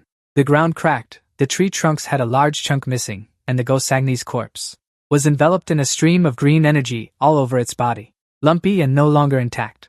Steve sheathed his sword back at his side, above which was Modem, saying, "This Gosagni isn't normal at all." He replied, "I know they usually live in packs of hundreds. Where are the rest?" The image of the Gosagni appeared again, and he said, "I know we're just trying to find some Dan lie, but if we don't do something, are destroying the town. It's only a matter of time." His face turned serious and contemplative. Why didn't anyone notice this sooner? Suddenly, he was startled, realizing something. An arrow shot swiftly toward him, but he had already noticed it and quickly caught it with his hand. He thought to himself, "An arrow." A system panel appeared, activating the automatic reflection skill, the ability to reflect high and low objects. Steve spoke up, You'd better answer me before I blow you away." The green-hooded figure flinched, trembling, having missed his chance to kill Steve. The hooded figure stood on the tree, holding a bow in one hand and gripping the arrow string tightly in the other, thinking, "How the hell did he catch an arrow with his bare hands? He's truly dangerous." Steve grabbed his neck with one hand while the other hand gathered energy at his fingertips, which were interlaced, ready to release the energy, and shouted, "Answer me now, wind bullet!" He flicked his finger, launching the skill toward the green-hooded figure. A loud thud caused the tree trunk to crack and split. The green-cloaked figure fell hard to the ground, unable to dodge in time. A voice rang out, "How dare you!" The green-cloaked figure's eyes darkened as he gritted his teeth, panting heavily, with Steve's sword pointed at him. Steve said, "Look up here." He looked down with a surprised expression, seeing Steve standing below, looking annoyed. He then said, "An elf?" Steve gritted his teeth in irritation and replied, "How could a lowly human defeat me?" Steve let out a long sigh and said, "It's been a while since I've seen anyone like you." He recalled the images of other elves and thought to himself, the way these people turn white when they are on guard. Especially since they hate humans like me. Steve stepped closer to Sid, gripping his sword tightly, and said, "Hey, get up, and I'll pretend you never tried to kill me. Tell me what's going on in this forest."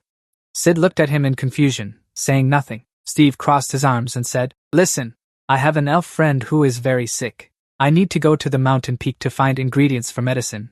The people in the town over there say that anyone who comes up here loses their memory. Do you know who did that?" Sid glanced down at him, realizing something. Instantly, Sid vanished right before his eyes. Steve exclaimed in surprise, "Hey, wait!"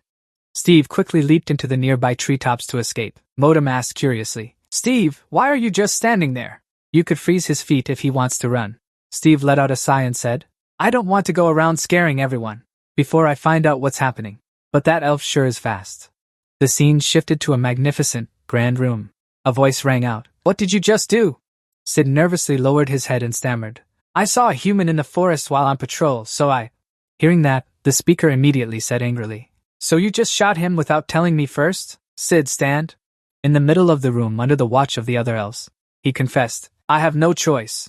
You'll understand if you meet him in person. He crushed a goblin with just a sword and a bit of magic. What good could someone like that be doing in the forest?"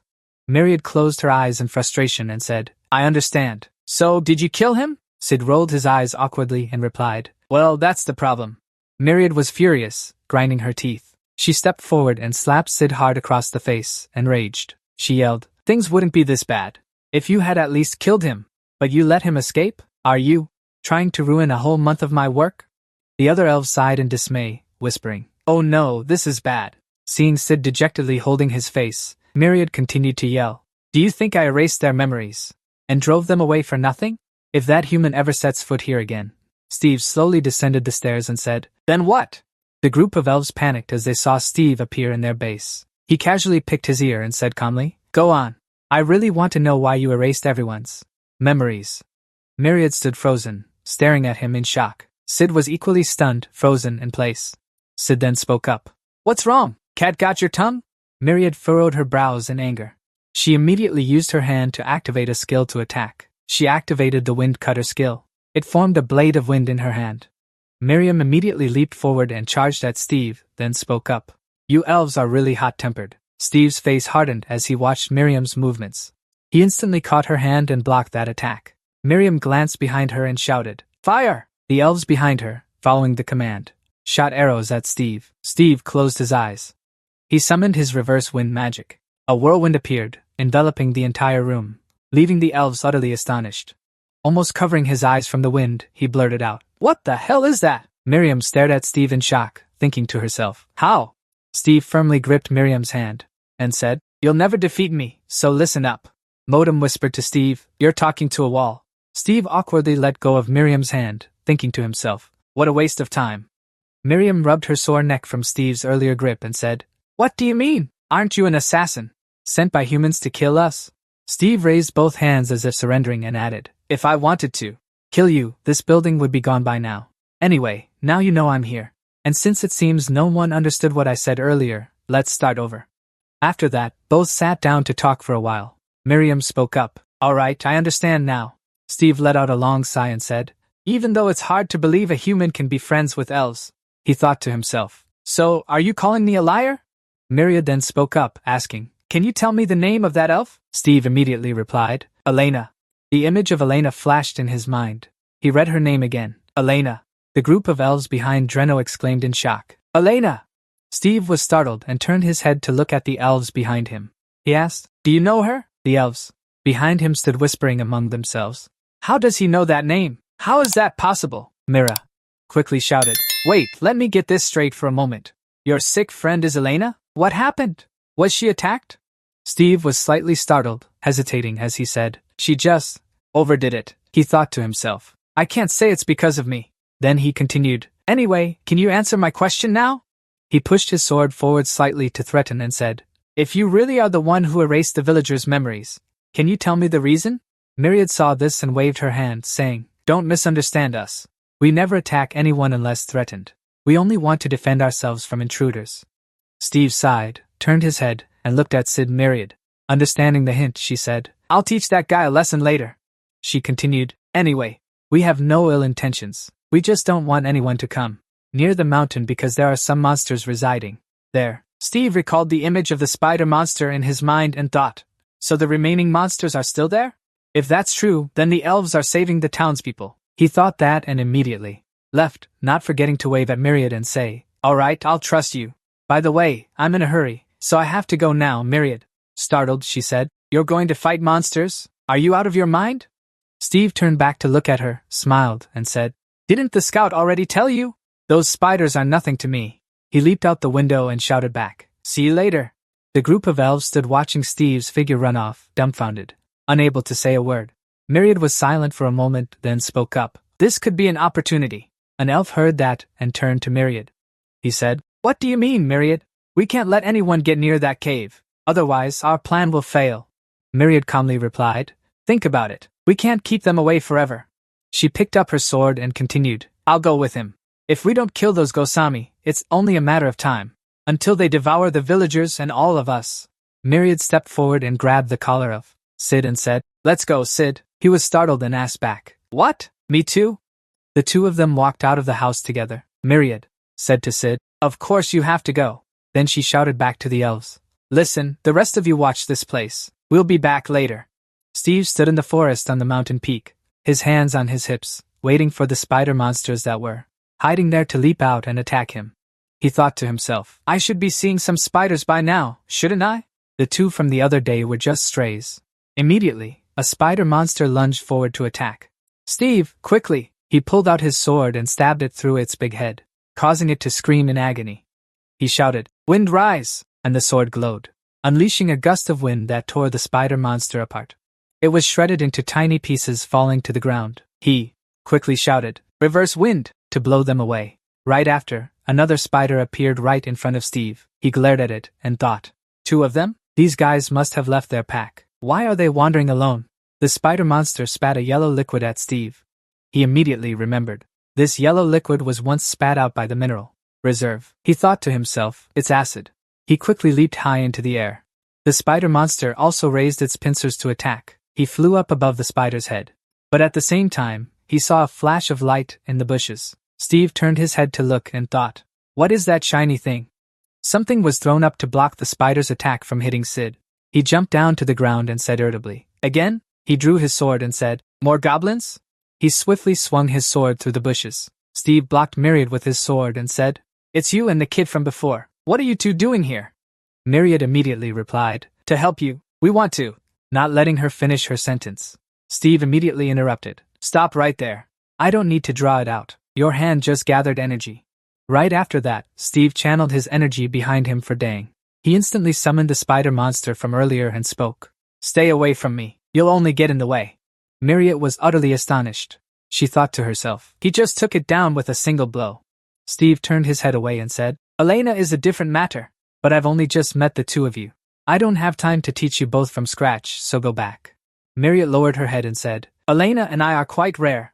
It's hard to find someone who learns so quickly, along with skills to support in combat. She continued, I understand why you feel that way, given that you've worked with her before. Steve fell silent, which made him recall the image of Elena. He looked toward the mountain peak ahead, where a waterfall was cascading down. Myriad continued speaking. Anyway, the Gosani have built a nest in the flower garden you're heading to on the mountain peak. Myriad crossed her arms, looked at Steve, and said, I admit you're very strong, but you can't defeat an entire nest of Gosagni alone without harming the Danlai flowers in that garden. Steve remained silent, directing his hand to cast the spell. He focused on the spider that had just been eliminated earlier. He was still concentrating on the spell to absorb the remaining remnants of the spider monster. He asked, So how do you plan to help me? Marriott replied. We'll let you fight the Gosagni, while we go retrieve the Danlai flowers while you're battling. After saying that, she and Sid were utterly astonished to witness everything Steve was doing, and she thought to herself, is he absorbing that monster? Steve absorbed all the spiritual energy into his hand. He said, I think the mana should be fine. Your mana has increased due to the effect of the authority. Steve captured the last stream of spiritual energy into the palm of his hand. Miriam saw this and added, I'm a bit surprised too. I've never met a human who doesn't hate elves like you. Is that the reason Elena is traveling with you? How did you two meet? Steve glanced back and replied, You sure have a lot of questions. It's a long story. If you want to know, you can ask Elena after she gets better. So, what about you? Why did you help me? Was it because of Elena? Miriam lowered her head sadly and said, That's not the only reason. She recalled the image of the forest where she lived being stalked by the spider monsters. She said, We had been living in that forest long before the townspeople arrived. The image of her comrades being attacked and killed by the spider monsters flashed through Miriam's mind. She continued, But when those Gosaki invaded the forest, our lives deteriorated. Each of them was very strong, and they overwhelmed us elves. So we decided to starve them out. After that, my two siblings and I decided to head towards the town, she said, taking advantage of the fact that the Gosaki don't often leave their territory. We decided to protect the townspeople from the spiders. We even erased their memories. Modem appeared beside Steve and spoke up. Sounds like they're pretty cautious. Steve let out a long sigh and said, So the spiders I've been running into are just wandering around. They're the hungry ones, right? Myriad Bandap, it's not a perfect plan either, but it's all we can do in this situation. And then, right as we were racking our brains about what would happen next, they were starving. She looked over at Steve, who was listening intently, and continued, You appeared. You're our only hope to escape this mess. Scene change. Inside a massive cave perched on a mountain peak, the sword radiated a powerful energy. Surrounded by an aura, it emerged. That was Steve's sword. He went berserk, slamming down on the spider monsters with each strike from the sky. Meanwhile, Myriad used her hands to handle the rest. She blasted away the spider webs blocking the cave entrance. Seeing those freakish spider webs clogging everything up, Steve gritted his teeth in annoyance. Miriam, still focused on blasting away the webs blocking the path. Steve's sword got tangled in the spider silk. He snapped, Oh God, this place is nothing but webs. Just as he let his guard down, a spider lunged at him from above. Myriad saw it and screamed, Watch out! Without hesitation, she used her hand to control something to block it. Immediately blocking it, a slab of stone rose from below to intercept, causing the spider monster to log out in an instant. Myriad activated the skill, Piercing Stone, attacking the enemy with a stone slab. Steve, turning his head to look at the spider monster's body after the attack, he asked Myriad in surprise, Wow, are you a witch? Myriad let out a tired breath and said, It consumes a lot of mana, so I try to save it for emergencies. That's why it can't be used much in prolonged battles. Steve glanced at Myriad and nodded, saying, I understand. It's not very effective against such a large number of enemies. Suddenly, the stone slab behind Miriam was shattered by something, exploding. She turned her head in surprise to look behind. A bolt of lightning appeared from somewhere and shot forward. It enveloped the spider's body, causing it to convulse and screech. Seizing the opportunity, Steve lunged at the monster. He raised his hand toward the creature, cast a spell, and shouted, Wind, rise! A whirlwind appeared right after, attacking the spider monster head-on, causing it to shatter into pieces. He turned his head to look at the person behind him and asked, Blue lightning, huh? The one who created that lightning bolt earlier was Steve. He was a bit confused, thinking to himself, Am I getting in his way? Steve then spoke up. Hey, little bro, you're surprisingly useful. Miriam looked at the recent feat. She said, He's got talent. It's just that he's too fragile and weak. Steve also replied, Well, I'm glad to hear that. He clasped his hands together, as if preparing to do something. He said, You two seem to have some combat experience, huh? Can we move a little faster? Steve created a stream of firelight surrounding his body and said, You will protect yourselves. He shouted, Fireball! The entire mountain immediately shook violently. A massive explosion erupted from inside. The cave burst outward like a volcano. Steve, Myriad, and Sid leaped out from the thick smoke and flames. Myriad screamed, Ah! The cloaks and clothes of all three were scorched. Myriad looked at Steve and yelled, Hey you! You almost burned us too! Sid gritted his teeth. Got lightly burned, he whispered. He's too strong. Steve remained calm and replied, I told you, I don't want to waste time. Besides, you two aren't that weak. You seem pretty strong. He continued, by the way, is this the place? On the mountain peak, there was a cave built tall like a tower. Steve looked and said, I thought there would be a flower garden on the mountaintop. The sounds of the spider monsters quickly approached. Steve looked down, sighed, and said, So you're hiding, huh? He whispered, but I only see cobwebs. All three of them landed on the ground. The spider monsters immediately surrounded them, screeching threateningly. Steve seemed a bit worried. He said to his sister, Miriam, I think we should go back. Miriam glanced at Steve and said, If you say that again, I'll hit you first. Steve, on the other hand, smiled with interest and said, Wow, this place is swarming with them. Steve spoke up, Hey, you two. Stop talking and look at this. He looked at the flower branches near the cave entrance, where a spider monster stood, and said, That is the flower core. Right, isn't it? Miriam looked at him and said, That's correct. But it seems quite difficult to get close. Steve summoned a stream of purple magic around his body. Smiling, he said, All right. So you two handle the flower part. I'll take care of the rest. That purple magic stream slithered all over his body. Steve unleashed an incredibly powerful source of energy. That was the skill. Cursed Aura, a skill. The Cursed Cloak envelopes the user with an energy source. A dark one that can weaken enemies around them. Remember about the image from before when he used this magic together with Elena and Gareth, he said. You haven't used this magic again since that time, have you? Now it consumes less energy and is easier to use. A system prompt appeared and continued, I have upgraded and optimized it for you. Stephen asked further. Is it because of that dark object? The system replied, Probably. He crouched down into a defensive stance and said, Well, I'm not complaining. Then he leaped forward, astonishing Miriam. Her eyes widened in shock as she thought to herself, How can he use so much dark energy? The spider monsters also screeched and lunged to attack Steve. Steve's cloak slowly transformed into a pair of wings. He said, This is... Then he forcefully spread his massive wings and continued, How you use this thing, right? The spider monsters panicked when they saw that. The dark energy enveloped the area before them, making them tremble in fear. Immediately after, they were crushed down to the ground by the sheer force of the dark magic. Steve slowly landed on the ground. He let out a breath and said with a smile, Haha, take that, you damn insect-like bastards. That dark energy gradually enveloped the entire mountaintop. The group of spider monsters lost all their strength, lying sprawled on the ground trembling. Steve shouted loudly, Now is the chance. Miriam was startled when she heard Steve yelling. She immediately said to Sid, Let's go up. Sid, he also added, If anything happens to us, it's all your fault, you spider monster standing in front of the cave entrance. Screamed in fury, Miriam ran towards the flower. She looked at the monster in front of the cave, thought to herself, That must be the queen and the leader. It's still quite tough even after being hit by the attack. It lunged forward to attack Miriam, when suddenly a bolt of electricity appeared, blocking the monster's attack, causing it to howl. Almost activated the electricity skill. Shot a bolt of lightning towards the enemy. Miriam took advantage of that opportunity to slide down to the monster's feet. She quickly grabbed the electric whip and activated the electric whip skill. Created an electric whip to bind the enemy. She wrapped the electric whip around the top of the tower above the cave entrance.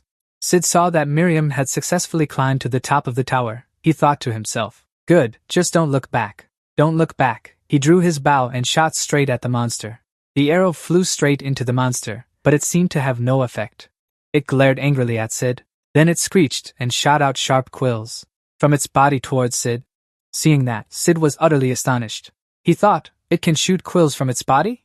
Those feathers flew like a blur towards Sid, forcing him to raise his hand to catch them. The feathers rained down on Sid like a storm. The monster saw something and suddenly became astonished. Steve appeared, waving his hand and shouting, Wind Cutter! He used magic to blow away those feathers.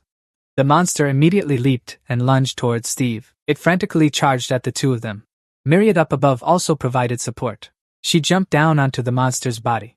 She extended her hand, grabbed something in the air, pulled it up, and shouted loudly, Stone shot! Immediately, a slab of rock rose up and pierced through the Spider Queen's body, making it shriek in pain. Miriam glanced down at the flower branches below. She immediately jumped down beside those flower branches, shouted loudly, I'll get the flower! Return to the forest before the monsters chase after us! Steve angrily yelled, No way! I'll defeat them right now! Just stay out of the way! Seeing Steve like that made him somewhat scared. He launched a whirlwind from his hand and shouted, Wind rise! The spider monster was pushed back by the whirlwind, looking somewhat shocked, but it didn't stop there. Steve launched a fire vortex and shouted, Fireball! The combo of wind rise and fireball turned into a blazing storm. A tornado accompanied by fire blasted the swarm of spider monsters away. The monsters were burned, shrieking in agony. Miriam's eyes widened in shock as she thought, "Impossible! How can a human use magic? So powerful, this person is an AI." Myriad and Sid ran inside the cave to dodge Sid's terrifying attack. She turned her head to look behind, thinking to herself, she could even feel the heat from the ground even here. What the hell is going on, Elena? As she thought that, she ran deeper into the cave with Sid. The blazing storm from earlier now seemed to have burned more than half of the monsters. Something fell from above, making a sound that shook the entire mountain peak. A monster stepped out from the smoke, roaring in fury. Steve looked at it in shock and said, "Damn it! There wasn't a single burn on its body." A mark appeared and said, "Only the guardian of the gate can withstand that attack. This is bad." Steve glanced at the monsters flattened on the ground. He shouted, "True curse." Instantly, he absorbed the monster's spiritual energy. While absorbing the spiritual energy, he said, "By the way, this attack was pretty strong. I almost got burned too." Modem continued, "That's not important. The important thing is that my spell didn't work." He grumbled, "Why can't it kill that spider? It's just a stupid spider." Steve sighed in frustration and said, "Is that all you care about? I almost got killed." He reached into his pocket to grab something and continued, "Oh wow, we have quite a few surprises. When fighting monsters, don't overthink it." He pulled out a bottle of red powder, smiled, and said, If that doesn't work, we'll resort to violence." Seeing that, Modem immediately said, "Isn't that the salamander powder from last time?" The powder bottle glittered in Steve's hand. Modem recalled the previous battle with him and blurted out, "This spider blocked a blazing storm." He removed the sword's hilt and poured the powder in. Steve added, "Don't worry, I've checked the shell. Besides, what I used last time was just salamander powder. Alright, I think it's better to test it before using it." Steve picked up his transformed sword. Modem grumbled, "Those dwarves never get anything right." Steve dashed toward the giant spider and said, "Alright, let's go. Stop complaining." The giant spider spat acid at Steve. He swiped his sword, creating a gust of wind to block it, and shouted, "Wind slash!" The monster was quite surprised by how he dodged that attack. He seized the opportunity to leap up, aiming his sword straight at the monster. The sword tip quickly plunged down, but it was blocked by the monster. Spider using its pincers to stop Steve's sword. He was quite surprised that his attack was so easily blocked by the spider. Steve gritted his teeth in anger, thinking, "Damn it! I need to pierce its hide and kill it in one blow." He thrust his fist forward and shouted, "Wind bullet!" A gust of wind appeared, pushing him backward, away from the monster. Steve landed lightly on the ground. Modem then spoke up, "So you just need something strong enough to tear it apart, huh?" Steve replied, "Got any ideas?" Modem immediately said, "What's there to wonder about, Steve?" and continued, "Hurry up and get ready." Without hesitation, Steve summoned his magic and shouted, "Ice wave," but in his mind he thought, he probably just picked it at random. Why does it have to be ice?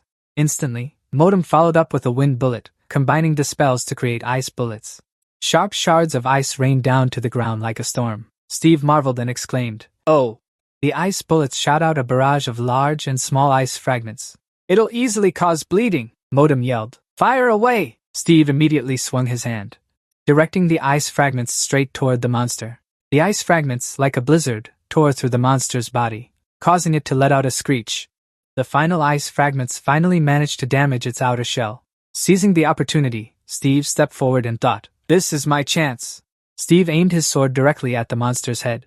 He shouted, "Counter!" Instantly, a beam of light shot from the sword's tip. A blue light struck the monster directly, a fatal blow. Seeing the move he had just executed, he recalled the image of Casper. He was utterly amazed, thinking, "That alchemist is quite something." After landing that attack, the spider monster's head was also made to disappear by him. The sword glowed red from the immense force it had endured. Steve thought to himself, "I'm not sure he can entrust me with something this dangerous, even though I did ask." Modem noticed something peculiar and spoke up, "Steve, look at its belly." Hearing this, Steve immediately shifted his gaze to the monster's abdomen. He was also surprised to see something inside. Looking at a pile of artifacts spilling out from the monster's belly, Modem said, "No wonder an ordinary monster was this strong." Steve approached, picked up an artifact in his hand and said, "Did it eat explorers and bring those artifacts along?" After saying that, he gripped the artifact tightly in his hand, smirking smugly. The scene shifted to a small, cozy wooden house. Steve sat by the sickbed, handing medicine to Elena, and said, Here, drink this. He noticed Elena seemed wary of the medicine cup because of its smell. So he said it's a miraculous tonic made from velvet, ginseng and danlai flower. Drink it all up. Hearing that, she slowly drank the entire cup of medicine in her hand. After finishing, Elena let out a sigh of relief. Steve smiled happily seeing Elena gradually getting better. He stood up, opened the door, and stepped outside, not forgetting to turn his head back to say goodbye to Elena and said, now rest up. It will take some time to fully recover. See you later. Elena silently waved goodbye to him. Bernard stood outside, and as soon as he saw Steve come out, he asked, how is she? Is she okay? Steve replied, yes, thank you for taking care of her for me. Is something wrong?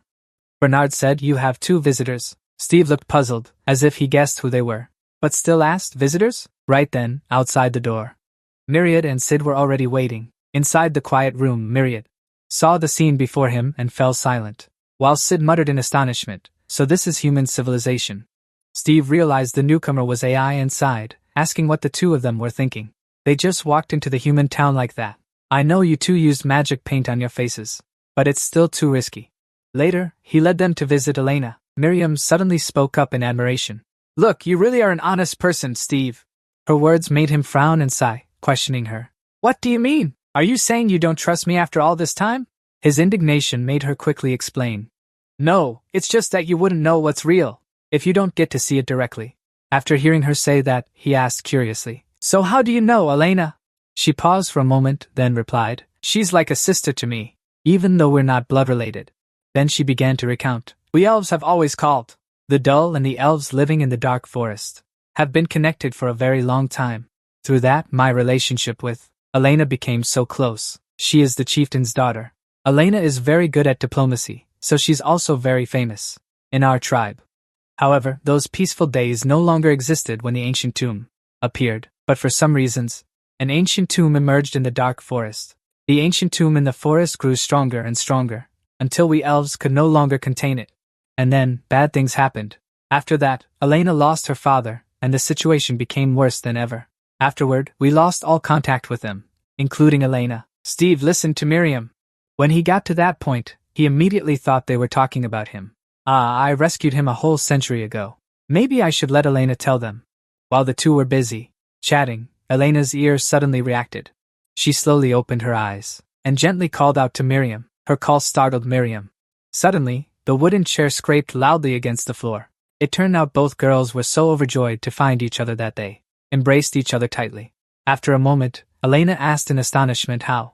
Seeing the 2 girls like that, Steve let out a helpless sigh mixed with a hint of happiness. Suddenly, he dragged Sid outside with him. Inside the room, soft sunlight streamed in. A gentle voice rang out.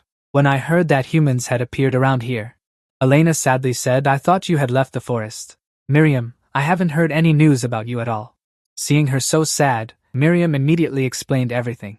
Settling down too suddenly could attract human attention. So we created a land where herbs could grow around the human area, and did our best to keep humans out of the forest. Saying this, she also had a question to ask her. Anyway, enough about me. Tell me your story. Why are you working with humans? Hearing this, she let out a cry. Wow, inside the beautiful wooden room. I don't know what Elena told that maid Miriam. He exclaimed in surprise. He saved the entire can? He is even more outstanding than I thought. He conquered the ancient tomb. That tomb alone, looking at the magical inscriptions on his hand. Elena couldn't quite believe it. Is that why you went with him? To repay the favor? And I've also started using ancient artifacts. Her words made her suddenly blush and stammer. Almost. This attitude of hers made her misunderstand. She shouted loudly. Wait, you don't know what this friend of hers is thinking. So she quickly denied it. No. The laughter of both girls echoed all the way outside, causing Steve to notice Miriam. Laughing to the point of tears, she said, Wow, you can like anyone you want. I'm only at ease when it's that human guy. By the way, Sid will definitely freak out outside. Sid, hearing himself being called out, immediately looked confused and asked. Ignoring his dazed look, the 2 girls happily chatted with each other. When hearing about this matter, Miriam pretended to ask, It's really good to have the information. You won't be staying anywhere for too long, right? Elena sighed deeply and replied, I don't think so. Although I'm not sure where we'll go next. After chatting for a while, Miriam suddenly stood up and adjusted her hood, pulled it over and said, I understand. Well, I hope we'll meet again someday. You're welcome to visit us in the forest anytime. This farewell made Elena a bit sad, replying, "Definitely." The room door opened. Steve saw Miriam step out and quickly asked, "So, Elena, what's wrong?" Miriam quickly replied, "She's fine." She seemed normal when we finished talking. Suddenly, she called out his name and made a request. "Steve, you're the most trustworthy person I know, so I want you to promise me. Make sure nothing bad happens to Elena while she's repaying you." Hearing this, he looked helpless. "Elena never owed me anything from the start. I won't stop her if she wants to leave." His attitude made her ponder silently. I don't know how these two will resolve this, since he doesn't know anything. Or maybe he's just pretending not to know. Thinking no further, she asked about his next plan. "Steve, where are you going now?" He shook his head and said, "I'm not sure. I haven't decided yet. I just wanted to get here. My plan was to heal Elena." Hearing this, Miriam suddenly reminded him. "Well, I'd stop you if you plan to head north. The situation there isn't good." Her words made him a bit curious. North? 2 days later, in the forest with birds chirping, Steve walked with Elena. Before leaving, he didn't forget to say goodbye to his friend. "Thanks for seeing us off this far. Take care. Say hello to Gareth for me." A moment later, Elena asked him, "Where are we going now? Another tomb?" He grinned slyly and replied, "No, I'm tired of tombs. This time, we're heading to the 8 ghost temples." Hearing the name of the place, she immediately worried and said, "Pardon BA, the cityscape of humans, huh? But we might get into trouble if that AI recognizes us." Despite her warning, he still insisted, "But we still have to go. At that bustling port, there is someone very important. And right now, that person is probably in some gathering spot. The person you need for my future plan. That might be a young man with a long scar on his face. He's holding a blood-soaked cloth. In Sky's hand, he's looking at a wanted poster of him. Steve, 400 crown, huh?" Suddenly, he stabs that sword straight into the paper. His aura spikes abruptly, his eyes. He is filled with hatred and mutters the name of a traitor. A coward. At the same time, Steve also has a thought. "I will find him at any cost." Myriad warned sternly, "I was going to stop you if you planned to head north. The situation there hasn't been stable lately." This confuses Steve, and he asks, "North?" The scene shifts to the northern front. A soldier yells, "Attack!" Immediately, artillery shells are lit, shouts echo, "We must stop." Then before they breach the front line, the bullets hit something. Then it turns out they are attacking a monster, but it seems the monster is fine, while they are wasting bullets. Luckily, someone notices this and yells, "I don't think bombing will work, sir." This time, the monster counterattacks. It swings its arm, ready to punch. The soldiers are frozen in fear by this sight. Just then, someone comes running. The monster is still fiercely attacking, throwing a punch down to the ground. Suddenly, someone slashed at its arm, causing it to roar in pain.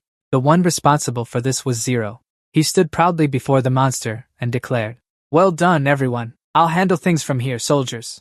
Seeing him appear, they cheered loudly. "The prince is here," a confused private among them asked. "What was that last attack? Did he use magic?" Another replied, "You've never seen it before? I guess it's not that simple." He introduced the sword in Prince Zero's hand. "Next time, observe more closely. That's an ancient artifact used for battle by the prince, called Gomera."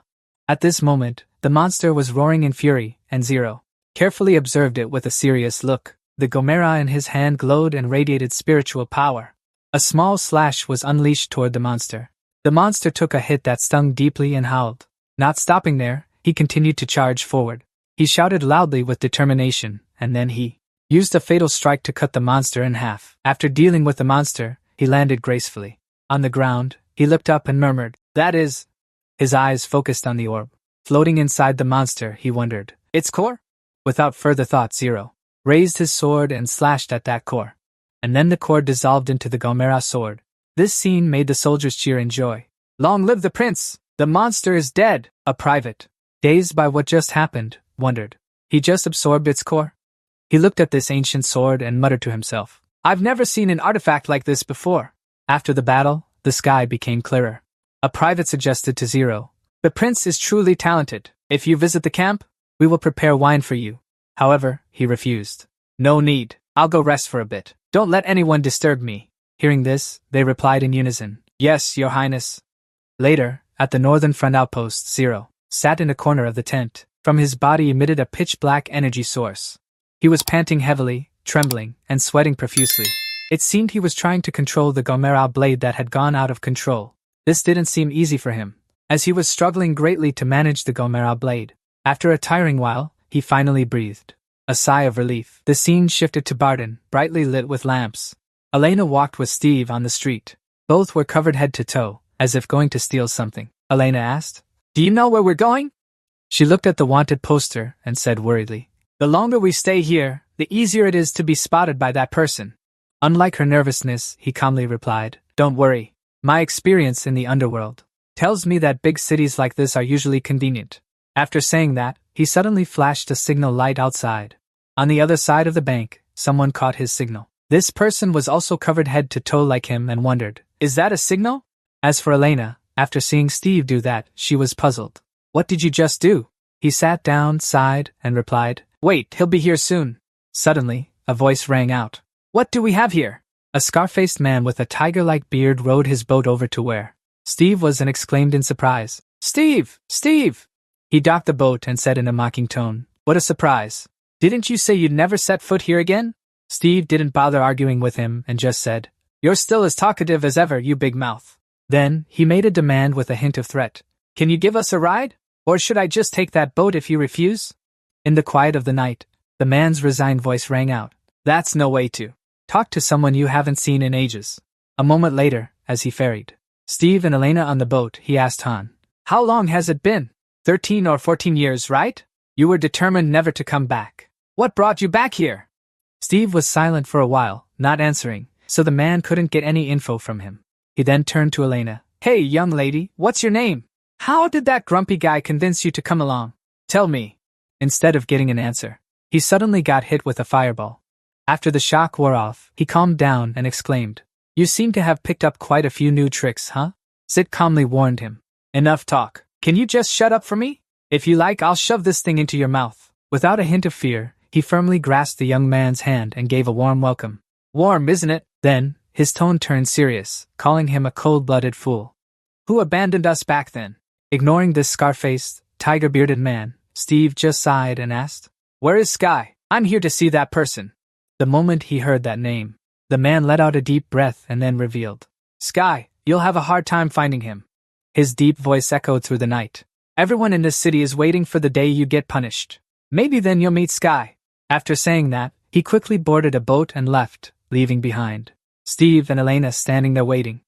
Steve watched the direction he went and said to Elena, "Sorry, we're in Barton now." "Well, things like this will happen often," Elena replied. "So what? It's not the first time we've been in a situation like this." Steve answered awkwardly. "I guess so," he said. "I'm glad you understand." Then Steve looked around at both sides of the road and thought to himself, "Unbelievable, it's been 15 years. This place has changed quite a bit." Elena had spotted something by the roadside. She said, "Steve, I think I found something, Steve." He also looked in her direction. His face was full of doubt, then shock, as Elena approached the wall with a wanted poster on it. She tore it down to examine it. "This is the name of the person you're looking for, right?" Steve picked it up and replied, "Sky." You took the paper from Elena's hand, looking at the face drawn on it. "That's right, it's Sky." He thought in shock, 2 million? Since when did he have a scar on the right side of his face? What the hell happened since the last time I saw him? Elena pulled him out of his thoughts. She began to question him. "Isn't it time you told me? Who is this, and why do you need to find him?" Steve hesitated and replied, "I'm a bit embarrassed to say it." At this point, Elena was already getting angry. "Talk. I've been following you. You've had no purpose this whole time." Steve lowered his head slightly and answered, "I grew up in an orphanage. When I could do anything for money, I met this guy." Looking at the wanted poster, he said, "Sky Gunkin."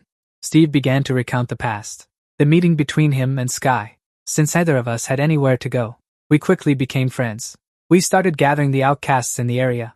If we wanted to survive in this city, we needed to cooperate with each other. We came from many places but all shared the same goal, so we made a pact. Steve, reminiscing, continued his story. "We wanted everyone to stop looking at us with contempt. That was our goal.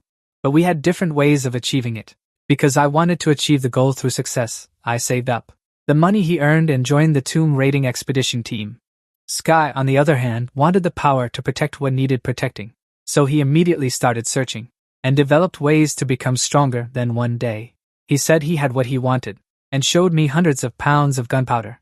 While I was saving up to leave this place, Sky was creating a wide-area bomb. He wanted to blow up both the warehouse and the city, and then Sky and I had a serious fight, and I left the city alone. From then on, I never heard from him again. That ends the story of the past.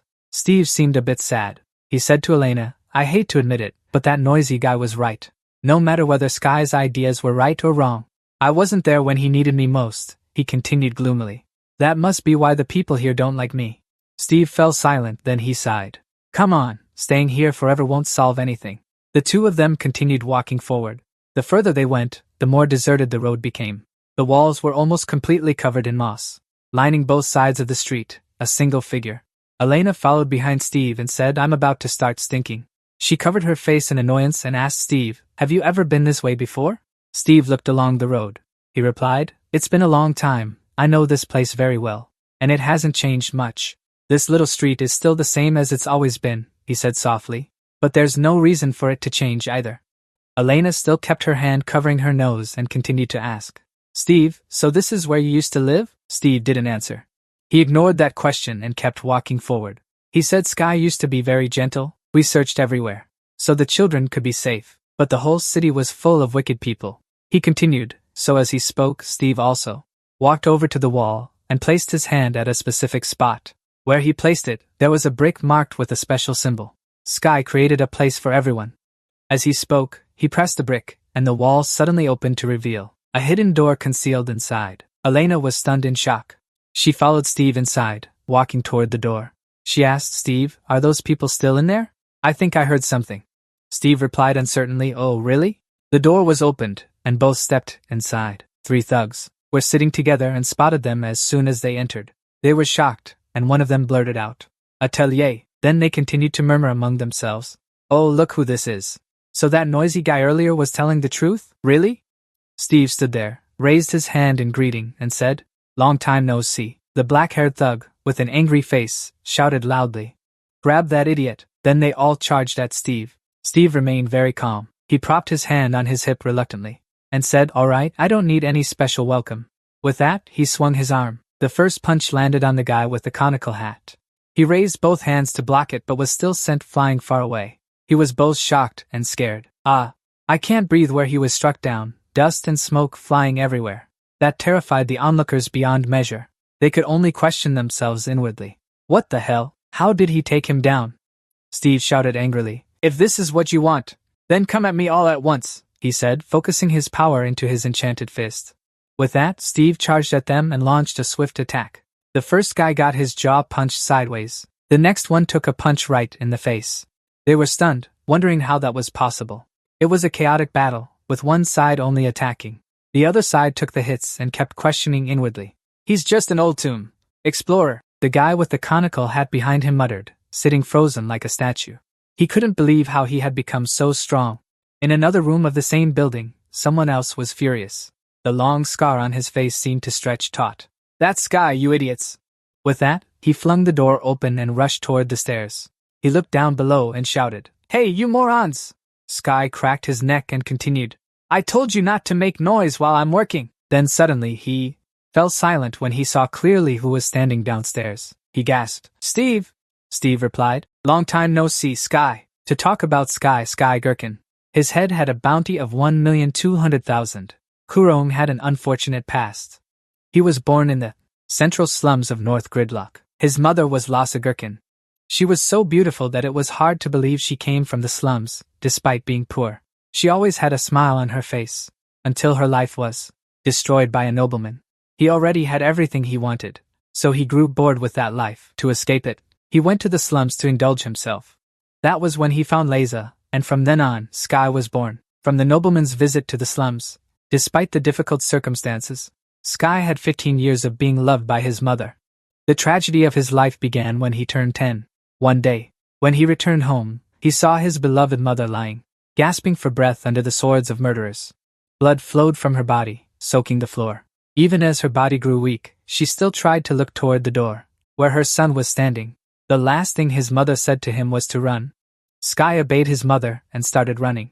He ran and ran, never looking back in his panic. Even as the rain poured down in torrents outside, he used all his strength to run as fast as he could from that place. Not long after he left the slums, everyone there was slaughtered, but he only learned of this a few years later. He sat by the roadside, watching the passing crowd. His eyes became colder than ever, and Sky's life began anew with the ideal of revenge. Later, he made a few friends in the city's slums, Boston, and formed his own gang. Because of his origins in the underworld, Sky found the person who hired the assassins chasing him and his mother, Duke Marcus Crossford, Sky's biological father. After discovering his son lived in a slum named, that Duke began to cover up the shameful truth of his son. Sky went mad because of the beastly and unfair behavior of the nobles, and he grew to hate them more and more. Then Sky heard that Duke Crossford was about to visit Barton. He plotted a scheme to make himself the victim of an explosion, and that was the reason leading to the separation between him and Sid. The assassination attempt failed, and as a result, Sky's group was suppressed by the authorities and severely restricted. All of this was information never revealed before, but now the moment of reuniting after quite a long time for Steve and Sky. Sky stood on the staircase, at a height high enough to clearly see the chaotic scene below and clearly see Steve. He asked Steve, "Is it really you?" Steve replied, "Long time no see, Sky." Unlike the calmness of the two greeting each other, the subordinates who had just fought with Steve were heading towards Sky. One of them shouted loudly, "Boss, don't just stand there. Do something." Sky asked, "Do what?" Another one agreed, his eyes wide with anger as he yelled, "He's right. We can't let that traitor escape." Faced with this situation, Sky seemed confused. He twisted a lock of hair while thinking. In contrast to Sky, Steve seemed a bit hesitant. He opened his mouth and thought to himself. He wanted a one-on-one fight, but before Steve could think any longer, Sky had already made a decision. "All right, I've thought it through." Right after saying that, Sky drew his gun and aimed it straight at Steve. Steve reacted quickly. He used his wind-slash skill. That skill was used to dodge the bullet flying toward him. Witnessing this, Sky exclaimed in shock, "What the hell? I used a shotgun so you couldn't dodge it. Looks like you've learned some new tricks.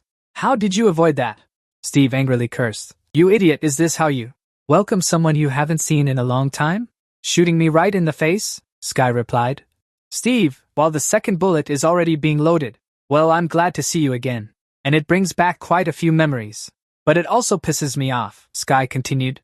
"So I decided to shoot you first and chat later. So from now on I'll organize a welcome party for you after I put a hole in your body." A team appeared. "That's not an ordinary gun. It will cause more than just a hole in your body." Facing Sky like this, Steve gritted his teeth in anger. "What the hell did you create now?" Before he could finish his sentence, he dashed toward where Sky was standing and yelled, "You stupid bastard!" While Sky was still stunned and unable to react, Steve had already flown to the top of his head. The surrounding subordinates quickly rushed over. They shouted loudly and launched attacks, all striking to protect their boss. "We have no idea what that bastard Steve will do. We need to stop him. But we can't let them get close." An arrow from Elena Lau arrived just then, hitting the leader. The arrow's force sent them all tumbling. Only then did Elena raise her voice in warning. "Don't move." She drew a second arrow, aiming it at them as a threat. "Stay still, or I'll kill you all." One of the men Elena had taken down was lying on the floor. "She's an AI? Not bad looking, I guess." The blonde guy next to him got angry seeing this. "Don't mind her, focus." Ignoring everything around them, the battle between Steve and Sky continued. Steve used both his wave and ice abilities at the same time. He planned to land a direct blow from above. Sky stood right there. "Hey, what are you doing?" Then Sky immediately aimed his gun and fired at the direction Steve was charging. Steve once again used his wind-cutting ability to dodge the bullets. This made Sky curse inwardly. "Damn it, I can't even land a single hit on him." At the same time, he noticed something strange. The floor and his feet were frozen. Sky thought in confusion, "Ice?" By then, Steve was already right beside him. Sky gritted his teeth, wondering, where did he learn that? Before he could find an answer, Steve threw a punch into Sky's chest, sending him to his knees. Sky blurted out in disbelief, "What the hell?" Ignoring Sky's question, Steve points his sword at him. Steve says in a firm voice, "Give up, you've never defeated me. With that brute strength of yours. And you never will. Do you have anything else to say?" Sky lowers his head, closes his eyes, and replies, "Like when you almost killed me 14 years ago? Is that why you came back? To finish me off?" The two remain in their stances after the final blow. Sky continues, "If that's why you're here, then stop hesitating and end it." But strangely, upon hearing these words, it's Steve's turn to be puzzled. "What are you talking about?" Steve sheathes his sword. "That's not why I came here. I came to help you achieve your dream. Calm down and listen." Sky is stunned. "What? Are you planning to blow something up again?" Steve firmly denies it. "No, I'm going to kill that prince." Upon hearing what Steve said, the subordinates who had been watching The situation all along were extremely shocked. Even Sky was the same. It felt like an absurd joke. Sky still couldn't believe what he had just heard. He asked Steve, "You're joking, right?" Amid everyone's astonishment, the subordinates below also began to whisper. The blonde guy says, "He's changed a lot since the last time we saw him." The weirdo in the hat standing next to him also mutters, "He wasn't like this before." Not just the subordinates, even Sky, who was already stunned, sitting down on the floor, wasn't much better off. He asked suspiciously, "Is Steve Tao deaf? Or is your voice hesitant?" He said, "You've lost your mind." Steve reached out his hand, wanting to pull Sky up. He didn't answer Sky's question. Instead, he asked back, "Have you lost your mind? That doesn't sound like you at all." Sky replied to him with a skeptical look. He asked again, "Are you serious?" Seeing that Sky still seemed puzzled, Steve pulled Sky to his feet. In that moment, their hands clasped together. It felt as if the bond between them was tightened once more. Sky said, "Let's see what you're going to do." When everyone had gradually calmed down, Steve began to talk about the prince, and everything he had been through during that time. Zero Messer, the third prince, had caused a lot of trouble. Steve recalled the time they entered the ancient tomb. The prince led the way, and he followed behind him along with the royal soldiers, escorting from the rear. On both sides of the path were countless gold and treasures, he continued. He made me act as if the ancient tomb belonged to him. Then he took advantage of me. At this point, Steve's voice faltered.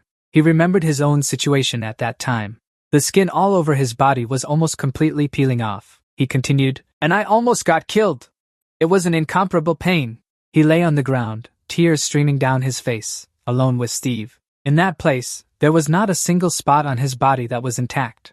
Hearing this story from his brother, Sky frowned and patted his head, as if both regretful and in awe. Sky said, "Oh my God, you weren't very quick, were you? You wasted a full 15. And finally, you understand how I feel." Sky sat on the chair opposite Steve. He continued to ask, "So you and that girl tried to achieve that goal, just the two of you?" Sky said softly, "What were you thinking?"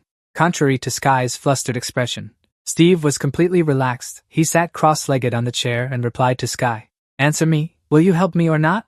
Sky replied to him by scratching his head in thought as Sky began repeating the familiar motion from earlier, twirling strands of hair around his finger out of habit. He asked Steve, "What do you need from me?" Steve quickly replied, "Your skills and your team." Sky was stunned. He frowned and exclaimed, "Are you really that bold, or are you just putting on a brave face?" Sky continued speaking to Steve, "I can say that I am being very generous by deciding to help you. What is your plan?" He looked at Steve thoughtfully and then said, "I understand you want revenge, but that opportunity won't come naturally." As if he had been waiting for this question for a long time, Steve replied, "Do you know Fort Gambini? To the west of the northern battlefield? You and I will join forces to seize the fort." The image of the fort appeared before his eyes. Sky stood stunned on the steep, treacherous cliff, immense and majestic beyond compare. He was so shocked he couldn't speak, but that silence only lasted a few seconds. Loud laughter passed through the door, echoing down to the lower floors of the building. That sound successfully made show. Elena and all of Sky's subordinates were suspicious, or looking up toward the room on the upper floor, while the two people inside that room were still continuing their conversation. Sky seemed speechless after that burst of laughter. He said, "I've never heard anything so ridiculous in my life. I knew you had issues. I'm at a loss for words." Faced with those words from his brother, Steve was equally speechless. He stared blankly and said to Sky, "Bro, I've never been so sure of anything in my life. What are you thinking?" Steve angrily cursed this bastard. Sky remained calm. He analyzed that the advantage lay at the top of the high cliff, towering, which could be called a perfect fortress. Sky knew all the information about the fortress. The images and designs of the fortress were described by him one by one, in great detail. And Sky also emphasized to Steve that there was only one entrance, and there was even an ancient tomb beneath the fortress, a place that always emitted dark, ominous smoke. Its defenses were stronger than anything else. "So how do you plan to occupy it?" Steve laid out his plan for Sky. "We'll disguise ourselves as a caravan and go straight through the front gate." Sky disagreed with that. "Don't be so stupid. They won't let merchants freely enter the fortress like that. And even if we manage to get everyone inside the fortress, we'll be surrounded." Steve didn't seem worried about this at all. He smiled and replied, "A fairy I know recently discovered some signs of an ancient the tomb to the north. She gave me some advice." Steve recalled what Myriad said back then. Something was at the neck. The tomb to the north again. Sky was left speechless by Steve. He asked, "You even talked to the elf?" Remembering the dark aura of the ancient tomb, Steve continued to recount anyway. She said a bunch of monsters will gather near the fortress soon, meaning they'll take over the ancient tomb together. So they won't notice, that's when we'll sneak in. Seeming to see Sky's disbelief, Steve continued to assure, besides, they won't unload the cargo. So inside there, we'll be fine. Hearing these words, Sky crossed his arms, leaning on the chair, not forgetting to question. Steve, how can you be so sure? Steve smugly replied, because recently I raided a caravan heading north. Surely they're very hungry inside the fortress.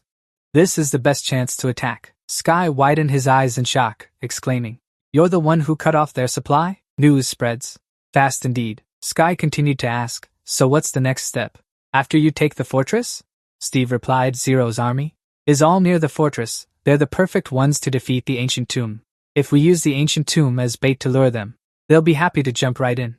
Not as excited as Steve, Sky seemed contemplative. "But we can't know if he'll escape."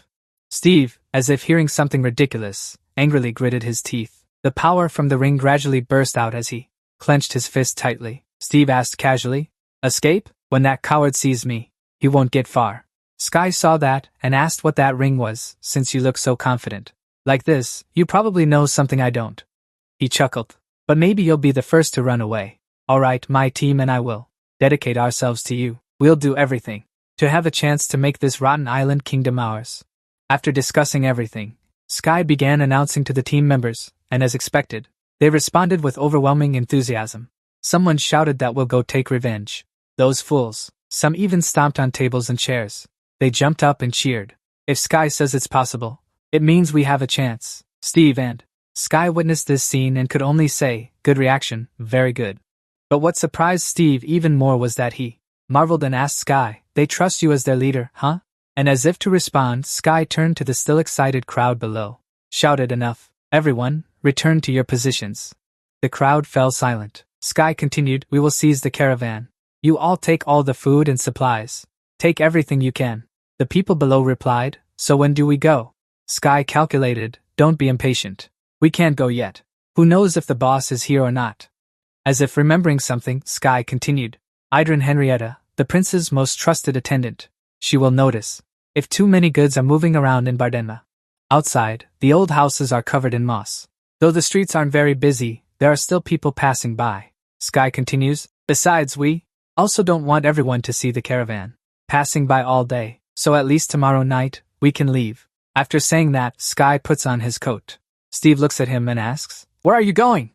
Sky has already finished putting on his coat and is ready. He replies, "To the workshop. I have a bunch of explosives that could be useful with just a little adjustment. I plan to use them. Otherwise, it would be a waste. And one more thing." Sky quickly grabs the sword at Steve's side. Steve startles and yells, "Hey!" Unable to stop him, Sky has already drawn the sword from its sheath. He holds it, caressing it with a fascinated expression. "This sword, I've wanted to see it up close since the first time I saw it. Does it have any explosive properties?" Sky examines the sword and says, "I never thought to compare it to explosives." "Who made it like this?" Steve replies, "A dwarf named Klein." "You shouldn't know that." Sky frowns and asks, "You know a dwarf?" Sky's expression turns thoughtful. "Oh," then suddenly, he dashes into the room and closes the door. Only Steve's yelling is heard. "Hey, what are you doing?" Sky's voice comes from behind the closed door. "You'll like it. Wait a moment." The door completely blocked the view. Steve could only shout helplessly, "Hey, if it gets damaged, I'll kill you." Sky was completely calm. All right, calm down," he even warned without forgetting. "Or else your leg won't be intact." Now Steve was left alone. He wondered what he should do now. "I feel like the only one doing nothing." As Steve was speaking, the large door suddenly swung open. The one who arrived was none other than Elena. Steve was quite surprised that she came back. He asked, "Han? Oh, I thought you went for a walk. Back so soon? Did everyone bother you?" Elena lowered her head and took off her cloak and hat. She replied, "No need to worry. Give it to me, Steve." After a pause, she asked, "Since when did you want to do this?" Steve didn't understand what she was saying. Elena continued whispering, "You didn't tell me again. I didn't know what Myriad said that made you want to go to Battle Bar. But I didn't know you planned to attack an entire fortress. I heard those guys talking." Elena lowered her head, her face unreadable. She only said, "So if the plan succeeds and you take care of the prince, will everything be over?" At this moment, Steve was standing opposite Elena. He answered her question with uncertainty. "Probably." After hearing that answer, Elena was at a loss for words, and then she replied to Steve, I understand. Steve continued, actually, there's something I want to tell him. Steve's words made Elena a bit surprised, and she asked back, what is it? He was sweating as he spoke to Elena. Our plan is about to come to an end. Don't you think you've paid off your debt to me? Besides, I'm really worried about you. Hearing this, Elena's attitude turned angry. She looked annoyed and displeased. Elena stormed out in anger. As she left the room, she didn't forget to slam the door hard. This left Steve confused, and he blurted out, Huh! Modem appeared again and asked him, So you and that elf girl will be done? All settled once this is over? Steve just sighed and replied, All settled. This isn't a fairy tale, is it? He continued, No matter how this plan turns out, we'll have to fight against an entire kingdom. Steve felt that this wasn't really a problem. Not a big deal when we have nothing left to lose. Modem said again, I've foreseen this. But I have a feeling. Watching Elena's retreating figure, Modem continued, She doesn't want to stop at all. Steve could only sigh. Scene change. This is a rocky mountain. The surroundings felt truly sweltering, with not a single person around. On the road, Steve called out to Sky in a very urgent tone. Hey Sky, check again. We won't run into any trouble, right? Sky pulled the curtain aside to look outside and replied to him. Why are you worried because everything is going too smoothly? This isn't my first time doing this kind of thing. Steve said back in an angry tone. All right. I know, I just want to be sure. Steve continued, So what did you do to my sword? Sky put on a slightly contemptuous expression and said, Is that what you call a sword? I didn't break it. So stop whining. He glanced at Sky and spoke in a detached tone. So what did you do? Sky replied, I plan to put your weapon in the middle of their soldiers. Steve could only exclaim, What? Sky continued, It can only be used once, in the most urgent situation. Steve still couldn't understand what Sky was saying.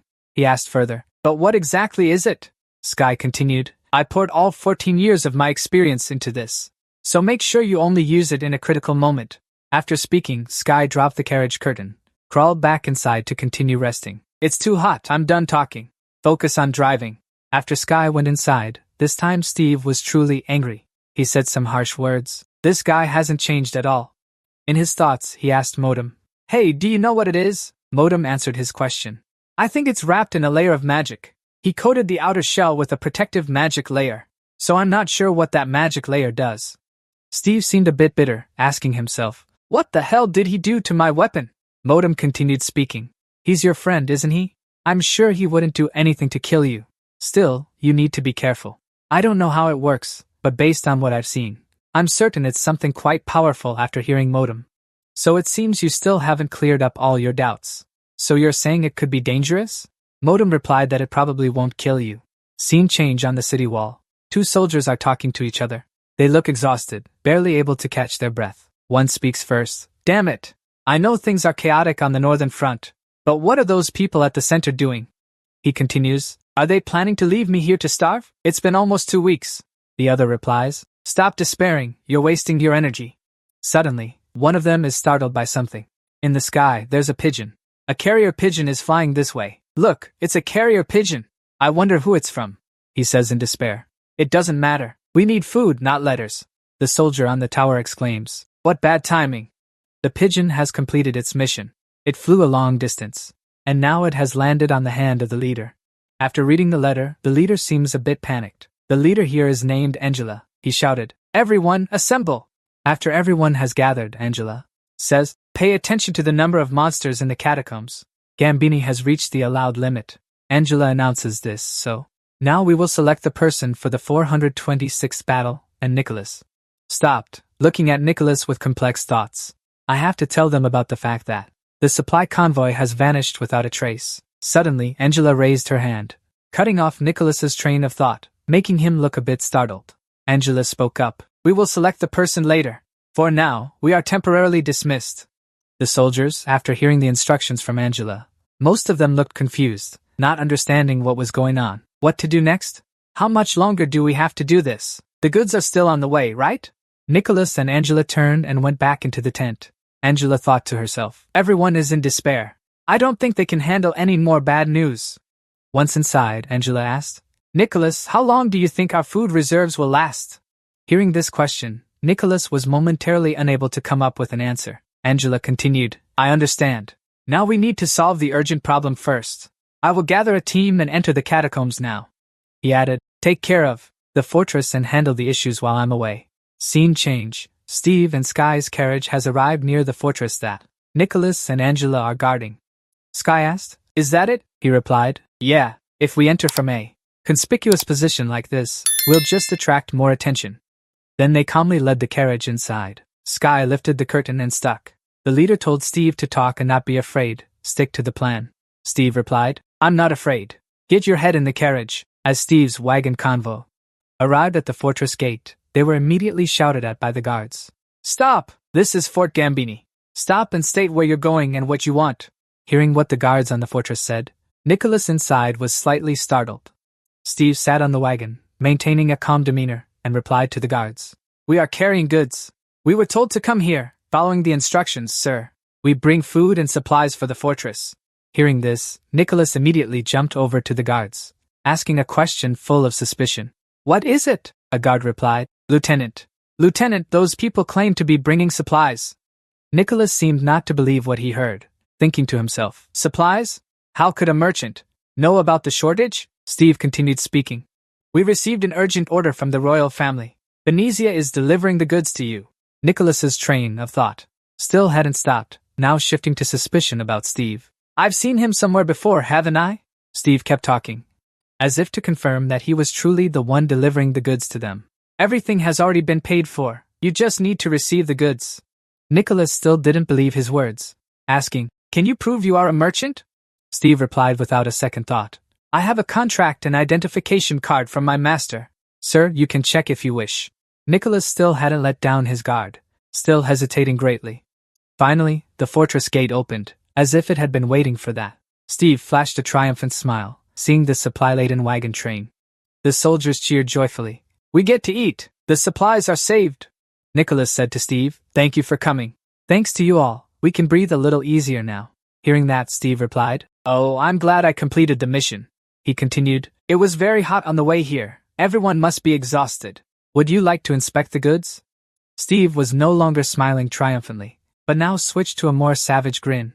Nicholas replied, Of course. And then Steve pulled back the curtain of the wagon, while Nicholas eagerly anticipated, excited to finally eat. The curtain was drawn back. What awaited Nicholas was not a pile of food, but a gun. And then, bang! The gun had been fired. The headband of Nicholas had a large hole blown through it and was stained with blood.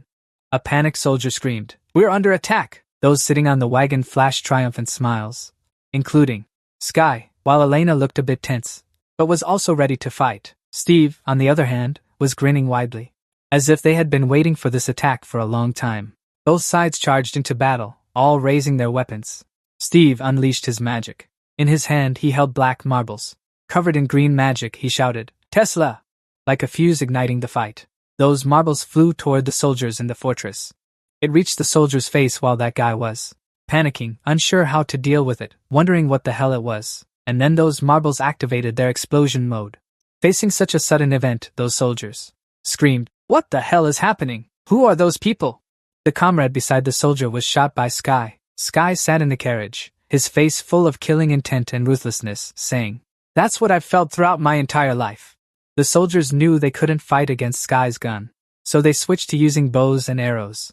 It seemed the archer's target would be Sky, and then the arrows in that guy's hand were shot, but unfortunately, the arrow hadn't reached Sky's position before it was destroyed by something on its way. Sky was a bit startled, shouting, Oh no, an arrow! Another arrow headed toward the shooter, and then successfully landed on the soldier's left eye.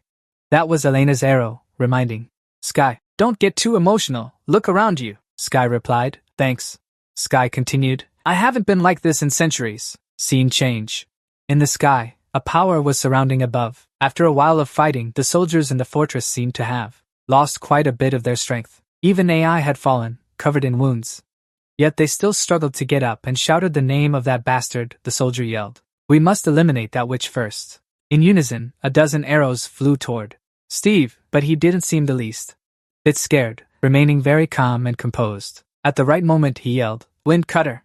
His face turned serious, mixed with a hint of surprise. Suddenly, a soldier grabbed a spear and charged toward him. He couldn't avoid being pierced straight through by that spear. It looked painful. That guy's steps grew faster and faster, as if wanting to take down Steve quickly. But no, with the protagonist's aura, the author said, "Not yet," although stabbed quite deeply on Steve's face. He still asked that guy with a mocking attitude, "Attacking alone, is that all? If you want to fight, it's best to fight with your teammates."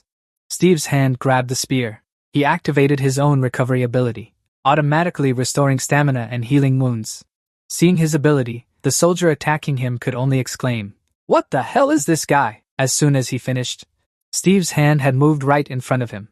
Steve said, "Wind bullet." Then a stream of wind bullets was fired from Steve's hand toward the soldier. The power of the wind bullet was so terrifying that it sent the soldier flying 10 meters.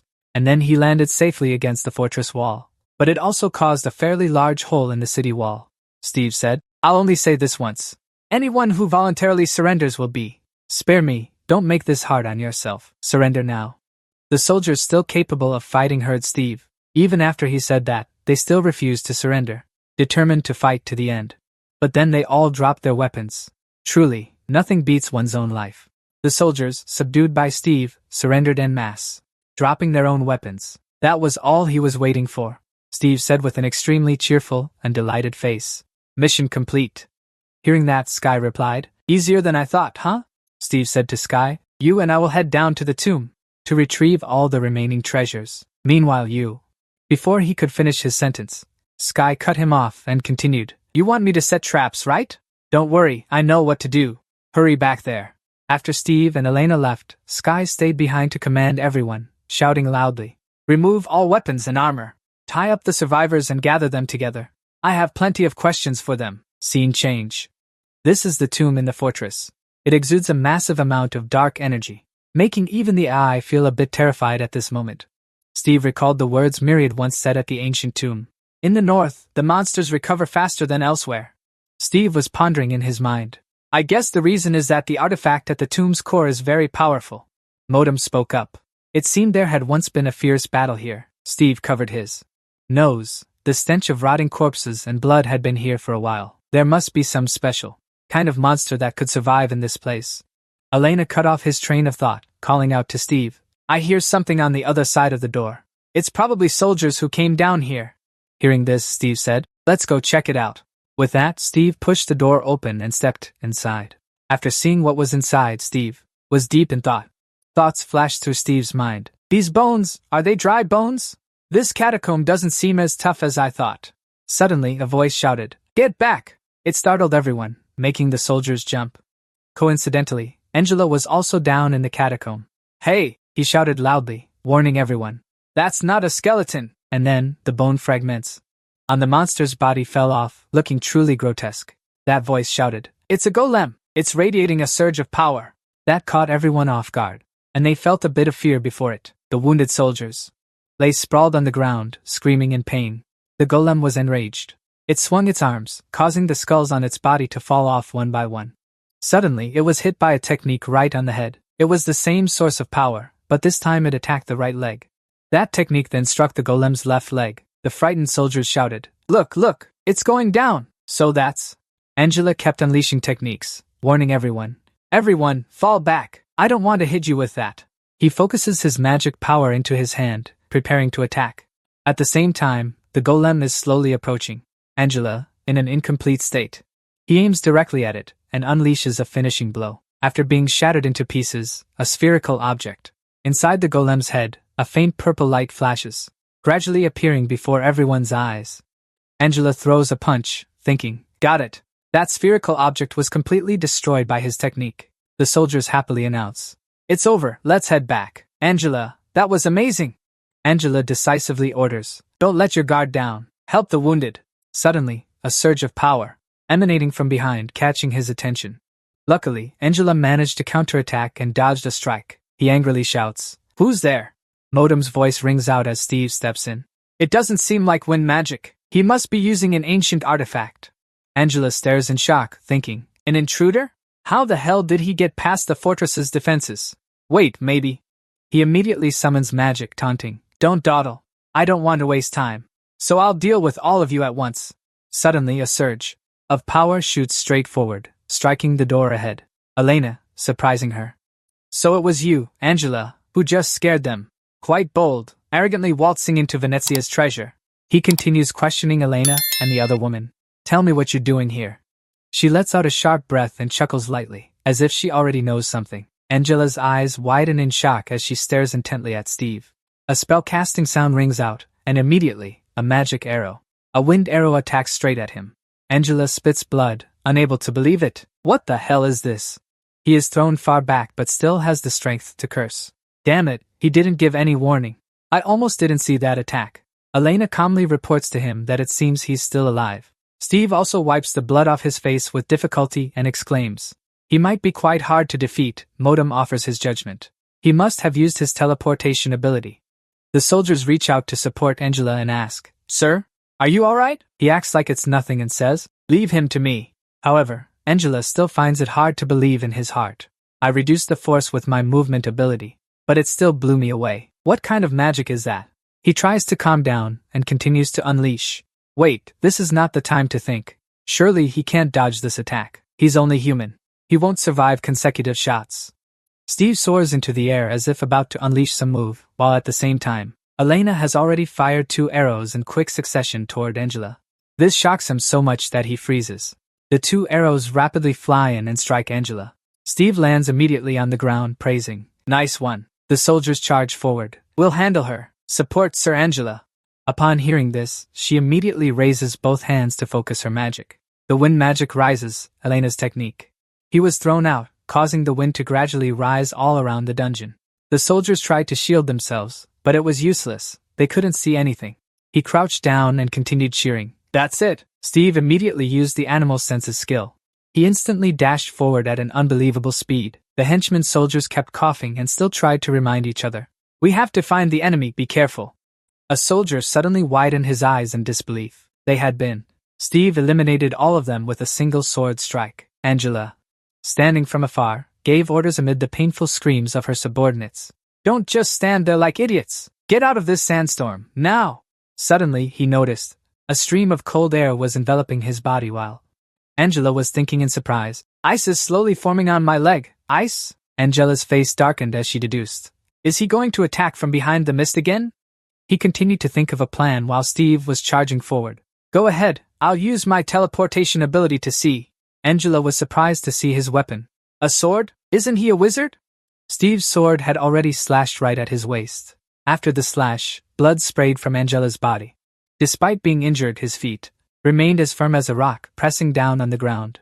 He thought in horror, not deep enough? Angela gritted his teeth and swung a punch from behind. The punch was thrown with full force into Steve's body. Luckily, he managed to dodge in another direction, panting heavily. He clutched his wound and said in broken breaths, Don't try to confront him head-on. And Angela turned to Elena, startling her. The magical rays were gradually converging above. He continued to finish his sentence as the surge of power struck Elena. Attack from a distance, Steve! He was extremely startled and worried when she was knocked down. He gritted his teeth and muttered, Damn it! He charged straight at him like a whirlwind. And then he prepared to defend as Steve lunged in. Steve was blocked by his defense. Steve clenched his fist, as if about to break through the defense of Angela, the curse absorber. This is the ultimate move to absorb energy from cursed items and enhance skills and physical abilities. He unleashed all his power with determination and shouted loudly. Steve landed with immense force, ready to fight. Then Steve continued to charge forward. He looked at Angela with sharp, resolute eyes as if wanting to devour him alive. Angela frowned, unable to believe that he could be this strong. He thought, is he fighting with physical strength? Is he even human? The two charged straight at each other, both seemingly evenly matched in strength, ready to confront and destroy the opponent. The soldiers watched as a force plunged straight into the ground and erupted. Steve swung his fist at Angela with a face full of fury, as if wanting to finish him off immediately. He grimaced, gritting his teeth as if unable to fight back. Steve! He said angrily. Steve's fist and power were already hurtling toward him. He also mustered his strength to respond. The two forces clashed as if about to explode. Steve and Angela collided, but he was already outmatched by Steve's power. He could only call him a monster. Modem was cheering for Steve and said, We are stronger, don't stop, keep pushing. Steve looked at Angela, still with that gaze, that determined look to fight. Angela also looked at Steve with an even more determined gaze. The two privates were scared and confused, not knowing what to do. they said to each other. Oh my God, look at them! We should do something. Elena was behind them. She looked at them, seemingly unsure of what to do next. The private was drawing his bow, aiming straight at Steve. She also released her skill extremely quickly and gracefully, aiming at Angela, and then the two arrows shot past each other. Her arrow was getting very close to Angela, while he was determined to fight. On one side, an arrow whizzed right past Steve's face. He was a bit surprised. Steve released the skill to block the private's arrow. He released the skill while saying, Wind Slash. Angela also swiftly swung her skill to block the arrow she had shot. As she released her skill, she said, Shield. Steve's eyes glanced over, extremely sharp, his face slightly furrowed. And then he thrust straight into Angela's stomach, as if about to finish him off. He could only take the blow from Steve. Steve swung his skill super fast, flying straight towards him, and yelled. A power came from somewhere above, crashing straight down to the ground, shattering the earth and sending debris flying around. Angela, due to Steve's attack, had blood splattering everywhere. His face was in extreme pain, as if he had no strength to resist. The soldiers covered their faces to block the rocks and wind. Their worried gazes flew toward Angela, and they kept shouting with trembling voices. Lord Angela, he, with a pained face. Blood dripped from his nose, and all around him was blood. His eyes darkened. Steve was very confident after defeating Angela. He, with extremely sharp words, said, Drop your weapons and surrender. Immediately, all of you, or a scream rang out. Something very large on the cliff was falling straight down. They were all shocked and panicked. Not knowing what it was, they said, What is that? It's moving. And then that thing charged straight down at the soldiers who were bowing their heads and screaming. One soldier was melting. Half of his face was melting. He was very scared and said, Save me, please, Steve. Steve was also surprised, realizing the situation. He said, He's melting. Did that thing just absorb him? What the hell is that, Steve? Facing that monstrous thing. It was 100 times bigger than him. Modem spoke up. That's the Tomb Guardian. It looks like a pile of flesh, but I can feel its core is a golem, Steve said. We just entered and we've already met the Guardian? One team member behind Steve said. The tomb has been starving for a long time. The people on the fortress only stand outside the tomb. That makes the Guardian even hungrier. That's why it came looking on its own. The golem monster with a terrifying face screamed. Elena was worried he would be in danger, so she shouted. It's about to attack. What's the plan, Steve? I'm about to throw a fireball. He's not afraid, but instead very confident, speaking as usual. We'll just attack head on. You throw the fireball. The fireball will spread far with a wide range, he says. Fireball. A powerful fireball blasts into it. The Guardian monster is burned by the fire from Steve's fireball. It's burned and melted. Part of its body liquefied, but it regenerates very quickly. Modem says, It regenerates almost instantly. Find its core. It's about to fully recover right in front of Steve and Elena. She looks at Steve. He speaks up. Elena, can you locate its core? She looks at the monster with a sad face and worried eyes. The monster just keeps regenerating right in front of Elena. Elena says, I can't see anything. The dark energy surrounding it is too thick. Moreover, my arrows won't be able to pierce through its body. It's slimy. Steve's face is resolute and sharp. Then I'll have to find the core myself. So the problem is its slimy body, huh? Steve touches both hands to the ground, as if about to do something. Elena, prepare a really powerful shot. Don't hold back. It's not human. He freezes the ground. An ice wave, and then the monster is frozen by Steve. He shouts, commanding Elena, Now shoot! Elena looks at it with immense determination, drawing her bow. Her arrow is released and shot. Her eyes are incredibly determined, as if she must succeed and cannot fail. And then Elena shoots the arrow with great force.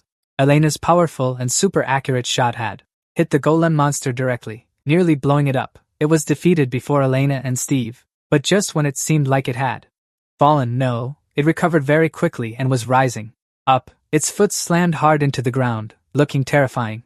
It stood before Steve and Elena with rage like a sapphire, and they felt as if they couldn't avoid this disaster. Elena said, What is it doing? Is it angry? The golem monster was so scary that the ground cracked from its fury. Steve was extremely worried. He was trying to save both himself and Elena, shouting when he saw the golem monster so enraged. It seemed he realized he and she were in danger, so he said, Oh no, Elena, run! It slowly stepped toward them. Each step felt like an earthquake, with rocks and water splashing up, very frightening. The golem was huge. It was like a Tyrannosaurus Rex before the two of them, but It was even scarier than a Tyrannosaurus Rex. Elena and Steve looked like two tiny people standing before it. She couldn't help but be shocked and terrified by this form of the golem and its destructive power. She looked down at the cliff. It seemed she was about to jump down or cling to it. And so Elena leaped down the cliff and grabbed onto a part of the rock to dodge the disaster before her.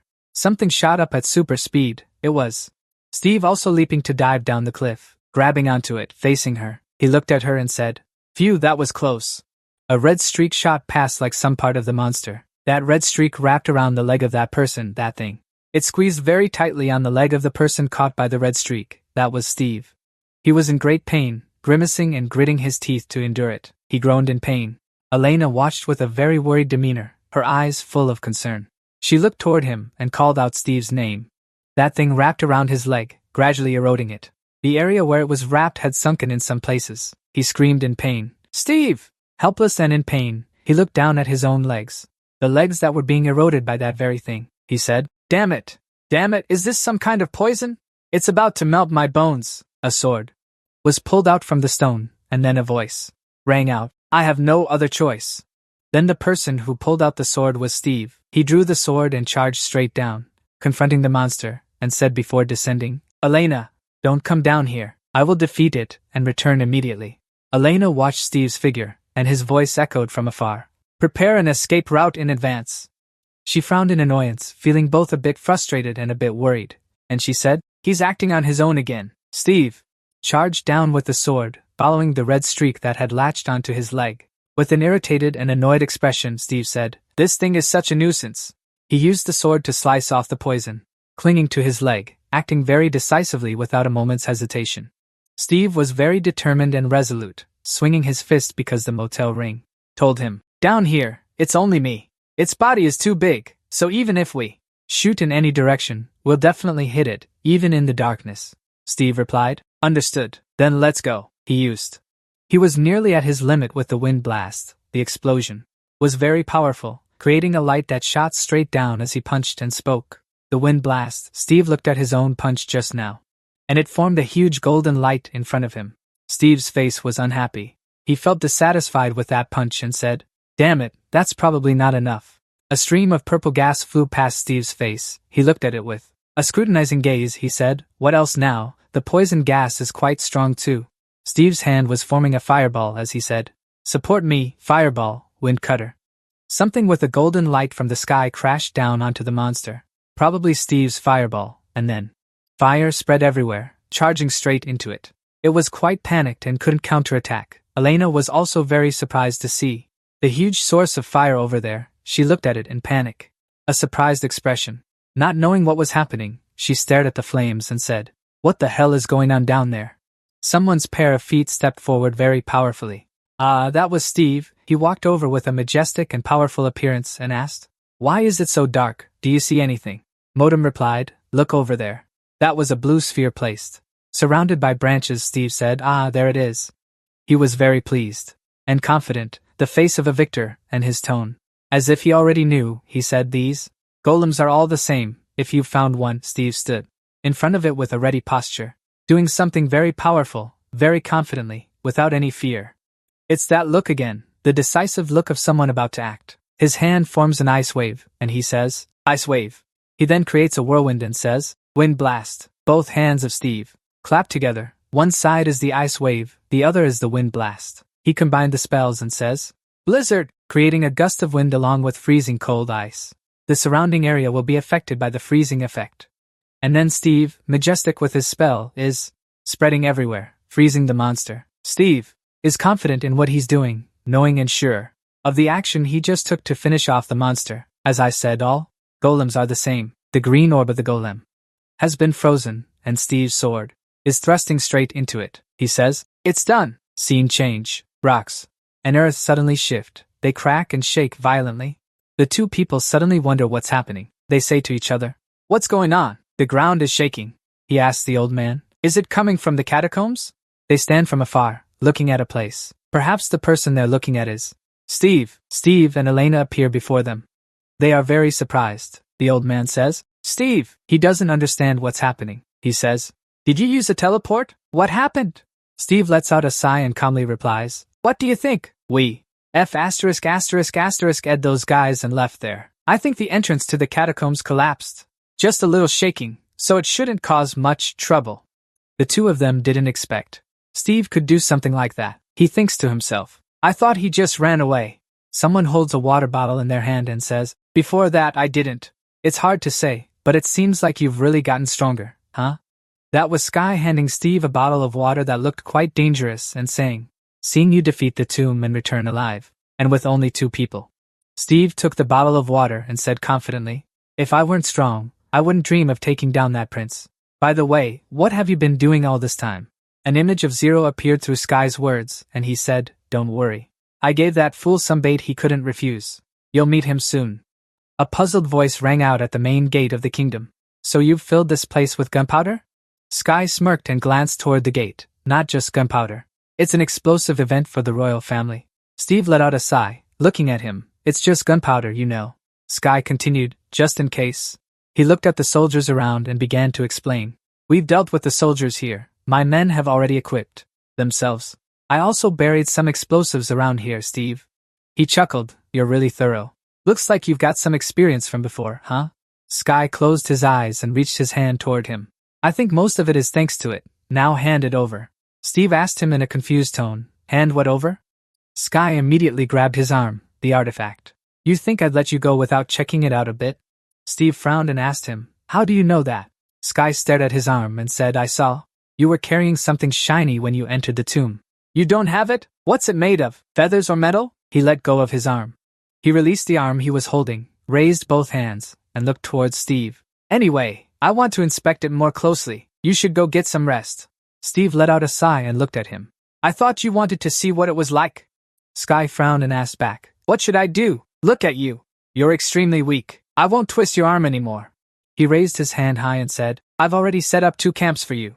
Go get some rest. It'll take a while until he arrives. After that, Sky waved his hand again, giving orders to his other subordinates. Someone else guided them to a tent. A tent with a blue curtain. A sound of admiration rang out.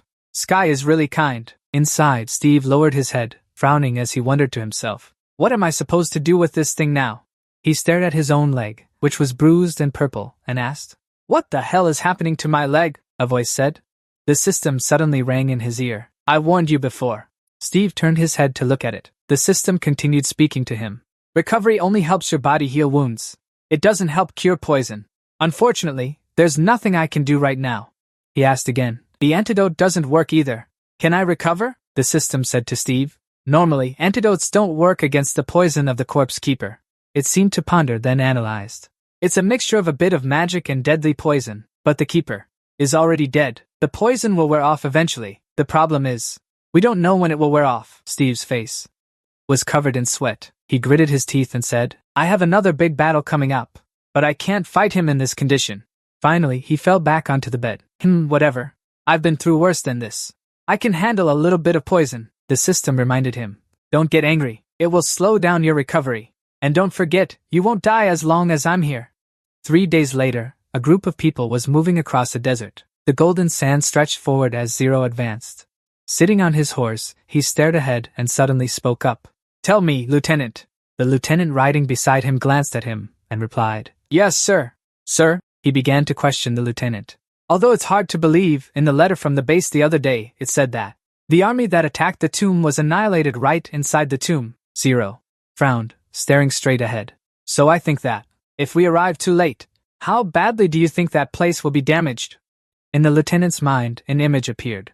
It was like a part of the northern battlefield. Gambini not only protects the kingdom from invasion, but it also keeps that tomb from getting out of control. Therefore, if the fortress collapses, it will create a massive hole in our northern shield. Zero heard the words he said. He could only bow his head and sigh, saying nothing else. The lieutenant worriedly continued his speculation. If a fortress of that level is defeated, countless monsters will attack the territory of Venezia, and in the worst-case scenario they could pour it into the center, but there was an even bigger problem. He began to think about a possible outcome. If news leaked out that the northern battlefield had been breached, the northern kingdoms might start an invasion of Zero. The one who had been silent for a while spoke up, asking, You think so too, huh? The lieutenant immediately panicked, looked at him, and said, Forgive me, Your Highness. I didn't mean to judge the royal family. He just frowned, lowered his head, and said, "It's fine. I don't intend to bring it up to blame everyone." Suddenly, a soldier's voice called out beside his ear, "Your Highness, the god has spotted Gambini ahead." Zero heard this and asked, "What does that person look like? Is the situation bad?" The soldier observed the city gate through binoculars and answered him, "It looks fine from the outside, sir." He frowned, inwardly worried and uncertain, wondering, "Did we make it in time up on the wall?" Two soldiers on the high city wall saw Zero's group. Approaching, they looked delighted and said to them, "You made it, Your Supreme Highness. We'll open the gate right away." The soldier standing beside immediately turned his head. "The prince has arrived. Open the gate." He looked up from below at them and shouted loudly, "We received the letter and came to help." "Where is the fortress commander?" a soldier yelled toward him. "He's fighting monsters in the catacombs, sir, but I'm not sure how long he can hold out." Zero lowered his head to look at the city gate in front of him, which was slowly opening. He ordered the soldiers behind him. "Then let's head into the catacombs, everyone." The carriage, the horse and the group of people, upon hearing the order, began to advance into the city. Suddenly ahead of them, a person, cloaked in a robe, while hurriedly running this way, said, "Your Highness, the Supreme One, you've arrived just in time. If you had come even 1 day later, things could have been much worse." Zero frowned, looking at the person running toward him, silently on guard, wondering in his head, "Strange, where are the other soldiers?" The cloaked person suddenly flashed a puzzling smile. Then he shouted loudly, "Watch out!" and threw something forward. Activating the decoy skill, fire a spark at any target within range. Immediately, Zero reacted in time, leaning his body to dodge. What the hell? A flame was thrown precisely into the gunpowder barrels, hanging on the city gate. It was only then that he widened his eyes and noticed the things that had somehow been hung up there. A massive explosion and a gigantic flame erupted right at the city gate. Smoke and fire shrouded the entire space. In Zero's mind, he was still dazed, not understanding what was happening. The wall completely collapsed. His entire body injured, he fell sitting amidst the rubble, thinking, "But most of the soldiers are still outside. Is this a rebellion? Or a trap? And who the hell is that guy?" Sky, looking down at him from above, spoke with a mocking tone. "Tisk, TSK, look at that. What a beautiful explosion, but your face doesn't seem to agree. The loneliness and those troubles are truly Zero." Frowning, he looked up, gritted his teeth, and asked him, "Who are you?" Sky smirked, pointing a hand behind his back. "I really want to introduce myself. But first, someone needs to see you for something. Say hi." Ahead, Steve, wearing a black cloak, his eyes flashed, holding a sword in his hand, was walking toward them. Zero, still not recognizing him, he could only frown and stare straight ahead. He raised his hand, grabbing the cloak's hood, revealing the ring on his finger. "How long has it been?" At this moment, Zero's eyes widened, frowning as he looked at him. Steve smiled at him. "Long time no see, my dear master." He frowned deeply, his face covered in veins, staring at him in anger. Then Zero's hand tightly gripped the sword in his hand. Next, he let out a loud shout, then lunged quickly toward him. Both of them began charging at each other, two forces clashing directly. Steve loudly asked him, "Why are you so angry?" "I'm the one who should be angry, Zero." Facing him, he replied, "That ring is mine. I didn't go through all that hardship for you to have it." He went crazy, slamming his forehead hard into his, cursing a phrase. "You idiot, you're so despicable." Sky turned his head, looking at Elena standing beside him, saying, "Steve, handle the prince. We will deal with the soldiers outside." He glanced toward the battle between Steve and that guy. Gerald, standing beside Elena, ordered the others, "All right. Form the long-range formation in front of the fortress, everyone." On this side, Gerald gritted his teeth, looking at the person opposite him, and asked, "Trouble? What trouble have you been through?" Steve shouted angrily at him, "You're too scared to do the hard work. So you make others do it for you, you coward." He furrowed his brow, silently calculating in his head. "If I use Gomera while alone, the recoil will be too strong. I need to take him down with a physical blow, as quickly as possible." Steve's entire body radiated a dark purple surge of power. "Show me all your tricks. I'll show you how hard I've worked, preparing for this day." The magic cloak, the body. Zero seemed to be enveloped by his power, that power, the hand holding his sword. "I feel like I'm being held back," he silently wondered in his head. "Re-energized, huh?" Steve raised his hand forward, activating the power of the wind blast. Instantly, a massive tornado appeared in front of Cheryl. The tornado swept in, blowing him away like a leaf. Steve pressed the button in his hand and let out a contemptuous laugh. "That bastard thinks he can just destroy everyone's lives like that." The white smoke slowly dissipated, revealing the situation inside. But there was no sign of him anywhere. Suddenly, from the side of the collapsed wall, another figure appeared, charging toward him. Steve immediately reacted in time, raising his sword to block the unexpected attack from him. He couldn't understand, silently wondering in his head, what's going on? How is he still this strong after all those hits just now? Tanjiro frowned, pouring all his strength into an attack aimed at him. So you've finally shown your true colors, huh? But don't be too arrogant, Steve Atelier. I've seen plenty of monsters on the northern battlefield. He swung his sword, slashing forward. And I've defeated countless strong ones like you. Steve tilted his head, already seeing his knee hurtling straight toward his face. A sudden kick from Zero sent his entire body flying back. Really, he felt the streaks of red blood slowly trickling down from his face, frowning and letting out a groan. Not stopping there, when he looked up, Steve saw Cheryl had already rushed in front of him from who knows when, continuing to raise her sword. He gritted his teeth, pointing his own sword toward him to counterattack. Another massive explosion echoed through the space once more. The sword in Zero's hand was knocked high into the air, and Steve's entire body was pushed backward. He widened his eyes in disbelief, silently wondering, how did he push back my weapon with just an iron sword? Immediately, Zero used speed as fast as lightning, darting straight forward. He frowned, gritting his teeth, aiming at the spot where Steve was standing and charging in. The sword in his hand traced an arc in the air, attacks toward him. A warning voice rings beside Steve's ear. Careful! Immediately, he tilts his head and focuses in that direction. He counters with a move toward him. Wind burst, Zero! Leaning his body to the side, he uses the sword in his hand to slice his attack in two. Zero's sword-wielding arm begins to tremble, his gaze fixed on him. You've learned some new tricks, huh? Steve steps back and unleashes a new technique. Your sword can cut through wind, right? Then what about lightning? Immediately, he fires two orbs of lightning forward, catching him off guard. He furrows his brow, beginning to channel all his power, activating the technique, Tessa Fox Light. A massive bolt of lightning strikes down directly onto Zero, causing him to scream in agony from the pain. His entire body is struck by a powerful high-voltage current, burning his flesh bit by bit as he continuously groans. Steve recalls his own past feelings and raged, asks him, how does it feel, itchy? Now you know how I felt.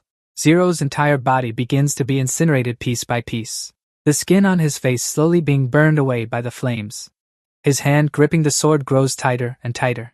He mutters in his head, power, I need more power.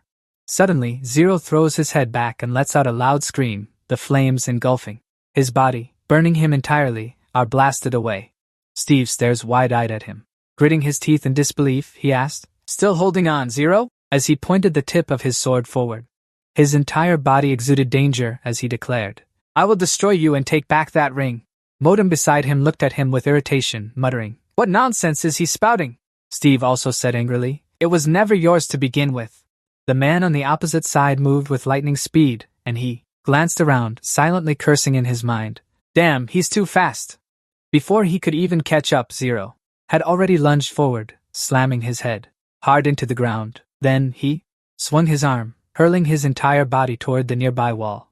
Steve crashed straight into the wall, letting out a groan, then pointed forward and unleashed a move. Surging from the side, the man's gaze had already noticed his movements.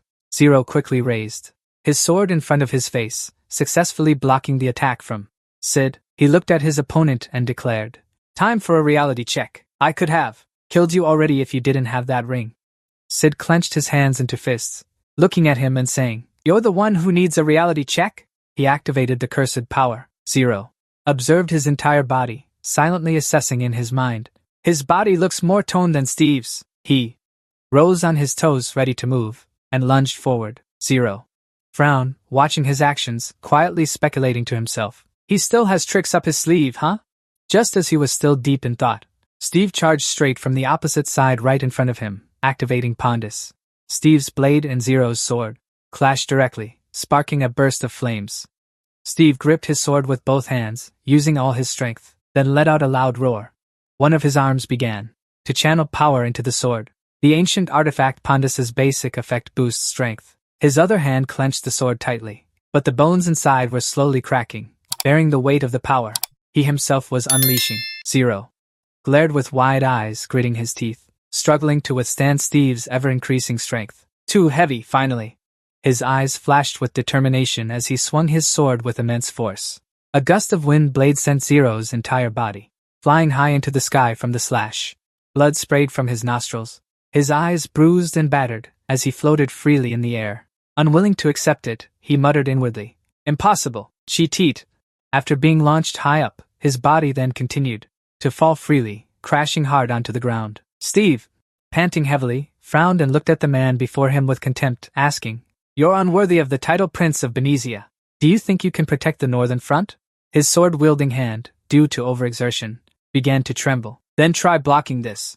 On the other side, beneath the city wall, just a few minutes earlier, he raised his hand to cast the spell, commanding the other soldiers, "Use all your strength, both magical and physical, that you have, soldiers." Immediately obeying the order, they stretched their hands forward in unison, activating lightning and fireball magic below. A loud explosion echoed from the city wall, so massive that those standing high above had to duck to dodge.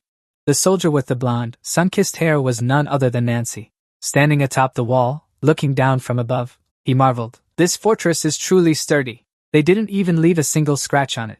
The square-faced soldier beside him also held a bomb in his hand, smirking. "And we still have a pile of explosives. I can't remember the last time things went this smoothly." The bomb in his hand was hurled straight down below, causing a massive explosion to ring out as a group of soldiers below screamed fiercely. Nancy looked up at the tower above, thinking to himself, "Oh right, with a super strong shooter like Feta." He saw the stance of someone drawing a bow forward, Elena, and sighed, "They don't stand a chance of touching us. What the hell is she shooting at?" Sky turned his head to look at the two of them, calling out, "Hey, if you get distracted in battle, you'll get your head blown off." He shouted loudly, "Keep bombing them." Suddenly, a soldier standing nearby stared intently ahead, then called out to him, "Boss, something's coming." Sky also looked toward the thick dust cloud in the distance and asked, "What do you mean?" Within the dust cloud, a figure gradually emerged, revealing the silhouette of a man. When the face of the person who had just appeared became clear, the expression on Sky's face began to show worry. He leaned over and shouted loudly for the other soldiers to gather everyone together. "They brought reinforcements." The soldiers heard what he just said and began to panic. "Huh, what did he say? Why are there reinforcements?" The face of the person slowly approaching became clearer. Sky announced to everyone, "It's Mark McDowell, the commander of the Eastern Soldiers, Nancy." Nancy frowned in disbelief and asked back, "You mean the guy with the nickname the Unstoppable Mark?" The soldier in the cloak and headband, upon hearing that name, stiffened, his mouth agape. The subordinate with the furrowed brows also asked worriedly, "He should be in Centik. What is he doing here?" Sky nervously bit his fingernail. "I'm not sure. I didn't predict this." He thought to himself, "If only I had known this would happen, it would have been better. I never thought the right-hand man of that prince would actually bother to come all the way to the northern battlefield." Nancy, now feeling anxious, turned his head to look at Sky beside him and asked, "What now?" He frowned, staring at the ground, and said to him, "Gather everyone into a long-range formation," and told each person in the team not to attack until I give the order. The feet wearing iron boots from atop the horse stomped down onto the ground ahead. A hurried voice called out that person's name, "Sir." McDowell, with a panicked expression, ran over and asked, "What wind brings you here, Motto?" "Well," staring straight ahead, he asked back, "Prince Zero is inside there?" He looked toward the pile of debris in front and immediately replied, "Yes, sir. He entered first, but as you can see, the exit is blocked. Right now, he's trapped inside, but the enemy won't give us a chance to get close. So it's quite difficult to update the situation inside." Mark also stared straight ahead. After hearing what he said, he nodded once. "Then I'll go check it out. Gather everyone now." Nancy, standing on the city wall, saw the movement of Mark below and spoke up, "He's here." The person standing next to him also nervously asked, "Should we attack?" Sky lowered his head, gritting his teeth, and said to them, "Don't mind him." At this moment, Elena stood up high. Hearing what he said, she also glanced down below, then she jumped straight down from the tower onto the city wall. Sky was still talking to everyone when it was time. "Follow my orders and shoot his army all at once, don't attack." Mark, she walked closer to him and asked in confusion, "Why not attack there, Commander, when he's right here? Is there a special reason?" Sky tilted his head, glanced at her, and asked back if she hadn't heard of him. After all, he was an ancient artifact. He began to explain that the achievements of his battlefield had become legendary. He had never been defeated, and that was the reason why everyone knew the ability of that ancient Artifact. His shield absorbed all physical damage and returned it 1,000-fold. Sky analyzed his deductions for her to hear. He's luring us into attacking him, but we'll attack his army instead of him. Mark looked up at the city wall, silently assessing in his mind. Xing Ming didn't see any arrows aimed at him. Their commander is definitely not a fool. A lower-ranked soldier behind him loudly reported to him. Everything is ready, sir. Ready to receive orders. He glanced at that person, then announced, All right, let's begin. Sky observed the situation of Mark's army and wondered to himself, Are they going to attack the fortress with just those cannons? He looked at the target direction of their cannons, evaluating. But they were aiming too low, as if he suddenly realized something. Sky shouted loudly, directing the other soldiers to act. Everyone, attack those cannons!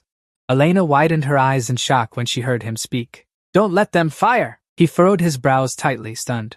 After hearing him say that, the face of the soldier wearing the headband was no different.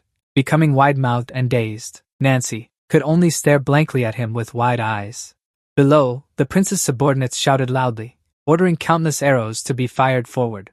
Mark mustered all his strength to shout loudly, Mages, right now! The mages, upon hearing the order, simultaneously pressed both hands to the ground, activating their skills to open shields, creating barriers to block physical attacks. A sturdy layer of shields was erected in front, blocking and deflecting the arrows back in the opposite direction. Sky saw the situation and gritted his teeth, cursing. Damn it! Mark below smirked, a triumphant smile spreading across his face. He continued raising the shield in his hand, shouting loudly, Fire! Consecutive cannonballs were fired toward Mark, causing a massive blaze to erupt around him, burning fiercely into the sky. His entire body was engulfed in the flames, but the corner of his mouth curled into a smile on the surface of the shield. A sudden sound rang out, and it opened wide. It sucked in all the flames surrounding him, drawing them inside the shield. Then, its mouth closed shut. He slammed the shield hard onto the ground. Sky gritted his teeth, glaring at the scene before him. Damn it! Mark smiled, beginning to channel power into the shield. Immediately, Sky's warning voice rang out. Everyone, stay away from the wall! At this moment, the scene shifted to Sid's battlefield.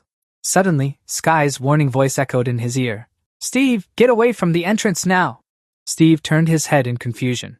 He glanced at him and asked with a confused expression, What? At this moment, the lion's mouth on the shield opened wide, shooting a source of power from within. The immense power shot straight forward, shattering the stone wall into many small pieces. He called out to the others, The wall is down! Crush them now! Over here, Sky also began to command his subordinates. Everyone, grab your weapons and stop them at all costs! A squad of Zero's soldiers, hearing the order, grabbed their weapons and ran swiftly toward the city wall. Maki, standing at the front, suddenly launched his entire body into the air, flipped mid-air several times, and swiftly flew past the soldiers below. Finally, he landed his body on the ground right in front of Steve. He frowned at the person before him and asked, What the hell is going on? In his mind, he suddenly paused. Wait, it's him. That face. Mark was also very serious at this moment, frowning and staring intently at him. He didn't say a single word, but the shield on his back began to activate its power. While Steve was still unable to react, only able to stare blankly at him, the stone shield launched from afar, struck him directly with a powerful blow. Steve let out a groan of pain from being hit. His entire body was pushed back dozens of meters, passing through the city gate.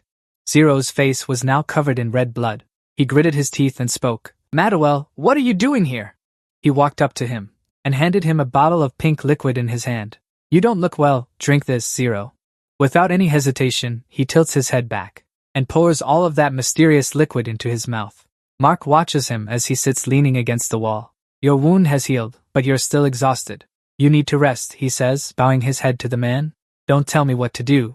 The man immediately kneels on one knee and speaks respectfully. Your brother asked me to deliver a message to you. Zero's entire body stiffens upon hearing his words. He said you owe him this time. He can only curse that bastard in his mind. He waited until I was about to collapse before coming to help. And then he says I owe him. Mark looks at him and speaks as if to remind him. You were wrong, Your Highness. The man then glances at the sword on the ground and continues. If you had used Gomera's power to escape, this would have been easier. But you didn't use it. Turning around before leaving, he glances at him. You lost your composure and just wanted to fight. That's why you ended up like this. I'll handle the enemies. You think it over, Zero. Gritting his teeth as he watches the man's retreating back. How pointless. The situation on Steve's side, he furrows his brow and breathes heavily, staring intently ahead, waiting. Watching Mark's figure slowly approaching, he wonders silently. I don't understand why reinforcements are here. Or did someone know about the battle? A sudden voice rang out beside him. Hey, stop fighting them and retreat for now. Steve glanced at him and asked, What's going on outside? And where did that guy come from? Sky asked him back. You've never heard of the unstoppable one from the east? Ah, he immediately replied. Of course, I mean, what is he doing here? But isn't he supposed to be in the east? Sky frowned and speculated. I understand what you're saying, but we don't know why he's here either. All we know is to avoid physical attacks, Steve. He glanced to the side and asked, You mean I should use magic? Oh my god. Thanks for stating the obvious. Mark stood opposite them. He clasped his hands together and said, Enough of this, as the tiger head on the shield behind him began to glow. The shield behind him started to shine. Mark's eyes stared ahead as he lunged like an arrow. Fire shot toward them. Sky stood frozen, frowning and silently marveling. God, he's so fast. Steve glanced at him worriedly and thought, Sky can't dodge that attack. As he was about to move, a sharp pain surged in his leg. Bad luck, why did the leg wound have to act up now? Ahead, Mark had already lunged in front of the two of them. He used both hands to precisely strike the two of them. Mark used his strength to send both Steve and Sky flying back over 10 meters. Mark looked at Sky's miserable state, let out a sigh, and asked, Well, that move took care of one of them. His face showed impatience as he looked at the two of them. Don't drag this battle out any longer. Do you want to surrender? No, he calculated silently in his head. I'll try to hold out with fireball magic right away. Mark raised his shield to block his attack. I thought he was holding a sword. Not stopping there, Steve continued to unleash another attack. Toward him, an electric shock. He looked at the technique he had just used, silently speculating in his mind. So he's a wizard? Mark began to reach his hand inside his cloak, as if searching for something. Right after, in his hand, appeared a black object shaped like a sphere. Modem saw the thing in his hand and shouted a warning. Hey, don't let him throw that thing! Steve, not understanding what was happening, asked, What? Immediately after, a huge explosion occurred. A cloud of gray smoke spread throughout the space. He frowned, looking at the thick gray smoke before his eyes, and asked, What is that? A smoke bomb? Modem explained to him, That's dyspolium.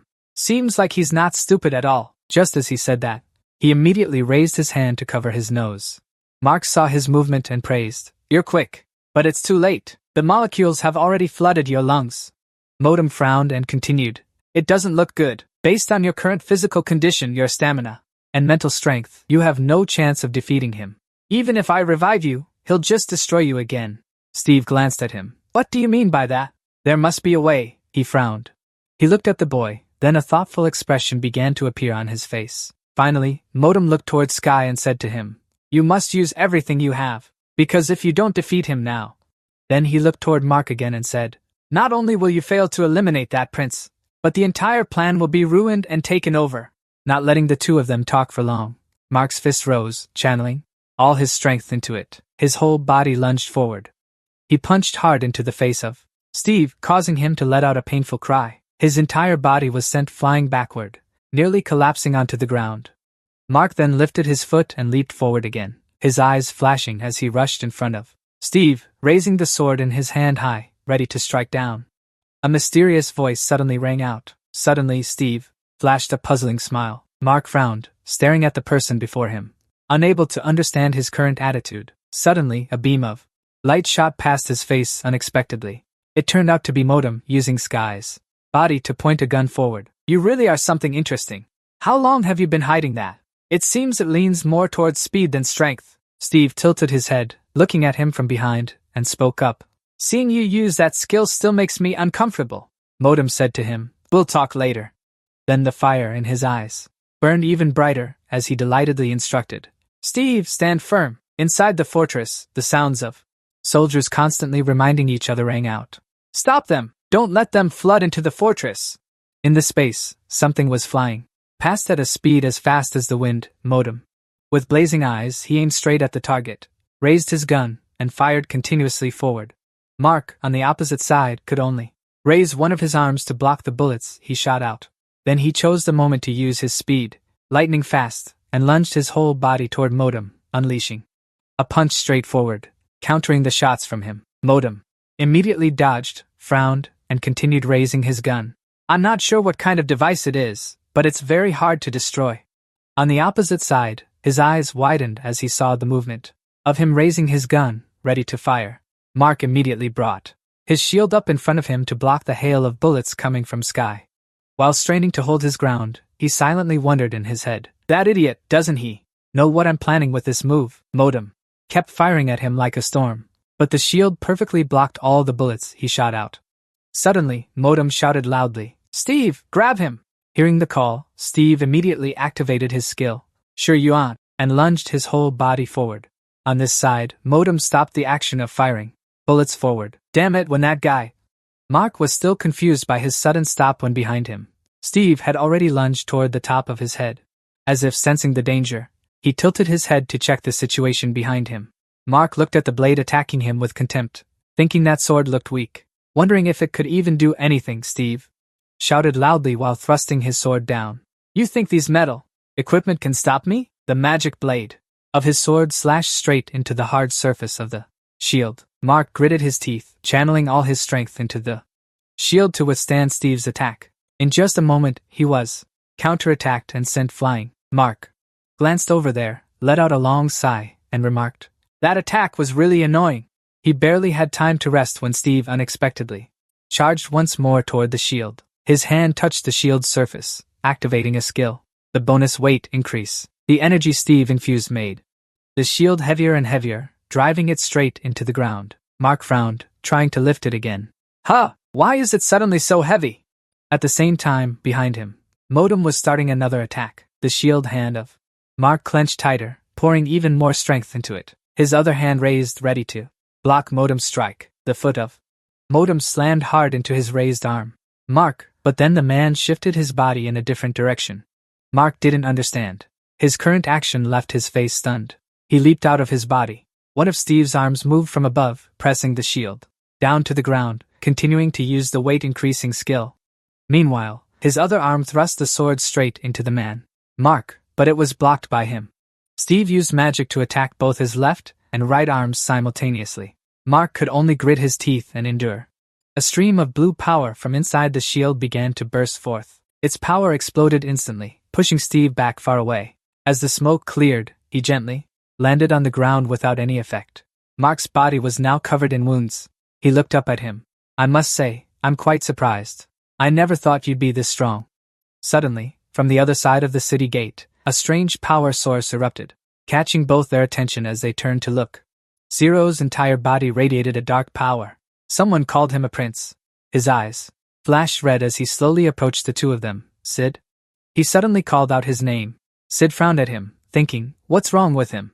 Suddenly, one of Zero's arms reached out in front of him without warning. Steve raised his sword and thrust it through his arm. He tried to move the blade embedded in the arm. Cheryl pulled it back behind Steve. Frowning because she couldn't pull the sword out, it was stuck, and he regenerated. Even with the sword stuck inside, what? Zero's eyes had now lost all focus. He smiled with amusement, watching him catch you, then a token now appeared beside him, speaking up to remind him.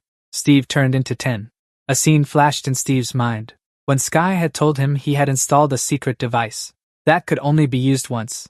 After hearing him finish, Steve replied, I told you not to mess with it. By his ear, he heard a urging voice, use it. Finally, he stared ahead and decided, alright, Sky, let's see how strong this thing is.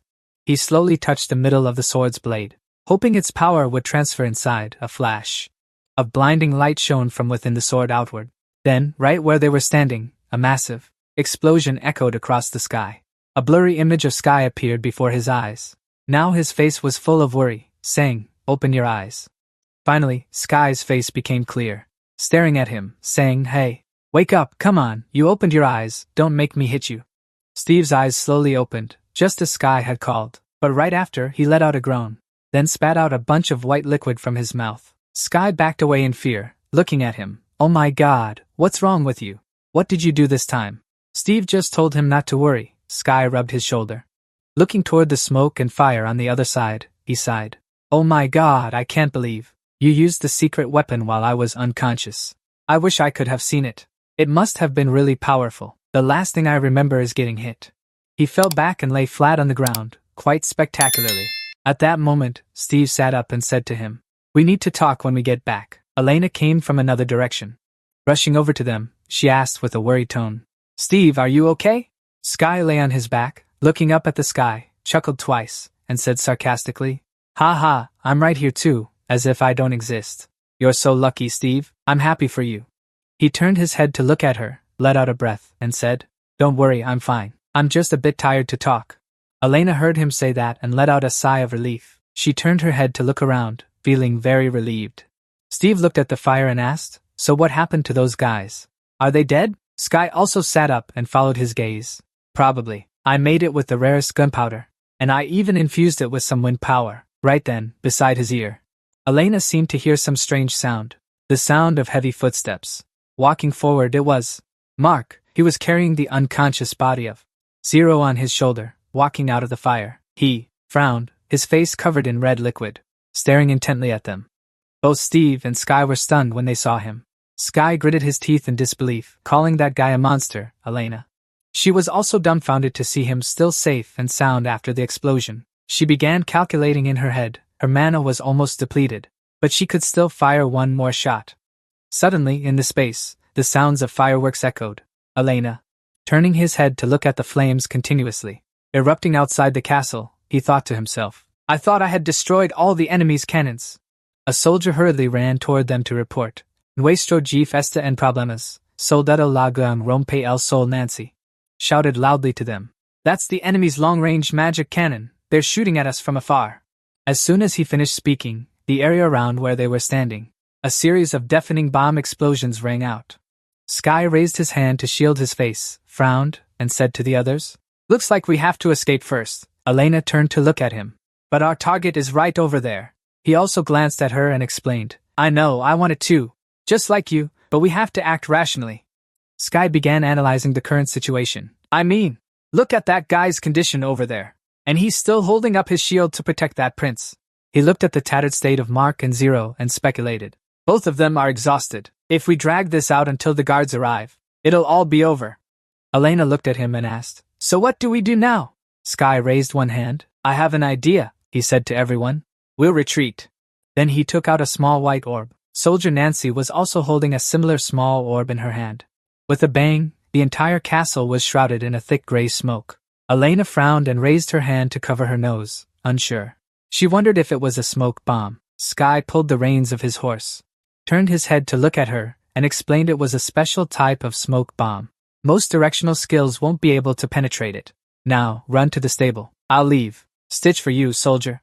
Nancy also pulled her horse and looked at him, reminding, "Everything is ready. Give the order to retreat." Sky Leo mounted his horse and reminded the soldiers around him, "Don't let those guys catch you. Let's go." After his loud shout, the entire battalion rode off in different directions and fled. On the enemy's side, they immediately noticed their actions. "What the hell is this? Look!"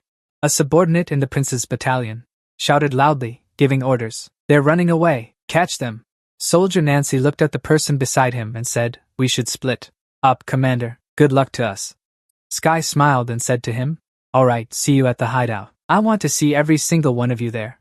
That evening, inside the city walls, the army was setting up tents to rest. A voice rang out, "You need to rest, Sir Mac Duell."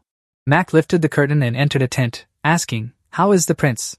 The subordinate standing behind him looked at him and replied, "He still can't move." His brows furrowed tightly as he stared intently at the person lying motionless on the bed. Zero's body, lying on the bed, was no longer intact. The subordinate continued to report, "And we still haven't found the remaining arm. Based on the wound, it seems it was blown off in the previous explosion." After hearing his subordinate's report, he could only fold his arms, sigh, and reply, "I know." Suddenly, a loud scream rang out from outside. He immediately turned his head to look and asked, "What's going on?" Outside the tent, Zero's sword was erupting with a strange power. The soldiers reported, "The prince's relic!" Mark ran outside, looked up at it, and shouted, "Gomera, dangerous! The sword!" At that moment, it had already lunged toward him, beginning its attack. Mark clenched his hand into a fist, gripping his shield tightly. Then he raised it in front of him to block Gomera's attack. Mark gritted his teeth, using all his strength to withstand its assault. What the hell? The sword was hovering in midair, its surroundings radiating a source of power. Dark energy suddenly shifted direction, splitting off a portion of its power. That flew up into the sky.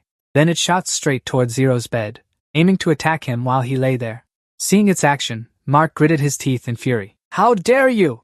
He immediately activated the power of his shield. A beam of light from the shield shot out with great force, struck directly at the position of the Gomira sword. Mark also used speed as fast as lightning, rushing to Gomira's spot, then raised the shield in his hand high. Finally, he slammed it with a powerful blow, causing the soldiers standing around to be stunned. A strange blue liquid splattered everywhere from inside it. The first soldier's face turned dazed. Is that blood? The soldier asked. The second one standing next to him had a similar expression. Why is the artifact bleeding a strange blue liquid? It had also splattered all over Mark's face. The sword on the ground was nearly cracked and shattered completely. Inside it, the blue liquid kept flowing out. Then, that liquid even splashed onto the surface of his shield. All three people in black suits were hiding in a corner. One person made a hand signal. He observed from above and saw guards holding weapons, reminding them that there were guards everywhere, staying vigilant. Sky sighed. Damn it, I knew it wouldn't be easy to move around here, but I didn't think it would be like this. Steve nodded in agreement. The guards are everywhere. He touched a brick on the statue with a symbol. At least we made it to the place. The door opened, and a voice rang out. There's no place like home. Stepping inside, he pulled down his hood in frustration. Why are you laughing? You destroyed my sword with your bomb in there. Sky exclaimed. Stop nagging. You're still alive, aren't you? Let me rest for a bit. Seeing them appear, someone turned back happily and pointed. Hui turned back, and the remaining middle-aged man also noticed him. He lifted his mouth and said, Of course I came back. Did you think I was dead? Hey, why is it so quiet in here? Where are the others, Nancy? She replied, There are so many guards outside. It'll probably take them a while to get here. It's just us and a few people outside who've arrived now. Sky was stunned after hearing this. Huh, really? You mean they were caught by those soldiers? That doesn't sound like them at all. He recounted that Idrin, the supreme commander of the Western forces, was personally tracking them. Thinking about her and McDowell, he scratched his head and asked, So the prince's guards and soldiers are all loitering outside? Oh my god, they must be furious. Then Sky turned to Steve and said, So now we're sure. You can't stay here anymore. Hearing this, he asked, What do you know? He immediately replied, With those people from Venice hunting for you, you won't be able to step outside without getting caught, Steve. A bead of sweat rolled down his face as he fell into a somber silence. At that moment, Nancy pointed her finger at the wanted poster. But the good thing is, not many people know your face yet. There's only one picture of you on the wanted poster, but it's only a matter of time before they expand the search scope. After hearing what they said, he dropped his head onto the table and shouted in frustration. The plan and the situation were both perfect. Why did some unwanted thing come out of nowhere and ruin everything? Sky exclaimed, What are you complaining about? Focus on thinking about what to do next. Steve snapped. Where the hell am I supposed to go? The entire northern region is already under Venezuela's control. He frowned in annoyance. I really don't want to see that bastard Zero's face again. He furrowed his brow and suggested, If there's no place for you in the west, then head north. Hearing this, he asked, North? He thought of an empire covered in pure white snow. Sky said, If you hide in the Chromatos Empire, up in the north, not only will Venezuela not dare to hunt you down. In fact, this is an opportunity, a good chance for you to gather your own army, and Venezuela won't be able to do a thing. He continued, I'm sure you've realized by now that fighting Zero alone won't do any good. What you need now is the strength of an army.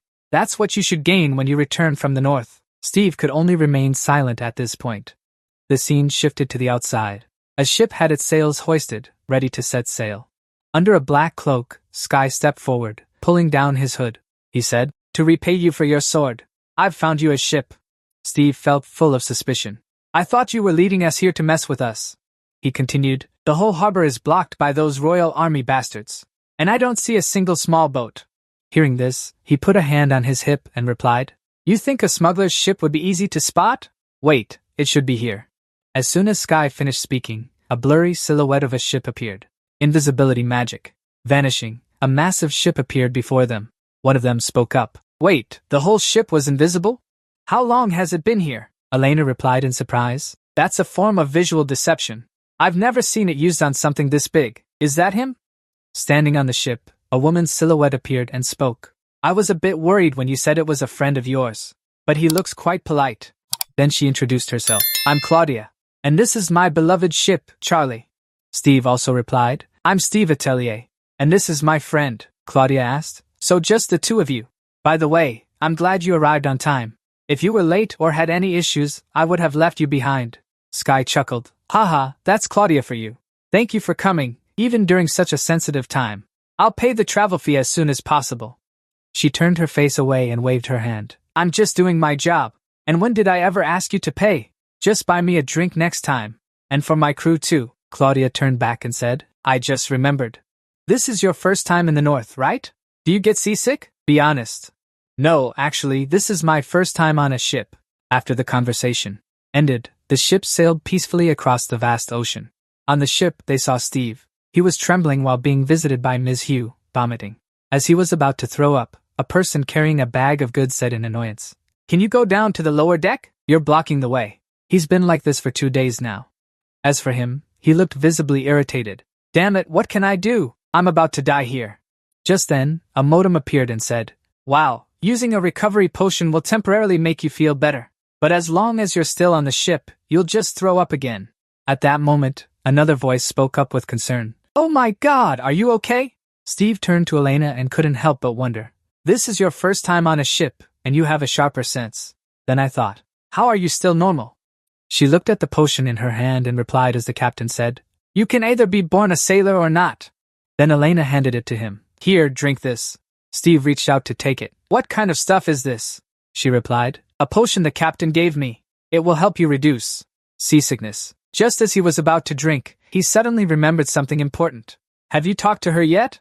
How much longer do we have to travel? Elena replied. She said it'll take about 2 weeks. We have to go around the magical storm that splits the northern and southern continents. Steve spat out the potion in shock. 2 weeks? Seeing that, she quickly reminded him. Don't spit it out. That's what's saving your life. He now felt sad, and 2 streams of tears fell as he thought. What if I died before we get there? At that moment, it came to encourage him. Don't worry, I'll heal you. Steve says you can't help at all. Just then, Claudia walks over and asks Han, How are you? He reluctantly replies, I'm better now, thanks to your medicine. She says, I haven't taken it out in a long time.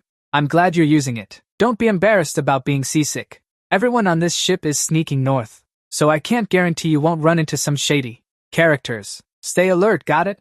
Steve asks, Did you come here just to tell me that, Claudia? She puts her hands on her hips, smirks, and replies, Well, I'm the captain, so it's my duty to take care of everyone. Plus, I wanted to tell you all to brace yourselves. Seeing this, he wonders, What do you mean? She points a finger and says, I don't want to spoil it for you, but until I'm completely out of this storm, the journey will be tougher than expected. It'll rain tonight. Looking at the clear blue sky, he thinks to himself, Rain? But the sky is so clear. And then, just as Claudia had said, the sky turns stormy and it starts to pour. Inside the ship, a voice says, The sea is so unpredictable. Where did those clouds come from? What's the plan? This is your first time going north, right? Steve rests his face on one hand and complains, First, I'll stop at a station to see if I need a new exploration license.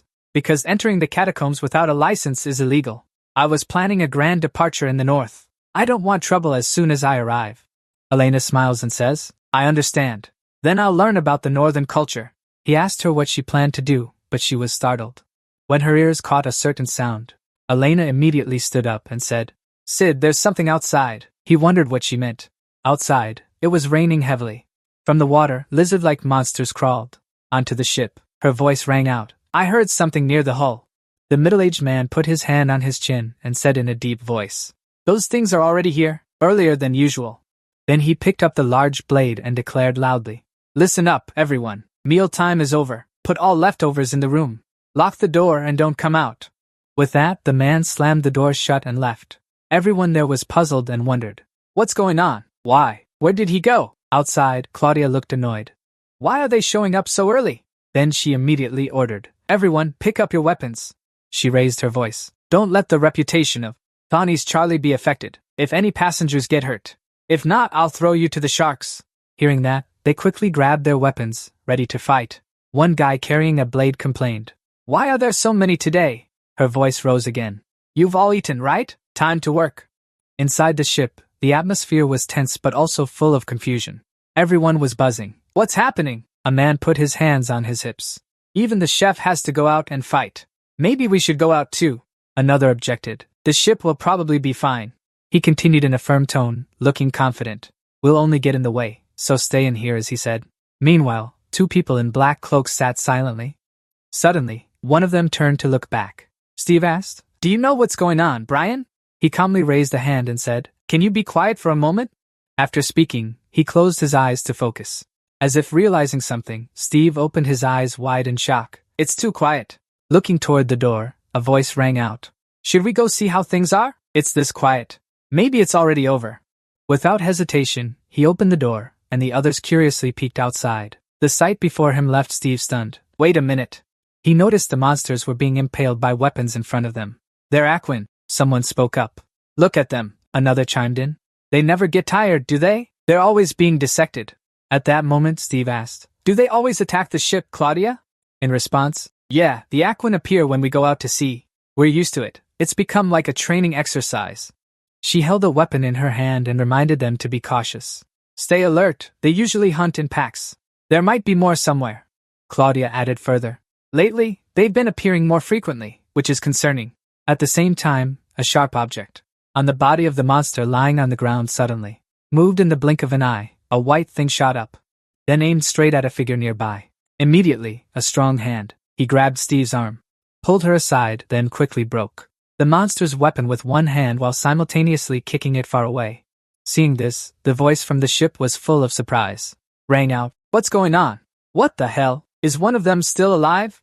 Warcom glared and bit his lip at the sight. Right after, a blade swung in an arc. He also noticed and glanced in that direction. A sharp axe had somehow already been pressed against Sid's neck. At that moment, he spoke up, questioning, "You bastard, what did you do to her?" He replied, "I think there's a misunderstanding." Just then, Cassia threw a punch straight at Guacam's chin, angrily shouting, "You idiot! He saved me!" She frowned and scolded, "And I told you not to scare everyone like that." He was now holding his jaw, stammering, "I thought." Steve spoke up in annoyance. "Hey, aren't you going to say something to me?" Wacom sighed upon hearing this, silent as if unwilling, then indifferently turned and walked away without a single explanation. Seeing that, he could only curse. "You bastard!" Claudia crossed her arms and spoke. "Sorry, what were you asking about?" she replied. "I never thought I'd have to rely on a passenger for help. I'm the captain." "I'm truly to blame," Steve asked. "Why didn't you use magic?" "Invisibility, like when you used it on the ship last time? That should have avoided the Aquan, right?" Claudia opened her mouth to answer.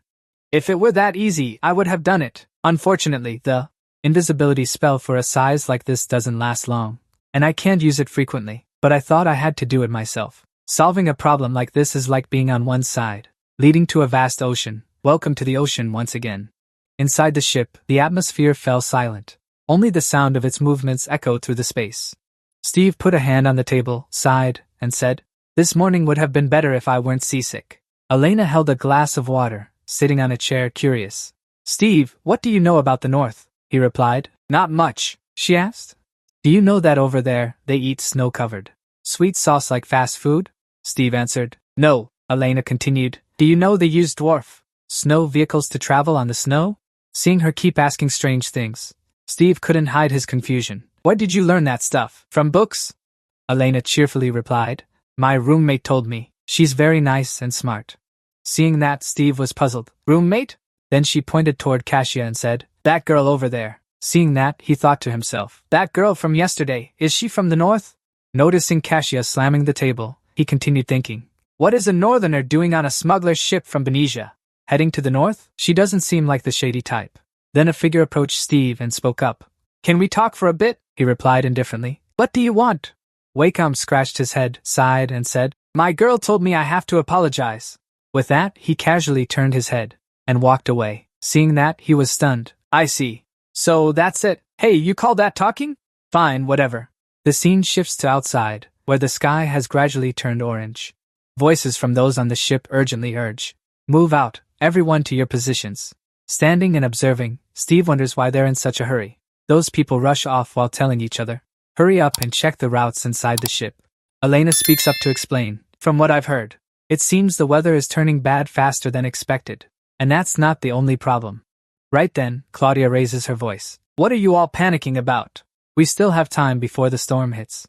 A crew member reports, "That's right, Captain, but we've encountered quite a few bad signs. The wind direction and currents are completely different from the readings. Something's wrong. Hearing this, she grabs the binoculars in her hand and gives an order.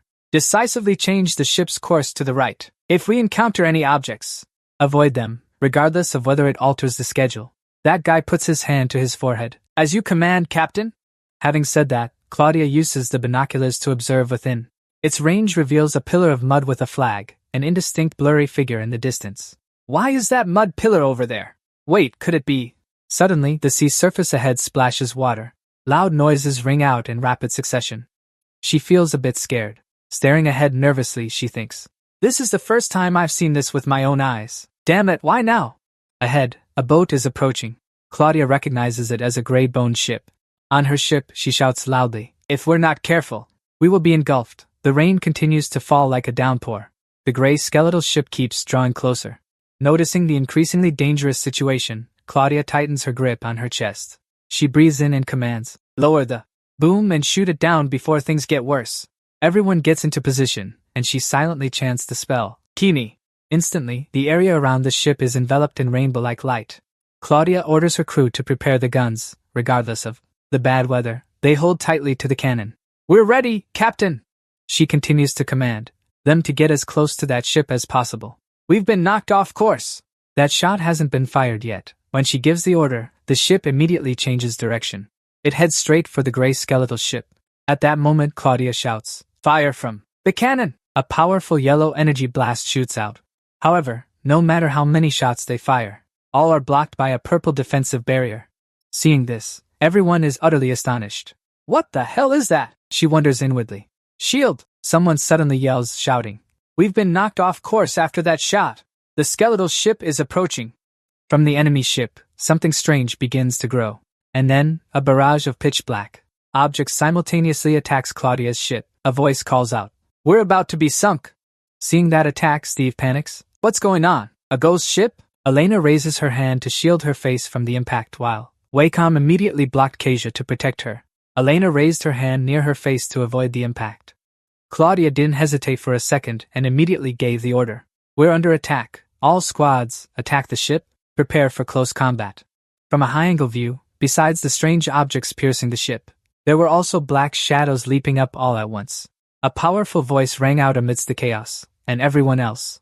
Listen up, the enemy is about to board our ship. At that very moment, a chain swung and sliced the corpse's head in two in an instant. Wacom grabbed that weapon and held it in an attacking stance. A zombie then lunged quickly in one direction. After that, an attack pierced through him. Elena held her glowing weapon with a calm expression. He saw her like that, fell silent, and then Wacom glanced toward Steve, who was fighting. He slammed its head onto the ship with one hand. Then Steve frowned and silently wondered what they were. He looked at his hand gripping the skull and questioned, bones or undead, either way, it doesn't matter, Steve cursed. He glanced over and suddenly noticed purple lights appearing around everyone, then wondered, why isn't my skill working? A corpse's figure attacked, and he blocked it with his hand from above. Steve's face turned serious as he thought, did I hear something? First, the ghost ship appeared. Then my skills stopped working. Now I can hear voices? Just then, Modem's voice rang out, calling Steve Atelier. That very voice caused him to awaken and open his eyes wide. Steve glanced over and asked, what is it? It replied, I tried to wake you. It hurriedly said, there's no time to explain, so I'll get straight to the point. You've been trapped in an illusion without realizing it. I managed to wake you up, but it's only a matter of time before you fall back into it. Confused, he asked, wait, what exactly am I hallucinating about? Modem replied, everything. Everything you just saw was an illusion. The reason you haven't escaped yet is because you don't truly trust me. It continued, think about it, isn't it strange that we're standing here talking? Why aren't the enemies attacking us? Steve looked around and realized everyone else was still frozen. Everything was frozen. Then Modem said sternly, don't you feel something's off? It repeated, why would the enemies choose close combat instead of shooting us? And why? Did your reality fist have no effect? Then Modem explained, if we had time, I would have let you figure it out and wake up from the illusion on your own. Your eyes are now both white. But your next words made Steve snap out of it. However, I don't have time now, so I'll wake you up. All around, everyone on the ship is covered in a faint purple light. A voice rang out in the usual silence. Everything was quiet as usual. Come on, hurry up. A man spoke up, full of admiration. Our captain is truly amazing. I can't believe that illusion still works even from a mile away. The guy beside him said nothing, just raised his hand and made a like sign. Meanwhile, the person walking ahead of them was carrying a girl, speaking in a firm tone. Stop talking and let's go. Unable to contain his curiosity, one man asked. Why does the captain want this girl? The other replied. How would I know? It's probably because she's someone important's child. If you want to know, go ask the captain yourself. Before leaving, one guy called out. Hey, wait. It's been a long time since we've had a big haul like this. Why don't we take a little for ourselves? The other replied. If you want to take something, hurry up. Hearing that, he raised his hand and said, No need to rush. None of them realized that. At that very moment, a hand was clenching into a fist. Before his eyes, particles of energy began to radiate. A sudden explosion rang out in the middle of the ship, startling the men in black. The leader muttered in shock. How is that possible? The illusion shouldn't have worn off yet. Steve appeared with deep, dark eyes, one hand gripping the head of the intruder who had just been affected by the explosion. Then he asked sternly, So, what exactly do you want from my ship? Seeing this, one man held a knife in his hand. That bastard, the other advised. Forget it. We don't have time to fight. His mind was in turmoil. This wasn't part of the plan, so what should he do now? Then that guy spoke up. Hey, witch. He gripped the knife tightly in his hand and shouted, Don't move! Do you know what will happen if you don't obey?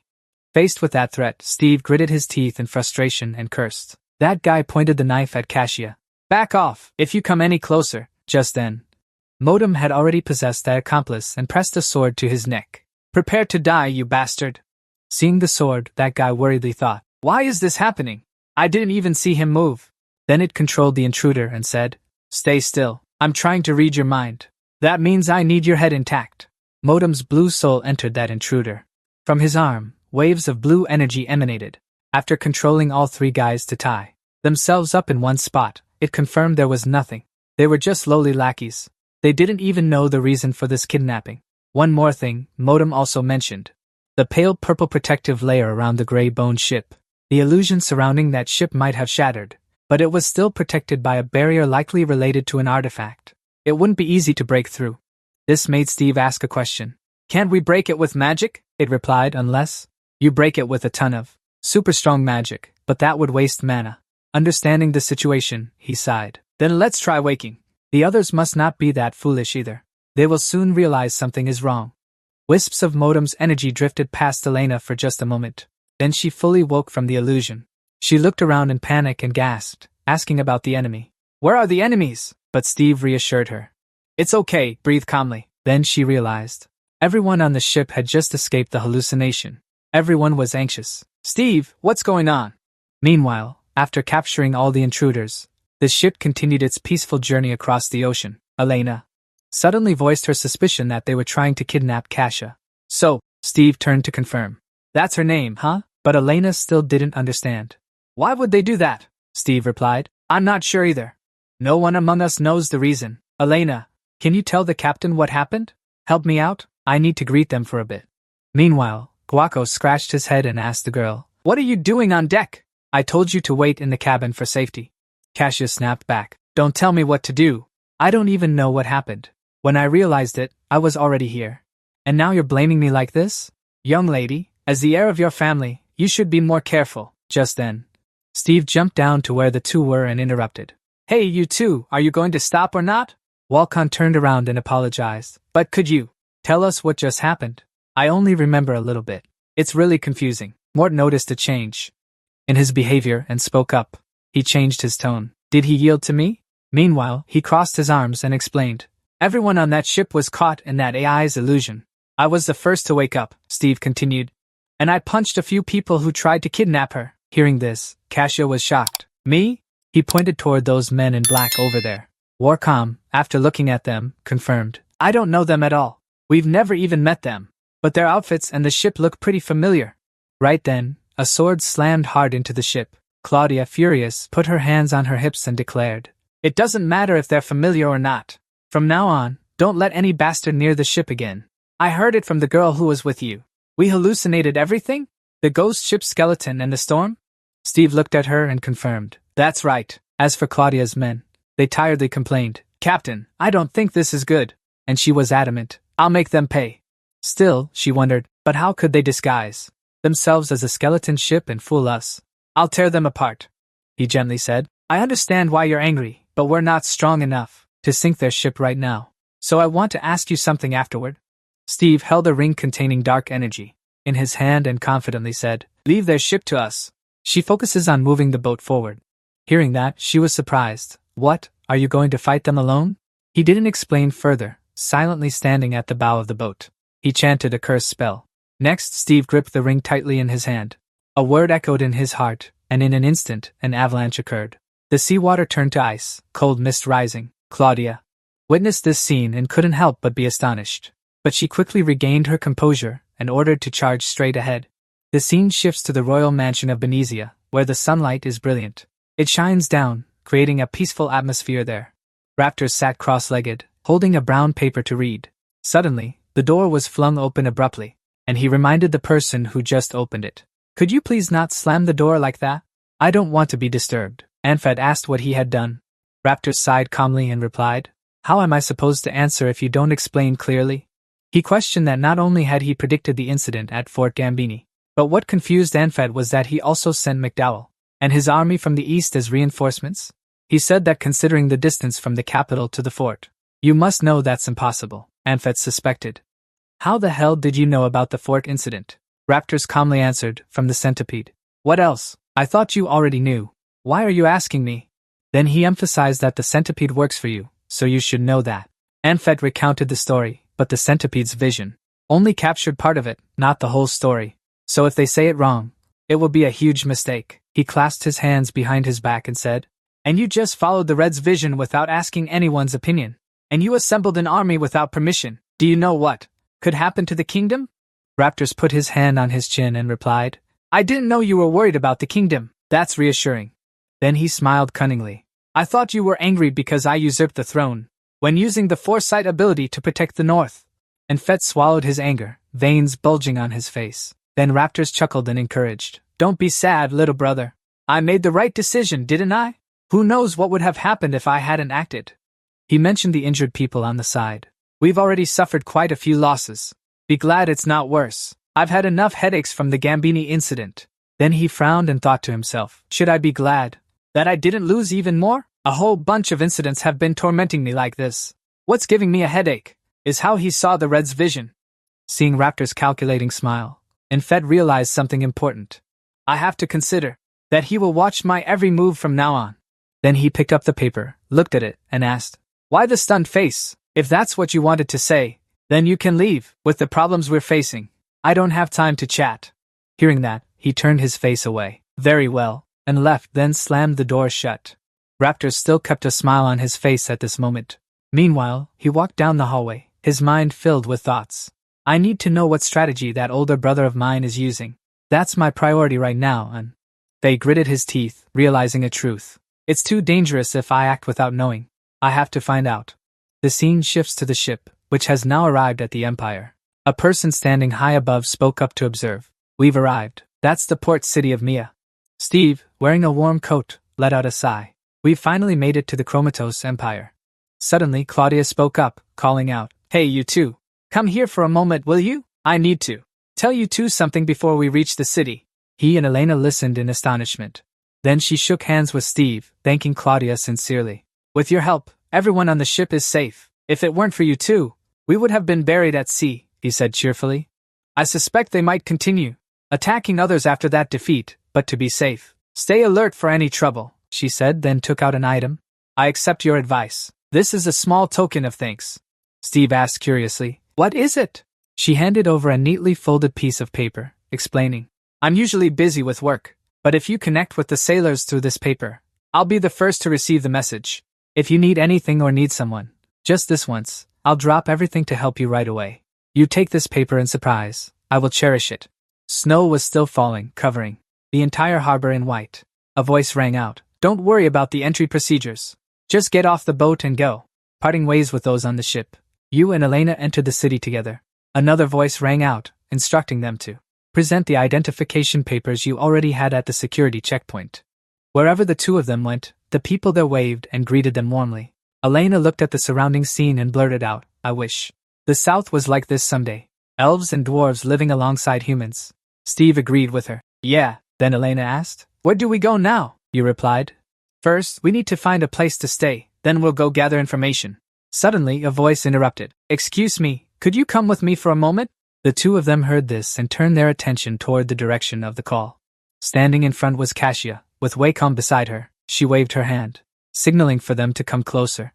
Afterwards, all four of them sat in a horse-drawn carriage. On the way, Steve wondered, So, you're taking us to your house? Cassia raised a finger. Why are you so surprised? You saved me. I can't let you leave without repaying you. She continued, If you don't mind, may I ask what brought you here? You crossed your arms and looked toward the carriage window. How should I put it? Elena also looked outside and said softly, I've never seen a snowy forest before. It's amazing. Appeared and spoke up, I fled from the prince. After assassinating the 7 in the south, Steve replied that. It's quite difficult to reach the south now, the rest is private. Cassia smiled back. It's fine, no problem. She continued, Most people go illegally. They just go without any connection to the north. I'm sure you're the same, right? He sighed and thought to himself. I used all the money earned from the ancient tomb to support. Sky then said, I think this isn't a good start either. Kasia's voice rang out. Well, I want you two to get used to this north. So from now on, I'll support you both as much as I can. From transportation to finances. Hearing that, Steve wondered. What are you talking about? But it'll cost a lot of money, she calmly said. I should have done this sooner. But allow me to introduce myself. Meanwhile, Elena was still gazing at the scenery outside the car window, marveling. Look at this place. Then Cassia introduced. I am Cassia Hardenbrock. I am the heir of the largest merchant in the north. In a moment, they arrived at the mansion. Snow was still falling heavily. Sitting in the room, Stitch was shocked, wondering, I wonder how much this sofa costs. Elena looked up at the luxury of the house and exclaimed. Then he leaned back into the soft cushion of the chair, feeling a bit envious. Being the heir of the richest merchant must be really nice. I'll never earn this much money even if I spend my whole life raiding ancient tombs. At this moment, Cassia walked over with a smile. I'm glad you two feel comfortable. Then Elena spoke up. Should I call you Miss Harden? Brock. She chuckled. Why so formal all of a sudden? Just treat me like you did on the train. Steve turned to Cassia and asked. I have a question. She replied. Yeah, go ahead. I understand you want to repay us, but you know, repaying a debt of gratitude like this is way too much. Steve asked seriously. Is there something you want to tell us? Cassia nodded and said in a low voice. Do you remember the sailor who was captured and left behind? On our ship? You told me about it. I tried to interrogate him. But I found nothing except that they were just sent to kidnap you. He didn't even know why he was doing it. She continued. That's right, the guard. My guacamole also interrogated him, but got the same result. Meanwhile, Guacam was fumbling for something inside his sleeve. Then he pulled out a dagger. Cassia, with a bead of sweat on her face, continued. But look at this. I found this dagger from the guy who tried to steal my stuff. A few days before I left the north, she recounted. When I found it, I thought it was just from an ordinary thief, but Steve took the dagger. An ordinary thief wouldn't have a high-grade weapon like this. And there's another name on it. Cassia said in a low voice, mentioning the name, Augustine. Riverwood, she explained. He was my father's best friend, and also his business partner. Cassia continued, her voice full of regret. Sadly, he was killed in a robbery, just a few days before I left the kingdom. Remember the group in black? I found out from that group of robbers about the dagger and the person who wanted him dead. Cassia said sternly, and this time, they used the bone ship to kidnap me. That means my family isn't safe anywhere, neither on land nor at sea. Steve wondered if it could be a coincidence. Why do you think the person who did all this is one person? She replied. The truth is, my family is planning a revival. Trade between the north and the south. Hearing that, he was surprised. What? Is that even possible? I thought a massive magical storm split the two regions. Cassia explained. Difficult, but not impossible. Smugglers have already done it. She continued, but the two sides have different ways of handling the differences regarding non-human races, and they profit from the smugglers in their own ways. So both sides want to solve their problems. She added, that's why some merchants from the north acted in secret. My father is their leader, and hundreds of merchants, including Augustine, supported him enthusiastically. Cassia said, as my family's representative, I couldn't tell anyone, except to go south to sign contracts and discuss future plans. Her voice grew deeper. And just as we started organizing the business, I began hearing about people in the project being attacked, and I was almost kidnapped. And you still don't understand? Steve spoke up to confirm. So you really want something else? She pleaded earnestly. Please, I want to find out who's behind all of this. Cassia raised both hands in affirmation. Oh, but don't worry, I'll still support you fully, even if you refuse to do this. She emphasized that these were two different issues, as if it were a plea. Hearing that, Steve was still not entirely convinced and questioned. Is there any reason why it has to be us? Crossing his arms over his chest, he sighed and continued. Except for that encounter on the boat, we don't know each other, and we have no experience or knowledge about the North. If you entrust us with this, we'd be like the worst people to handle such an important family task. Then she placed her hand on her chin. Not exactly. Actually, you two are perfect for this. No one knows who's behind those incidents, Cassia added. If I send my own people to investigate, the one behind this will notice immediately and will extract everything from them. That would be pointless. Hearing that, Steve sighed. That's true. It doesn't matter what they look like. They won't get anything out of me. Is that why you brought us here? She replied. It wouldn't be smart to discuss this at the docks in broad daylight.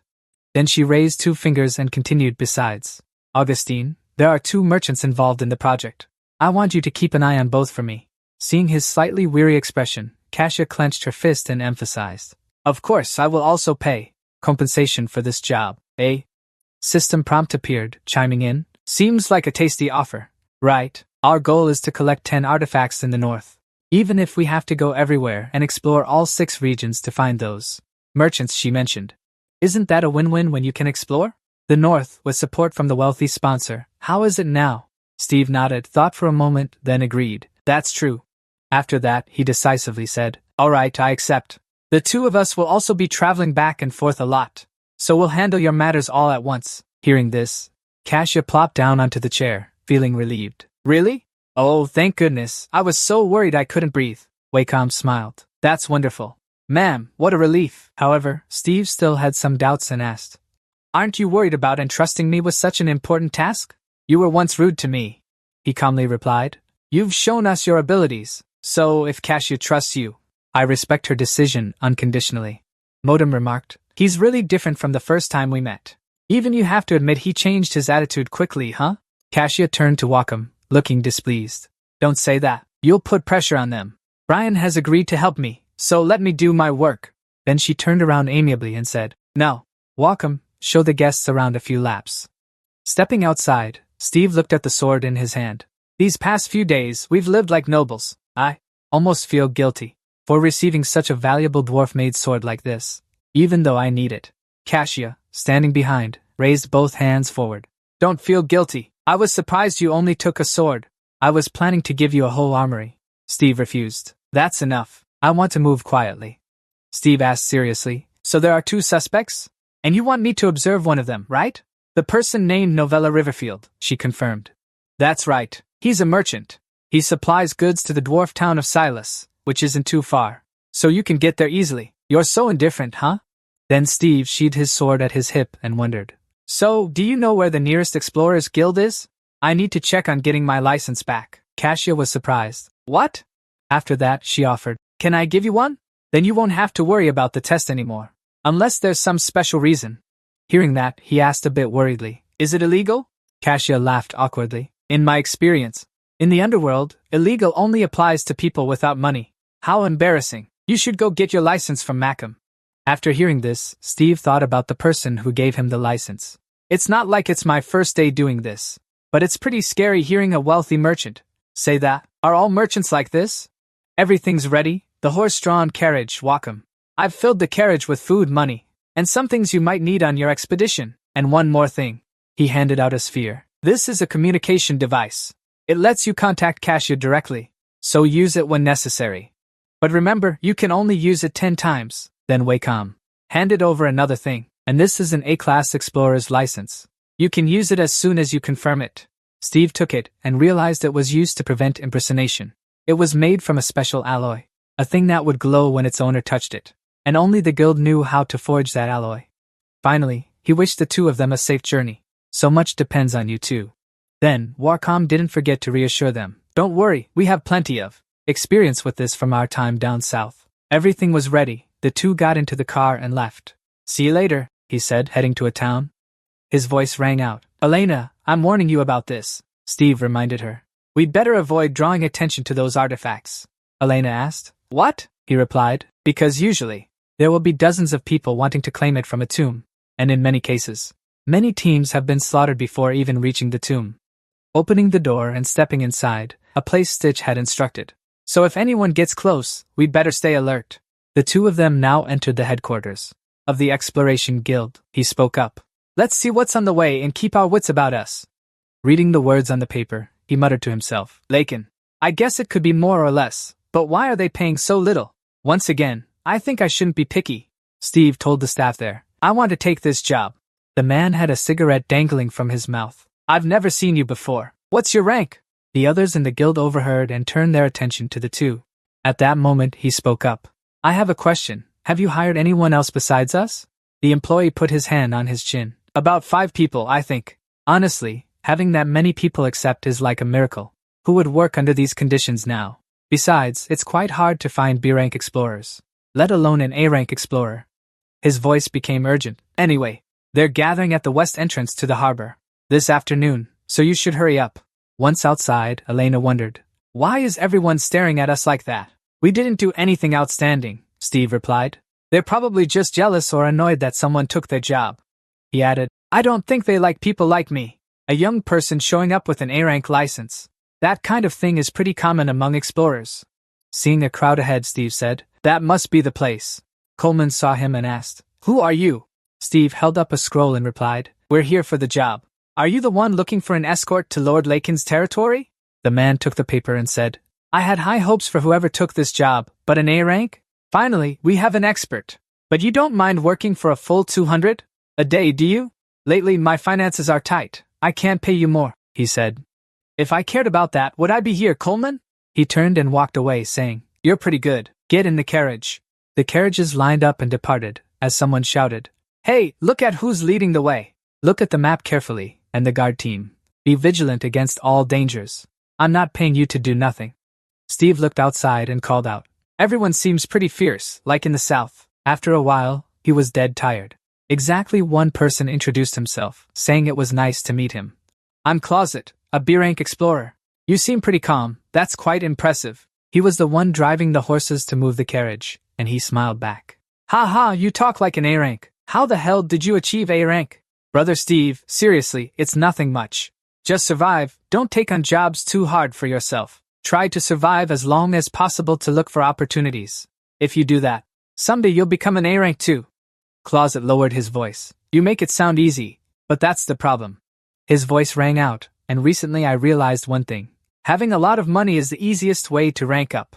If we were rich, why would we be explorers? At this moment, Elena turned to ask him. Steve, I have a question. He immediately turned to respond. Right away, she said.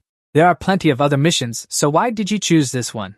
Very quickly, Steve explained to her. Well, not just because of the job. This mission will stop at the Merchant Guild. Nobilia, the Merchant Guild stop at Nobilia. The destination is the Duchy of Raken, but also because of something else. An ordinary merchant was assigned. The direct task of transporting goods to the main branch of a large merchant guild is truly ridiculous. There must definitely be something going on there. That also means this is a good opportunity for us. Once we complete this mission, we can negotiate directly with the Merchant Association. What we need to worry about is how to make a good impression. We must keep the carriages as close together as possible. Don't lose sight of the leading carriage. Right at that moment, a strong gust of wind blew into the face of Closet, so he complained. Oh my, a blizzard hitting so suddenly like this. What terrible timing. Just think, this had to happen during our shift. And he also replied, yes. Besides that, inside Steve's mind, he was thinking, a perfect time to pull a trick without being detected by anyone. Thinking that, he immediately drew his sword. However, he accidentally injured his finger. So he quickly took out some medicinal powder. As soon as she saw it, Elena asked Steve what that powder was. And then Steve replied, this is blood-clotting powder. It's an ingredient commonly found in recovery potions, but using it this way works too. From now on, the smell of blood will be stronger. While he was explaining to her, Steve also dripped his own blood onto this powder. After that, both of them stepped down from the carriage together. Moreover, he placed the powder stained with his blood under the snow layer. Seeing that, she asked again, is this the opportunity you mentioned? This smell of blood? And he honestly replied, yeah, that's right. We don't need to bring it along, he said. scan this area, not a single second. After that, she heard a noise coming from afar. So she immediately warned that Steve AI was heading towards us. Steve then asked how far away it was, and then she replied, about 150 meters. When do you plan to move? However, he only said that if no AI witnesses it, there's no need to do anything. We have to wait for them to get closer, so that the others can see us.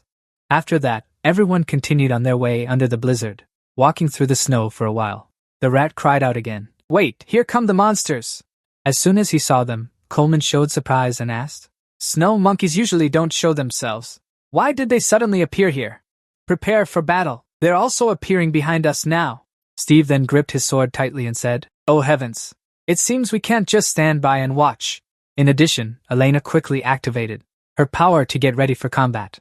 Meanwhile, he quickly pointed his sword at the monster. Seeing this, she immediately asked, "Why use a sword when you can use magic to deal with them quickly?" However, Steve replied, "It's best to hide a few tricks." In the blink of an eye, the snow monkey also advanced to attack him. However, Steve was not afraid of it. Finally, everything was settled. They had moved to and rested at the forest edge of the Merchant Guild. Germany, everyone ate, drank, and chatted very happily. "We will need you to guard the horse-drawn carriages." He was about to check the next batch of goods when he saw someone approaching. The guy at the head of the table raised his hand and shouted, "Hey, Brian, get over here!" And Steve quickly replied, "I'm coming." Moreover, that guy even invited them. "One beer for each of us, and bring some food too." A second later, Closet said with a bright, flower-like smile, "Excellent, we're almost done with the mission to protect these carriages. Hey, next." He then brought up the fight with the snow wolves and said, "I can't believe you took down that many snow wolves. You're truly an A rank." At this, Steve felt a bit embarrassed, scratched his head, and replied, "Haha, not really. Not that impressive." Besides, the guy at the head of the table also asked, "Steve, what do you plan to do after this trip?" "We're thinking about exploring a few dungeons nearby after finishing this job. But you already turned it down. I'm begging you, please spare me. I'm not good at team stuff." Meanwhile, he was thinking to himself, "They're probably trying to recruit more A ranks." And so, he laughed and said, "Well then, I guess there's no other way. In that case, if you want to join a new team." Just then, Coleman opened the door and walked in. The moment he saw him, the guy looked displeased and said, "Humph, why is that old man here? Here for a drink?" And Coleman angrily replied, "I have something to discuss with you all." After hearing him say that, both Steve and Elena were confused. Then, the two of them followed him. At that moment, he asked, "What's going on? It's not time for you to pay us yet." Oh, hearing that, he only replied, "Someone wants to meet you too." So another question popped into both of their minds. Next, as they reached the door of a room, they heard, "Pleased to meet you. I'm the assistant branch manager of the Germany Merchant Guild." And Steve was also surprised to see him. Meanwhile, he thought to himself, "He approached us faster than I expected." The next second, he pointed at him and said, "I've heard. Coleman, tell me about what happened. I want to be the first to represent the Merchant Guild. And thank you for helping the goods arrive safely. You helped us in a critical moment. I can only say we were incredibly lucky and..." Steve cheerfully replied, "It's just part of the job. We're only doing what we have to do." However, as he said this, he accidentally revealed the ring for him to see. So he felt puzzled and thought to himself, "Humph, a ring? That thing is sparkling, huh?" Moreover, the ring's light spread outside the room. Then the scene shifted, and both went to the library. While searching for items, he asked, "Elena, see anything noteworthy?" And she replied, "I haven't found anything special." Next, Steve added, "Right, I've also checked all the books over here, but there's nothing suspicious." And after a month, they've now returned.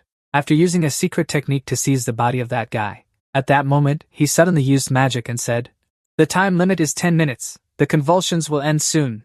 The old man was taken to a safe place. A moment later, Steve turned and asked, "Modem, why did it take so long? Think harder. Is there really nothing?" Hearing that, he sighed and replied, "Don't be cocky, making me follow that arrogant attitude." Meanwhile, she just listened silently to them talking to each other. However, after that, Elena also sighed and said, "From the start, I've always found you quite strange. But considering you possess an ancient artifact containing a soul inside, it's really bizarre. And you only revealed it now." Hearing that, he could only scratch his head and replied with a, "Well." Meanwhile, Steve, while looking at a map, answered, "Oh, here it is. I see it now. Nobilia Kasia was right. I thought that guy." Nobilia had been living in hiding all this time, but it seems contact with the outside world has only been restricted recently. The latest record is from a month ago. Then Elena asked again, "What's the probability that he's the culprit behind the attack on Kasia?" However, Steve seemed a bit hesitant and said, "We still don't have enough information to make a judgment on that. There are no records in the books at all. If the people involved and those he approached were here, we might be able to extract some information." Modem, looking displeased, said loudly, "What? Convulsions are a good ability, but it's not omnipotent. If we try to forcibly dig deep into their minds, that person's mind could be destroyed on the other hand." Steve also told him, I know, father. It seems we don't need to search through the memories anymore. It appears he knows nothing about Nobilia's current situation. In the end, what we need to know is where this letter will be sent and who the recipient is. If we can find out all of this, we'll know what Nobilia is doing and where she is." After hearing what you said, Modem had a realization. The way the letter is sent will be decided by Nobilia. That means we have to go check it out ourselves. Very quickly, Steve asked Modem, "So where do we have to go?" Then he explained, "The outskirts of this city, not too far away." And then Steve also believed what Modem said and decided, "Alright, then let's place the letter as bait at that spot." Meanwhile, Elena could only stay silent, listening to the two of them analyze. After that, he looked at her with a surprised expression and asked, "Don't you have any questions?" Modem also chimed in, "What is it?" Immediately, Elena spoke out her thoughts. "I've been thinking about this for a while. Memento Modem is too hard to read. Why don't we give you a name?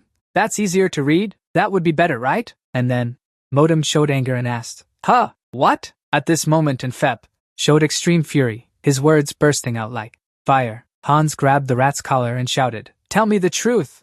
When did you start betraying me? Who told you to do that?" And then he quickly explained the betrayal. "This servant wouldn't even dare to think of such a thing. I have never thought of that, Your Highness." However, Enfi didn't believe it. Those who knew about the prophecy were only you and me. Unless I'm crazy, isn't that right? That means you yourself leaked the information, right? Seeing him so angry, the rat had no choice but to go along with it. "Yes, whatever you say is correct, but please think again. Do you truly believe that I have the ability to betray you?" Hearing him grind his teeth again, he was furious, then fell silent, reconsidering the rat's words. After a moment, he finally let the rat go and said, "That's right. You have no reason to betray me. It's my fault. It seems I'm not in a good state. Because of the consecutive incidents that have occurred, my eyes have healed after treatment. So handling the incident in the east has also become complicated. What a chaotic mess." Just then, a soldier came in to report to Enfi. "Your Highness, please come quickly." He asked what was wrong, and the soldier quickly reported, "The third prince has woken up." After that, he went to the third prince's room. At that moment, everyone was silently standing by the bedside, taking care of the third prince. After silently observing the situation for a while, Enfi stepped to the bedside and said, "You're awake." Meanwhile, Zero. Suddenly, he blurted out, 35 days? What happened?" Upon hearing this, he pretended to sigh and then replied, "What happened right after that?" Anfat had already recounted the entire story to Gerald, and Anfat said, "This is everything that has unfolded since then. So, are you satisfied with all that has happened?" After hearing him ask this, Gerald lowered his head and fell silent. Seeing this, Anfat showed his annoyance and said, "While you could have retreated and requested reinforcements at any time, you didn't do that. All because of your damned pride. And when you came here..." Zero glanced at him again without saying a word. The next second, Anfat added, "And one more thing, the king asked me to relay a message to you as soon as you woke up."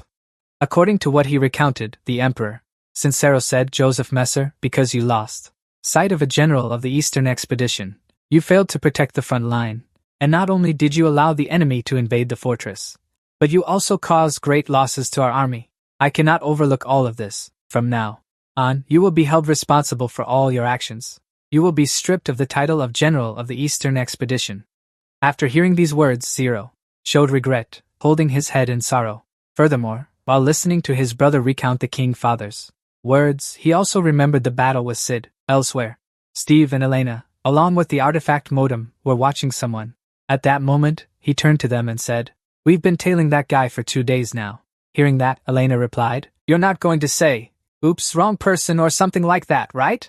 And then he said, "You suspect me? Occupational hazard, huh? Do you think a guy searching for a letter in the dead of night is a normal person or what? You just need to make sure you read the map correctly. At least we need to know where we're going. What's the nearest point around here?" Right then, Steve hesitated and said, I'm not too sure." So the strange Modem looked both confused and surprised. After a moment of thought, he got angry and said, "Don't tell me you came here without even knowing where we are." At that moment, Steve quickly explained to him, "Do you know how hard it is to maintain my ability while tracking that AI? In a blizzard, animal instinct isn't an easy skill to use, and I've been using it nonstop for 2 days." Just then, Elena said, "The nearest location is probably the Duchy of Raikin." Right after that, he looked surprised and asked her, "Huh, how do you know?" So Elena shared her thoughts. "Based on the map Kasia showed us before we left, I also estimated our direction of travel. It's very likely that place.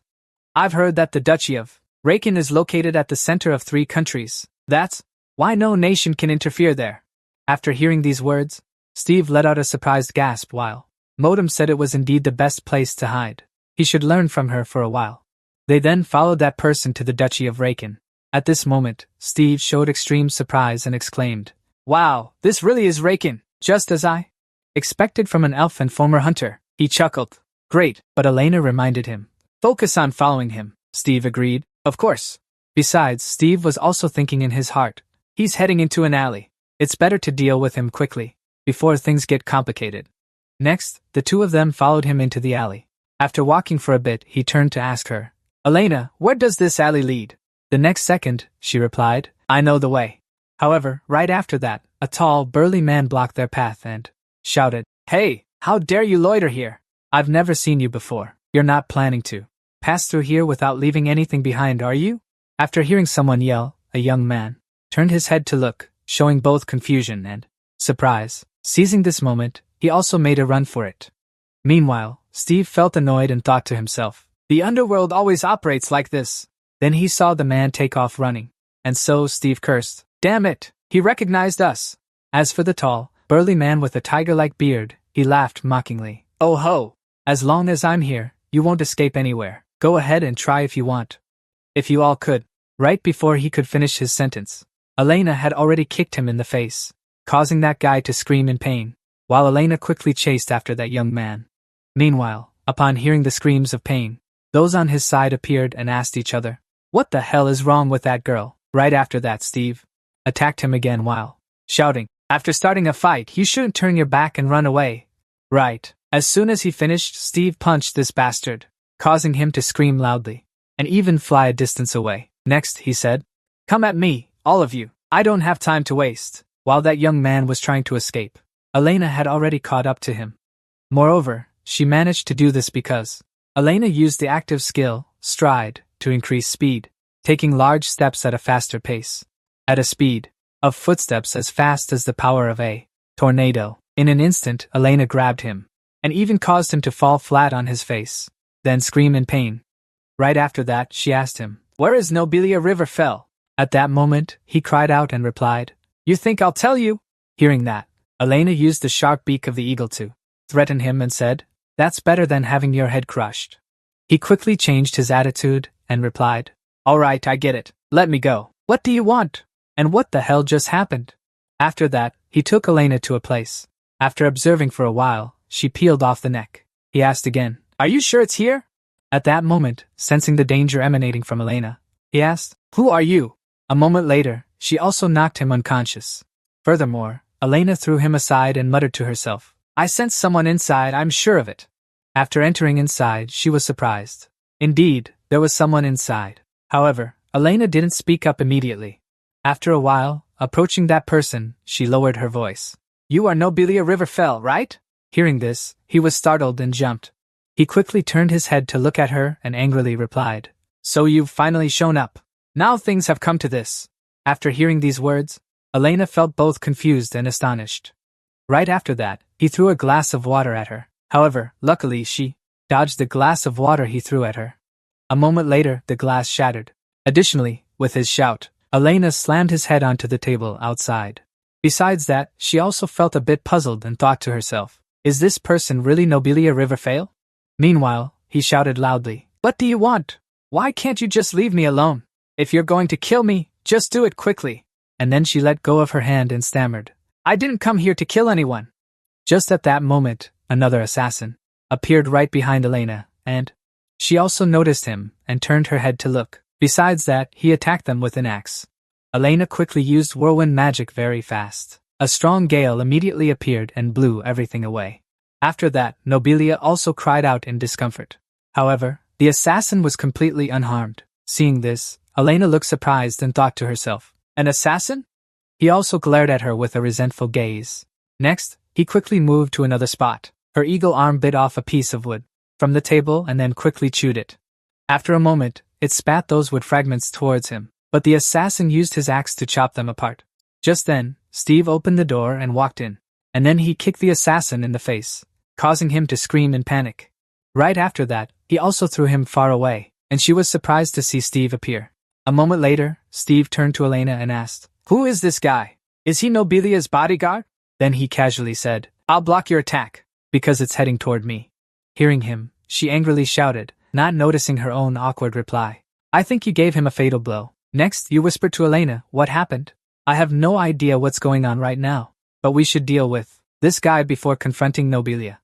At that moment, he took out a pill, then put it in his mouth, and Elena saw this action. Right after, she called out, "Steve!" in his mouth. He swallowed something. As soon as she said that, Elena tightened her grip on his neck, making him cry out from difficulty breathing. Besides, Steve also charged in, punching his chest while shouting, "Hold him tight!" Quickly, due to that punch, he spat out the pill. Then, while the assassin was coughing violently, Steve grabbed the pill and said, "From assassination to suicide? Damn it, what's going on?" A while later, Steve brought him back to his place. Then, through the magic orb, he spoke with Cassia. "So, could it be that Nobilia isn't behind the kidnapping?" Hearing this, Cassia replied, "Nobilia is definitely not the traitor. In fact, this person, Cassia set up to hear, suddenly fell silent, then firmly stated, "In fact, this includes him, including Augustine. All of them are victims." At this, Nobilia just sat there listening to them discuss. "Please don't leave me alone with that guy." Saying this, she fell silent in thought. After a moment, he firmly said there was also an incident. An assassination attempt targeting Nobilia. "So what happened to that assassin? Does he know anything?" Hearing that, he replied, "I think we'll find the answer right now." A second later, Steve said to Elena, "Can you leave the room and let me talk to Nobilia? Just for a moment, I have something to discuss with him." And then he felt surprised and asked, "What is it?" Meanwhile, Elena agreed, "All right." Next, Steve walked over to the assassin, causing him to feel both confused and surprised. But Steve only calmly said, "Now it's your turn."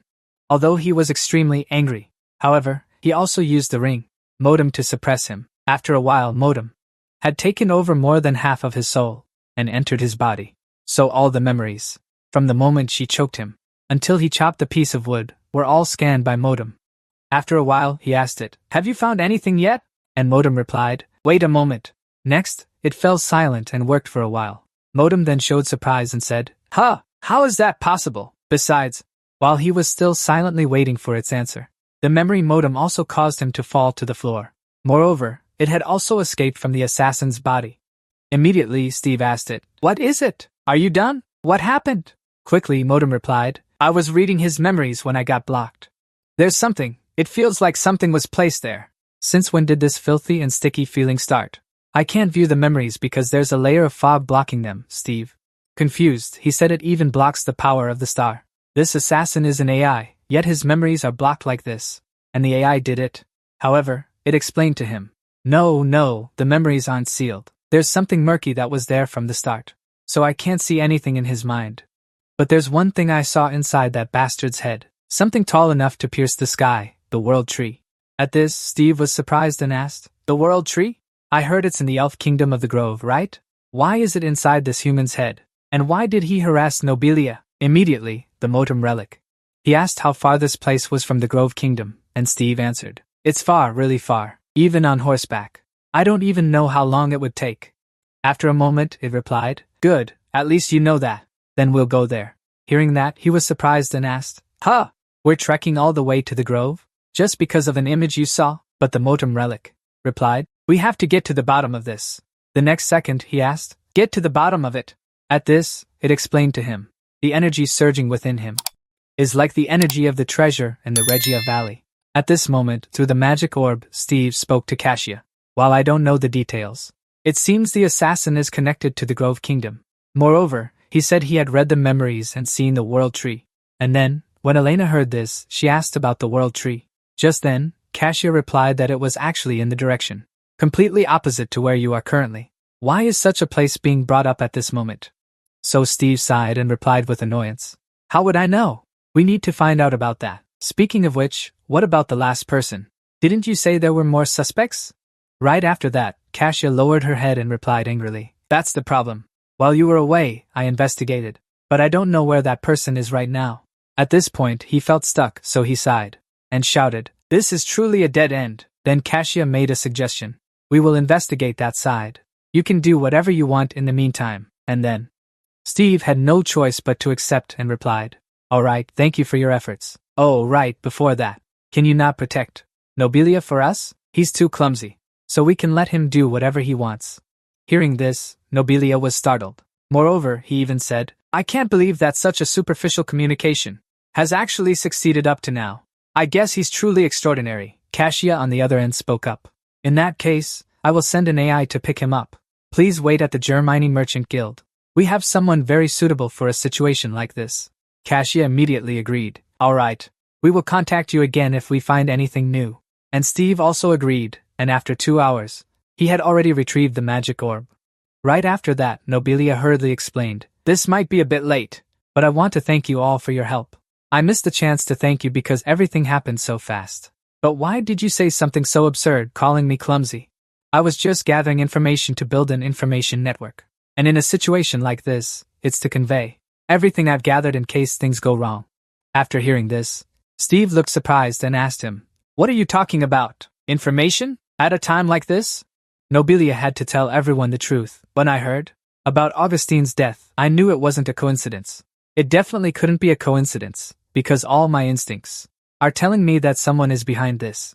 So I started investigating the death of Augustine on my own. I used all the connections and information brokers I know in Reagan, and gathered all kinds of information, starting from the assassinations of key figures to the unclear causes of death from accidents, everything. And this is what I found out. They are using a dungeon in silos as their base. I'm sure of it. However, Steve didn't believe him. Do you have any evidence to prove that? A second later, Nobilia pointed to the map he had brought out and said, The funds and products of unknown origin that have been circulating recently, all heading to one single place, and that is the dungeon in Silas. A moment later, he remembered what the memento modem had said and thought to himself, a shadowy creature, a stream of cold energy that seemed to pierce through the soul, and a stream of deathly energy moving like a living being. I never expected to hear that name in the North again. The phenomenon where he loses control of his abilities. If we encounter that thing, things will become extremely complicated in many ways. That had troubled Steve for 3 days. Sensing this, when they were alone, Elena turned to ask him, You look serious. It feels like you haven't slept well in days. Is there a problem? Steve quickly replied, It's nothing. I'm just thinking a bit. Then he fell silent again, and after a while, he sighed and said, It's rare to feel you care. Immediately, she felt both embarrassed and surprised. The next second, Elena avoided the topic and said, Alright, fine. Let's hurry. I heard that if we follow this path, we'll reach Eisen of Cellos. He agreed and replied, Alright, let's pick up the pace. After walking for a while, she spoke again. Is this the place? Steve asked in surprise. This is Eisen? I can't believe such a large city exists. Underground, she replied. It's a bit hotter too. He then asked, Is it because it's underground? After that, she asked Steve, Where do you want to go first? Hearing that, he immediately replied, Let's go check out the weapons first. At this moment, after both had taken off their cloaks, Elena asked him about the weapons. Don't we already have enough weapons? But Steve explained, Well, these are good weapons, but if tricks like magic neutralizing rooms, in emergencies, all we can rely on is a stronger weapon. As the two ventured deep into the city, they encountered 2 people. Then, the first old man was surprised and said to Dorian, Wait, aren't they humans? Hearing that, Dorian replied, They came here in person? The next second, the old man turned to ask the 2, What are you looking for today? You're not lost, are you? Immediately, Steve replied, Oh, perfect timing. I want to order a sword, but I don't know where to go. And Dorian kindly pointed out, There are many kinds of weapons here, but the deeper you go, the more skilled the craftsmen are. However, the equipment at my place can be considered the best quality at the most affordable price. Hearing that, Steve laughed and replied, Thanks, but I want to go further to take a look. And Dorian didn't press him, saying, Then I can't take your business. Just then, the artifact modem appeared again. Steve, wait a moment. He saw that and replied. I'm busy. Hearing that, modem took the chance to explain. I sense a familiar energy somewhere around here. After hearing that, Steve asked back. A familiar energy? While Elena remained silent, listening to the two of them talk, the memento modem explained. Over there, I think. That close friend of yours realized it earlier than you did. He immediately asked what it was. However, it wasn't sure of the answer, so it replied. I need to check for myself. It seemed like something interesting was unfolding. Meanwhile, he felt puzzled and said, Is this it? It looks just like an ordinary blacksmith, doesn't it? There was an old man there too, and then the memento modem asked, What are you doing? Why don't you come in? However, he didn't go in but stood at the door and called out, Is anyone here? Upon hearing this, Melchior inside was surprised. After a moment, Melchior stepped out the door and said, Who's there? And when he saw Melchior, Steve stammered, Oh, you're a blacksmith? Suddenly, he fell silent. Moreover, he ran back inside, leaving him confused. Next, Steve asked the memento modem, What's with that expression? And it replied, My instincts were right. Although the scent has weakened over time, there is definitely a smell. At this, he asked in surprise, A smell? Very quickly it explained to him, Death energy. There's a strong smell of death energy, emanating from that man's body and his house. And then he wondered, Death energy from this place? Furthermore, the memento modem reasoned, I led you all here. Why would you give up on it? You should grab onto his cloak and beg him for help. At this point, once seated at the table, Steve sighed and said to Elena, He refused to say it outright. We can't just barge in there, can we? Wait, he's actually a blacksmith? The moment he touched the relic, it reacted to those creatures. Like dwarves who spend their whole lives with iron and mud, the smell has seeped deep into their bodies, and can't be easily removed. Yet you don't believe it? I can't believe you could smell that. However, he still tried to explain to you, even though that man is on a completely different level from the dwarves. Coincidentally, we've seen up to now that he's the best blacksmith in this city. So you're wondering, really? He seems to hate being called a blacksmith, huh? Just then, Dorian walked in and said, Hey, you two, why are you in there? And then both of them turned to look at him with confusion. Meanwhile, the crowd started murmuring, What are they doing? At someone else's workplace? Who sent them here? Additionally, Dorian cheerfully said, I saw you guys leave. You said you were going further, but why go in there? Are you outsiders? And he honestly replied, Yes, it's our first time in the north. On the other hand, Dorian greeted his friends. I'll talk to them properly. You all go back to work. People can make mistakes sometimes. Afterward, Dorian turned and said to Steve, I didn't think I'd have to introduce myself to you. I'm Dorian, and you? And Steve also responded to me, Brian. Besides, he extended his hand and cheerfully said, Very glad to meet you again. I won't beat around the bush. Have you guys met him yet? At this moment, he looked extremely surprised and stammered, Yes, we have met him. However, Dorian reminded him, Better not mention him here. Hearing that, Steve asked why, and then he only said, He ran into trouble here. So he got curious and asked further trouble? The next second, he honestly admitted, he is a blacksmith, S.A., who tried to combine artifacts and weapons. That's him. His name is Melchior. In the tavern, Dorian, Elena, and Steve were talking about combining artifacts and weapons. Dorian posed the question, Surely you've thought about this too. So why go through all that trouble? He calmly explained, showing a scene full of cold stones stacked on top of each other. Simply put, artifacts are like ice. Whether they take angular or round shapes, their form and function are random and uncontrollable. It's a gift of fate. Steve asked him doubtfully, But what if the ice melts? A sharp red blade appeared. It becomes a liquid that can take any shape, meaning it turns into a form of energy. Dorian continued explaining calmly, It will become an artifact or weapon that can possess abilities in the best form the user desires. That's what Melchior wanted to create, the ultimate item. Hearing this, Modem said, That's an interesting theory, but it has a flaw. Steve asked, thinking back, he said that he had caused trouble before, right? Dorian takes a full gulp of beer. He lets out a refreshing breath and then answers him. To melt the artifact filled with death energy, Melchior used cursed tools, created from absorbing death energy in the dark dungeon. There are some dwarves who naturally have a certain level of resistance to magic and death energy. The scene shifts to when Melchior is working in the forge. Dorian continues explaining, and although this method was indeed effective, in the end, the one who collapsed was Melchior himself. Melchior's tense face appears as he continues speaking. That led to the failure of the experiment. Dorian still calmly says to him, From the city government's perspective, they would very much want to execute him for attempting such a dangerous thing.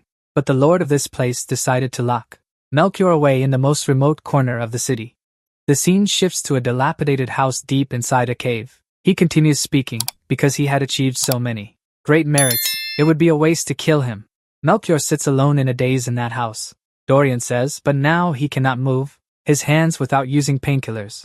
Anyway, he is truly pitiful. If he succeeded in the experiment, he would not only be famous in Silos, but also in the north. However, among the dwarves, he is considered infamous. Steve, with a solemn face, speaks up. I just came up with a theory, and at the same time, the modem floating beside him also spoke. Me too. The scene shifts to the house inside the cave. A work desk with a few tools placed on it. Next is Melchior, thinking about Steve. He wondered, is that kid an AI? A blacksmith? Cutting off his train of thought was a knock on the door. Melchior wondered, who is it? Is it the medicine? As he opened the door. Standing before his bewildered expression was his smiling face. He greeted him warmly. Hello? Melchior panicked and quickly ran inside the house. He hurriedly called out, wait a moment, don't rush off like that. He casually walked into his house, ignoring Melchior's angry shouts. Get out now, before I report you to the guards. Do you know this is called trespassing? He tried to speak. If you listen to me first, I'll leave right away. He turned around when he heard Steve call his name, Melchior. He stood in front of him and said, don't you have any intention of fulfilling your dream? In response, he was still angry. He said, get out, he hurriedly said. No, please listen to me. I came here because I have something to tell you about the experiment you conducted. This statement made Melchior even angrier. He said, what does it have to do with you? How much more do you want to make me look pathetic before you're satisfied? He confidently said to Melchior, use me. I have completely immune to the death energy of the ancient artifact. He was surprised to hear that sentence from him. He said, don't talk nonsense. He calmly continued, Melchior. His arm extended, expressing his intention to cooperate. He told him to create a masterpiece together. Scene change, now at a cold, snowy place.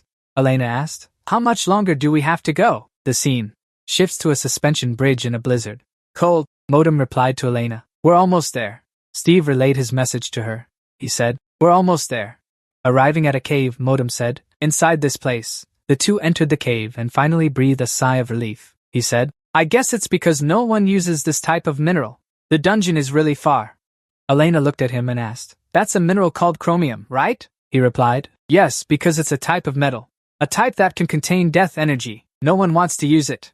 On the contrary, it's actually the most suitable metal for the ancient artifact. A dungeon with a dark aura appeared before their eyes. He said, a large dungeon like this will give us both chromium and ancient artifacts. Are you ready? Let's go. The two jumped down into the dungeon. The scene before them was a sparkling ice and snow dungeon. He exclaimed, a dungeon worthy of the north. He waved his hand, signaling to go deeper and check it out. Both were surprised as they stepped forward. It was getting hotter, even though this was an ice cave, because we keep going deeper and deeper. Inside, after eliminating all the monsters lurking there, he asked Elena, do you see any mineral veins along the way? I only see ice. She let out a long sigh and replied to him, same here, isn't it? Minerals with death energy are usually near relics, right? Steve suddenly spotted a strange cluster of ice crystals. He asked, is this it? Modem replied, yeah, that's right. It's full of death energy. He casually broke off a crystal nearby and asked, in that case, there must be someone guarding such a large space, right? He threw the crystal shard to the ground. Immediately, the dungeon began to shake. A flash of light erupted from deep within the cave. A monster appeared before the two of them. It opened its grotesque mouth and roared at them, shaking the entire dungeon. The dungeon instantly entered a combat state. Steve said to her, let's clear this one first. Inside the monster's mouth, ice crystals slowly condensed into a mass. It prepared to attack the two of them. Sensing the danger, he immediately shouted at her, quickly, give the order! Elena, hide behind the wall! But before she could act, the monster fired a barrage of crystals straight toward Elena. Steve quickly created an ice wall to protect her. The two techniques collided, creating loud explosions. He shouted at the monster, take this!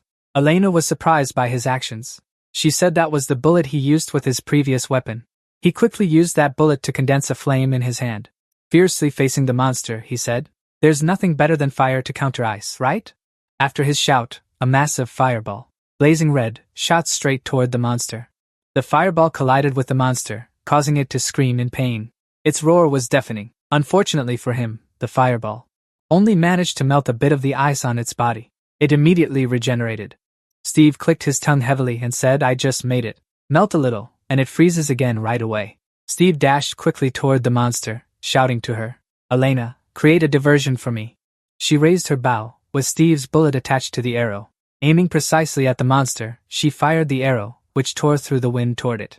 A thunderous explosion, the arrow hit its target accurately. He agilely leaped toward the monster. Jumping above it, the arrow from before had blocked the monster's vision.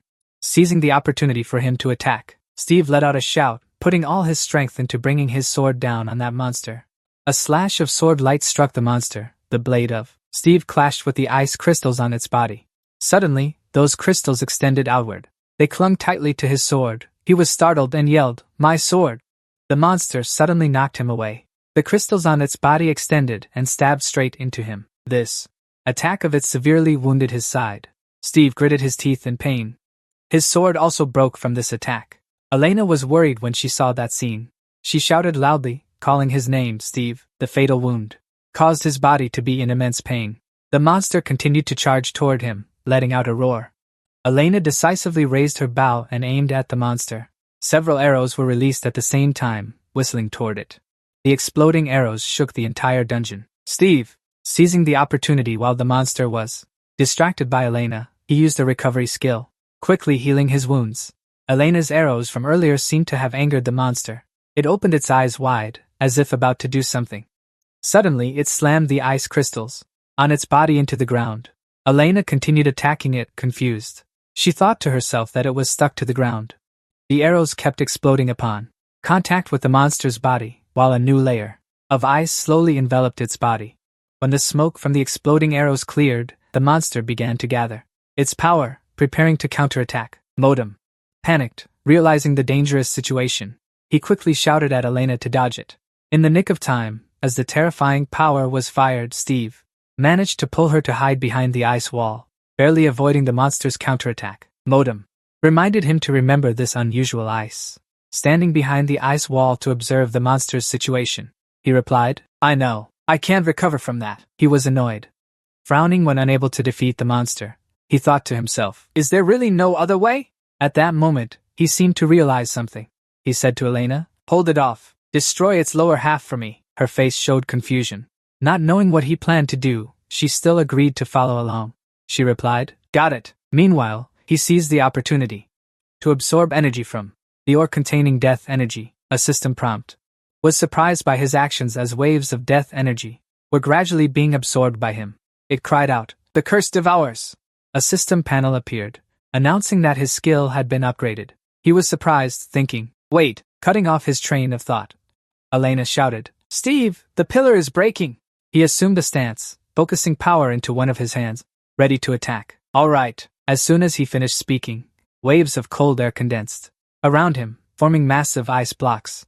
He stood there, one hand supporting the enormous ice block that had just condensed, preparing to counterattack the monster. On his face, a smug smile appeared, as if he already knew the outcome. The monster stared at him in shock, its eyes wide with fear. It also condensed power into its body. The monster's energy shot out with immense force. But before it could strike, it was pushed back by his massive ice block. It crashed into the wall once more, shaking the dungeon. The monster, terrified, watched the ice block plunging straight into its mouth, trying to bite down hard to shatter this ice block. Steve! He leaps up high, looking down at the monster. It is still trying to destroy the danger he has caused.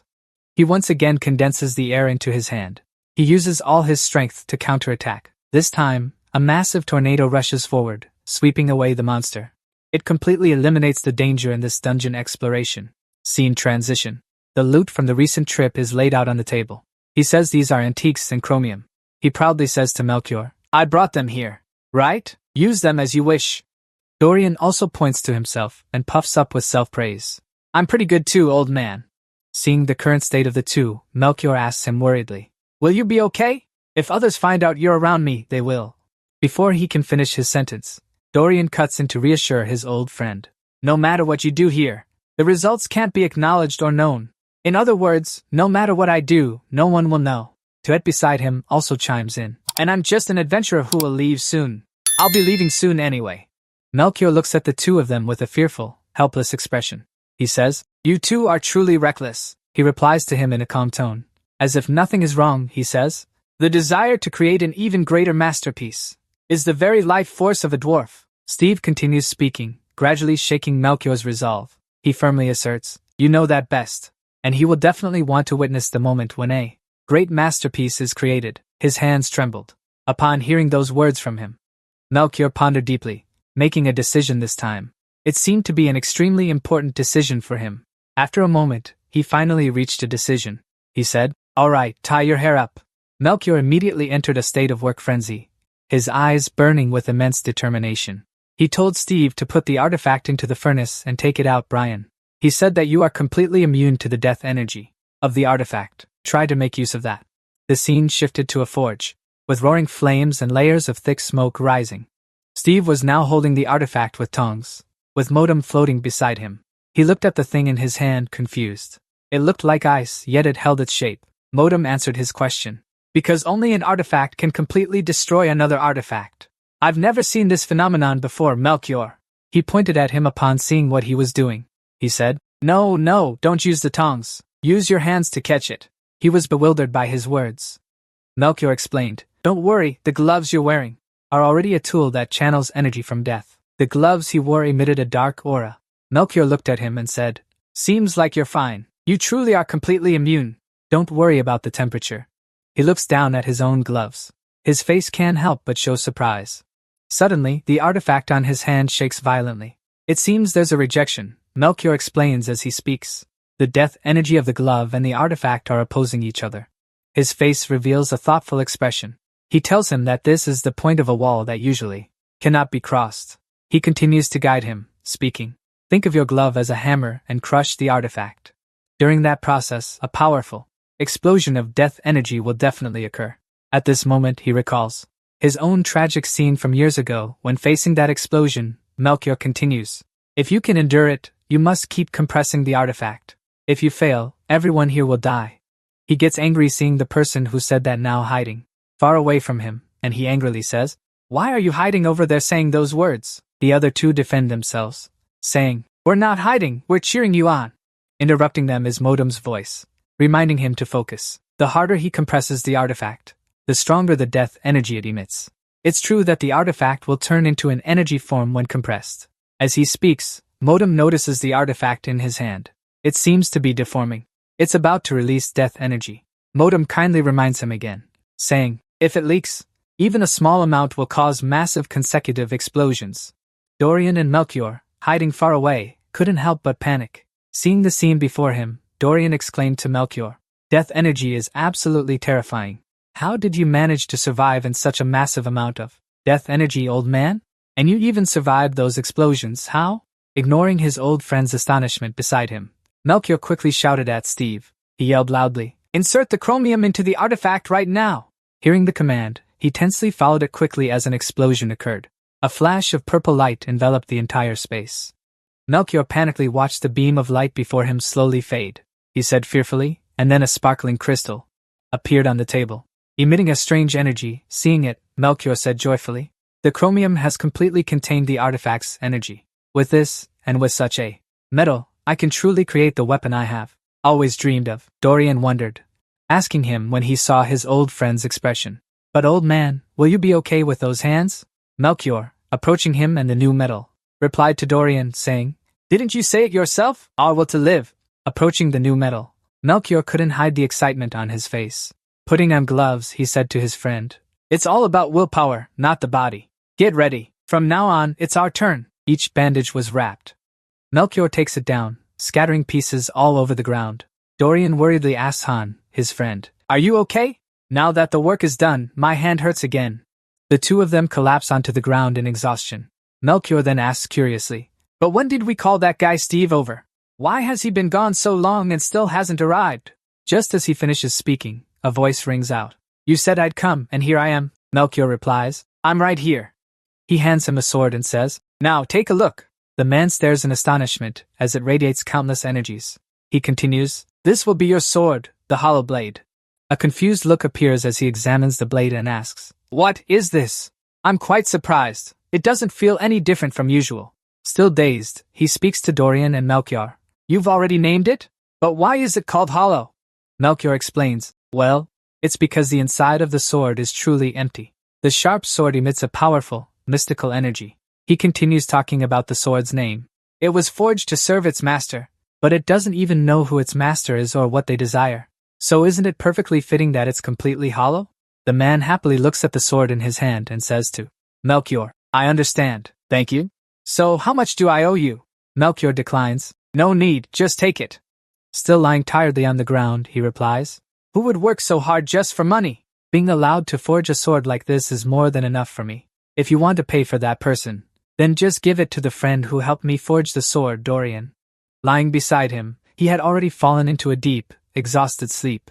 Melchior continued speaking, then quickly returned to hammering and polishing the chrome.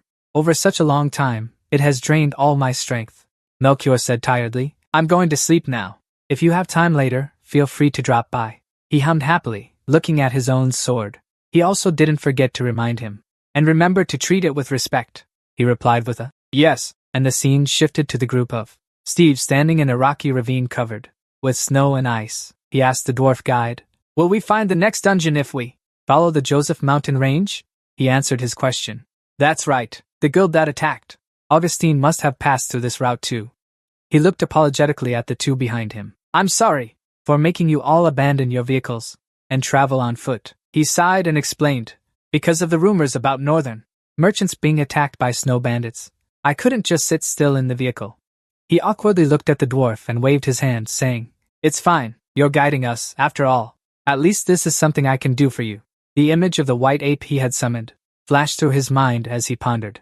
Even if dealing with them is easy, you worry too much, ape. Shwe, don't tell me the rumors have already spread. The dwarf leading the horse-drawn cart ahead said cheerfully, it seems we've been introduced to some reliable adventurers. We'll be reaching a cave soon. We'll stop there to rest for a bit before moving on, sword wielder. The sword at your hip suddenly lit up and shook violently. You looked at it in confusion as it emitted a glow. Wondering, you asked yourself what was going on. Why did it become like this? A dark energy was slowly spreading through the air. The dwarf's horse suddenly let out a terrified shriek. Amotem, sharp and alert to danger, warned you. Stitch, something is coming. A gust of wind quickly swept past the two of them so fast they were stunned. When they couldn't even see its silhouette, you thought in surprise, what just swept by? That wind? It passed the two standing figures and charged straight at the dwarf holding an axe in a defensive stance behind. He was caught off guard, unable to react in time, staring in shock at that strange wind controlling him. You turned your head and frantically warned the dwarf to be careful. No sooner had you warned him than he raised his axe and flew straight at you, slashing fiercely. You screamed and quickly leaped back to dodge the attack. That strike, the axe embedded itself, shattering the ground and rocks there. You angrily drew a line on the ground and asked him, what did you suddenly do that for? A shadow with eyes glowing brightly emerged from the dwarf's body. He groaned in pain. He tried to resist the control of that shadow. Modem looked at the shadow behind him and asked, is it a ghost? He panicked, trying to find an explanation for the ghost's appearance. But how? He wondered, asking what it was. Looking at the blue ghost with a demonic face floating in the air, a team struggled to explain that the ghost was in existence from another world, belonging to the cosmic realm. It freely wandering in the material realm of humans made no sense at all. Steve was surprised by its origin and asked again, you're saying it's in existence from another world, like a soul? Before Modem could answer, the controlled dwarf charged straight at him. Letting out a roar, he raised his axe, intending to attack him. He quickly stepped back to dodge the swinging axe. At that moment, Modem continued explaining, that's right, it seems it has possessed the dwarf, because it can't do anything to you or the elf girl on its own. He quickly sought a way to resolve this nuisance and asked Modem, can I use the possession skill to deal with this? The dwarf kept growling, in pain as his body was taken over, his face twisted. Gasping for breath, he looked at him. Modem replied to his question, you can try, but if too many souls merge and mix together, the existing mind might collapse. He frowned in discomfort, struggling to think, and asked, so he'll die? Steve tried to think and find a suitable solution. He thought that if he let things continue like this, the dwarf would also be in danger. What should I do? At that moment, the sword at his waist flashed brightly. It shook as if urging him to use it. He was surprised and wondered what this was. Modem told him, draw it out, Stitch. He pulled out the sword. His expression turned to surprise as he saw the light it emitted. He was stunned. he said in disbelief. The sword is glowing. Before he could regain his composure, the dwarf attacked him. He shouted fiercely and swung his axe down. Startled, he gritted his teeth and looked at the dwarf charging toward him. His sword and the dwarf's axe clashed, producing a deafening metallic sound. Suddenly, the sword emitted a blinding light that enveloped the space, dimming everything around. Along with it came the dwarf's painful scream. He struggled to shield himself, trying to look at his sword, and asked in a daze, "Huh, what is this light?" A moment later, as the light faded, the scene became clear again. The dwarf was lying flat on the ground, with smoke dispersing around him. He stepped back, stunned, looking at the sight before him. Staring at the dwarf lying on the ground, he asked suspiciously, "Don't tell me he's dead?" Modem replied to him, "He's still alive. The ghost that just possessed him has completely vanished." After hearing Modem's words, he was astonished, and looked at the sword in his hand, exclaiming, "So it's actually useful, huh, Modem?" Looking around, Modem reminded him, "Don't let your guard down yet, because I'm starting to sense many energy sources similar to Elena's." Still in shock, he stared at the dwarf lying there. The underground theater nervously asked him, "Is he dead? What do we do now?" He pointed at the ring on the finger representing Modem. He explained to her, "He said I just got rid of the ghost, and he also said there are similar energy sources nearby." Modem looked annoyed and said to him, "Is there anything to think about? You just need to go and take care of all of them. I'm sure you're the ghost's target." He looked at Modem like he was an idiot and asked back, "What are you talking about? Are you sure?" Modem firmly asserted, "It's obvious." Modem began to explain, recalling the dwarf's attacks just now. "After it possessed the dwarf, it only crazily attacked you." He wondered, "Yeah, right. Why is that?" Elena looked at him, sighed, and said, "I just needed to step aside to not hinder you." Morton looked at him and said, "No matter what, I can take you to their lair. The dwarf will probably be safer if you go there alone." He gripped the sword at his side firmly and replied, "That's right, I also have this high-quality weapon with me. Let's see who exactly is targeting me," Steve said confidently, walking straight north. Then he and Elena continued to the place emitting the terrifying dark energy. The scene shifted to a gloomy cave full of darkness. The two continued deeper inside. He looked around the cave for a while, couldn't help but feel suspicious. What's wrong with this place? This is no ordinary cave. It looks just like a dungeon. The sword at his side keeps shaking. It glows as if warning of danger. He looks at the sword and says the sword can't stay still for a moment. Ever since we set foot in this place, they keep moving forward. A team floating above the two people says, "I'm not too surprised. Just follow this path and go in.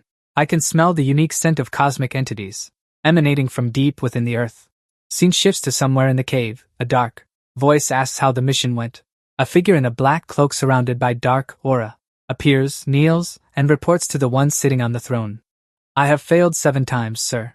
That person looks at the black-cloaked figure with gloomy eyes. He says, "You have failed 7 times, huh?" He clenches his fist, trembling with anger. Death energy is radiating from his body. That person says, "I had to go through all that trouble to create those phantoms from my life energy." He gloomily looks down at the kneeling figure with a terrifying oppressive aura and says, "Now I know for sure." He thinks of him and Modem. Preparing to venture deeper into this cave, he says, "He must be the descendant of our ancient sworn enemy from the past. It seems after all this time waiting, he has returned." That person ordered everyone to prepare quickly. Steve's team was still advancing deep into the cave. Modem, floating in the air, said uncomfortably that the stench of the cosmic entity was growing stronger and stronger. Elena, puzzled, turned to look at him and asked, "If there are so many beings from other worlds here, aren't we in danger?" He also looked at her and asked, "Those ghosts, huh, Modem?" Modem quickly answered on his behalf. It said, because of the unique mental link between an artifact and its user, he gained a certain level of mental resistance. "Go tell her that." He angrily looked at Modem hiding in his arm and said, "If this mental domination were so easy from the start, I would have used possession to take Jerome's head." He reluctantly clenched his fist and said to Elena, "Anyway, that's just a minimal layer of protection, so we should still stay alert." She pretended to understand. He continued speaking, "Because they have many ways to attack us besides possession." She also listened and replied, "I'll be careful."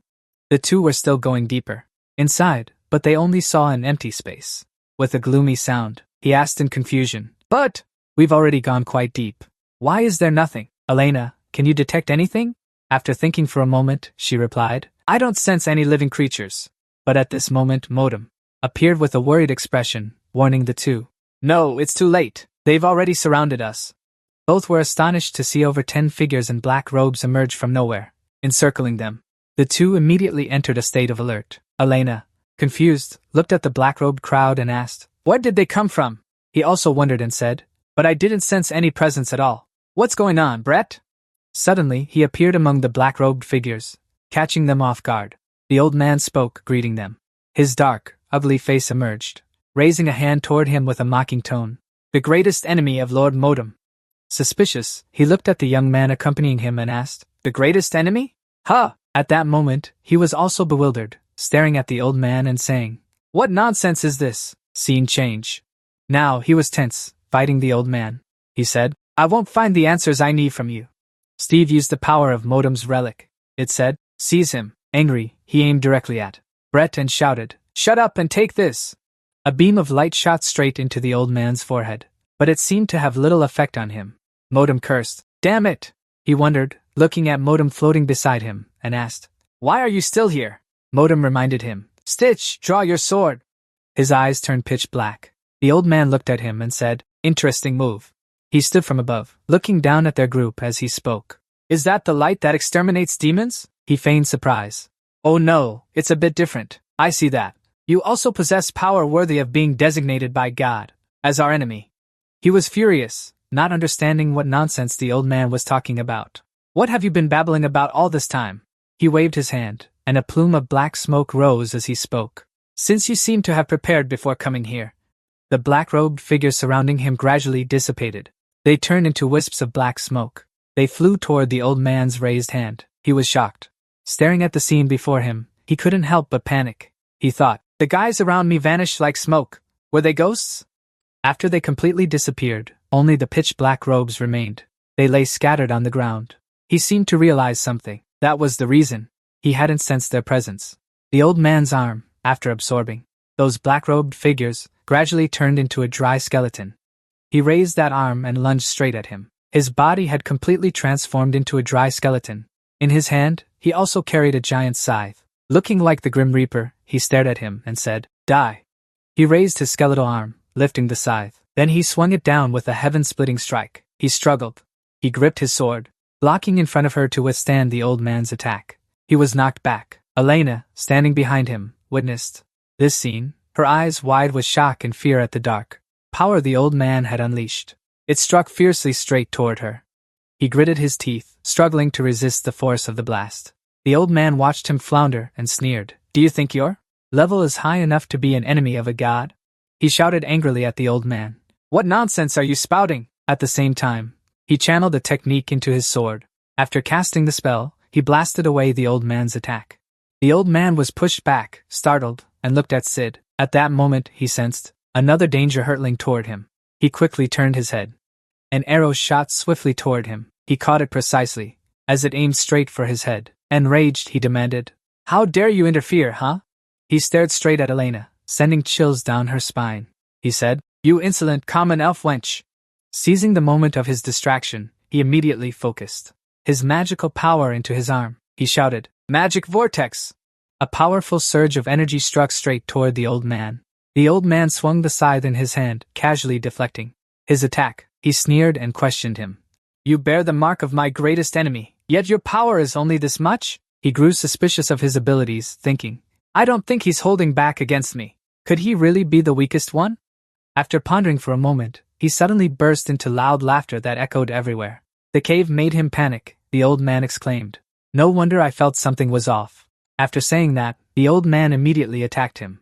"It seems I was wrong from the start." The scythe slashed straight down at his body. Steve struggled to defend himself. This move was even stronger than the old man's previous attack on him. He gritted his teeth, sweating as he looked at the pitch-black, sharp scythe. The blade was close to his face. Unable to hold out for long, he was quickly knocked away by the old man. Blood splattered as the old man slashed his body with force, sending him flying toward the beast. The old man didn't have time to react, turning his head toward it. An arrow pierced through the old man's body, enraging him. Immediately after, he gathered his skill and aimed at Elena. The old man said, "Don't interfere in our business." She widened her eyes in shock, watching that thing just fly toward her without being able to react. The old man knocked her away, that skill pushing her. She slammed hard into the wall behind her, a loud explosion echoing. The old man looked at her, severely injured and unable to move. She lay slumped on the ground. He sneered. I have no interest in a mere elf like you. Just lie still. After saying that, he grabbed Steve's arm and pulled him up. You can't even master the awakened form, you brat. He pulled him up, looking at the ring on his hand, and said angrily, How dare you enter this place, you fool? He was horrified to realize that the old man could see it. He thought in fear. He can see the memento? How? He opened his mouth, looking at the old man. Sorry, but I'm just like my companion here. A badge appears, floating in midair. He still calmly speaks to the old man. It says I don't understand any of the nonsense you're spouting. In response to its words, the old man conjures black lightning bolts around his body and says, If that's the case, does looking at this help you understand? A red orb, surrounded by black lightning bolts, appears, projecting an image that both Modem and Steve recognize. They stare in shock at the scene. Before them, unable to believe their eyes, utterly stunned, the old man smirks and says, That's right. Haven't you seen it many times before? Best's hand is enveloped by an energy source, forming a sharp blade. The old man looks at him and says, I am merely a fragment of the Great One. Also a lowly representative for that being. What I'm after is. With that, he grabs the guy's arm, raises it high, and slashes down, severing the hand wearing Modem's artifact ring. He lets out a cry of agony. His hand is now severed by the old man, lying on the ground. The old man bends down, removes the ring from his hand, and continues, To wipe out all enemies of that being from this world. The old man looks at Modem in his hand and says to it, But you should feel proud. At least this human you brought this time has lasted the longest so far, among all the ones I've encountered. The pitiful scene of the two now appears. Elena lies unconscious against the wall. Steve painfully clutched his severed arm. The old man looked at this scene and said smugly to Modem, You've trained him quite well. After having his keepsake taken away, Modem gritted his teeth and said, The ring. Just then, Steve heard the voice of the keepsake again. Don't panic. So he fell silent in thought. After a moment, Steve asked, How? Very quickly it explained, Our connection hasn't been severed just because a ring disappeared. Calm down. However, the monster then said, Whether you understand my words or not doesn't matter. Both you and your companion will be sealed by me. That person will continue that seal after returning to this world. Immediately, the keepsake Modem shouted in shock. Additionally, the monster said, I feel sorry for you. You must repeat what you are doing until the day you perfect yourself, even though you won't even be able to retrieve your own memories. What a tragic fate. While he was saying these words, Steve used healing magic on his arm. Furthermore, he muttered a recovery spell. Meanwhile, the monster was still silently watching the keepsake. Modem. After a while, when the healing was done, he asked, So, is this also an interesting action? And he asked in surprise, How? It seems you two won't get bored being sealed together. Next, Steve felt anxious and thought, What should I do? Rushing in directly will only hurt me. Or should I use magic? But what kind of magic would even work? On the other hand, Modem's relic used magic and called it light. Remember what happened with that dwarf guy. It will definitely work. Right after that, the monster fought Sid again. However, it felt both unbelievable and surprised because the magic couldn't affect the sword in Sid's hand. Seeing that, Steve felt both surprised and confused, then muttered to himself, The light really works. Besides that, Modem's relic also reminded him of the blacksmith's words. The core of the sword comes from the user's will. The sword will answer your wish. Right after being enlightened, Steve also shouted loudly. Steve did that to unleash his power. The next moment, his power took effect, making the monster feel both confused and astonished. Additionally, he shouted, What the hell? Meanwhile, Steve also felt surprised, looked at the sword in his hand, and murmured to himself, The light of the sword is turning into a relic? With this thing? After that, Steve used the Bandha's technique to reduce weight. Next was the Barak enchantment, a full-force attack on the monster's body. At that moment, he used all his strength to continuously attack him. So, he got angry and shouted loudly because it was hard to resist, while Steve felt satisfied and muttered to himself, Yeah, I knew it. 3 artifacts are too much for me to handle. Moreover, you hit him, causing that monster to panic and fly backward a distance to prepare a defense. Then you kept slashing at him, making the monster terrified, and it roared loudly. On top of that, you asked him, Who are you? No, I don't need to know who the big enemy you mentioned is for now. What do you mean? And then he coughed hoarsely and replied, At the right time you will know. Knowing the answer now has no meaning. You just need to do what you have to do, and one day you will surely eradicate them. However, you got angry and said, Don't answer so vaguely. Then he said to you again, "From the moment you put that ring on your finger, everything that followed became your fate. If you deny it, you will die. If you embrace it, you will be able to witness the truth with your own eyes. Keep struggling as you wish." After hearing him say that, Steve clicked his tongue and said, "Swallow the curse." After everything was done, they went to another city and you said to Elena, "We've arrived at Cognate. This is the city of engineers." She only whispered in reply, "Compared to Eisen, it looks much more peaceful." The next second you suggested, "Let's find a place to rest for a while and study this scroll. Since we left that dungeon, we haven't had time to examine what we took out. There are many scrolls here, so we should be able to find some useful information." They finally found a tavern and continued their discussion. The content mostly consists of strange numbers and diagrams, or names of things we've never heard of. Hearing that, Elena fell silent in thought. After a moment she said, "Look at this line." He looked at it and replied, "Formation type in the crucible. And moving means they're researching something, right? The orders will be sent to Charlie's workshop. The deadline will be the end of October." Charlie's workshop. Seems we still got something out of it. Just then, a loud bang sounded from outside, startling both of them, leaving them surprised and confused. However, the waiter explained to them, "Oh dear, it's a bit noisy out there, isn't it? I apologize for that." He then politely replied, "It's fine. This is our first time in the city. Is that noise coming from the workshop?" The waiter then answered, "Yes, that's right. Well, it's not surprising. Today is a bit different from usual. After all, today is a special day." Immediately, Steve asked the waiter, "A special day?" And the waiter honestly replied, "In 2 days, the technical fair will be held. All engineers from various fields will participate in presenting the research projects they've been working on. The deadline is near, so that must be the busy sounds from the workshops. If you two have nothing to do, you can go check it out. There will be many fascinating projects, so it should be quite interesting." After hearing what the waiter said, Steve looked surprised and exclaimed, "Oh." Then he spoke up, "Hey, do you know where Charlie's workshop is?" The waiter looked hesitant and replied, I can draw you a map to lead you to Charlie's place, but he probably won't accept any orders, Elena." Feeling a bit puzzled, she asked the waiter, "Is it because he's preparing for a presentation?" However, the waiter didn't agree with her assumption, so he explained, "No, his workshop has been shut down. The building is still there, but I heard it closed about a month ago." Hearing this, both of them were shocked. Furthermore, the waiter added, "I think he's still clearing out the stuff inside." Immediately, he was startled by this news. Besides that, he cursed, "Damn it, why does it have to be now? Please draw me the map quickly." A while later, the two arrived at a nearby shop. At that moment, Steve said to the owner, "Hello, we came here because we heard this is your workshop." As soon as he mentioned Charlie, the man looked incredulous. After a moment, he lowered his voice and replied, "Charlie is my father's name." He introduced himself, "I'm his grandson. As you can see, unfortunately, we haven't been operational for some time now. We will not accept any new orders." Immediately, he asked what had happened here. Hearing that, the old man refused to explain. "I really don't want to tell outsiders. It's a family matter of ours. If you have nothing else to do, please leave." A moment later, the Relic modem said to Steve, "Should I infiltrate his mind to retrieve the information? Doing that would be easy."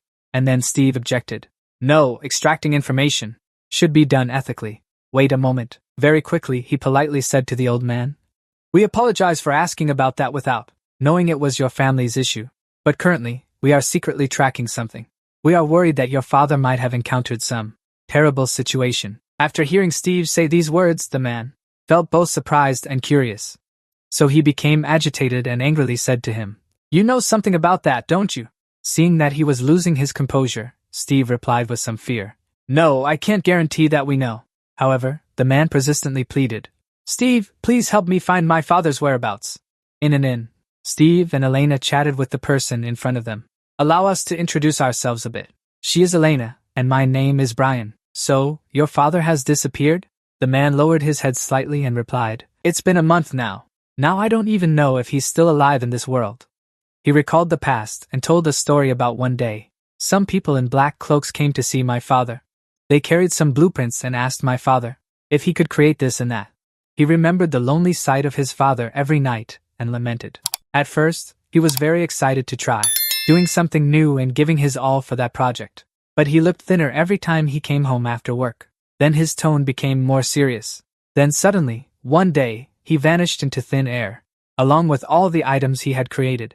I tried my best to track his movements, letting out a sigh full of hope, but I found no trace at all. Saying that, he looked at Steve across from him until that guy appeared as night fell.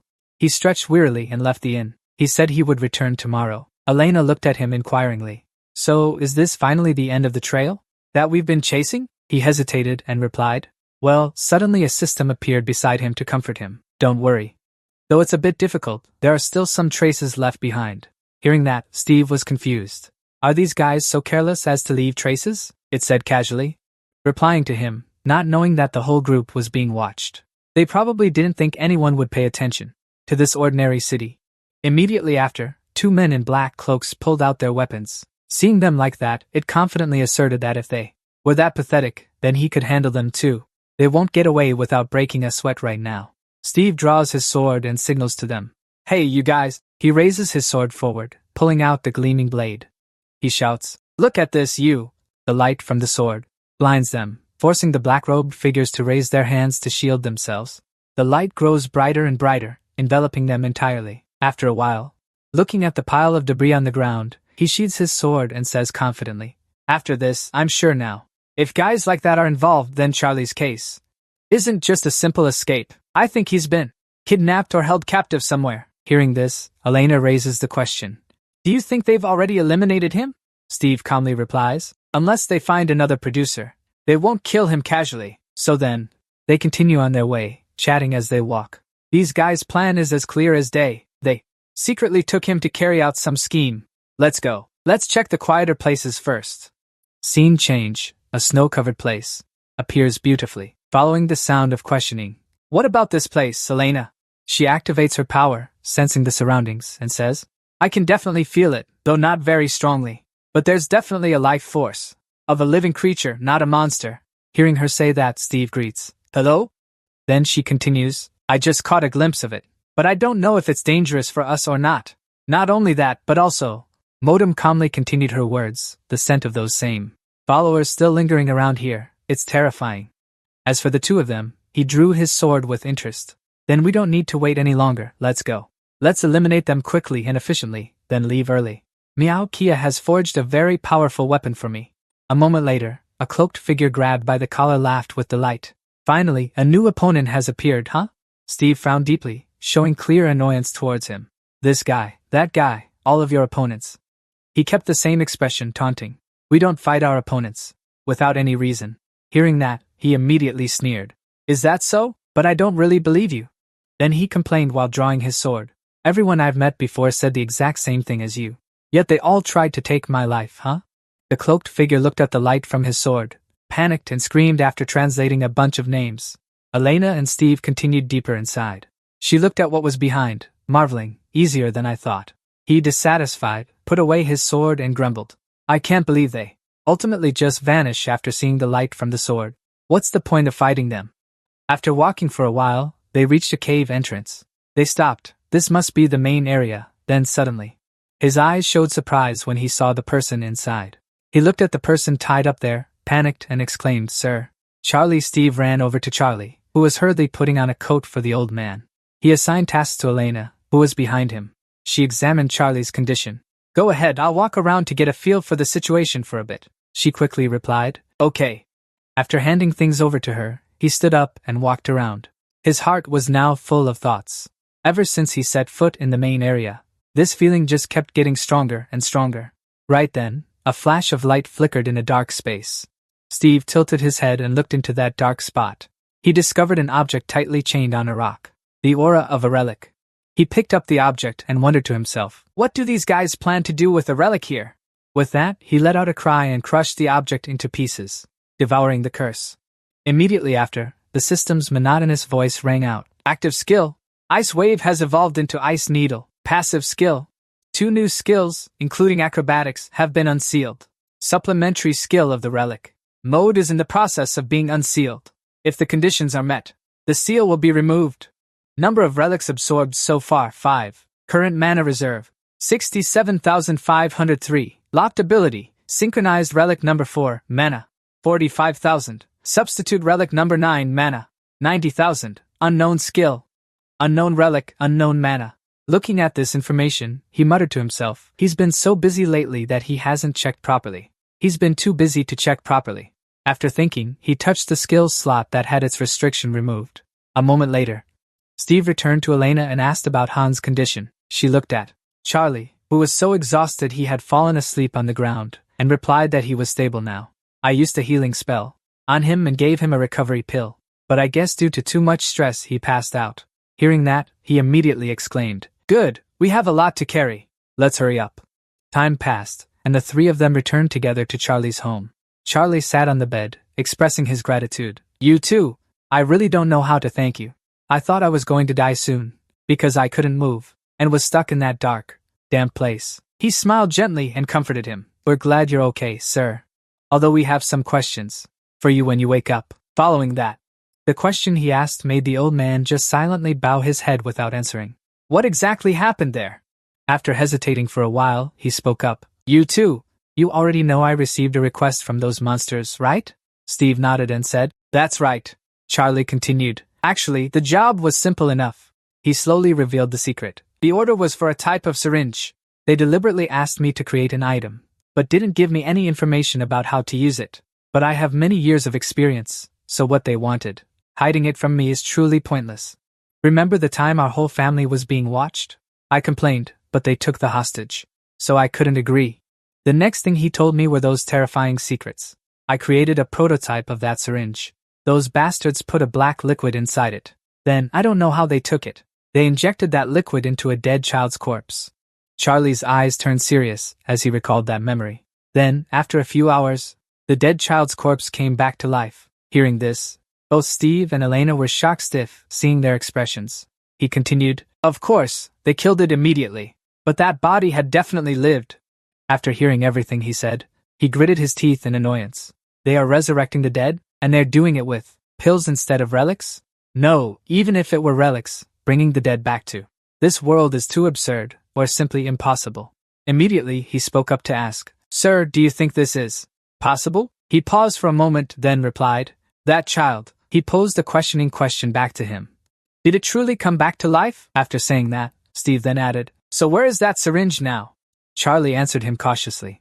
"As far as I know, after the final test, they sent it to the Elf Kingdom in the Grove. I don't know what happened, but I'm sure it's nothing good." The scene shifts to a palace.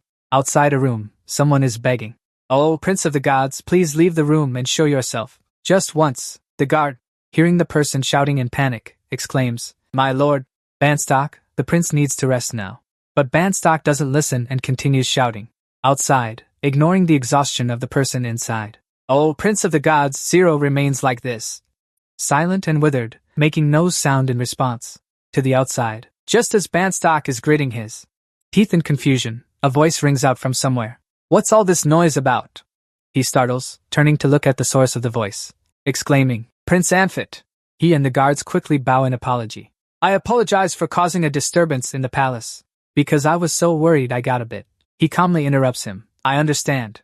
Of course you'd be worried about your master." Then, as he speaks, he looks toward Zero's door. "Still, you can't keep this up forever." With that, the door to the room opens.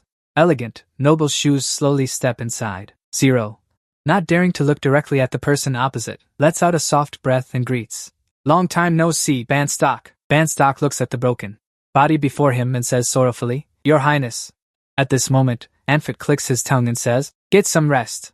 So much so that my appearance has become messy now. Hurry up and prepare properly to go to the main hall this afternoon, Your Highness. His Majesty the Emperor has some urgent words to tell you." Hearing what he said, Zero was slightly surprised. "Get ready." A while later, he entered the main hall in neat attire. Amidst the servant's announcement, Prince Zero is entering. After entering, his voice was full of respect and calm as he spoke. "Third Prince Zero pays his respects to Your Majesty Sincerus."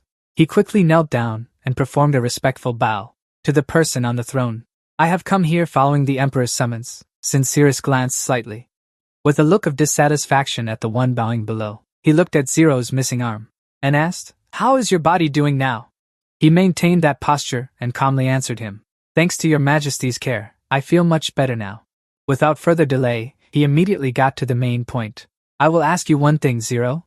In the vast space between the two of them, the words Sincerus uttered seemed to carry an invisible pull. Your arm, do you want to get it back?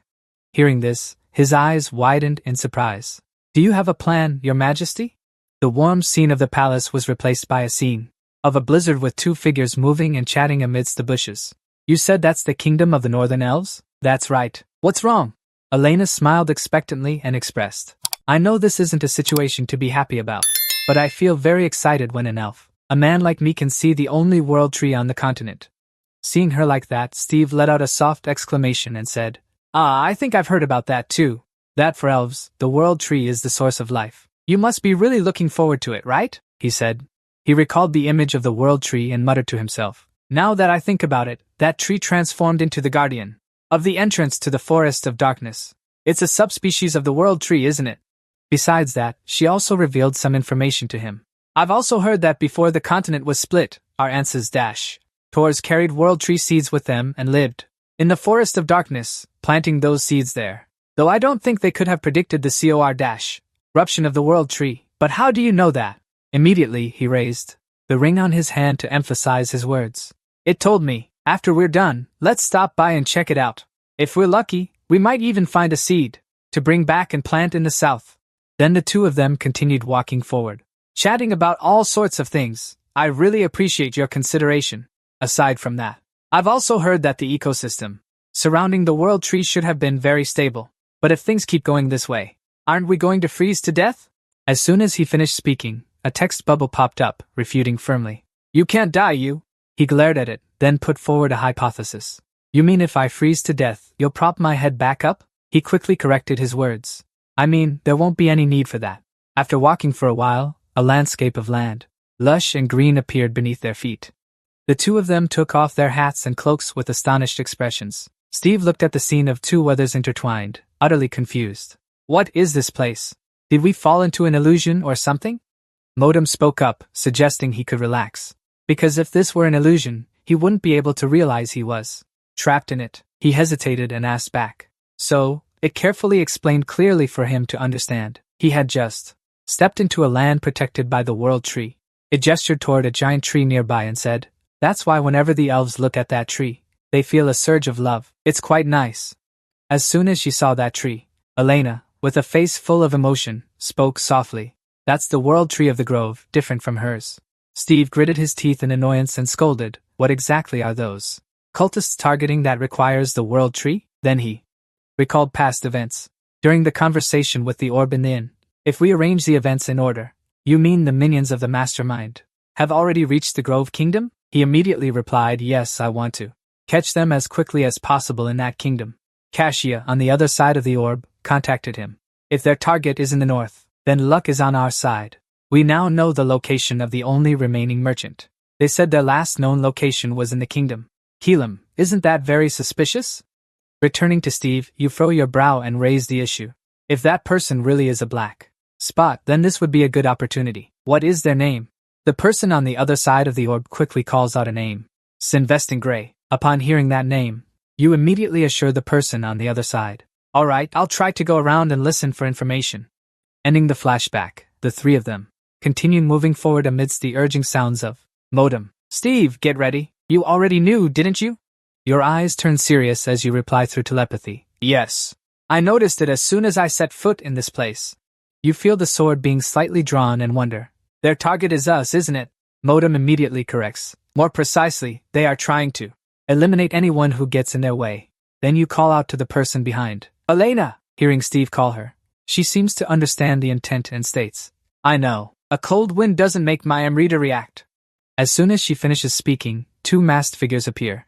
They interrogate. Who are you? Judging by how you stand facing us, you are not like those who stumbled into this place by accident. Well, it doesn't matter anyway. The one-horned masked figure pulls out a large hammer.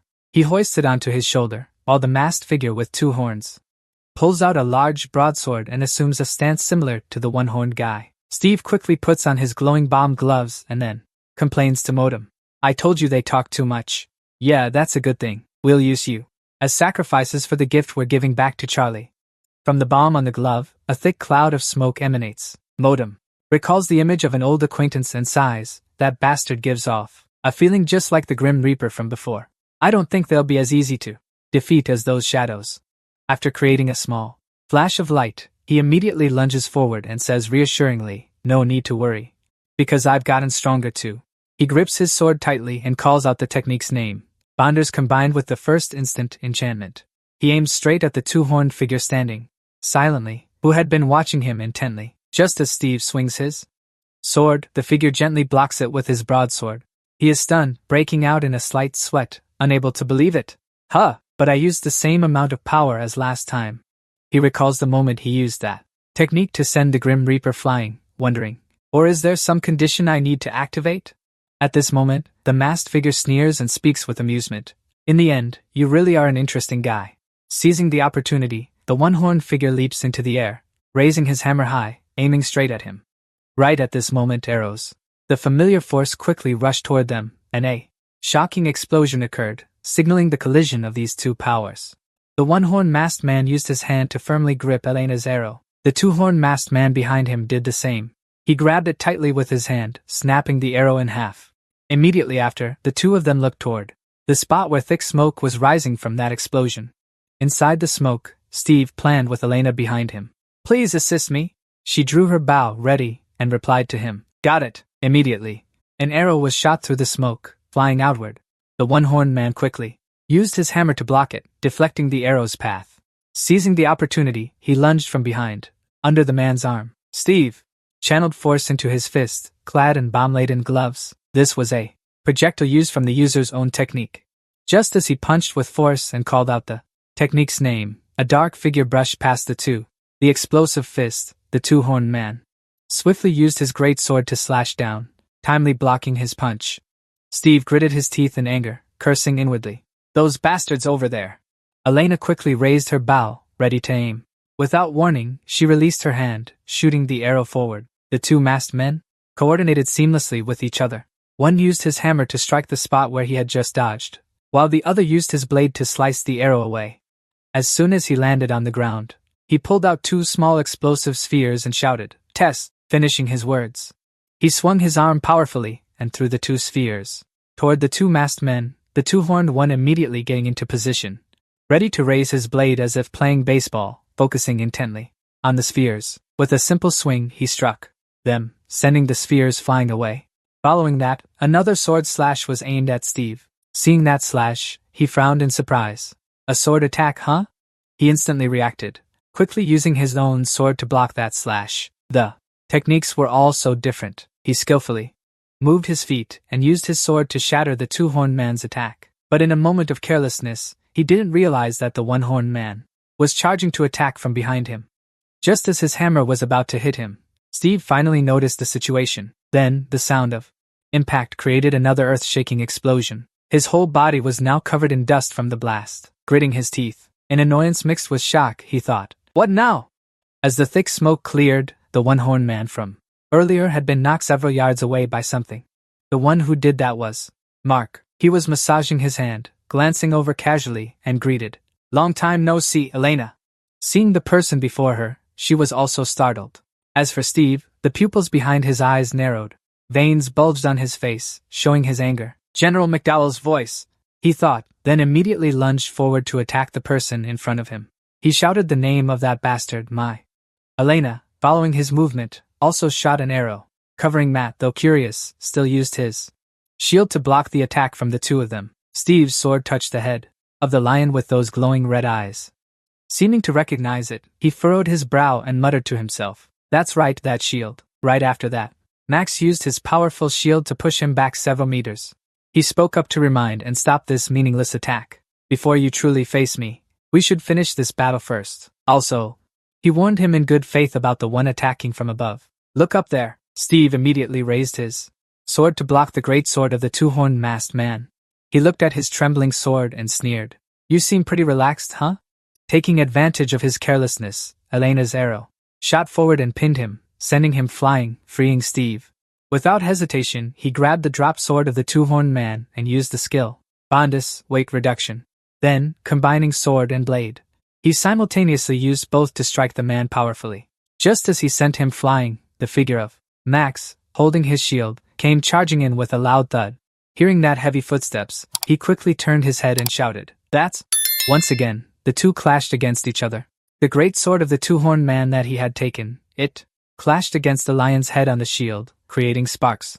Following that, both of them were knocked back. Mark gently used his foot to stop the long slide, steadying himself. Steve did the same, but besides that, he realized the blade was slowly fading away. Behind the two of them, two masked figures were giving orders to each other. The two-horned one spoke up to ask for an opinion. "What should we do with these intruders?" The one-horned one, not understanding, asked back. "What do you mean by that?" The sound of a giant hammer appeared, crashing heavily onto the ground. The bodies of the two masked figures seemed to merge together as they laid out a plan.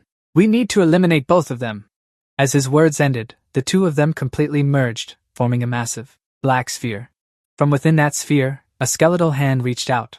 Mark sensed the change and, in a defensive stance, spoke up. "It seems like this is getting more dangerous." Following his words, Steve was somewhat stunned by what was happening.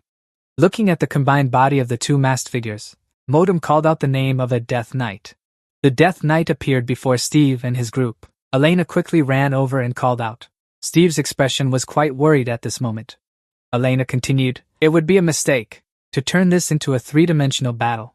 Madowell stayed silent, letting you listen to Elena speak. "But if we can temporarily cooperate with someone we can actually talk to, wouldn't that be better?" Hearing that, Steve glanced at her and angrily shouted something. "Rather than cooperating with that bastard, I'd rather destroy this entire area." A prompt immediately appeared and cut Steve off, saying, "You fool! Shut up and listen to that elf girl. The fact that guy carrying the shield appeared before us means we can definitely negotiate with him." Looking over at the Death Knight on the other side who had already swung his sword, Modem continued, "If you want to kill each other, do it after defeating that guy." Steve gritted his teeth in fury. He then irritably turned his head back, looked at McDowell, and shouted loudly, "Hey, you bastard over there, I'll go first, you go later, alright? I have a few words I want to say to you, so I'll speak after we've dealt with this mess. Do you have any complaints? You can leave right now if you want." McDowell thought for a moment. "So that means you understand how I fight." Then he curled his lips into a slight smile and replied, "Got it." The Death Knight charged quickly toward their group. Steve spoke to Elena. "Elena, protect the two of us." The Death Knight had already lunged in front of Steve. He quickly dodged one of his attacks and swung his sword toward that knight. Gaining momentum, Steve continuously swung his sword repeatedly at the Death Knight. That knight didn't back down either. He gripped his spear tightly in his hand, then swung it fiercely toward Steve. But luckily he dodged it. Though he managed to evade, the tip of the spear still grazed his face, leaving a small wound. Steve gritted his teeth in anger, thinking. A spear suddenly appeared. His attacks were not consistent. The knight did not stop. He quickly lunged forward, catching Steve completely off guard. He stepped back. He hurled his spear tip at Steve with a shocking force. But at that very moment, McDowell appeared out of nowhere in front of him. His anger startled the knight as well.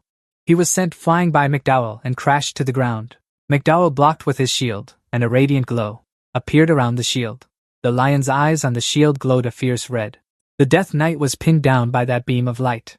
He blocked it with his sword, utterly bewildered. He used all his strength to push back McDowell's attack. Before he could calm down, he was met with the tip of Steve's sword held before his face, his voice full of rage. He said, "You really are a troublesome opponent." This remark confused the knight. Without hesitation, Steve struck directly down at the knight, causing him to let out a miserable scream. Steve readied his steel fist, gritting his teeth in anger, thinking, "Damn it, too shallow. He's really tough." Then, he threw a powerful, flaming punch at the knight, catching him off guard.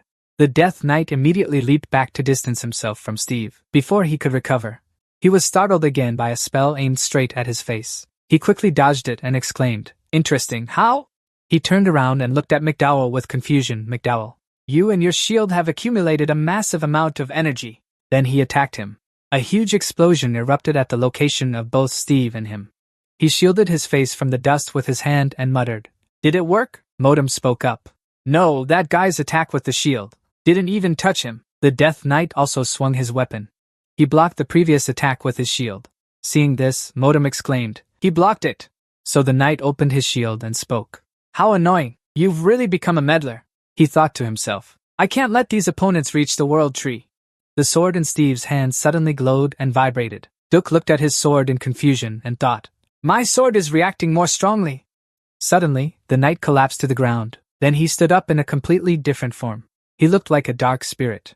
McDowell was utterly astonished to see this. That guy quickly lunged forward and grabbed McDowell by the neck, catching him off guard. His body trembled as McDowell gritted his teeth in discomfort. He thought, "What is this chilling feeling?" Witnessing this, Steve was horrified and said, "What? He just touched him, and he's already frozen?" Modem added, "That bastard has completely abandoned defense. And now he's only focused on attacking. The chill of the archer is draining the life from his body." Steve lunges to attack from behind the archer, he thinks. If he's no longer on guard, this is a good thing.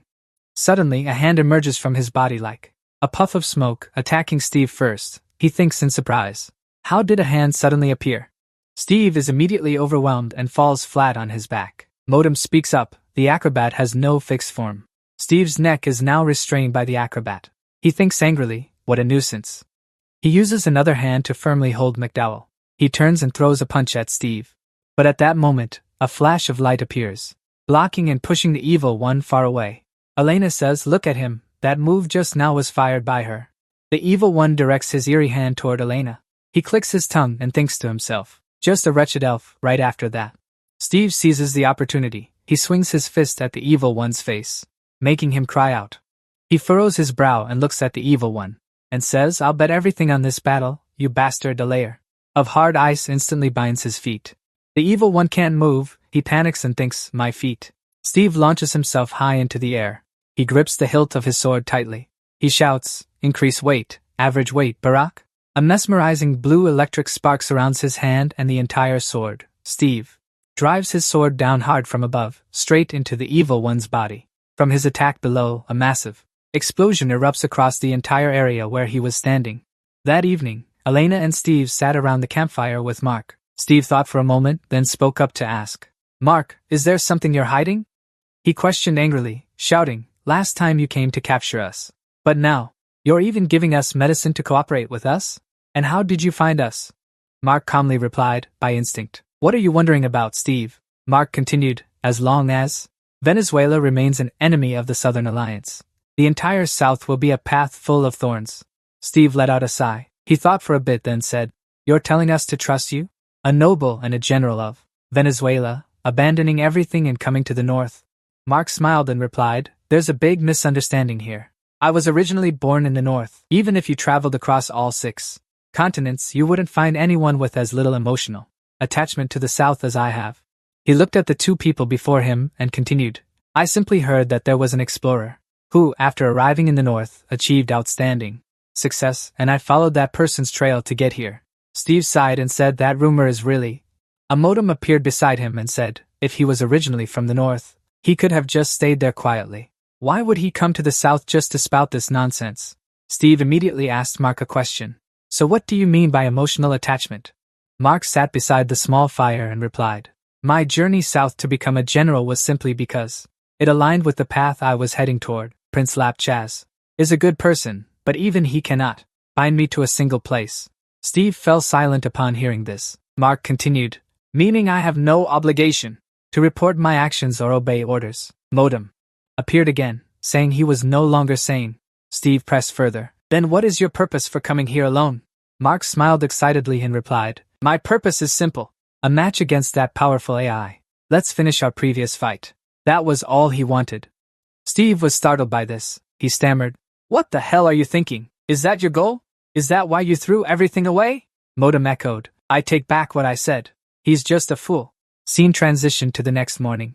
Modem said, "Don't be angry." Steve replied irritably, "Do you think I can?" Modem continued, "If he wanted to kill you from the start, he could have just thrown you to that death knight and fled." Steve answered gloomily, "I know, but..." Modem interrupted, "You've gotten better at getting close to others. So what's the problem? You can fight him later." Steve was walking with Mark and Elena. He sighed in frustration. He turned his head to look at Mark and asked, "Hey, if you're from the north, do you know anything about the World Tree?" Mark was startled and looked at him. He replied, "Besides the World Tree playing a crucial role in maintaining, I don't know much else about maintaining the ecosystem of the northern continent. However, I know a lot about the elves protecting it."